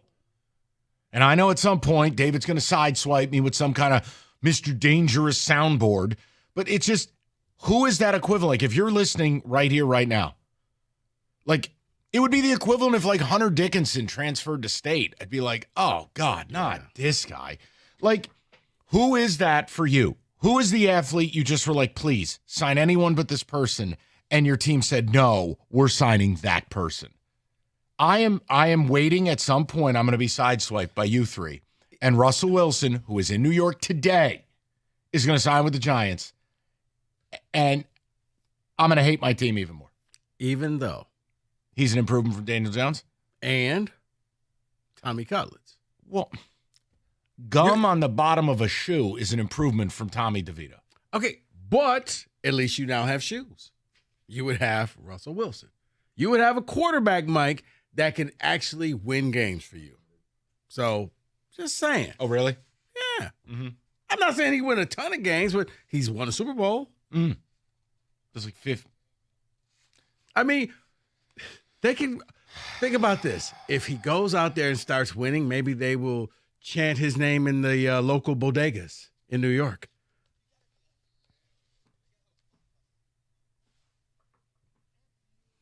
All up and down Canal Street. 2485. 248-539-9797. I don't put a positive spin. There is no spin. I don't care what sport it is. I just need to know what your version of this is, because I am waiting, and it's almost like, I don't know, you feel like a hurricane's about to hit your house, so you're hiding in the bathtub or whatever it is. I'm waiting for David to hit that breaking news sounder, and I don't want to be here. It shouldn't bother me. I usually just root for my team. I don't care about the individual player. Russell Wilson is insufferable. Let's make this palatable for you. What about Russell Wilson on a 1-year deal? Can you live with that? Okay. 1 year? Yeah, I could. And you draft Shedeur. But it doesn't make it any better because I still have to look at him. Okay, so would you rather just one of the quarterbacks in the draft? I'd rather anything but Russell Wilson. That's the height of the topic. Like, who have the Niners brought in? Or who have the Braves brought in? Or who have your teams brought in where you're like, anyone but this guy? And they still did it. Like, who's your Russ? Jeez, I can't think of anybody. Well, maybe you're just too Christian then. My Look, we'll organizations go to actually do their job. Good, there you go. That's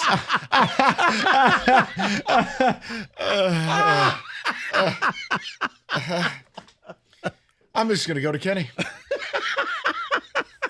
I'm more in line with Rico in that I can't think. Nothing jumps off the page, but I'll say this. Good for you, Kenny. I don't have an unlimited like you're about to get. But I was in the camp of wanting Carlos Correa back in the day, and we got Javi Baez instead. So that, and it's not that I hated Javi or anything. I just didn't think metrically he was going the right direction, and I was like, they better not do that. And they did it.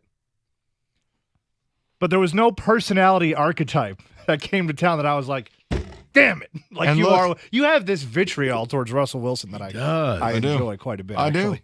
I just, David, you had him as your quarterback last year. I did have him as my quarterback last year. Didn't like him as my quarterback Why? last year. Why? The person or the player? The person.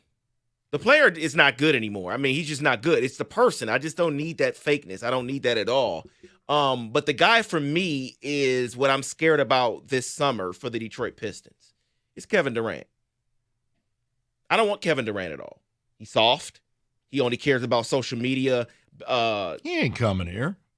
But what I'm saying, he's going to be available, and I don't want that conversation here in Detroit because I don't want him here. You know the other thing that's got me worried about this Russell Wilson thing? What was that? You can't find any updates. Normally, they've got these rooms like wiretapped when players are on visits. I got nothing. See, I think everybody's waiting for Aaron Rodgers. I think Rodgers is going to the Steelers. And I think...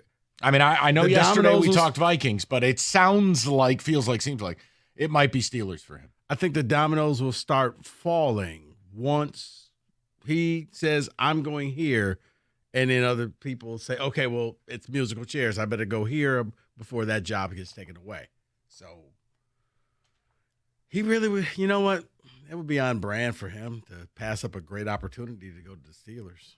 No offense to you, David, but the Vikings is a better opportunity right now. Well, maybe the Vikings don't want him. I mean, reports after we got off the air last night were that the Vikings checked in on it, kicked the tires on it, and don't want to go that direction. They're in the business of J.J. McCarthy. 248-539-9797. Your version of Russell Wilson, the most hated guy who ever played for your team. Because I'm telling you, I just really hope it doesn't happen while we're on the air because it's going to bum me out. I'm in a good mood. I got one. I just figured out mine. It's very obvious. Let me hear it. It's a guy on the ice who almost killed somebody that was brought into the Detroit Red Wings. Todd Bertuzzi. Todd Bertuzzi. I was like, noted New York Islander. I was like, this guy's a scumbag. I don't even think he should be playing hockey anymore. He probably should be in jail. He assaulted a man to the point of almost killing him on the ice. I didn't want him to play for my team. Was that Stephen Moore? Yeah. What year was it? I mean, that was like that had to be like 2004. I think it was a little later, maybe 6 or 7 would be my guess, but still, it was right in that area. Where does time go? But you ended up rooting for him. I did. I ended up rooting for him the way that fans root for players that they don't like. Is you deal with it, you put up with it, and that's it. But that one bothered me. Okay, no, listen. Now the problem is Russell Wilson hasn't killed anybody. He's just a doofus. So that makes it a little more difficult because you put a criminal comp to this. Russell Wilson hasn't hurt anybody. We're not looking for criminals. We're looking just for people that you didn't like on your team. Oh, what, you got one now? No, because Kenny brought up criminals. Lawrence Phillips. Niners signed Lawrence Phillips. He ended Steve Young's career. Running back. Yeah, I know who he is. How did he not pick up a pass pro or something? Oh. Aeneas Williams. He decided he was going to go out. He wanted to catch a pass on that play. So he left Aeneas Williams. He blindsided Steve Young, and that was it. Hate Steve to Young see never it. played again. Hate to see it. So there you go. 248. Speaking of criminals. I just, look, David, we can do a few ticket texts and I'll move on. I know as we start 3 o'clock, the Friday news dump could happen and Russell Wilson could be a Giant, and then I'm going to be sad. I wanted to know your guys' version of Russell Wilson, where you're like, why is my team interested in this person? Please don't sign him. Oh, God, he's on my team now. I can't root for him. His face annoys me. See, think about that. No. Think about how much you got to dislike someone for their face to bother you. Understand. But kind of like David doesn't like Aaron Rodgers because of the weirdness. Mike, take away the punchable face. He can't play. He's 4 feet tall. He's not as mobile as he used to be. He made plays for the Steelers. But here's the thing. Hold on. David right now is burning a hole through your skull. Go ahead. Okay. You two talk to each other. No, he did not. Not talking about the fourth quarter of your last playoff game. But before that, he actually was out there. He won the job from Fields. We would get a 10-0 lead with him and then do nothing the rest of the game. Did you win the game? 3 and out, 3 and out, 3 and out, Did 3 you and win out. the game? Not because of him. Not anything close because of him. Mike, you got a young up-and-coming wide receiver that I'm sure he's going to love to link up with. I don't know who you are, but you're not a good person. What? That's what I know. Malik Neighbors is not a young and up-and-coming wide receiver. You are selling snake oil. The topic is the topic. I need you to search your Yesterday, feelings. I was working for the 1853 club, and now Search your feelings. You mean to tell me none of your teams have ever signed the guy you hated? that was Lawrence Phillips. Yeah, I had to do some research, but yes, because I like Steve Young, and he ended his career. 248-539-9797. A personal injury of any sort is personal. David Femininia has dedicated his career to securing justice, maximizing recovery for those who've been injured. And David has dedicated his career. He will get you the care you need to get your life back on track after an accident. You call David, he answers. 855-65-CRASH. That's 855-65-CRASH. Or go to the website, getdavidgetpaid.com.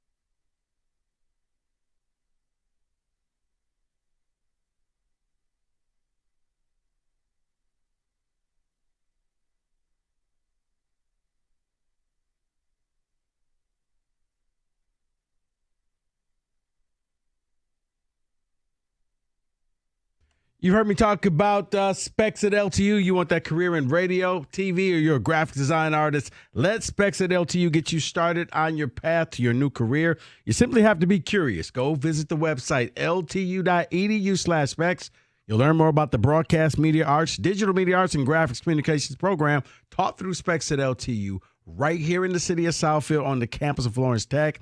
You're going to be taught by instructors like myself who actually work in the business, and you'll learn from day one what it takes to make it in your new field. So you need to hurry and head over to that website because classes are filling up for the next semester. And look, with the hands-on approach and the expert faculty, you're going to learn the practical skills you need to succeed in today's media industry. So what are you waiting for? Be curious. Visit the website, ltu.edu/specs to learn more. Then make magic by enrolling in Specs at LTU certificate program today.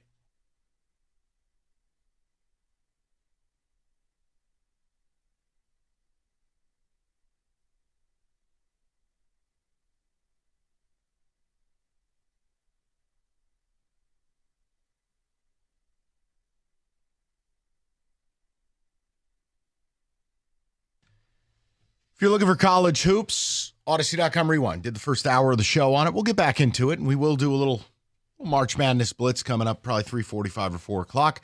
We were just talking a little bit, and it's not about the specific, hey, what does it mean? No one cares. But Russell Wilson is the Antichrist in my world, and he might sign with my team today. And I've asked you, the listener, and the guys in the room, Rico, my teams don't make such mistakes. But the point is, has your team ever signed a guy that you just find completely distasteful, insufferable, impossible to root for? Russell Wilson would be that for me. I'll go to Jordan. We'll get some ticket texts in a minute. I just want to say this. I never realized how entangled the Kansas City Chiefs were with Taylor Swift. So today, this is a headline on ESPN. This isn't like, I'm on Entertainment Weekly. Chris Jones just broke up with his girlfriend of 9 years, who's one of Taylor Swift's best friends. So you got Chris Jones dating a Swiftie, a friend. You got Kelsey dating Taylor. You got Mahomes' wife, who became good friends. I mean, how entangled? What a mess. And there's probably more we don't know of that are Swifties. What a mess. I was wondering where you were going with that, David. Take it easy. All right, let's go to Jordan. We'll get some ticket text momentarily. Jordan, what's going on, buddy? How you doing? Hey, how's it going, guys? Good. Hey, so I got one for you. An old Detroit Piston by the name of Josh Smith. Gross. Yeah, just absolutely awful. Didn't like it before the signing. He was washed up. Atlanta couldn't wait to get rid of him. And yeah, what a great three-point shooter he was, boys, huh? Hey, ended up being, I think, the first player in franchise history they used the stretch provision on. They had to pay him out over the next 10 years. That's how bad he was. Unbelievable. Yeah, Jordan, that was terrible. But again, here's the thing. Jordan, the only thing we had on Josh Smith was he was a little bit of a dog. He wasn't a winner. He kind of loafed sometimes. I didn't want him. I didn't have this level of hatred. It was almost like Javi Baez, where I just didn't want Javi here. I only begun hating the player once he arrived here. But you're right, Jordan. It's the same principle, I guess. All right. Thanks, guys. Yeah, man. Thank you. So, not a free agent signing, but a draft pick. Does that count? Oh, sure it does. Killian Hayes. You hated him before the draft. This Right. qualifies. This qualifies. Okay. You hated his guts. Because I just thought he was a waste of talent. And he's going to be great, and you'll see. Still waiting. Still downloading. David. Like the circle of death on the computer. And by the way, Kenny, I wasn't lying. You can't find anything on Russell Wilson.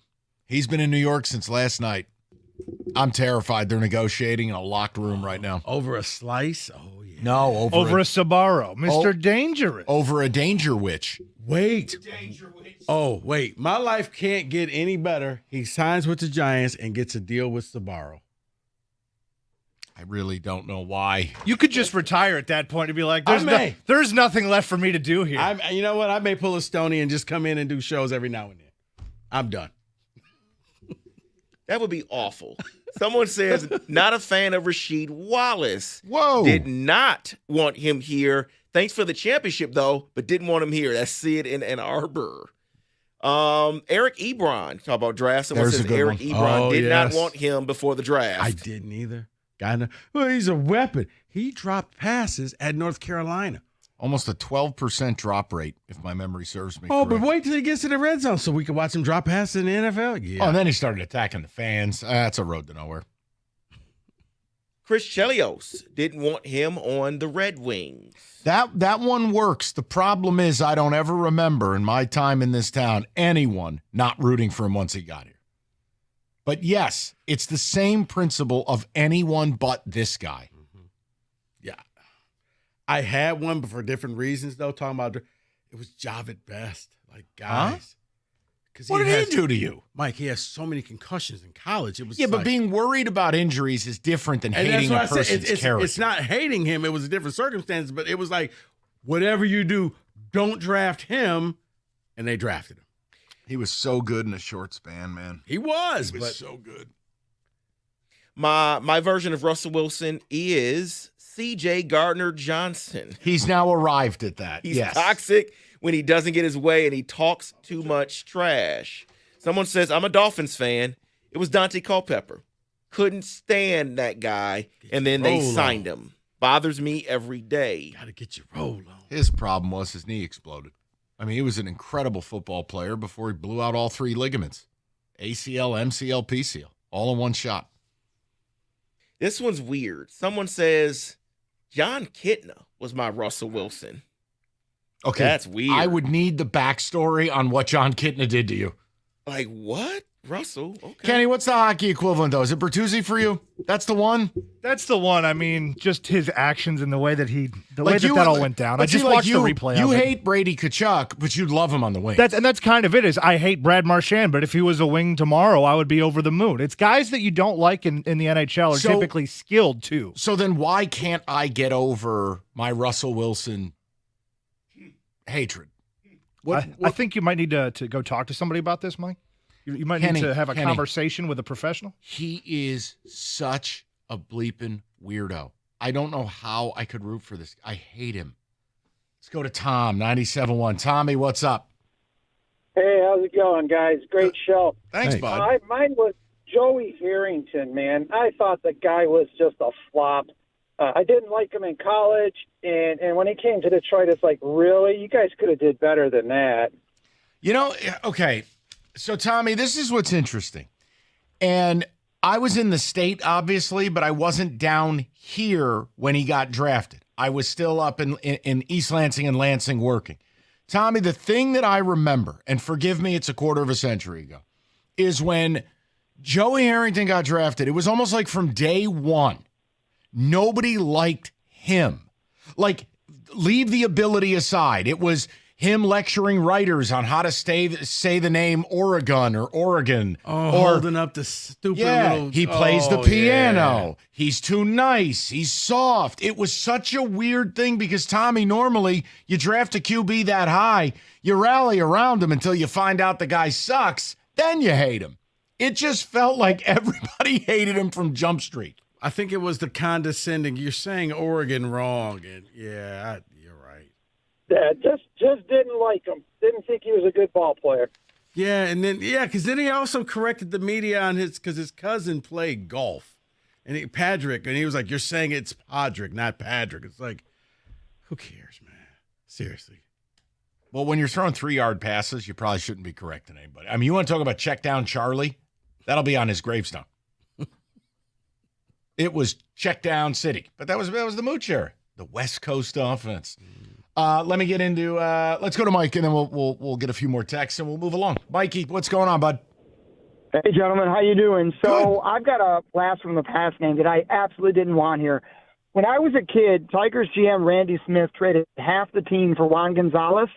And, I mean, you talk about just bum and a slouch that had no interest in being in Detroit. He went to the Rangers. Apartment. Remember? You're going to get a house? No, apartment. Man, and Phil, I remember one time Phil Garner getting asked in a postgame, And he looks over, and you can tell he wants to just say, F this guy. Flu-like symptoms. I think the guy missed 2/3 of the baseball season, and we'd given up, I think, Justin Thompson, Frank Caldonado, half the ball club to get him. The guy never wanted to be here, and he was, and they never got him on a long-term contract, and that was it. Well, luckily, he ended up giving up nothing. It was a wash. Yeah, because Randy Smith couldn't scout and draft anyway, so hey. There you go. No, but that's, God, I remember that was back in the era, too, of, you remember after Garner got let go, remember the commercials they were running when Comerica was getting built? And it was Trammell in, like, massive, like, pit viper shades. Dean Palmer and Gibby may have been in the commercial, and they were, like, shoveling snow. And, like, Trammell came out like the Terminator's like, it's time to go to work. Then the ballpark opens up and everybody takes one look at it and you're like, wait, where are the fences? And I think the first game was in Seattle or Kansas City. It was snowing. Dean Palmer, good pull. You are on fire. That was a tough era, man. You on fire. Tough era. I didn't want to remember that name, okay? What about Camara Barti? No. Joaquin Garcia? Juan Gonzalez. Yeah, Was Brian McRae here for a cup of coffee? Yeah, I think so. What about the sidearm reliever Mike Myers? Mickey Tettleton, Tony Clark, Bobby Higginson. I was a big Tony Clark fan. Why? Tony Clark was not good. David, it was lean times, okay? That's why I only went to go see Ken Griffey, because we didn't have any talent. He would hit home runs. Would he? He would. Questionable. Well, I'll tell you what, he was a better ball player than he was a union rep. I was say he was the all-star representative for the Tigers every year. That's because everybody got one. I know. And no one else. Jesus. Let me have this. They couldn't send Ernie, so they sent him. All right, Travis Fryman was done. 248-539-9797. How about a little college basketball blitz for you next? 97.1. We've mentioned Northville Lumber for a long time. Largest Trex decking outlet in the country. And in fact, Northville Lumber, they're Michigan's Trex superstore, and they've got all colors of Trex decking, railing, lighting. They have it all the time and at the lowest prices. So whether you're a builder or a do-it-yourselfer, you can count on Northville to have all the Trex decking you need when you need it. Call Northville Lumber today or stop by that showroom, take home some samples, get on the schedule, and you could be outside today enjoying your deck. Call Northville Lumber, Michigan's Trex Superstore today, or go to northvillelumber.com.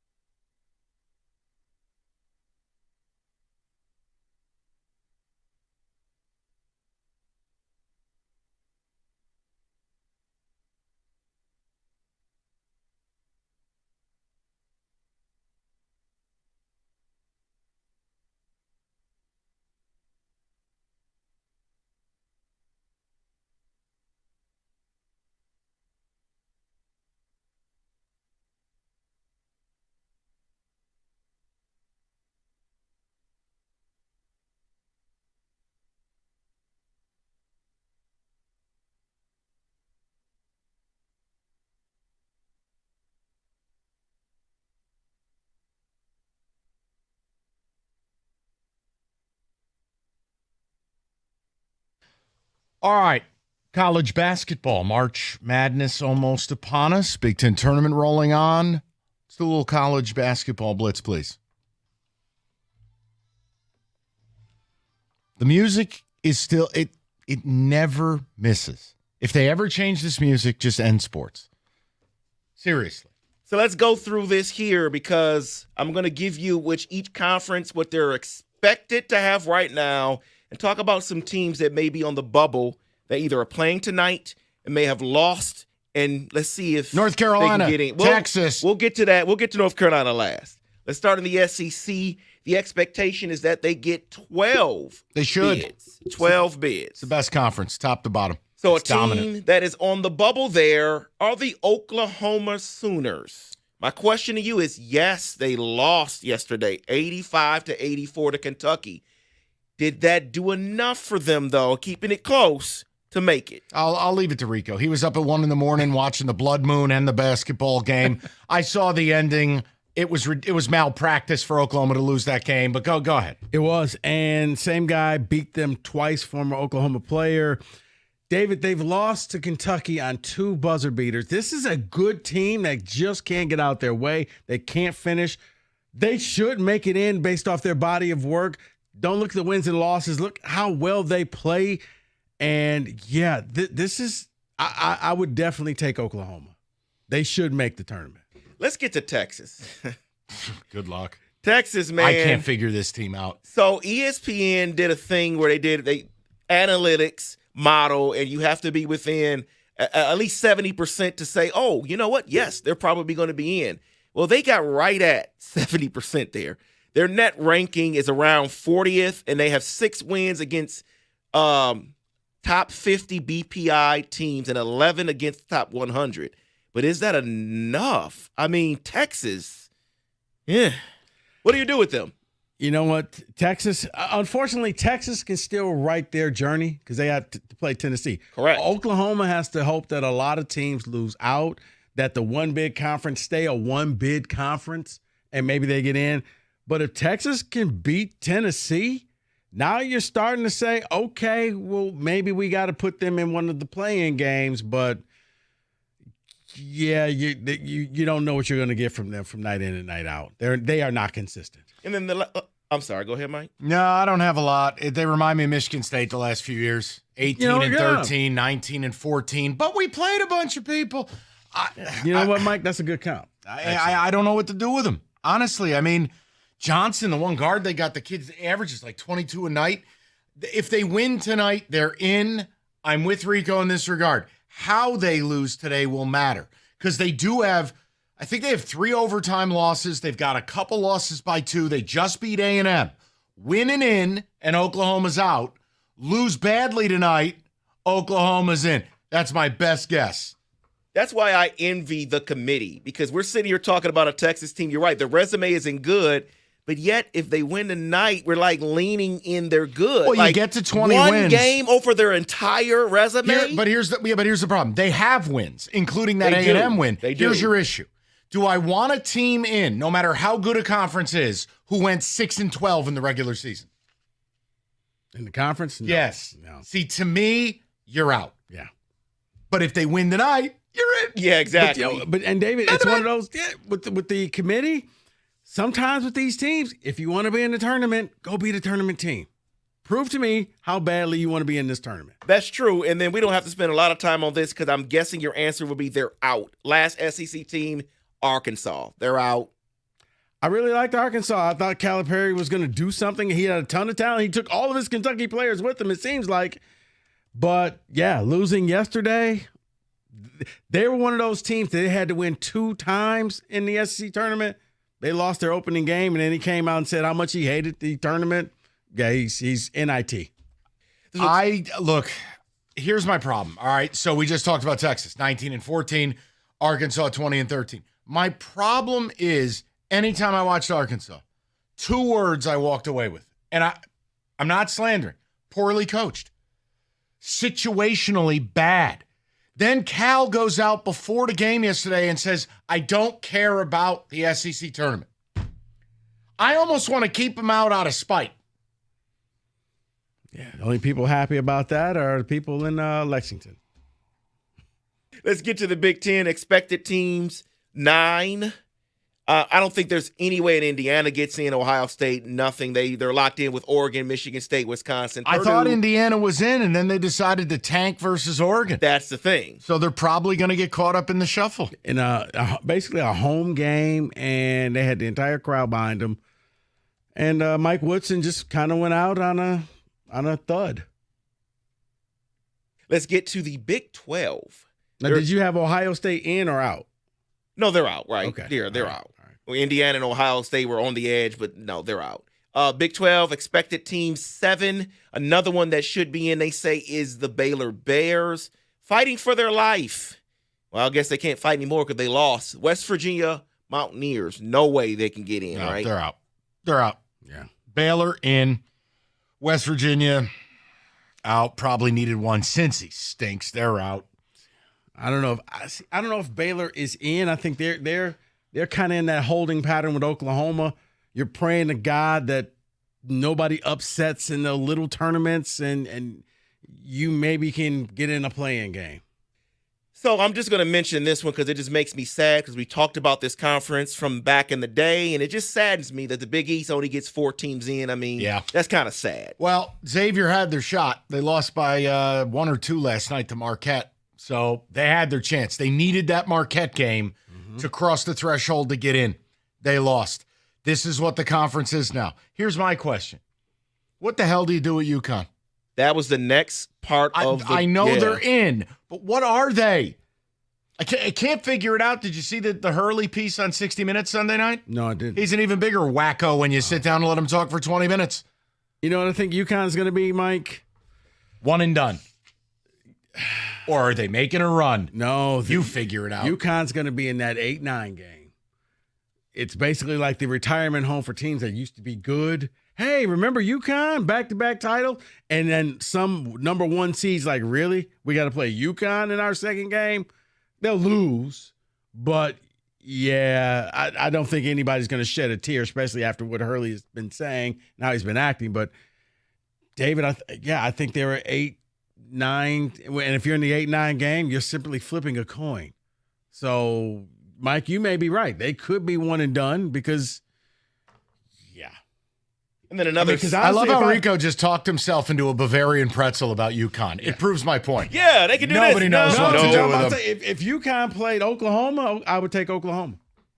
Yeah, you're probably right. And then another sad sight of what the past used to be is ACC's only going to get 4 teams from the ACC. The ACC's awful, but this is the problem. There's a lot of small schools. This is where NIL has actually destroyed a predominantly basketball historical conference. Look at it.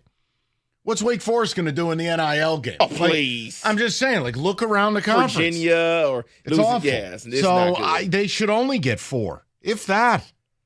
UNC stinks. If they lose tonight to Duke without Cooper Flagg, why should I put them in? So why? UNC is just their name only. Because but why? No, Mike, they would get. It's like UConn, not really that good, but because you have a name, we'll put you in the tournament. Put up as the number 1 seed in the CBI. That'll work for me. Is that still North Carolina? No, I don't know. I think it's something. It's called something new now. Oh, something new. Yeah, okay. But, something I can ignore. But I look at North Carolina. Yeah, you got it right in front of you. Your rival, and they don't have their star player. Tonight is their game. They win, David. They're in. And again, what I'll tell you, quad 1 opponents, I think UNC's 2-12, yes, 2-11. You didn't beat anybody. 10 of their 12 losses have come against top 50 Okay, opponents. you know what? Even worse. What? They're 1-11. Okay, win tonight, and I don't even care if Cooper Flagg doesn't play. What? I'll put you in. You lose tonight, get out. I don't even know if I could put you in tonight if you beat. Okay, then. That means you're 2-11 against good teams. Yeah, that's not a good resume. That is your college basketball wraparound. America's favorite place to watch sports in general, Stadium Swim. Located at Circa Resort and Casino, you catch all the biggest games, the best viewing experience, and it's built for you, the fans. 6 pools, 3 levels, perfect view of the big screen, located at Circa in downtown Vegas. Stadium Swim, book your spot today at circalasvegas.com.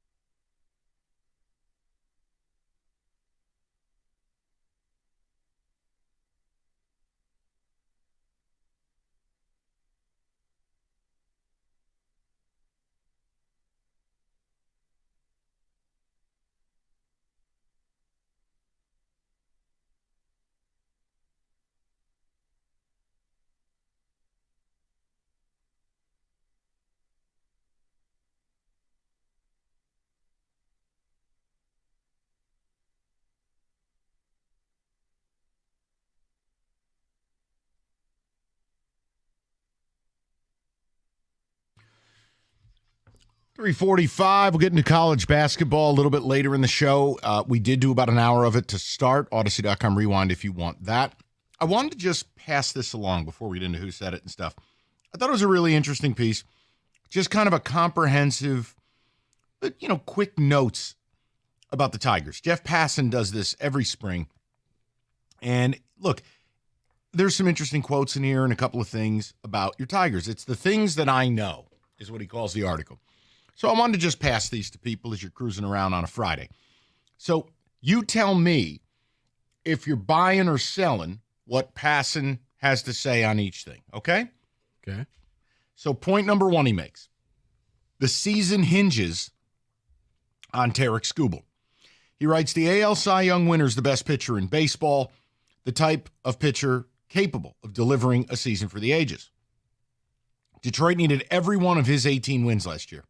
And while improvement is difficult to come by, when you've turned in a sub 2.5 FIP season, basically your expected ERA, not the real ERA, one of just 15 pitchers to do so in the last 10 years. 15 total. Skubal matching or besting that number would be rare. Only one pitcher with multiple 2.50 seasons or under.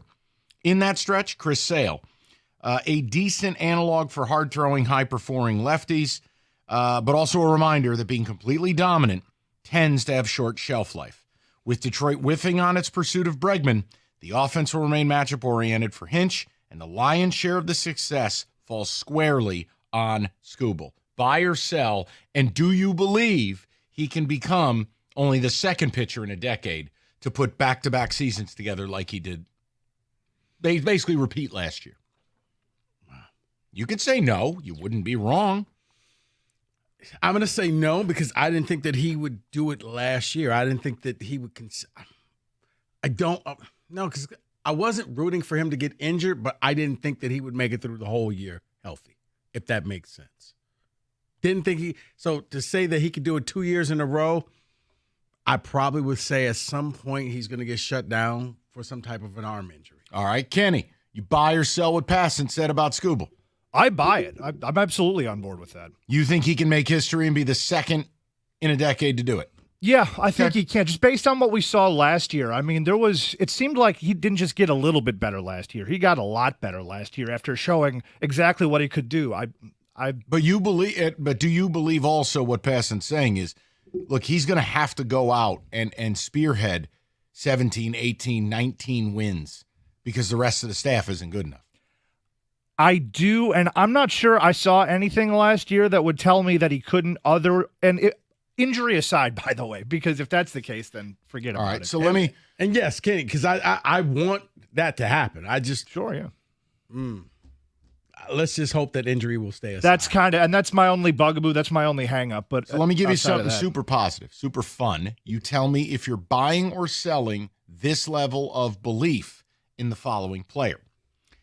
Among players with at least 250 plate appearances last year, Kerry Carpenter finished 9th in weighted on-base average, behind only the following. Ready?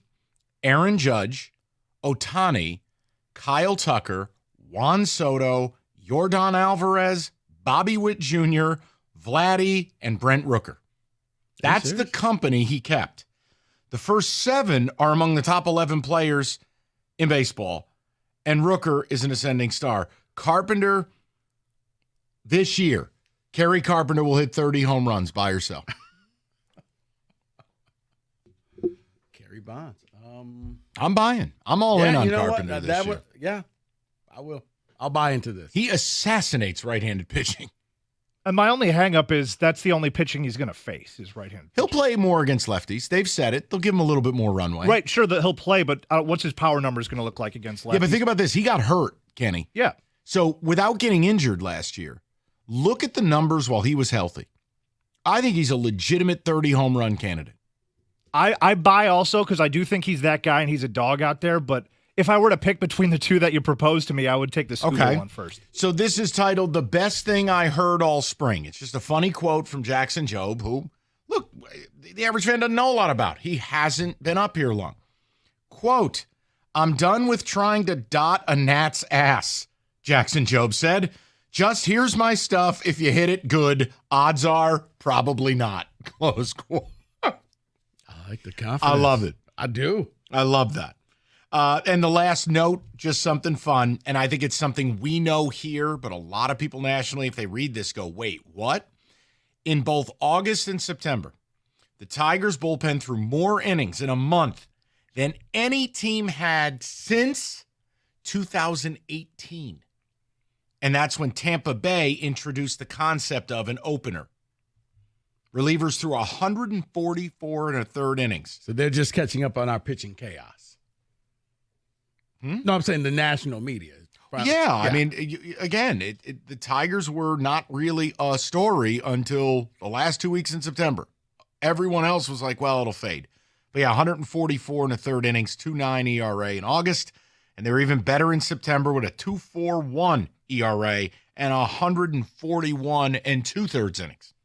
That's almost 300 innings of baseball and a sub-3 ERA over 2 months. Yeah, that's why pitching chaos is unsustainable. But just some fun news and notes from Jeff Passan out of spring training. He does it for every team if you're interested in it. But the Tiger one, I thought, had some really interesting little tidbits. The Kerry Carpenter. That one was... He's going to hit 30 home runs. The company that he's in is like, wow. But see, that's where baseball is different to me than any other sport, is the data. It doesn't lie. Like, the batted ball profile and how you play, and it just... There's always an analytic to tell you, like, hey, even if this guy's not producing in your eyes, the quality of contact, it will turn around. Like, it's just different. Like, there's no metric in basketball for pretty jump shots that didn't go in. 2.47. Like, I don't. Fair. Baseball has it, though. It's such a unique thing. But yeah, if you want to whiteboard it, Carpenter, over under 30 and a half home runs. He's going over. Okay. He's going to have a monster year. David, we'll do Tigers receipts coming up. Perfect. I can't wait. David, ticket text. Remember, Torque burned us all last year. I know. I dared to be optimistic with him, and look at how he rewarded us. David, what do you got? Yeah, someone's saying we don't need Skubal to do what he did last year. We need the other pitchers to come around and give us something. Someone else says, yes, Kerry Carpenter's going to hit over 30 home runs. I can't wait to see it. Going to the ballpark. Can't wait. The injury thing is the only strike against Carpenter. He still hasn't played a full season. If he does, 30 home runs are the minimum. Whoa! James in Sylvania. Wow. I like that. Well, look at case in point. Last year, 264 at-bats. He had 18 home runs. Guys, if he gets 500 at-bats, I don't see a scenario he doesn't get into the 30s. I mean, he's just a pure hitter. He's got the frame. I mean, he's got to be 225. Big kid, 6'2", 6'3". He just annihilates right-handed pitching. I'm all in on it. Maybe I've cursed him. I'm all in on Kerry Bonds. I'll make sure that's in the receipts this year. Yeah, no. And this captain will go down with his ship. Maybe I'll have to sweeten this and make it like 32 and a half. Make it 33 and a half. Oh. Make it 34. Wow. I don't care. Somehow I heard a curse word behind that. Kerry Carpenter to the moon. Big year this year for Kerry Bonds. The blood moon. That's right. Let's get to who said it next, shall we? 97.1.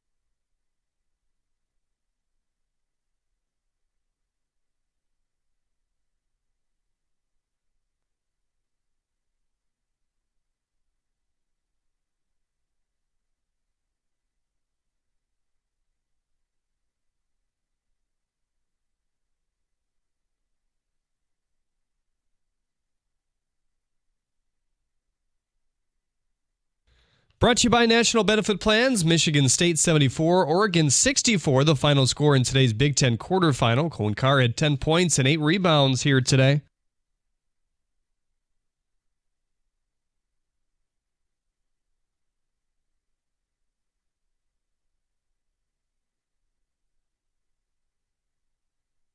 Richardson led the Spartans in points as well with 17 here tonight. He knocked down 3 threes, just 4 of 16 from the floor, though, 6 of those from the free throw line. Wisconsin and UCLA battling right now. 15:49 left to go in the second half. Wisconsin up big, 57-38. That's the winner awaiting Michigan State tomorrow right now. Michigan also plays Purdue tonight. The Boilermakers are 2.5-point favorites. That's lowered a little bit. Hear that game over on WWJ News Radio 950 at 9. The Tigers have a night tilt in Bradenton against the Pirates. First pitch at 6. Jahmai Jones, who appears to be a strong candidate to make the opening day roster with the injuries the team has in the outfield, is at third base tonight, while Cater Montero makes the start on the mound. The Red Wings are on the road against Carolina. Hear the game right here on 97.1. The Ticket at 7. Peter Mrazek is back in nets for the second straight game. Wayne Memorial marching all the way to the MHSA D1 title game tomorrow thanks to a victory over Flint Carmananes, where 66-49 at the Breslin Center today. They'll play East Lansing, who beat the reigning champion Orchard Lake St. Mary's Eaglets as well. Defensive lineman Dante Fowler Jr. has inked a one-year deal for $8 million with the Cowboys, according to Tom Pelissero. At the Coral House Sports Desk, I'm Jeremy Otto for Morgan at 97.1 The Ticket or Odyssey.com.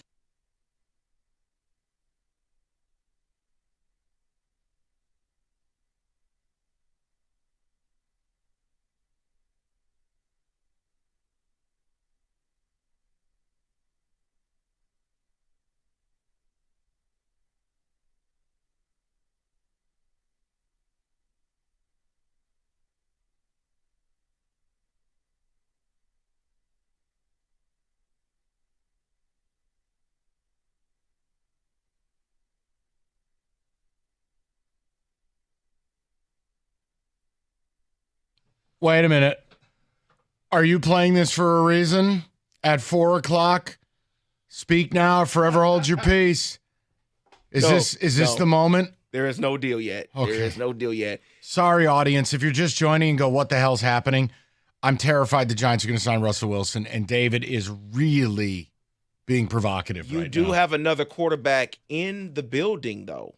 There is another quarterback in the building meeting with the Giants. That's good news for you. That's good news. It is Joe Flacco. Ooh. Super Bowl champion, Mike. Well, no. Russell Wilson was also a Super Bowl champion. But he's picky. I don't like this Super Bowl. Let's go to Who Said It. I hate all of you.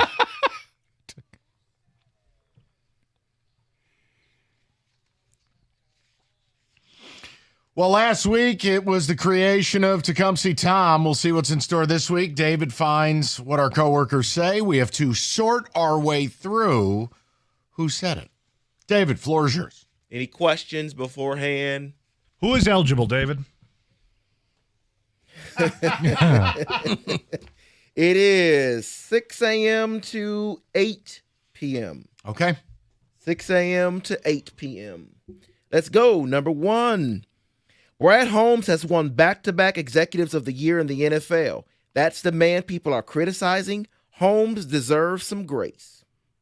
Oh, God. What kind of bathwater drinking take is that?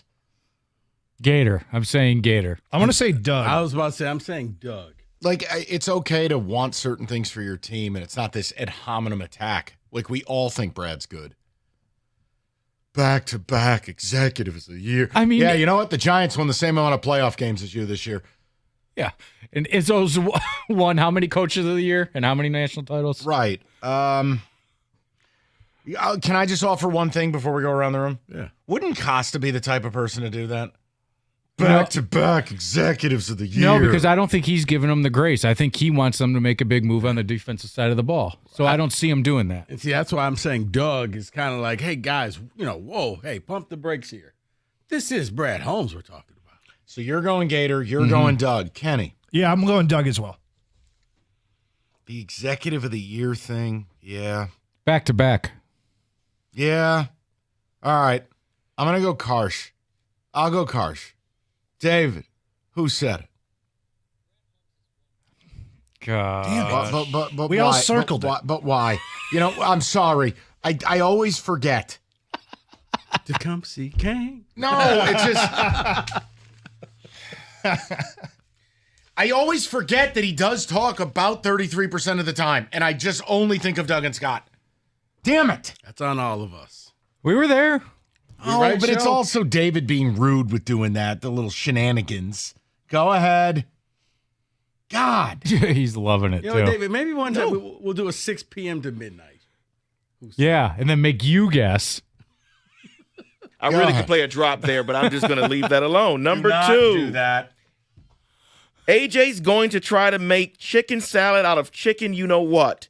But do I believe Javi Baez deserves creative ways to get in the lineup? No. His bat's terrible. Oh, God. I feel like I said something like that. Dude, there was a caller that called in and Got said, angry. Yeah, why? But what show was that? It was our show. It was your show, so Doug must have said it. It was Nick and... Because remember, he was like, who would want to eat that anyway? Right, it was the Notre Dame and the Penn State fan. Yes. Rob from Brighton and Nick from Farmington. Okay, so it was your show yesterday. I know I've said something similar. I think. Can I hear this one more time, David? AJ's going to try to make chicken salad out of chicken you know what. But do I believe Javi Baez deserves creative ways to get in the lineup? No. His bat's terrible. Oh, that wouldn't be Doug. I'm going to say Mike Valenti. I don't know if I said it. I just know I've said it had to have been similar. on this show because that guy called and he was like adamant that nobody wants that chicken salad. But see, I'm going to go with it because they said they've been hearing it all Yeah. day. I'm going to go Jim Costa. Ooh, okay. I'm going to say he set the table in the morning. And this guy was stewing on it for 8 hours. Yeah. I'm going to do something that I don't think any of us have done yet. Could David have done himself here?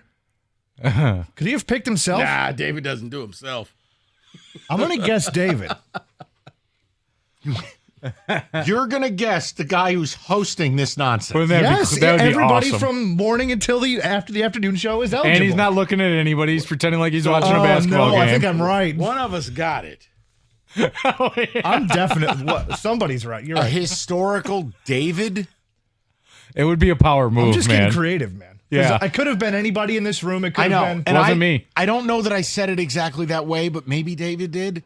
And you're feeling good about this. So I feel like it's either Rico or David, and I'm swinging for the fences here. all right. Wow. Why one of us?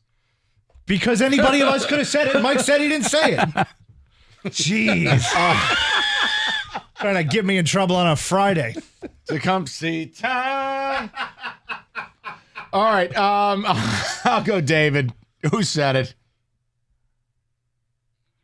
Oh, You got it. I look like Javi Baez there. Yeah. I look like Baez. you just- whiffed with Sister Jean pitching to you. Mr. Gene pitching. I'm swinging out of the zone. And I'm Kerry Carpenter. Yeah, I saw that one. Right Gone. down the middle of the Oh, plate. yeah, he sat on the Room fastball. service fastball right there. You Gone. heard the smarm every Terrible day. mistake. What a bad miss. Next. Think it's safe to say that Brad Holmes is shifting how he does things based upon where his team is. Let me read that again. I think it's safe Yeah, it kind of helps. I think it's safe to say that Brad Holmes is shifting how he does things based upon where this team is. They haven't shifted anything. They're just bringing a band back together. I got nothing. Who would offer that Brad Holmes is doing business differently?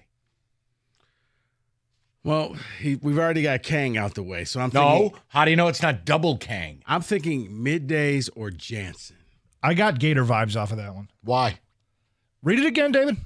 Yeah, the good way. The good way. Not what you did the first time. I think it's safe to say that Brad Holmes is shifting how he does things based upon where this team is. The based upon seems like a Gator. It's turn of safe phrase. to say would sound like Gator. Yeah, I'm pretty solid. But on here's Gator. my question. What has he done to suggest he's shifting it? Saying you want him to shift how he's doing business would be a take that would open up different people. And that's why I'm going to go Jansen because he's got insider knowledge because he was a player. So Oh, was he? I'm going to speak on another player, and that's Wojo. I'm going to say that it was Wojo speaking to Rieger because Rieger was probably flipping out about it. I could see any of us being right on this one. Wow. Kenny going out on a limb. Yeah, We're all great, I already guys. got my one, so I'm good. I haven't gotten any, so I'm I'm going to go Gator. I'm not really sure. I don't David, after you play the clip, can you give us the context, please, of how he's shifting what he's doing when he's only doing what he has I done? hope it's David that said it. That's fine. I'm going to leave if that's the case. My day is done at 4:10. We're all in. Who said it? Ah. Okay, enough. Now tell me the context of how Doug came up with he's shifting, because he's not. The conversation was about, of course, signing your own guys, and he believed that they were shifting because he didn't sign Iffy Malifonwu. But he signed everybody else! And then Gator went to explain how everyone else is back. Well, it's not like he signed a wide receiver 3. Oh, wait. He just did. He's shifting. He said, but he let Iffy go. Shifting. Yeah. Okay, See? so hold on. If you only retain 99% of your own people, that's a shift in ideology. That's a 1% shift, Michael. That means it's not 100. David, quickly, do we have one more? Sure do. You've got Scooble. You've got Flaherty. You've got great pitching staff, and you're not going to back it up with defense or offense? Oh, boy. Now, I did go on a little bit of a run there where we were talking about the folly of positional flexibility, bias at third, and you can't move Glaber because you probably promised him. I don't think I said that, though. I don't think you did either. One more time, David, real quick. You've got Scooble, you've got Flaherty, you've got a great pitching staff, and you're not going to back it up with defense or offense? Is that Rieger? Is that a Rieger Yeah, take? that screams Rieger. I can hear him saying it. I could hear him yelling it, but then again, his general point of view is yelling. I was going to say Tecumseh Tom, but you know what? I'll go Rieger. I thought about Tecumseh Tom. I thought about him too. Rico, do you think you possibly could have said this? Because I'm between you and Rieger at this point. I don't think I did. Okay, so I'll go Rieger. Rico has yelled a lot this week, though. It's true. It's true. Possible. You know, it was a blood moon. I'm gonna go Rieger. No, just for you. Okay. I do want to see the photo. I don't. There you go. Okay, can we move That's on? pretty cool. All right. That's pretty sweet. Who said Could it? be a Skittle, but who said it? knows? Okay. I was awful this week, David. So was That was I. a great job by you. I still don't understand the shifting ideology of Brandon Holmes. 1%, You man. didn't sign everybody. Got it. That is who said it. All right, there's not a dealer in town that celebrates St. Patrick's Day better than Moran Chevrolet, Michigan's #1 selling Chevy dealer. Guys, the deals best of the season. 25 Silverado 4-wheel drive LT Crew Cab, $299 a month, only $19.99 down. Price right or go green with the all-electric 25 Blazer EV. You can lease it $199 a month, $14.95 down. It's all there, 24 months. And the best part, everyone gets employee pricing on both the Silverado and Blazer EV. Moran Chevrolet, where you always get the best price period. Visit MoranExpress.com or stop by on Gratiot, north of 15 Mile in Clinton Township. Chevrolet, together, let's drive.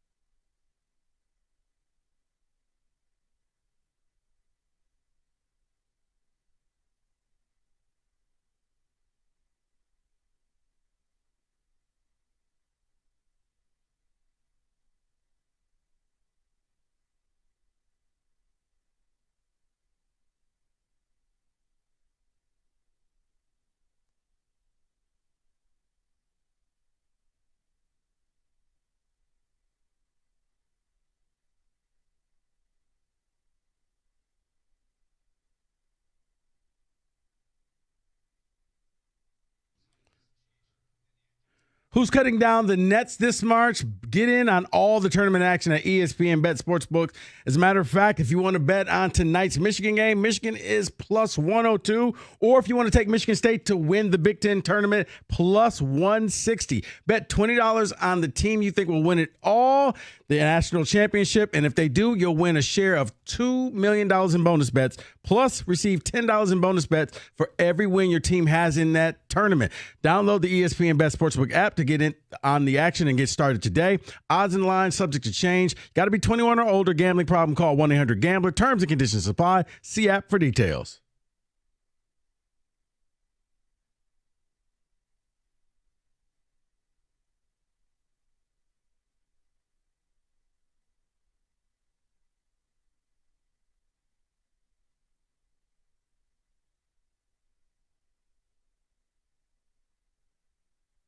It's so ridiculous. If you're confused, I know that's very inside. I don't even know how it happened last week, but we created it. It was almost like Tom starring in his own awful sitcom.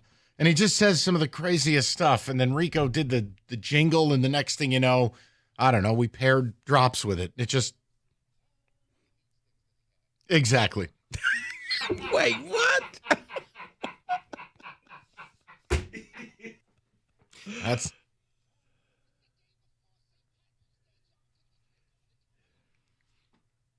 You see what I mean? That's Tecumseh Tom. Jack of all trades. Okay, all right. I think we're good. All right, so... With Greg Hargrave. He's in that little circle. Right. It'd be like exactly. It'd be like the start of Family Matters, except exceedingly white. Yes. All right, let's move on. I have a question I want to ask, and we're going to get back into some college basketball, longer form, top of the hour. Michigan plays tonight, and I just hear me out before both of you physically assault me. Is that a fair deal? Okay, because Kenny doesn't count. He doesn't even know the college basketball is happening right now. I want to just ask a question about Michigan. They are 2.5-point underdogs tonight against Purdue. Not 5.5, 7.5, 10, 2.5. I think I understand what Dusty May's been doing with this angle that he won't shut up about what happened last Sunday. That is absolutely his fault. And he's basically gone on this barnstorming tour to tell anyone who will listen how he is somehow aggrieved. Very weird. It's weird, but I think there's a tactic here. Method to the madness. Okay. Get the focus off of the fact my team blows. Just get the focus off of we're struggling. Now, they've had a week. The coach is out here publicly keeping the spotlight off of the fact that they can't stop turning it over, the fact that they don't shoot free throws well, the fact that they don't rebound the basketball, right? They've had a week. And I said to you yesterday, I go, look, tournament time, good coaches, and I do believe Dusty May is a good college basketball coach. You can throw in some wrinkles, some tweaks that for a game can really be effective. And we've talked about this. Wolf looked exhausted Sunday, having to execute the entire offense, but they have a pair of 7-footers, and it's very unique. They can go two-man game, golden post-up.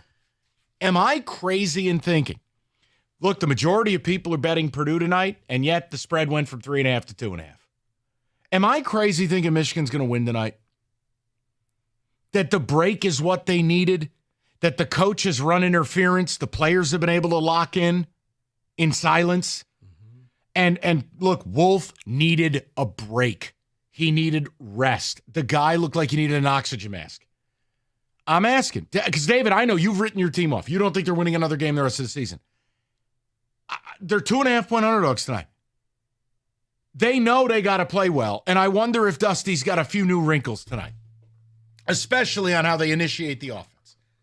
Now, if you guys want to make fun of me or call me Tecumseh Tom, do whatever you like. David, you can go first. Uh-oh. Here's the thing. I know what's coming now. I can understand where you would think that. If you're going with the theory of he's out there to take on the daggers himself and let his team just practice and worry about basketball and say, look, I'll take care of this, you take care of that. If that's the theory, okay. I just don't think that's happening. I Okay. don't think this team is going to do anything tonight. Okay, But again, that's just my foundation. You said it. I think they're done. Do you put anything on the 1 second though? Do you put anything on? Look, if more people are betting Purdue, why'd the spread go down? That is questionable. Yeah, Tecumseh makes time. All of Tecumseh's on the Wolverines tonight.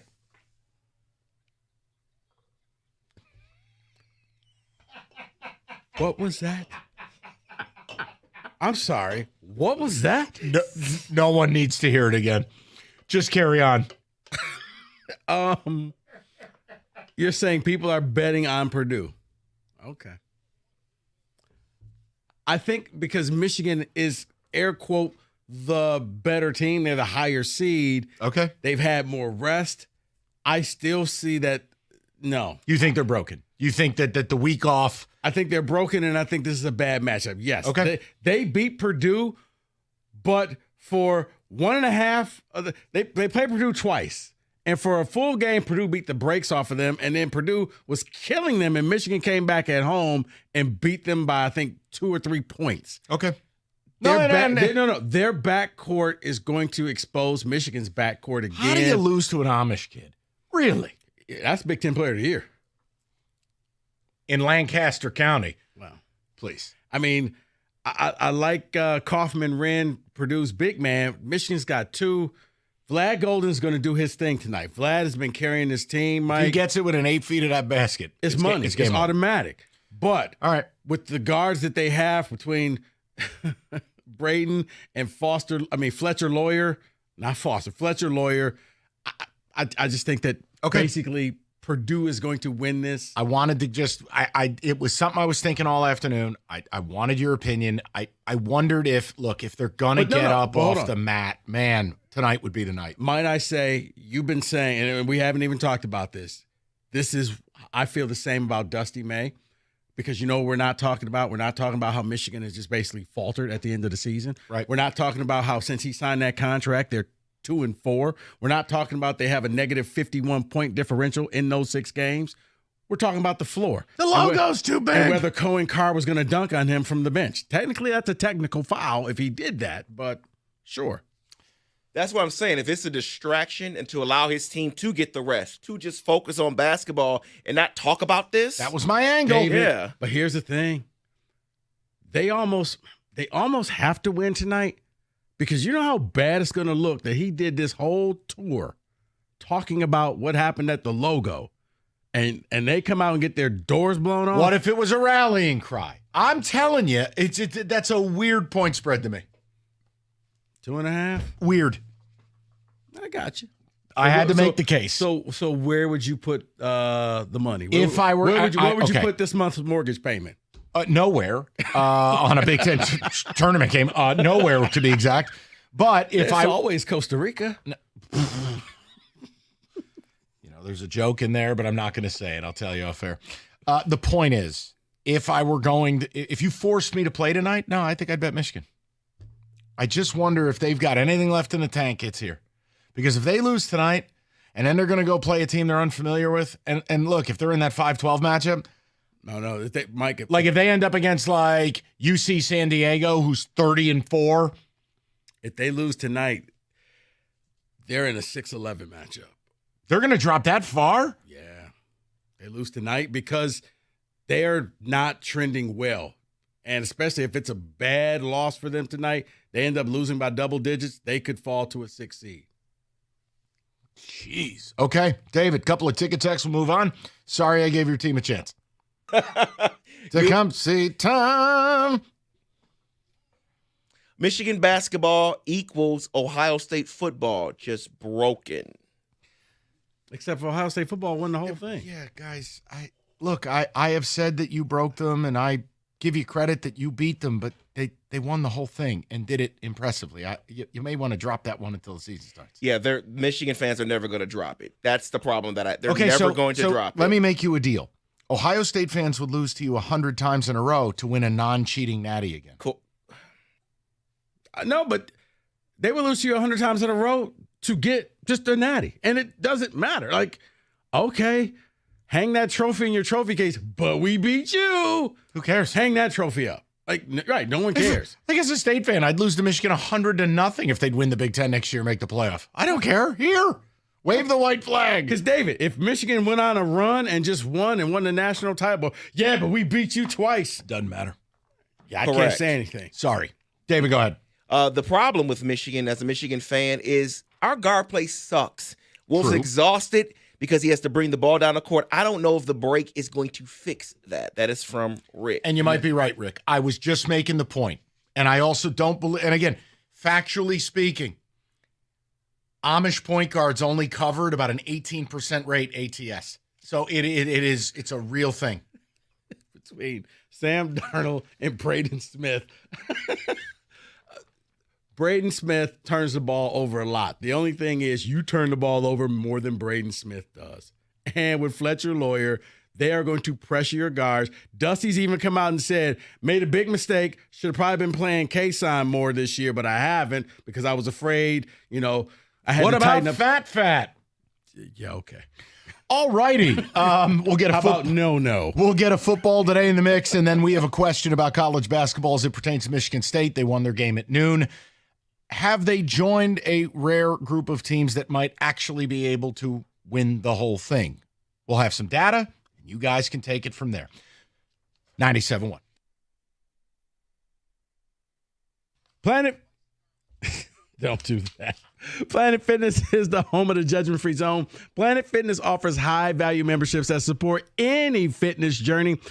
It's a judgment-free environment. It allows you to get strong your way on your time so you can feel your best self, whether it's a full-body workout, from strength training to cardio to stretching. Planet Fitness has all the machines and equipment that you need to get going on your fitness journey. Convenient hours. It'll fit your schedule and your routine, and free fitness training from knowledgeable trainers who will focus specifically on you. And now through the month of March, upgrade your Planet Fitness membership to the Black Card membership. You'll get that first month free, a $24.99 per month value. You'll get it free. You'll walk in with $1 down, and that's all you got to do. And head into any of the local Planet Fitnesses throughout the Metro Detroit area. There's 50 around, so you can find one. Oh, and by the way, with the Black Card, you can also bring a guest with you at any time, somebody who can help motivate you and keep you going on your journey. Head into local Planet Fitness right now to get started. You can go online, or you can go on the free Planet Fitness app. Look, we're all strong on this planet, Planet Fitness.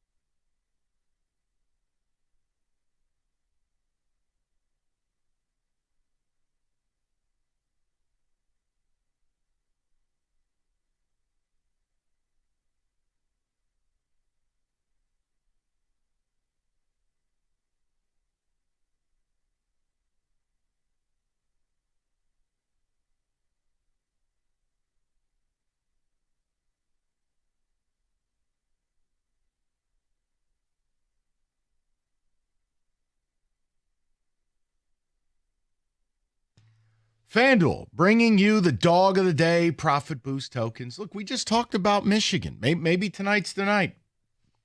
Plus 2.5, bet a money line, you get profit boosted. Look, it's March. Crazy bleep happens. FanDuel.com/ticket. You're going to get that dog of the day profit boost. Enjoy your Friday night. Do it with FanDuel. 21 and up. Present Michigan. Opt-in required. Wager of at least plus 100 odds required. Bonus issue. Non-withdrawable profit boost tokens. Restrictions do apply, including any token expiration and max wager amount. See terms. Sportsbook.fanduel.com. You got a gambling problem? Call 1-800-GAMBLER.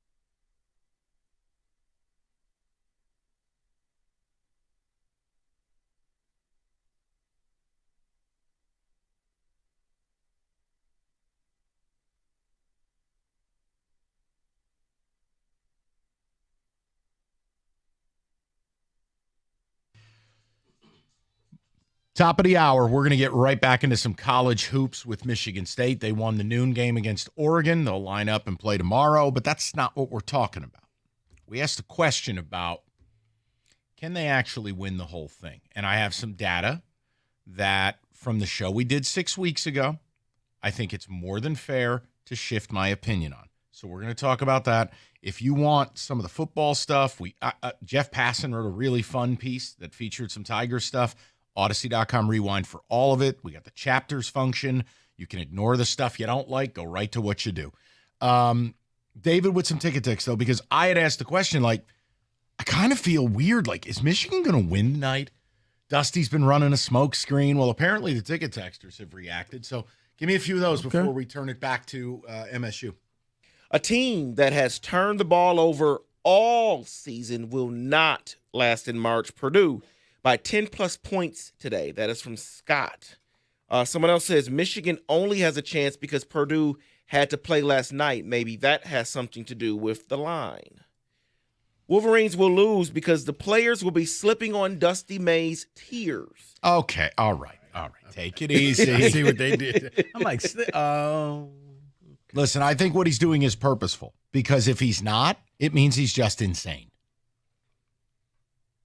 OSU football equaling Michigan basketball is funny to me. Tell me more how unserious of a basketball fan base you are because you text that. I can't. I mean, that's why I left it alone. Don't yell at me. Yeah, that was. I am already weird. under stress because Russell Wilson at any moment could be the new Giants quarterback. I am already stressed out. You know what? You only got 8 more minutes to go. If it doesn't happen at 5, it'll happen at 6:03. Okay.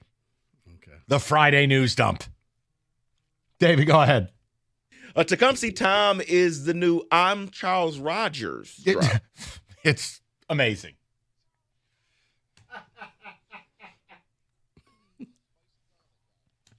No, these new drops I heard today were. Oh, you didn't like the St. Patty's Day reset? Right.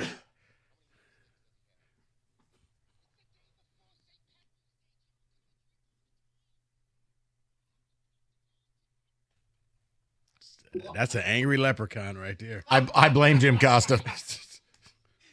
I blame cookies. That's my story, and I'm sticking to it.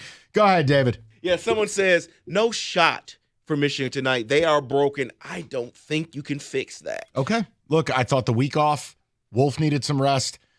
These players unite. Look, what Dusty's trying to do is turn them into the aggrieved.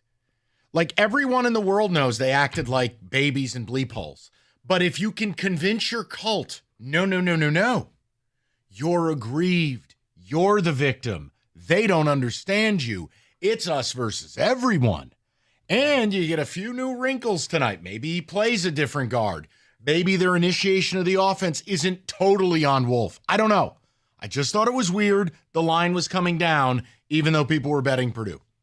That's all I have to go on. Please don't yell at me if Michigan gets dusted by 20. No, someone is saying to you, though, they are texting and saying, I hope you're right, Mike. I have to watch this game tonight.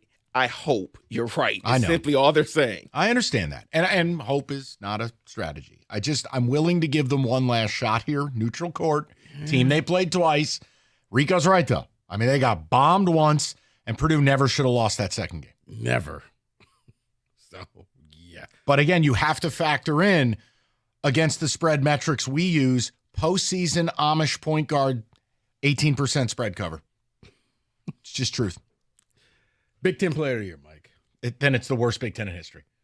To hell with Braden Smith. Go ahead, David, one more, and we will get to the business of the day. Someone says, I'm not going to believe in the rest thing. These kids are 19 years old. Go out there and play basketball. Oh, okay. All right, 1945. Thank you.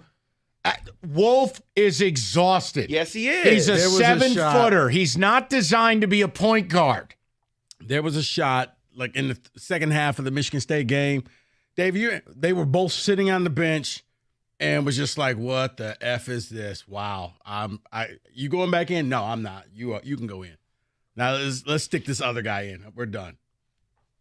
Tecumseh Tom drop is hilarious. Now we need a traffic girl drop. No. I want to be respectful. No, you don't. This is the time he picks. This time, right after the Amish point guard. This is the time. Soulless Ginger, Amish point guard. Now I want to be respectful. Oh my God, a UFO just blew up 696. Get to the right for my cruise. Thank you. Thank you, Amon Ra. I want to thank my cameras. You guys are screwed. Let's move it along, shall we? Where did the drunk leprechaun come from? Dude, I don't know. They were doing their cookie jar thing and Irish because Monday is St. Patrick's Day. And so they were going over this favorite thing that's Irish. And apparently Tom is Irish, of course. And he was giving his accent that's the most favorite thing. Yeah. Mm-hmm. All right. That's enough. Enough. I beg of you. Let's get to the business of the day. And no, we're not talking about Russell Wilson breaking news. We represent the lollipop kids in my head. It's the Lollipop Guild. Show a little respect. Okay. Boy, you're all about respect, Doug. Ginger pumpkin idiot. And Russell Wilson's a certified weirdo. That's not respectful. We have a question for you guys regarding Michigan State and can they win it all? Data, and you make a decision. We'll do it next. 97.1.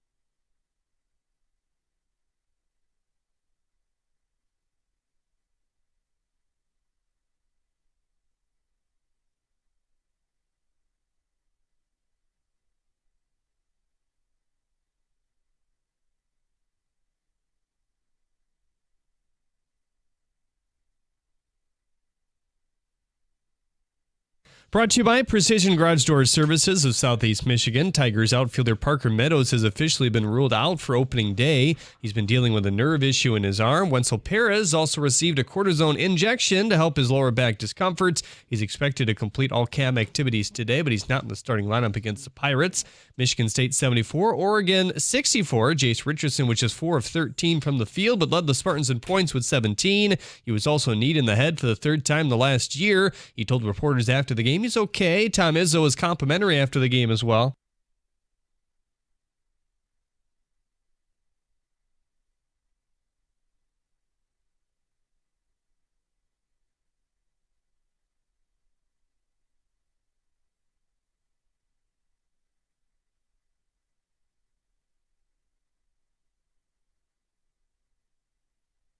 Wisconsin on tap tomorrow at 1 as they defeated UCLA here today. In other college hoops news, Iowa's parted ways with their head coach Fran McCaffrey after 15 seasons on the job. The Hawkeyes were 17-16 this year. The Red Wings are sending minor league defenseman Torey Dello to the Devils for cash considerations. Per Ansar Khan, it opens up a roster spot in Grand Rapids for Anton Johansson, who signed an entry-level deal yesterday. The Wayne Wheel is back in action tonight against Carolina. Hear the Friday Tilt right here on 97.1 The Ticket at 7. The Lions officially announced the signing of backup QB Kyle Allen. Allen was last with the Steelers. The team also re-signed receiver Tim Patrick to a one-year deal worth reportedly $4 million. At the Corwell Health Sports Desk, I'm Jeremy Otto from Oregon at 97.1 The Ticket or Odyssey.com.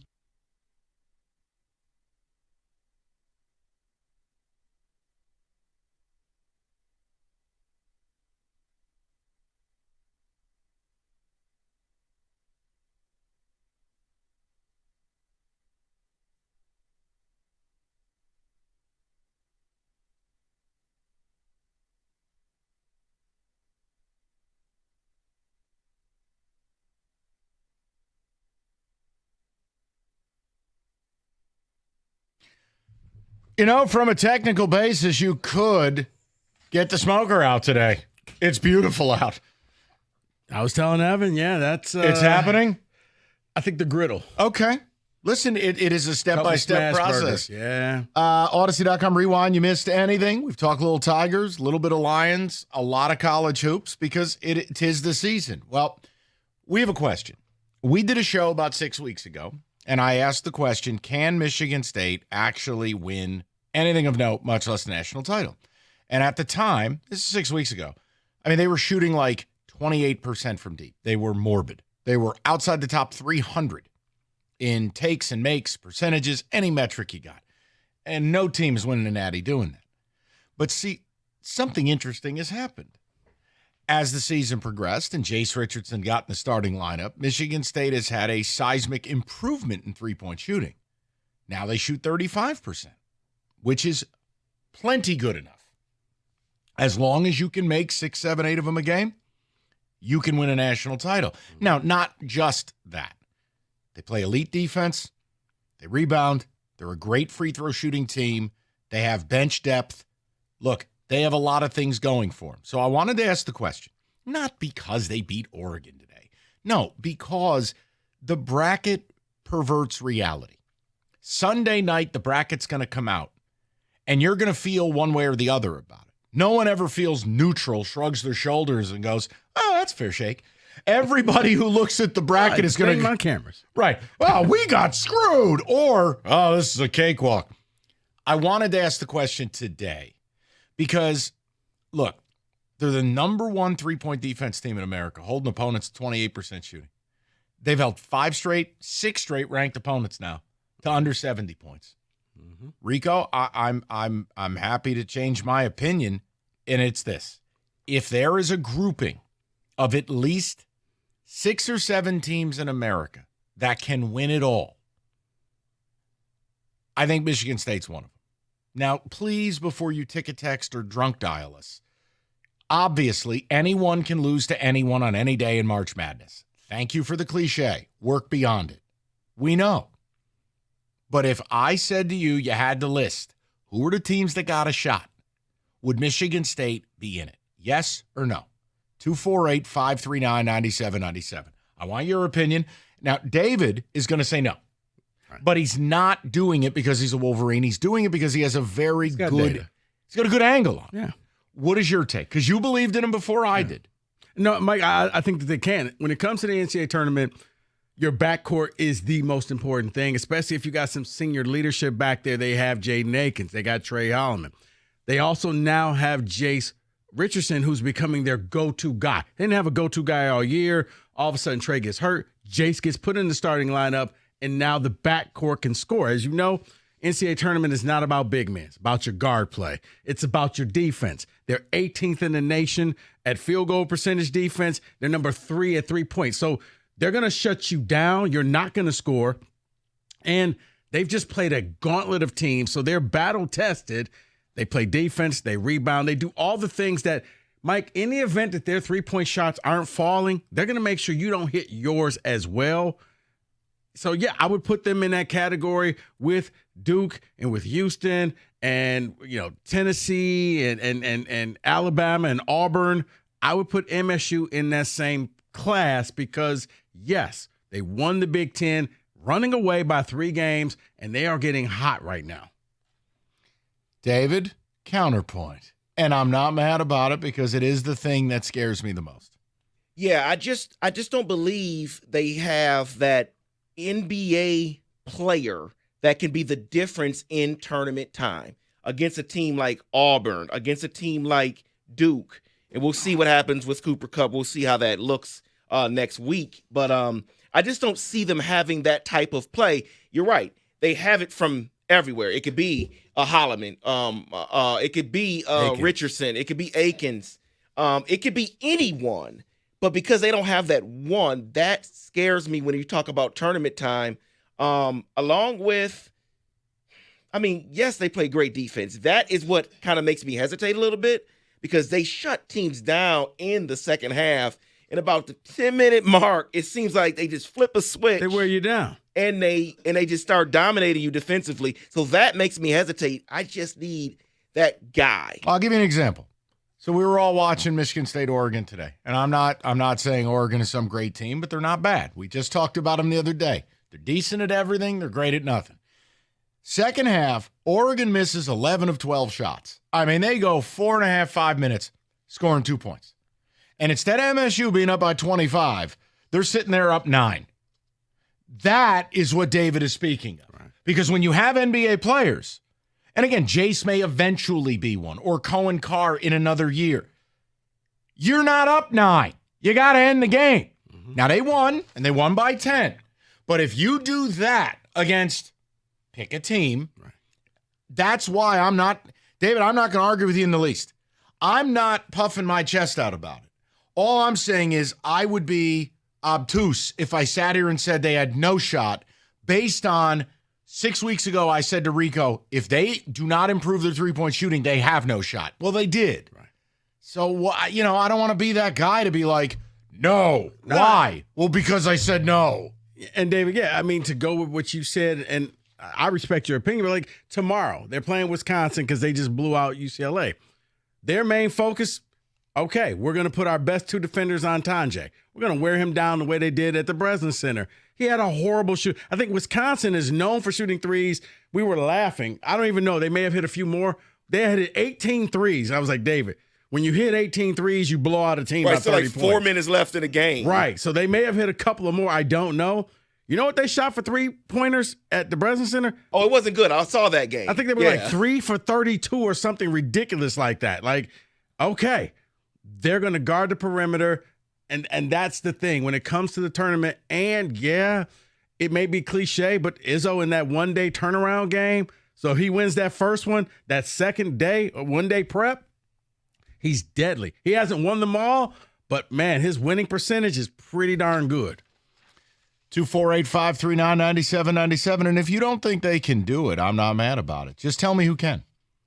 Like, what is the list of teams? Obviously, there's a fearsome foursome from the SEC. It would be Bama, it'd be Auburn, it'd be Tennessee and Florida. Right. You comfortable with those 4? Yeah. Okay. And I think every team, you could sit there and every team has their fatal flaw. I think the worst thing for Auburn is just your coach. Like, all right, well, at some point or another, Bruce Pearl just kind of goes full Bruce Pearl. All right, but those 4 I'll leave Duke in pending this Cooper Flagg thing. They cannot win it if Cooper Flagg is compromised or out. But Duke is in for now, 5. And don't forget, they've also lost another starter. I forgot the guy who hurt his shoulder yesterday. But, yeah, he's done. You hate to see it. 6, you want Houston? Yeah. Yes, Mike. We can put Houston in there. All right. Is Jean State jacket and all. Is State 7? I think State is 7. Okay. I would put State ahead of St. John's, only because St. John's is in the Big East, and you really only played a couple good teams. SEC's probably getting 12. Big Ten's getting 9. Big East is getting 4, just to back Rico's points. And why am I saying Rico's going to get slandered? Nobody even knows who St. John's is. Doesn't matter. What am I even doing?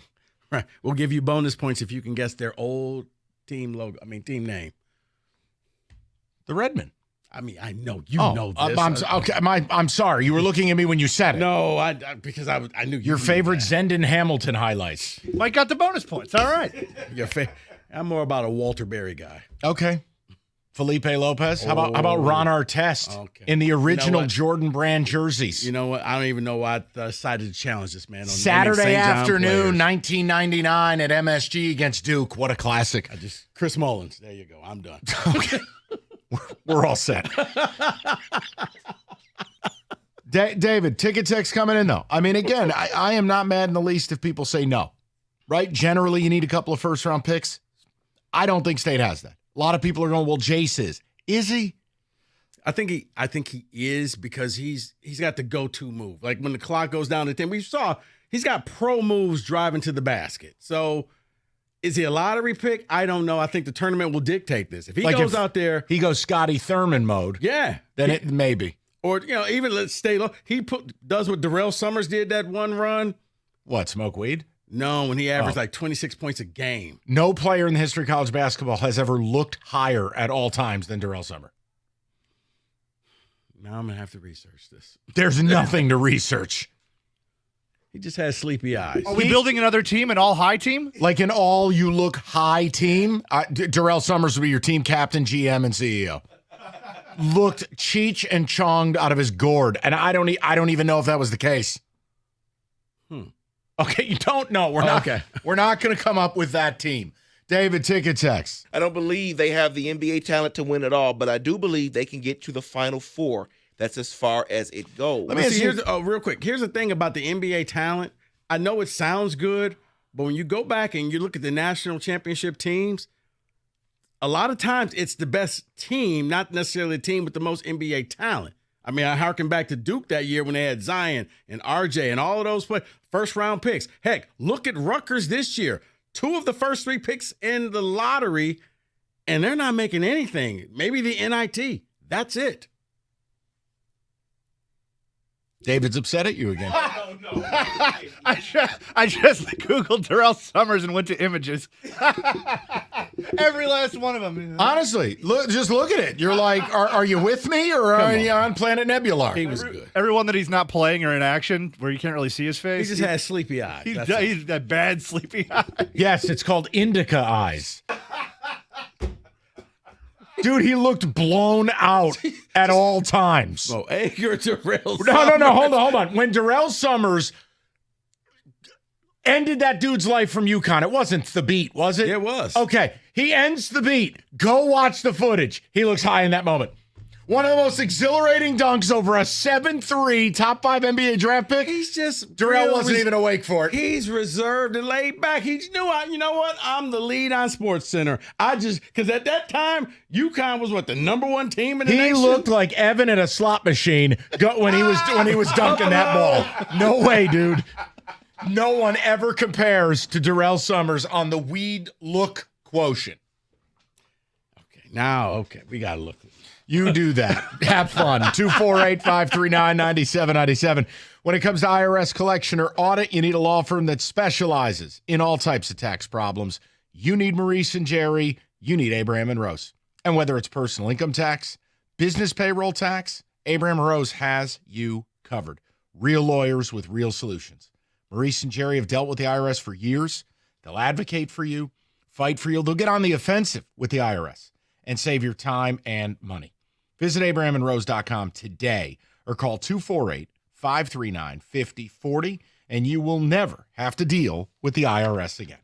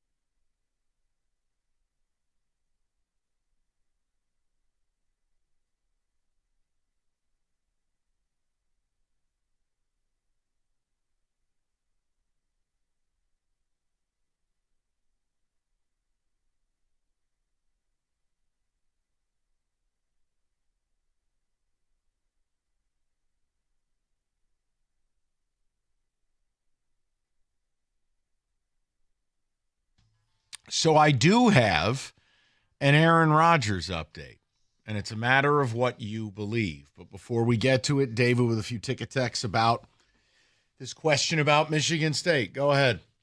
I don't believe Michigan State can win it all. I think they simply outlasted a tired Big Ten that beat everyone, beat each other up. They cannot keep up with teams like Auburn, Bama, Duke, maybe Sweet 16. This might change your mind on Duke, people. Cooper Flagg is out today, and Malik Brown is also out. He may be out for the tournament, Malik Brown. Yeah. So Cooper Flagg's an interesting case because, again, I hate living in this world where the college experience means nothing, but let's be real. He's the number one pick in the NBA draft. I don't know the specifics of the injury. Rico and I did not examine him. But if you are advised by doctors, look, just shut it down. No, you don't gut through it. You just don't. It's not the day and age we're in.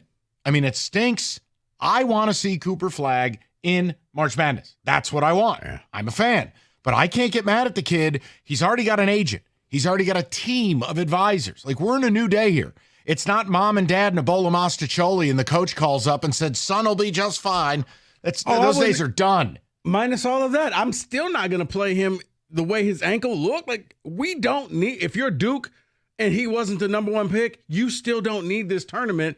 There's a better tournament. Take this week off, rest the ankle. That I agree with. I'm saying NCAAs. Yeah, and honestly, Mike, in case of emergency break glass, I'll see you in the Sweet 16 round. Take the next week off. We should be able to win our first two games. But for the other part of that, the tired Big Ten, a little bit of a lazy narrative because a lot of teams in the Big Ten got red hot. MSU just went through all of them, all ranked, a lot of them on the road. Like, it's okay to just say, you know what, they were good. Whatever, Sparty. Go ahead, David. From Jeff, maybe I'm just a paranoid State fan, but I worry more about them playing lower seeds like Chattanooga or Kennesaw State. They make the Elite Eight. I think they have a serious chance to win it all. I'll tell you what, there's one team, and I'm not being Shaquille O'Neal when I say this. I don't watch them. No, I haven't seen this team play, but they are everyone's darling. They are like 30-4. It's UC San Diego, the Tritons. They are borderline ranked. I don't watch UC San Diego. No. I'm not disparaging them. I like that one. They are a mystery. They got a logo that was designed by MS Paint, and they don't lose. So I'm like, okay, don't want that little logo next to my team. I don't care who you are, what division you play in. You go 30-4, you're doing things the right way. True. And I think the other team was it McNeese State? I feel like they're always good. Yeah, they're in. They won their tournament. So that's one where they press though, don't they? Yes, they do. That's one where God, I need help. Why? Like, why? Well, we all said yes, so we all. Because here's the thing, David. It's all about matchups. That's who Michigan doesn't want to see in a 5-12 game. Oh dear. They press. You can't. You turn the ball. Yeah, over. They either lose or Vlad and Wolf combine for 60. All right. Because they can't handle 2 7-footers. I want to read you this, an Aaron Rodgers update from 7 minutes ago. Now, this is in the article form. Maybe it was a little longer ago, but it's today, it's recent, and it flies in the face a little bit about what was out there last night. Diana Rossini is reporting on Aaron Rodgers. This is the Athletics lead insider, Diana Rossini. Quote, conflicting reports on Friday has confidently stated the following as it pertains to Rodgers and the Vikings. Here's what you need to know. The Vikings are having discussions about what they want to do at quarterback and if they want Rodgers. Rodgers is giving them the time and is waiting to hear from Minnesota. The Vikings are yet to make that decision. We all wait. Well, listen. You know what that is.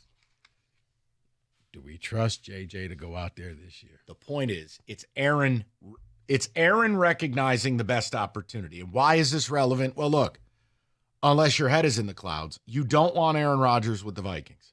If a ginger pumpkin idiot can be a Pro Bowler, or not an Amish point guard, or old Kirk Cousins can put up a crazy 8-game stretch. Look, Aaron Rodgers still threw 28 touchdowns and 11 picks last year on a bad Jets team with really no infrastructure. Aaron Rodgers indoors, that O-line, that running game, those weapons, Kevin O'Connell, an offensive wizard.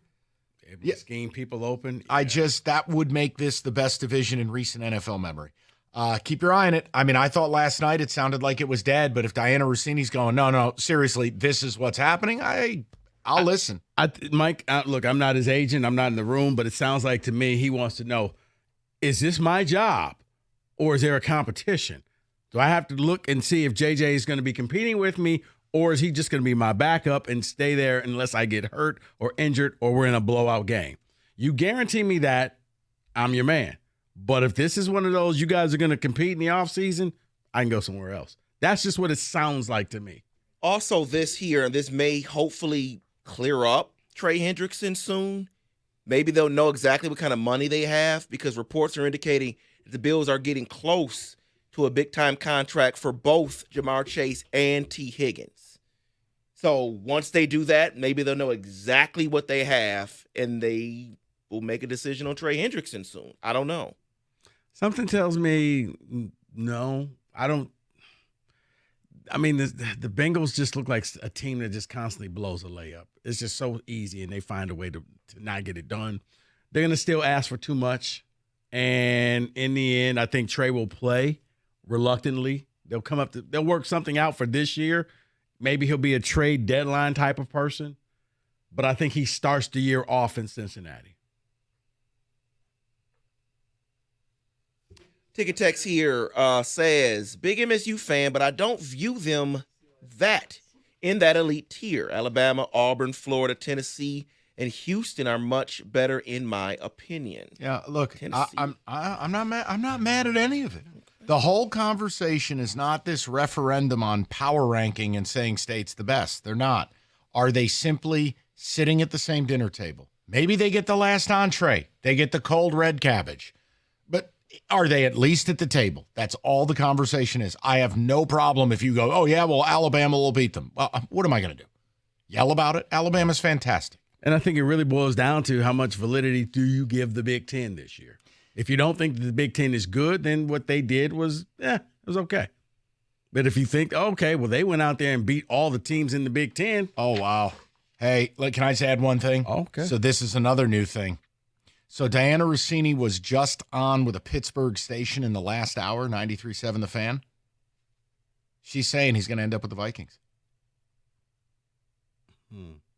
Oh, boy. Look. Hey, Lion fans, I know they're all at least we know what we'll be talking about on Monday. No, it's just Diana Rossini. But here's my question. Then what the hell do the Steelers do at quarterback? I guess we already did it.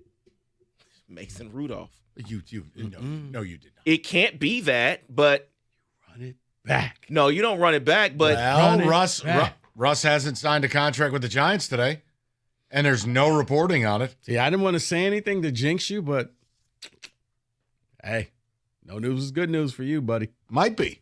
But then, Mike, it really boils down to it. Who's going to be your quarterback? I don't care. I want to go 0-17. I don't care. See, that's the thing. We want to win. We're trying, I guess trying. So they're going to go Wildcat all year? That's my hope. That's my hope. Rodney Hampton is our quarterback. You got to have a quarterback. No, you Mike. don't. We're going to be Trailblazers. Malik Neighbors, QB1. I don't know. Quarterback chaos you're running there. You're like the Tigers now. Maybe you trade for Hendon Hooker. Well, I'm not. See, I didn't even react to that when they brought in Kyle Allen today. You do need 3 quarterbacks. That's probably a competition move. I haven't heard a single thing about Hendon Hooker getting traded. As far as Teddy Bridgewater? The science teacher? Come on, man. You got to have a quarterback, Mike. No, We're not we don't. doing Wildcat for 17 games. I'll do whatever I want. All right. I'm just going to take Ashton Genty at 3 overall, and we're just going to rotate quarterbacks. Get Scatterboo. Sure.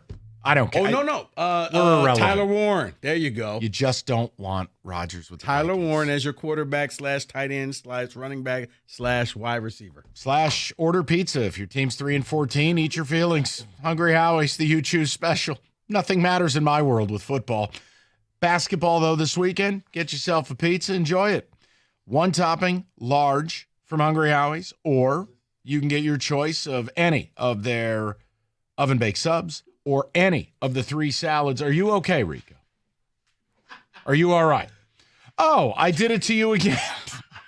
It's the blood moon. I've gone crazy. Hungry Howie's You Choose Special. They have got you covered. $8.99. You mix and match. You can pair up whatever you want for your viewing party. Selection Sunday's a great time to just lock in and enjoy. For limited time only. It's online carryout. Be aware. Limited time only at Hungry Howie's.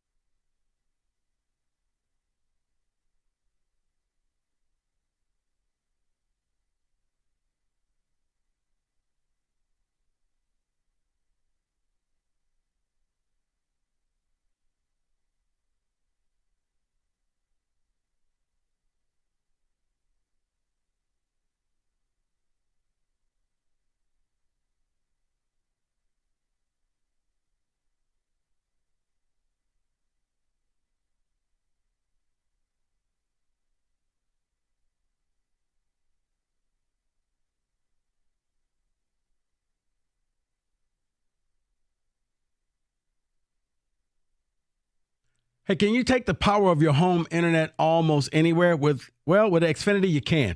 Do more of what you love in all the places that you do it in the most with the internet and mobile together.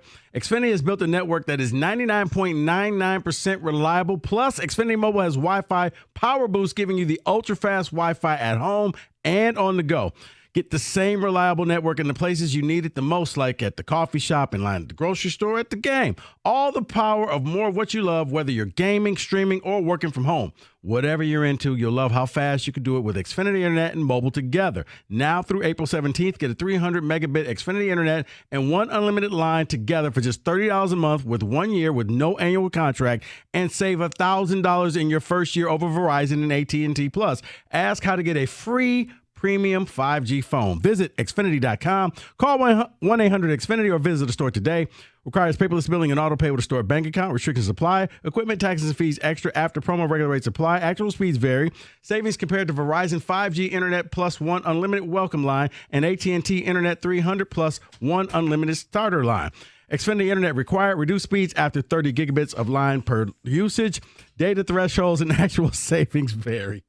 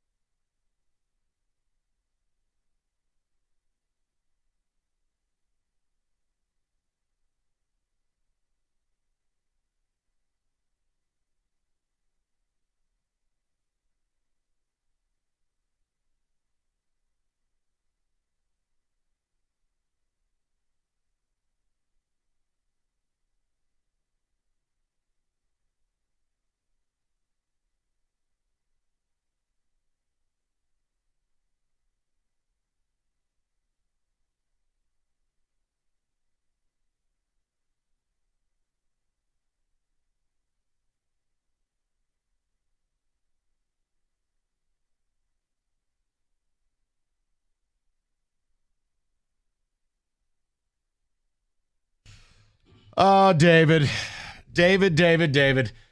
You killed me with that traffic update. Someone said that was the funniest thing I've heard on this show in 20 years. I have to now make sure I'm careful about what I say because now it'll be turned into a traffic update. No, not at all. Jesus. Somebody is texting about Aaron Rodgers, though. They're saying, the Lions fan, I definitely want Rodgers to stay as far away from the Vikings as possible. But that scares me. Look, that's the whole point. I understand it's easy to say he's washed and he's garbage, but if you just look at the situation he'd be going to, you don't want him. O'Connell's a top 5 offensive mind. You were able to have a ginger pumpkin idiot be a good quarterback. And again, Rodgers, for all Take away the weirdness. For all his misgivings. And the Jets were a dumpster fire, 28 touchdowns and 11 picks. I'm just saying I'd prefer J.J. McCarthy than Aaron Rodgers in my division. But if you think you're growing 15-2 again, God bless you. Do whatever you want to do, guys. A couple of ticket texts. We'll get to Mark Ryan. Yeah, this next text has it right. What? It's not just the Vikings' offense to worry about if they get Rodgers. They already had a top 5 defense under Flores. Correct. They brought everyone back and added to that defensive line. They would be my pick to win the division if Aaron goes there. Look, if Diana Rossini's right, she's the only one reporting on it right now. So she's either way right or way wrong. But for her to go on a Pittsburgh radio station and break everybody's heart and go, he's going to be a Viking, that's her. That's not us doing it. Yeah, Mark, welcome. Do you have a take on this Rodgers? Can you believe this is how the story is ending? Like, you look at him, you look at Kevin Durant. Like, these guys had so much more talent than how their careers are ending. It's so sad, isn't Jumping it? teams, not winning more than what they did. Well, sometimes it's, you know what? You live through the bad times, you put in the work, and you reap the reward. And, say what you want. I mean, I was having this conversation. It's like Kobe Bryant. Kobe stayed with the Lakers. He went through some great times. He went through some lean times, and then they got good again. Well, the league handed them But he stuck with the team. It wasn't like, this isn't work. It's like in college sports now. Okay, I want to go here. I want to go here. Isn't it funny as well that, like, as much as he wants his story to differ from Brett Favre, he's going exactly down the Brett Favre road. He is. And even going to the Vikings. He may end up with the Vikings, like Favre. Favre was a Jet too, wasn't he? Yeah. Yeah. We had this conversation. I think if he goes there, Mark, this becomes the most difficult division in recent NFL history. When you look at the 4 teams, you make case for each of them to finish last. You can. The Lions finishing last? You could. Really? Lose 2 coordinators. If Goff goes down? Oh, no. Just the losing the 2 coordinators. And it's WBBT. Because you didn't really get better. You just got the band back together. I don't know. And again, Aleem McNeil might miss half the year. Aiden's off a broken leg. Who did you really add? Who did you add? And that road schedule, the most difficult in the history of the NFL. The easiest road game is whom? The Bears, who you just mentioned. That's right. So, and again, would the Lions be my first choice to make the argument? No. I'm saying you could, without getting laughed out of the room, go, well, the Bears are going to finish last. Right. Or the Vikings are going to finish last. Or Packers. This divion, I don't want Aaron Rodgers. Here's how you know it's a good division. You can make an argument for either team to finish last or first. That's how good it is. Because I can make an argument, the Lions will finish first. I can make an argument, hey, Ben Johnson will turn the Bears around. Hey, the Packers can do something. Yes, Mike. How do you wear your hair like that? Like, how's that comfortable? How do you go to sleep at night? It's like he's got a palm tree on top. Number 8? Yeah. Number 8, the white guy? No. Yeah. That buzz cut's real. That Tom Milliken cut is really difficult.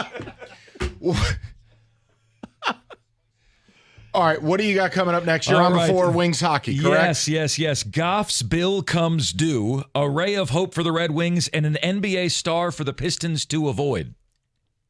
Whoa. All right. Can you tell us the star? Or do you want to save it? Starts with a B, ends with an R. No. To avoid.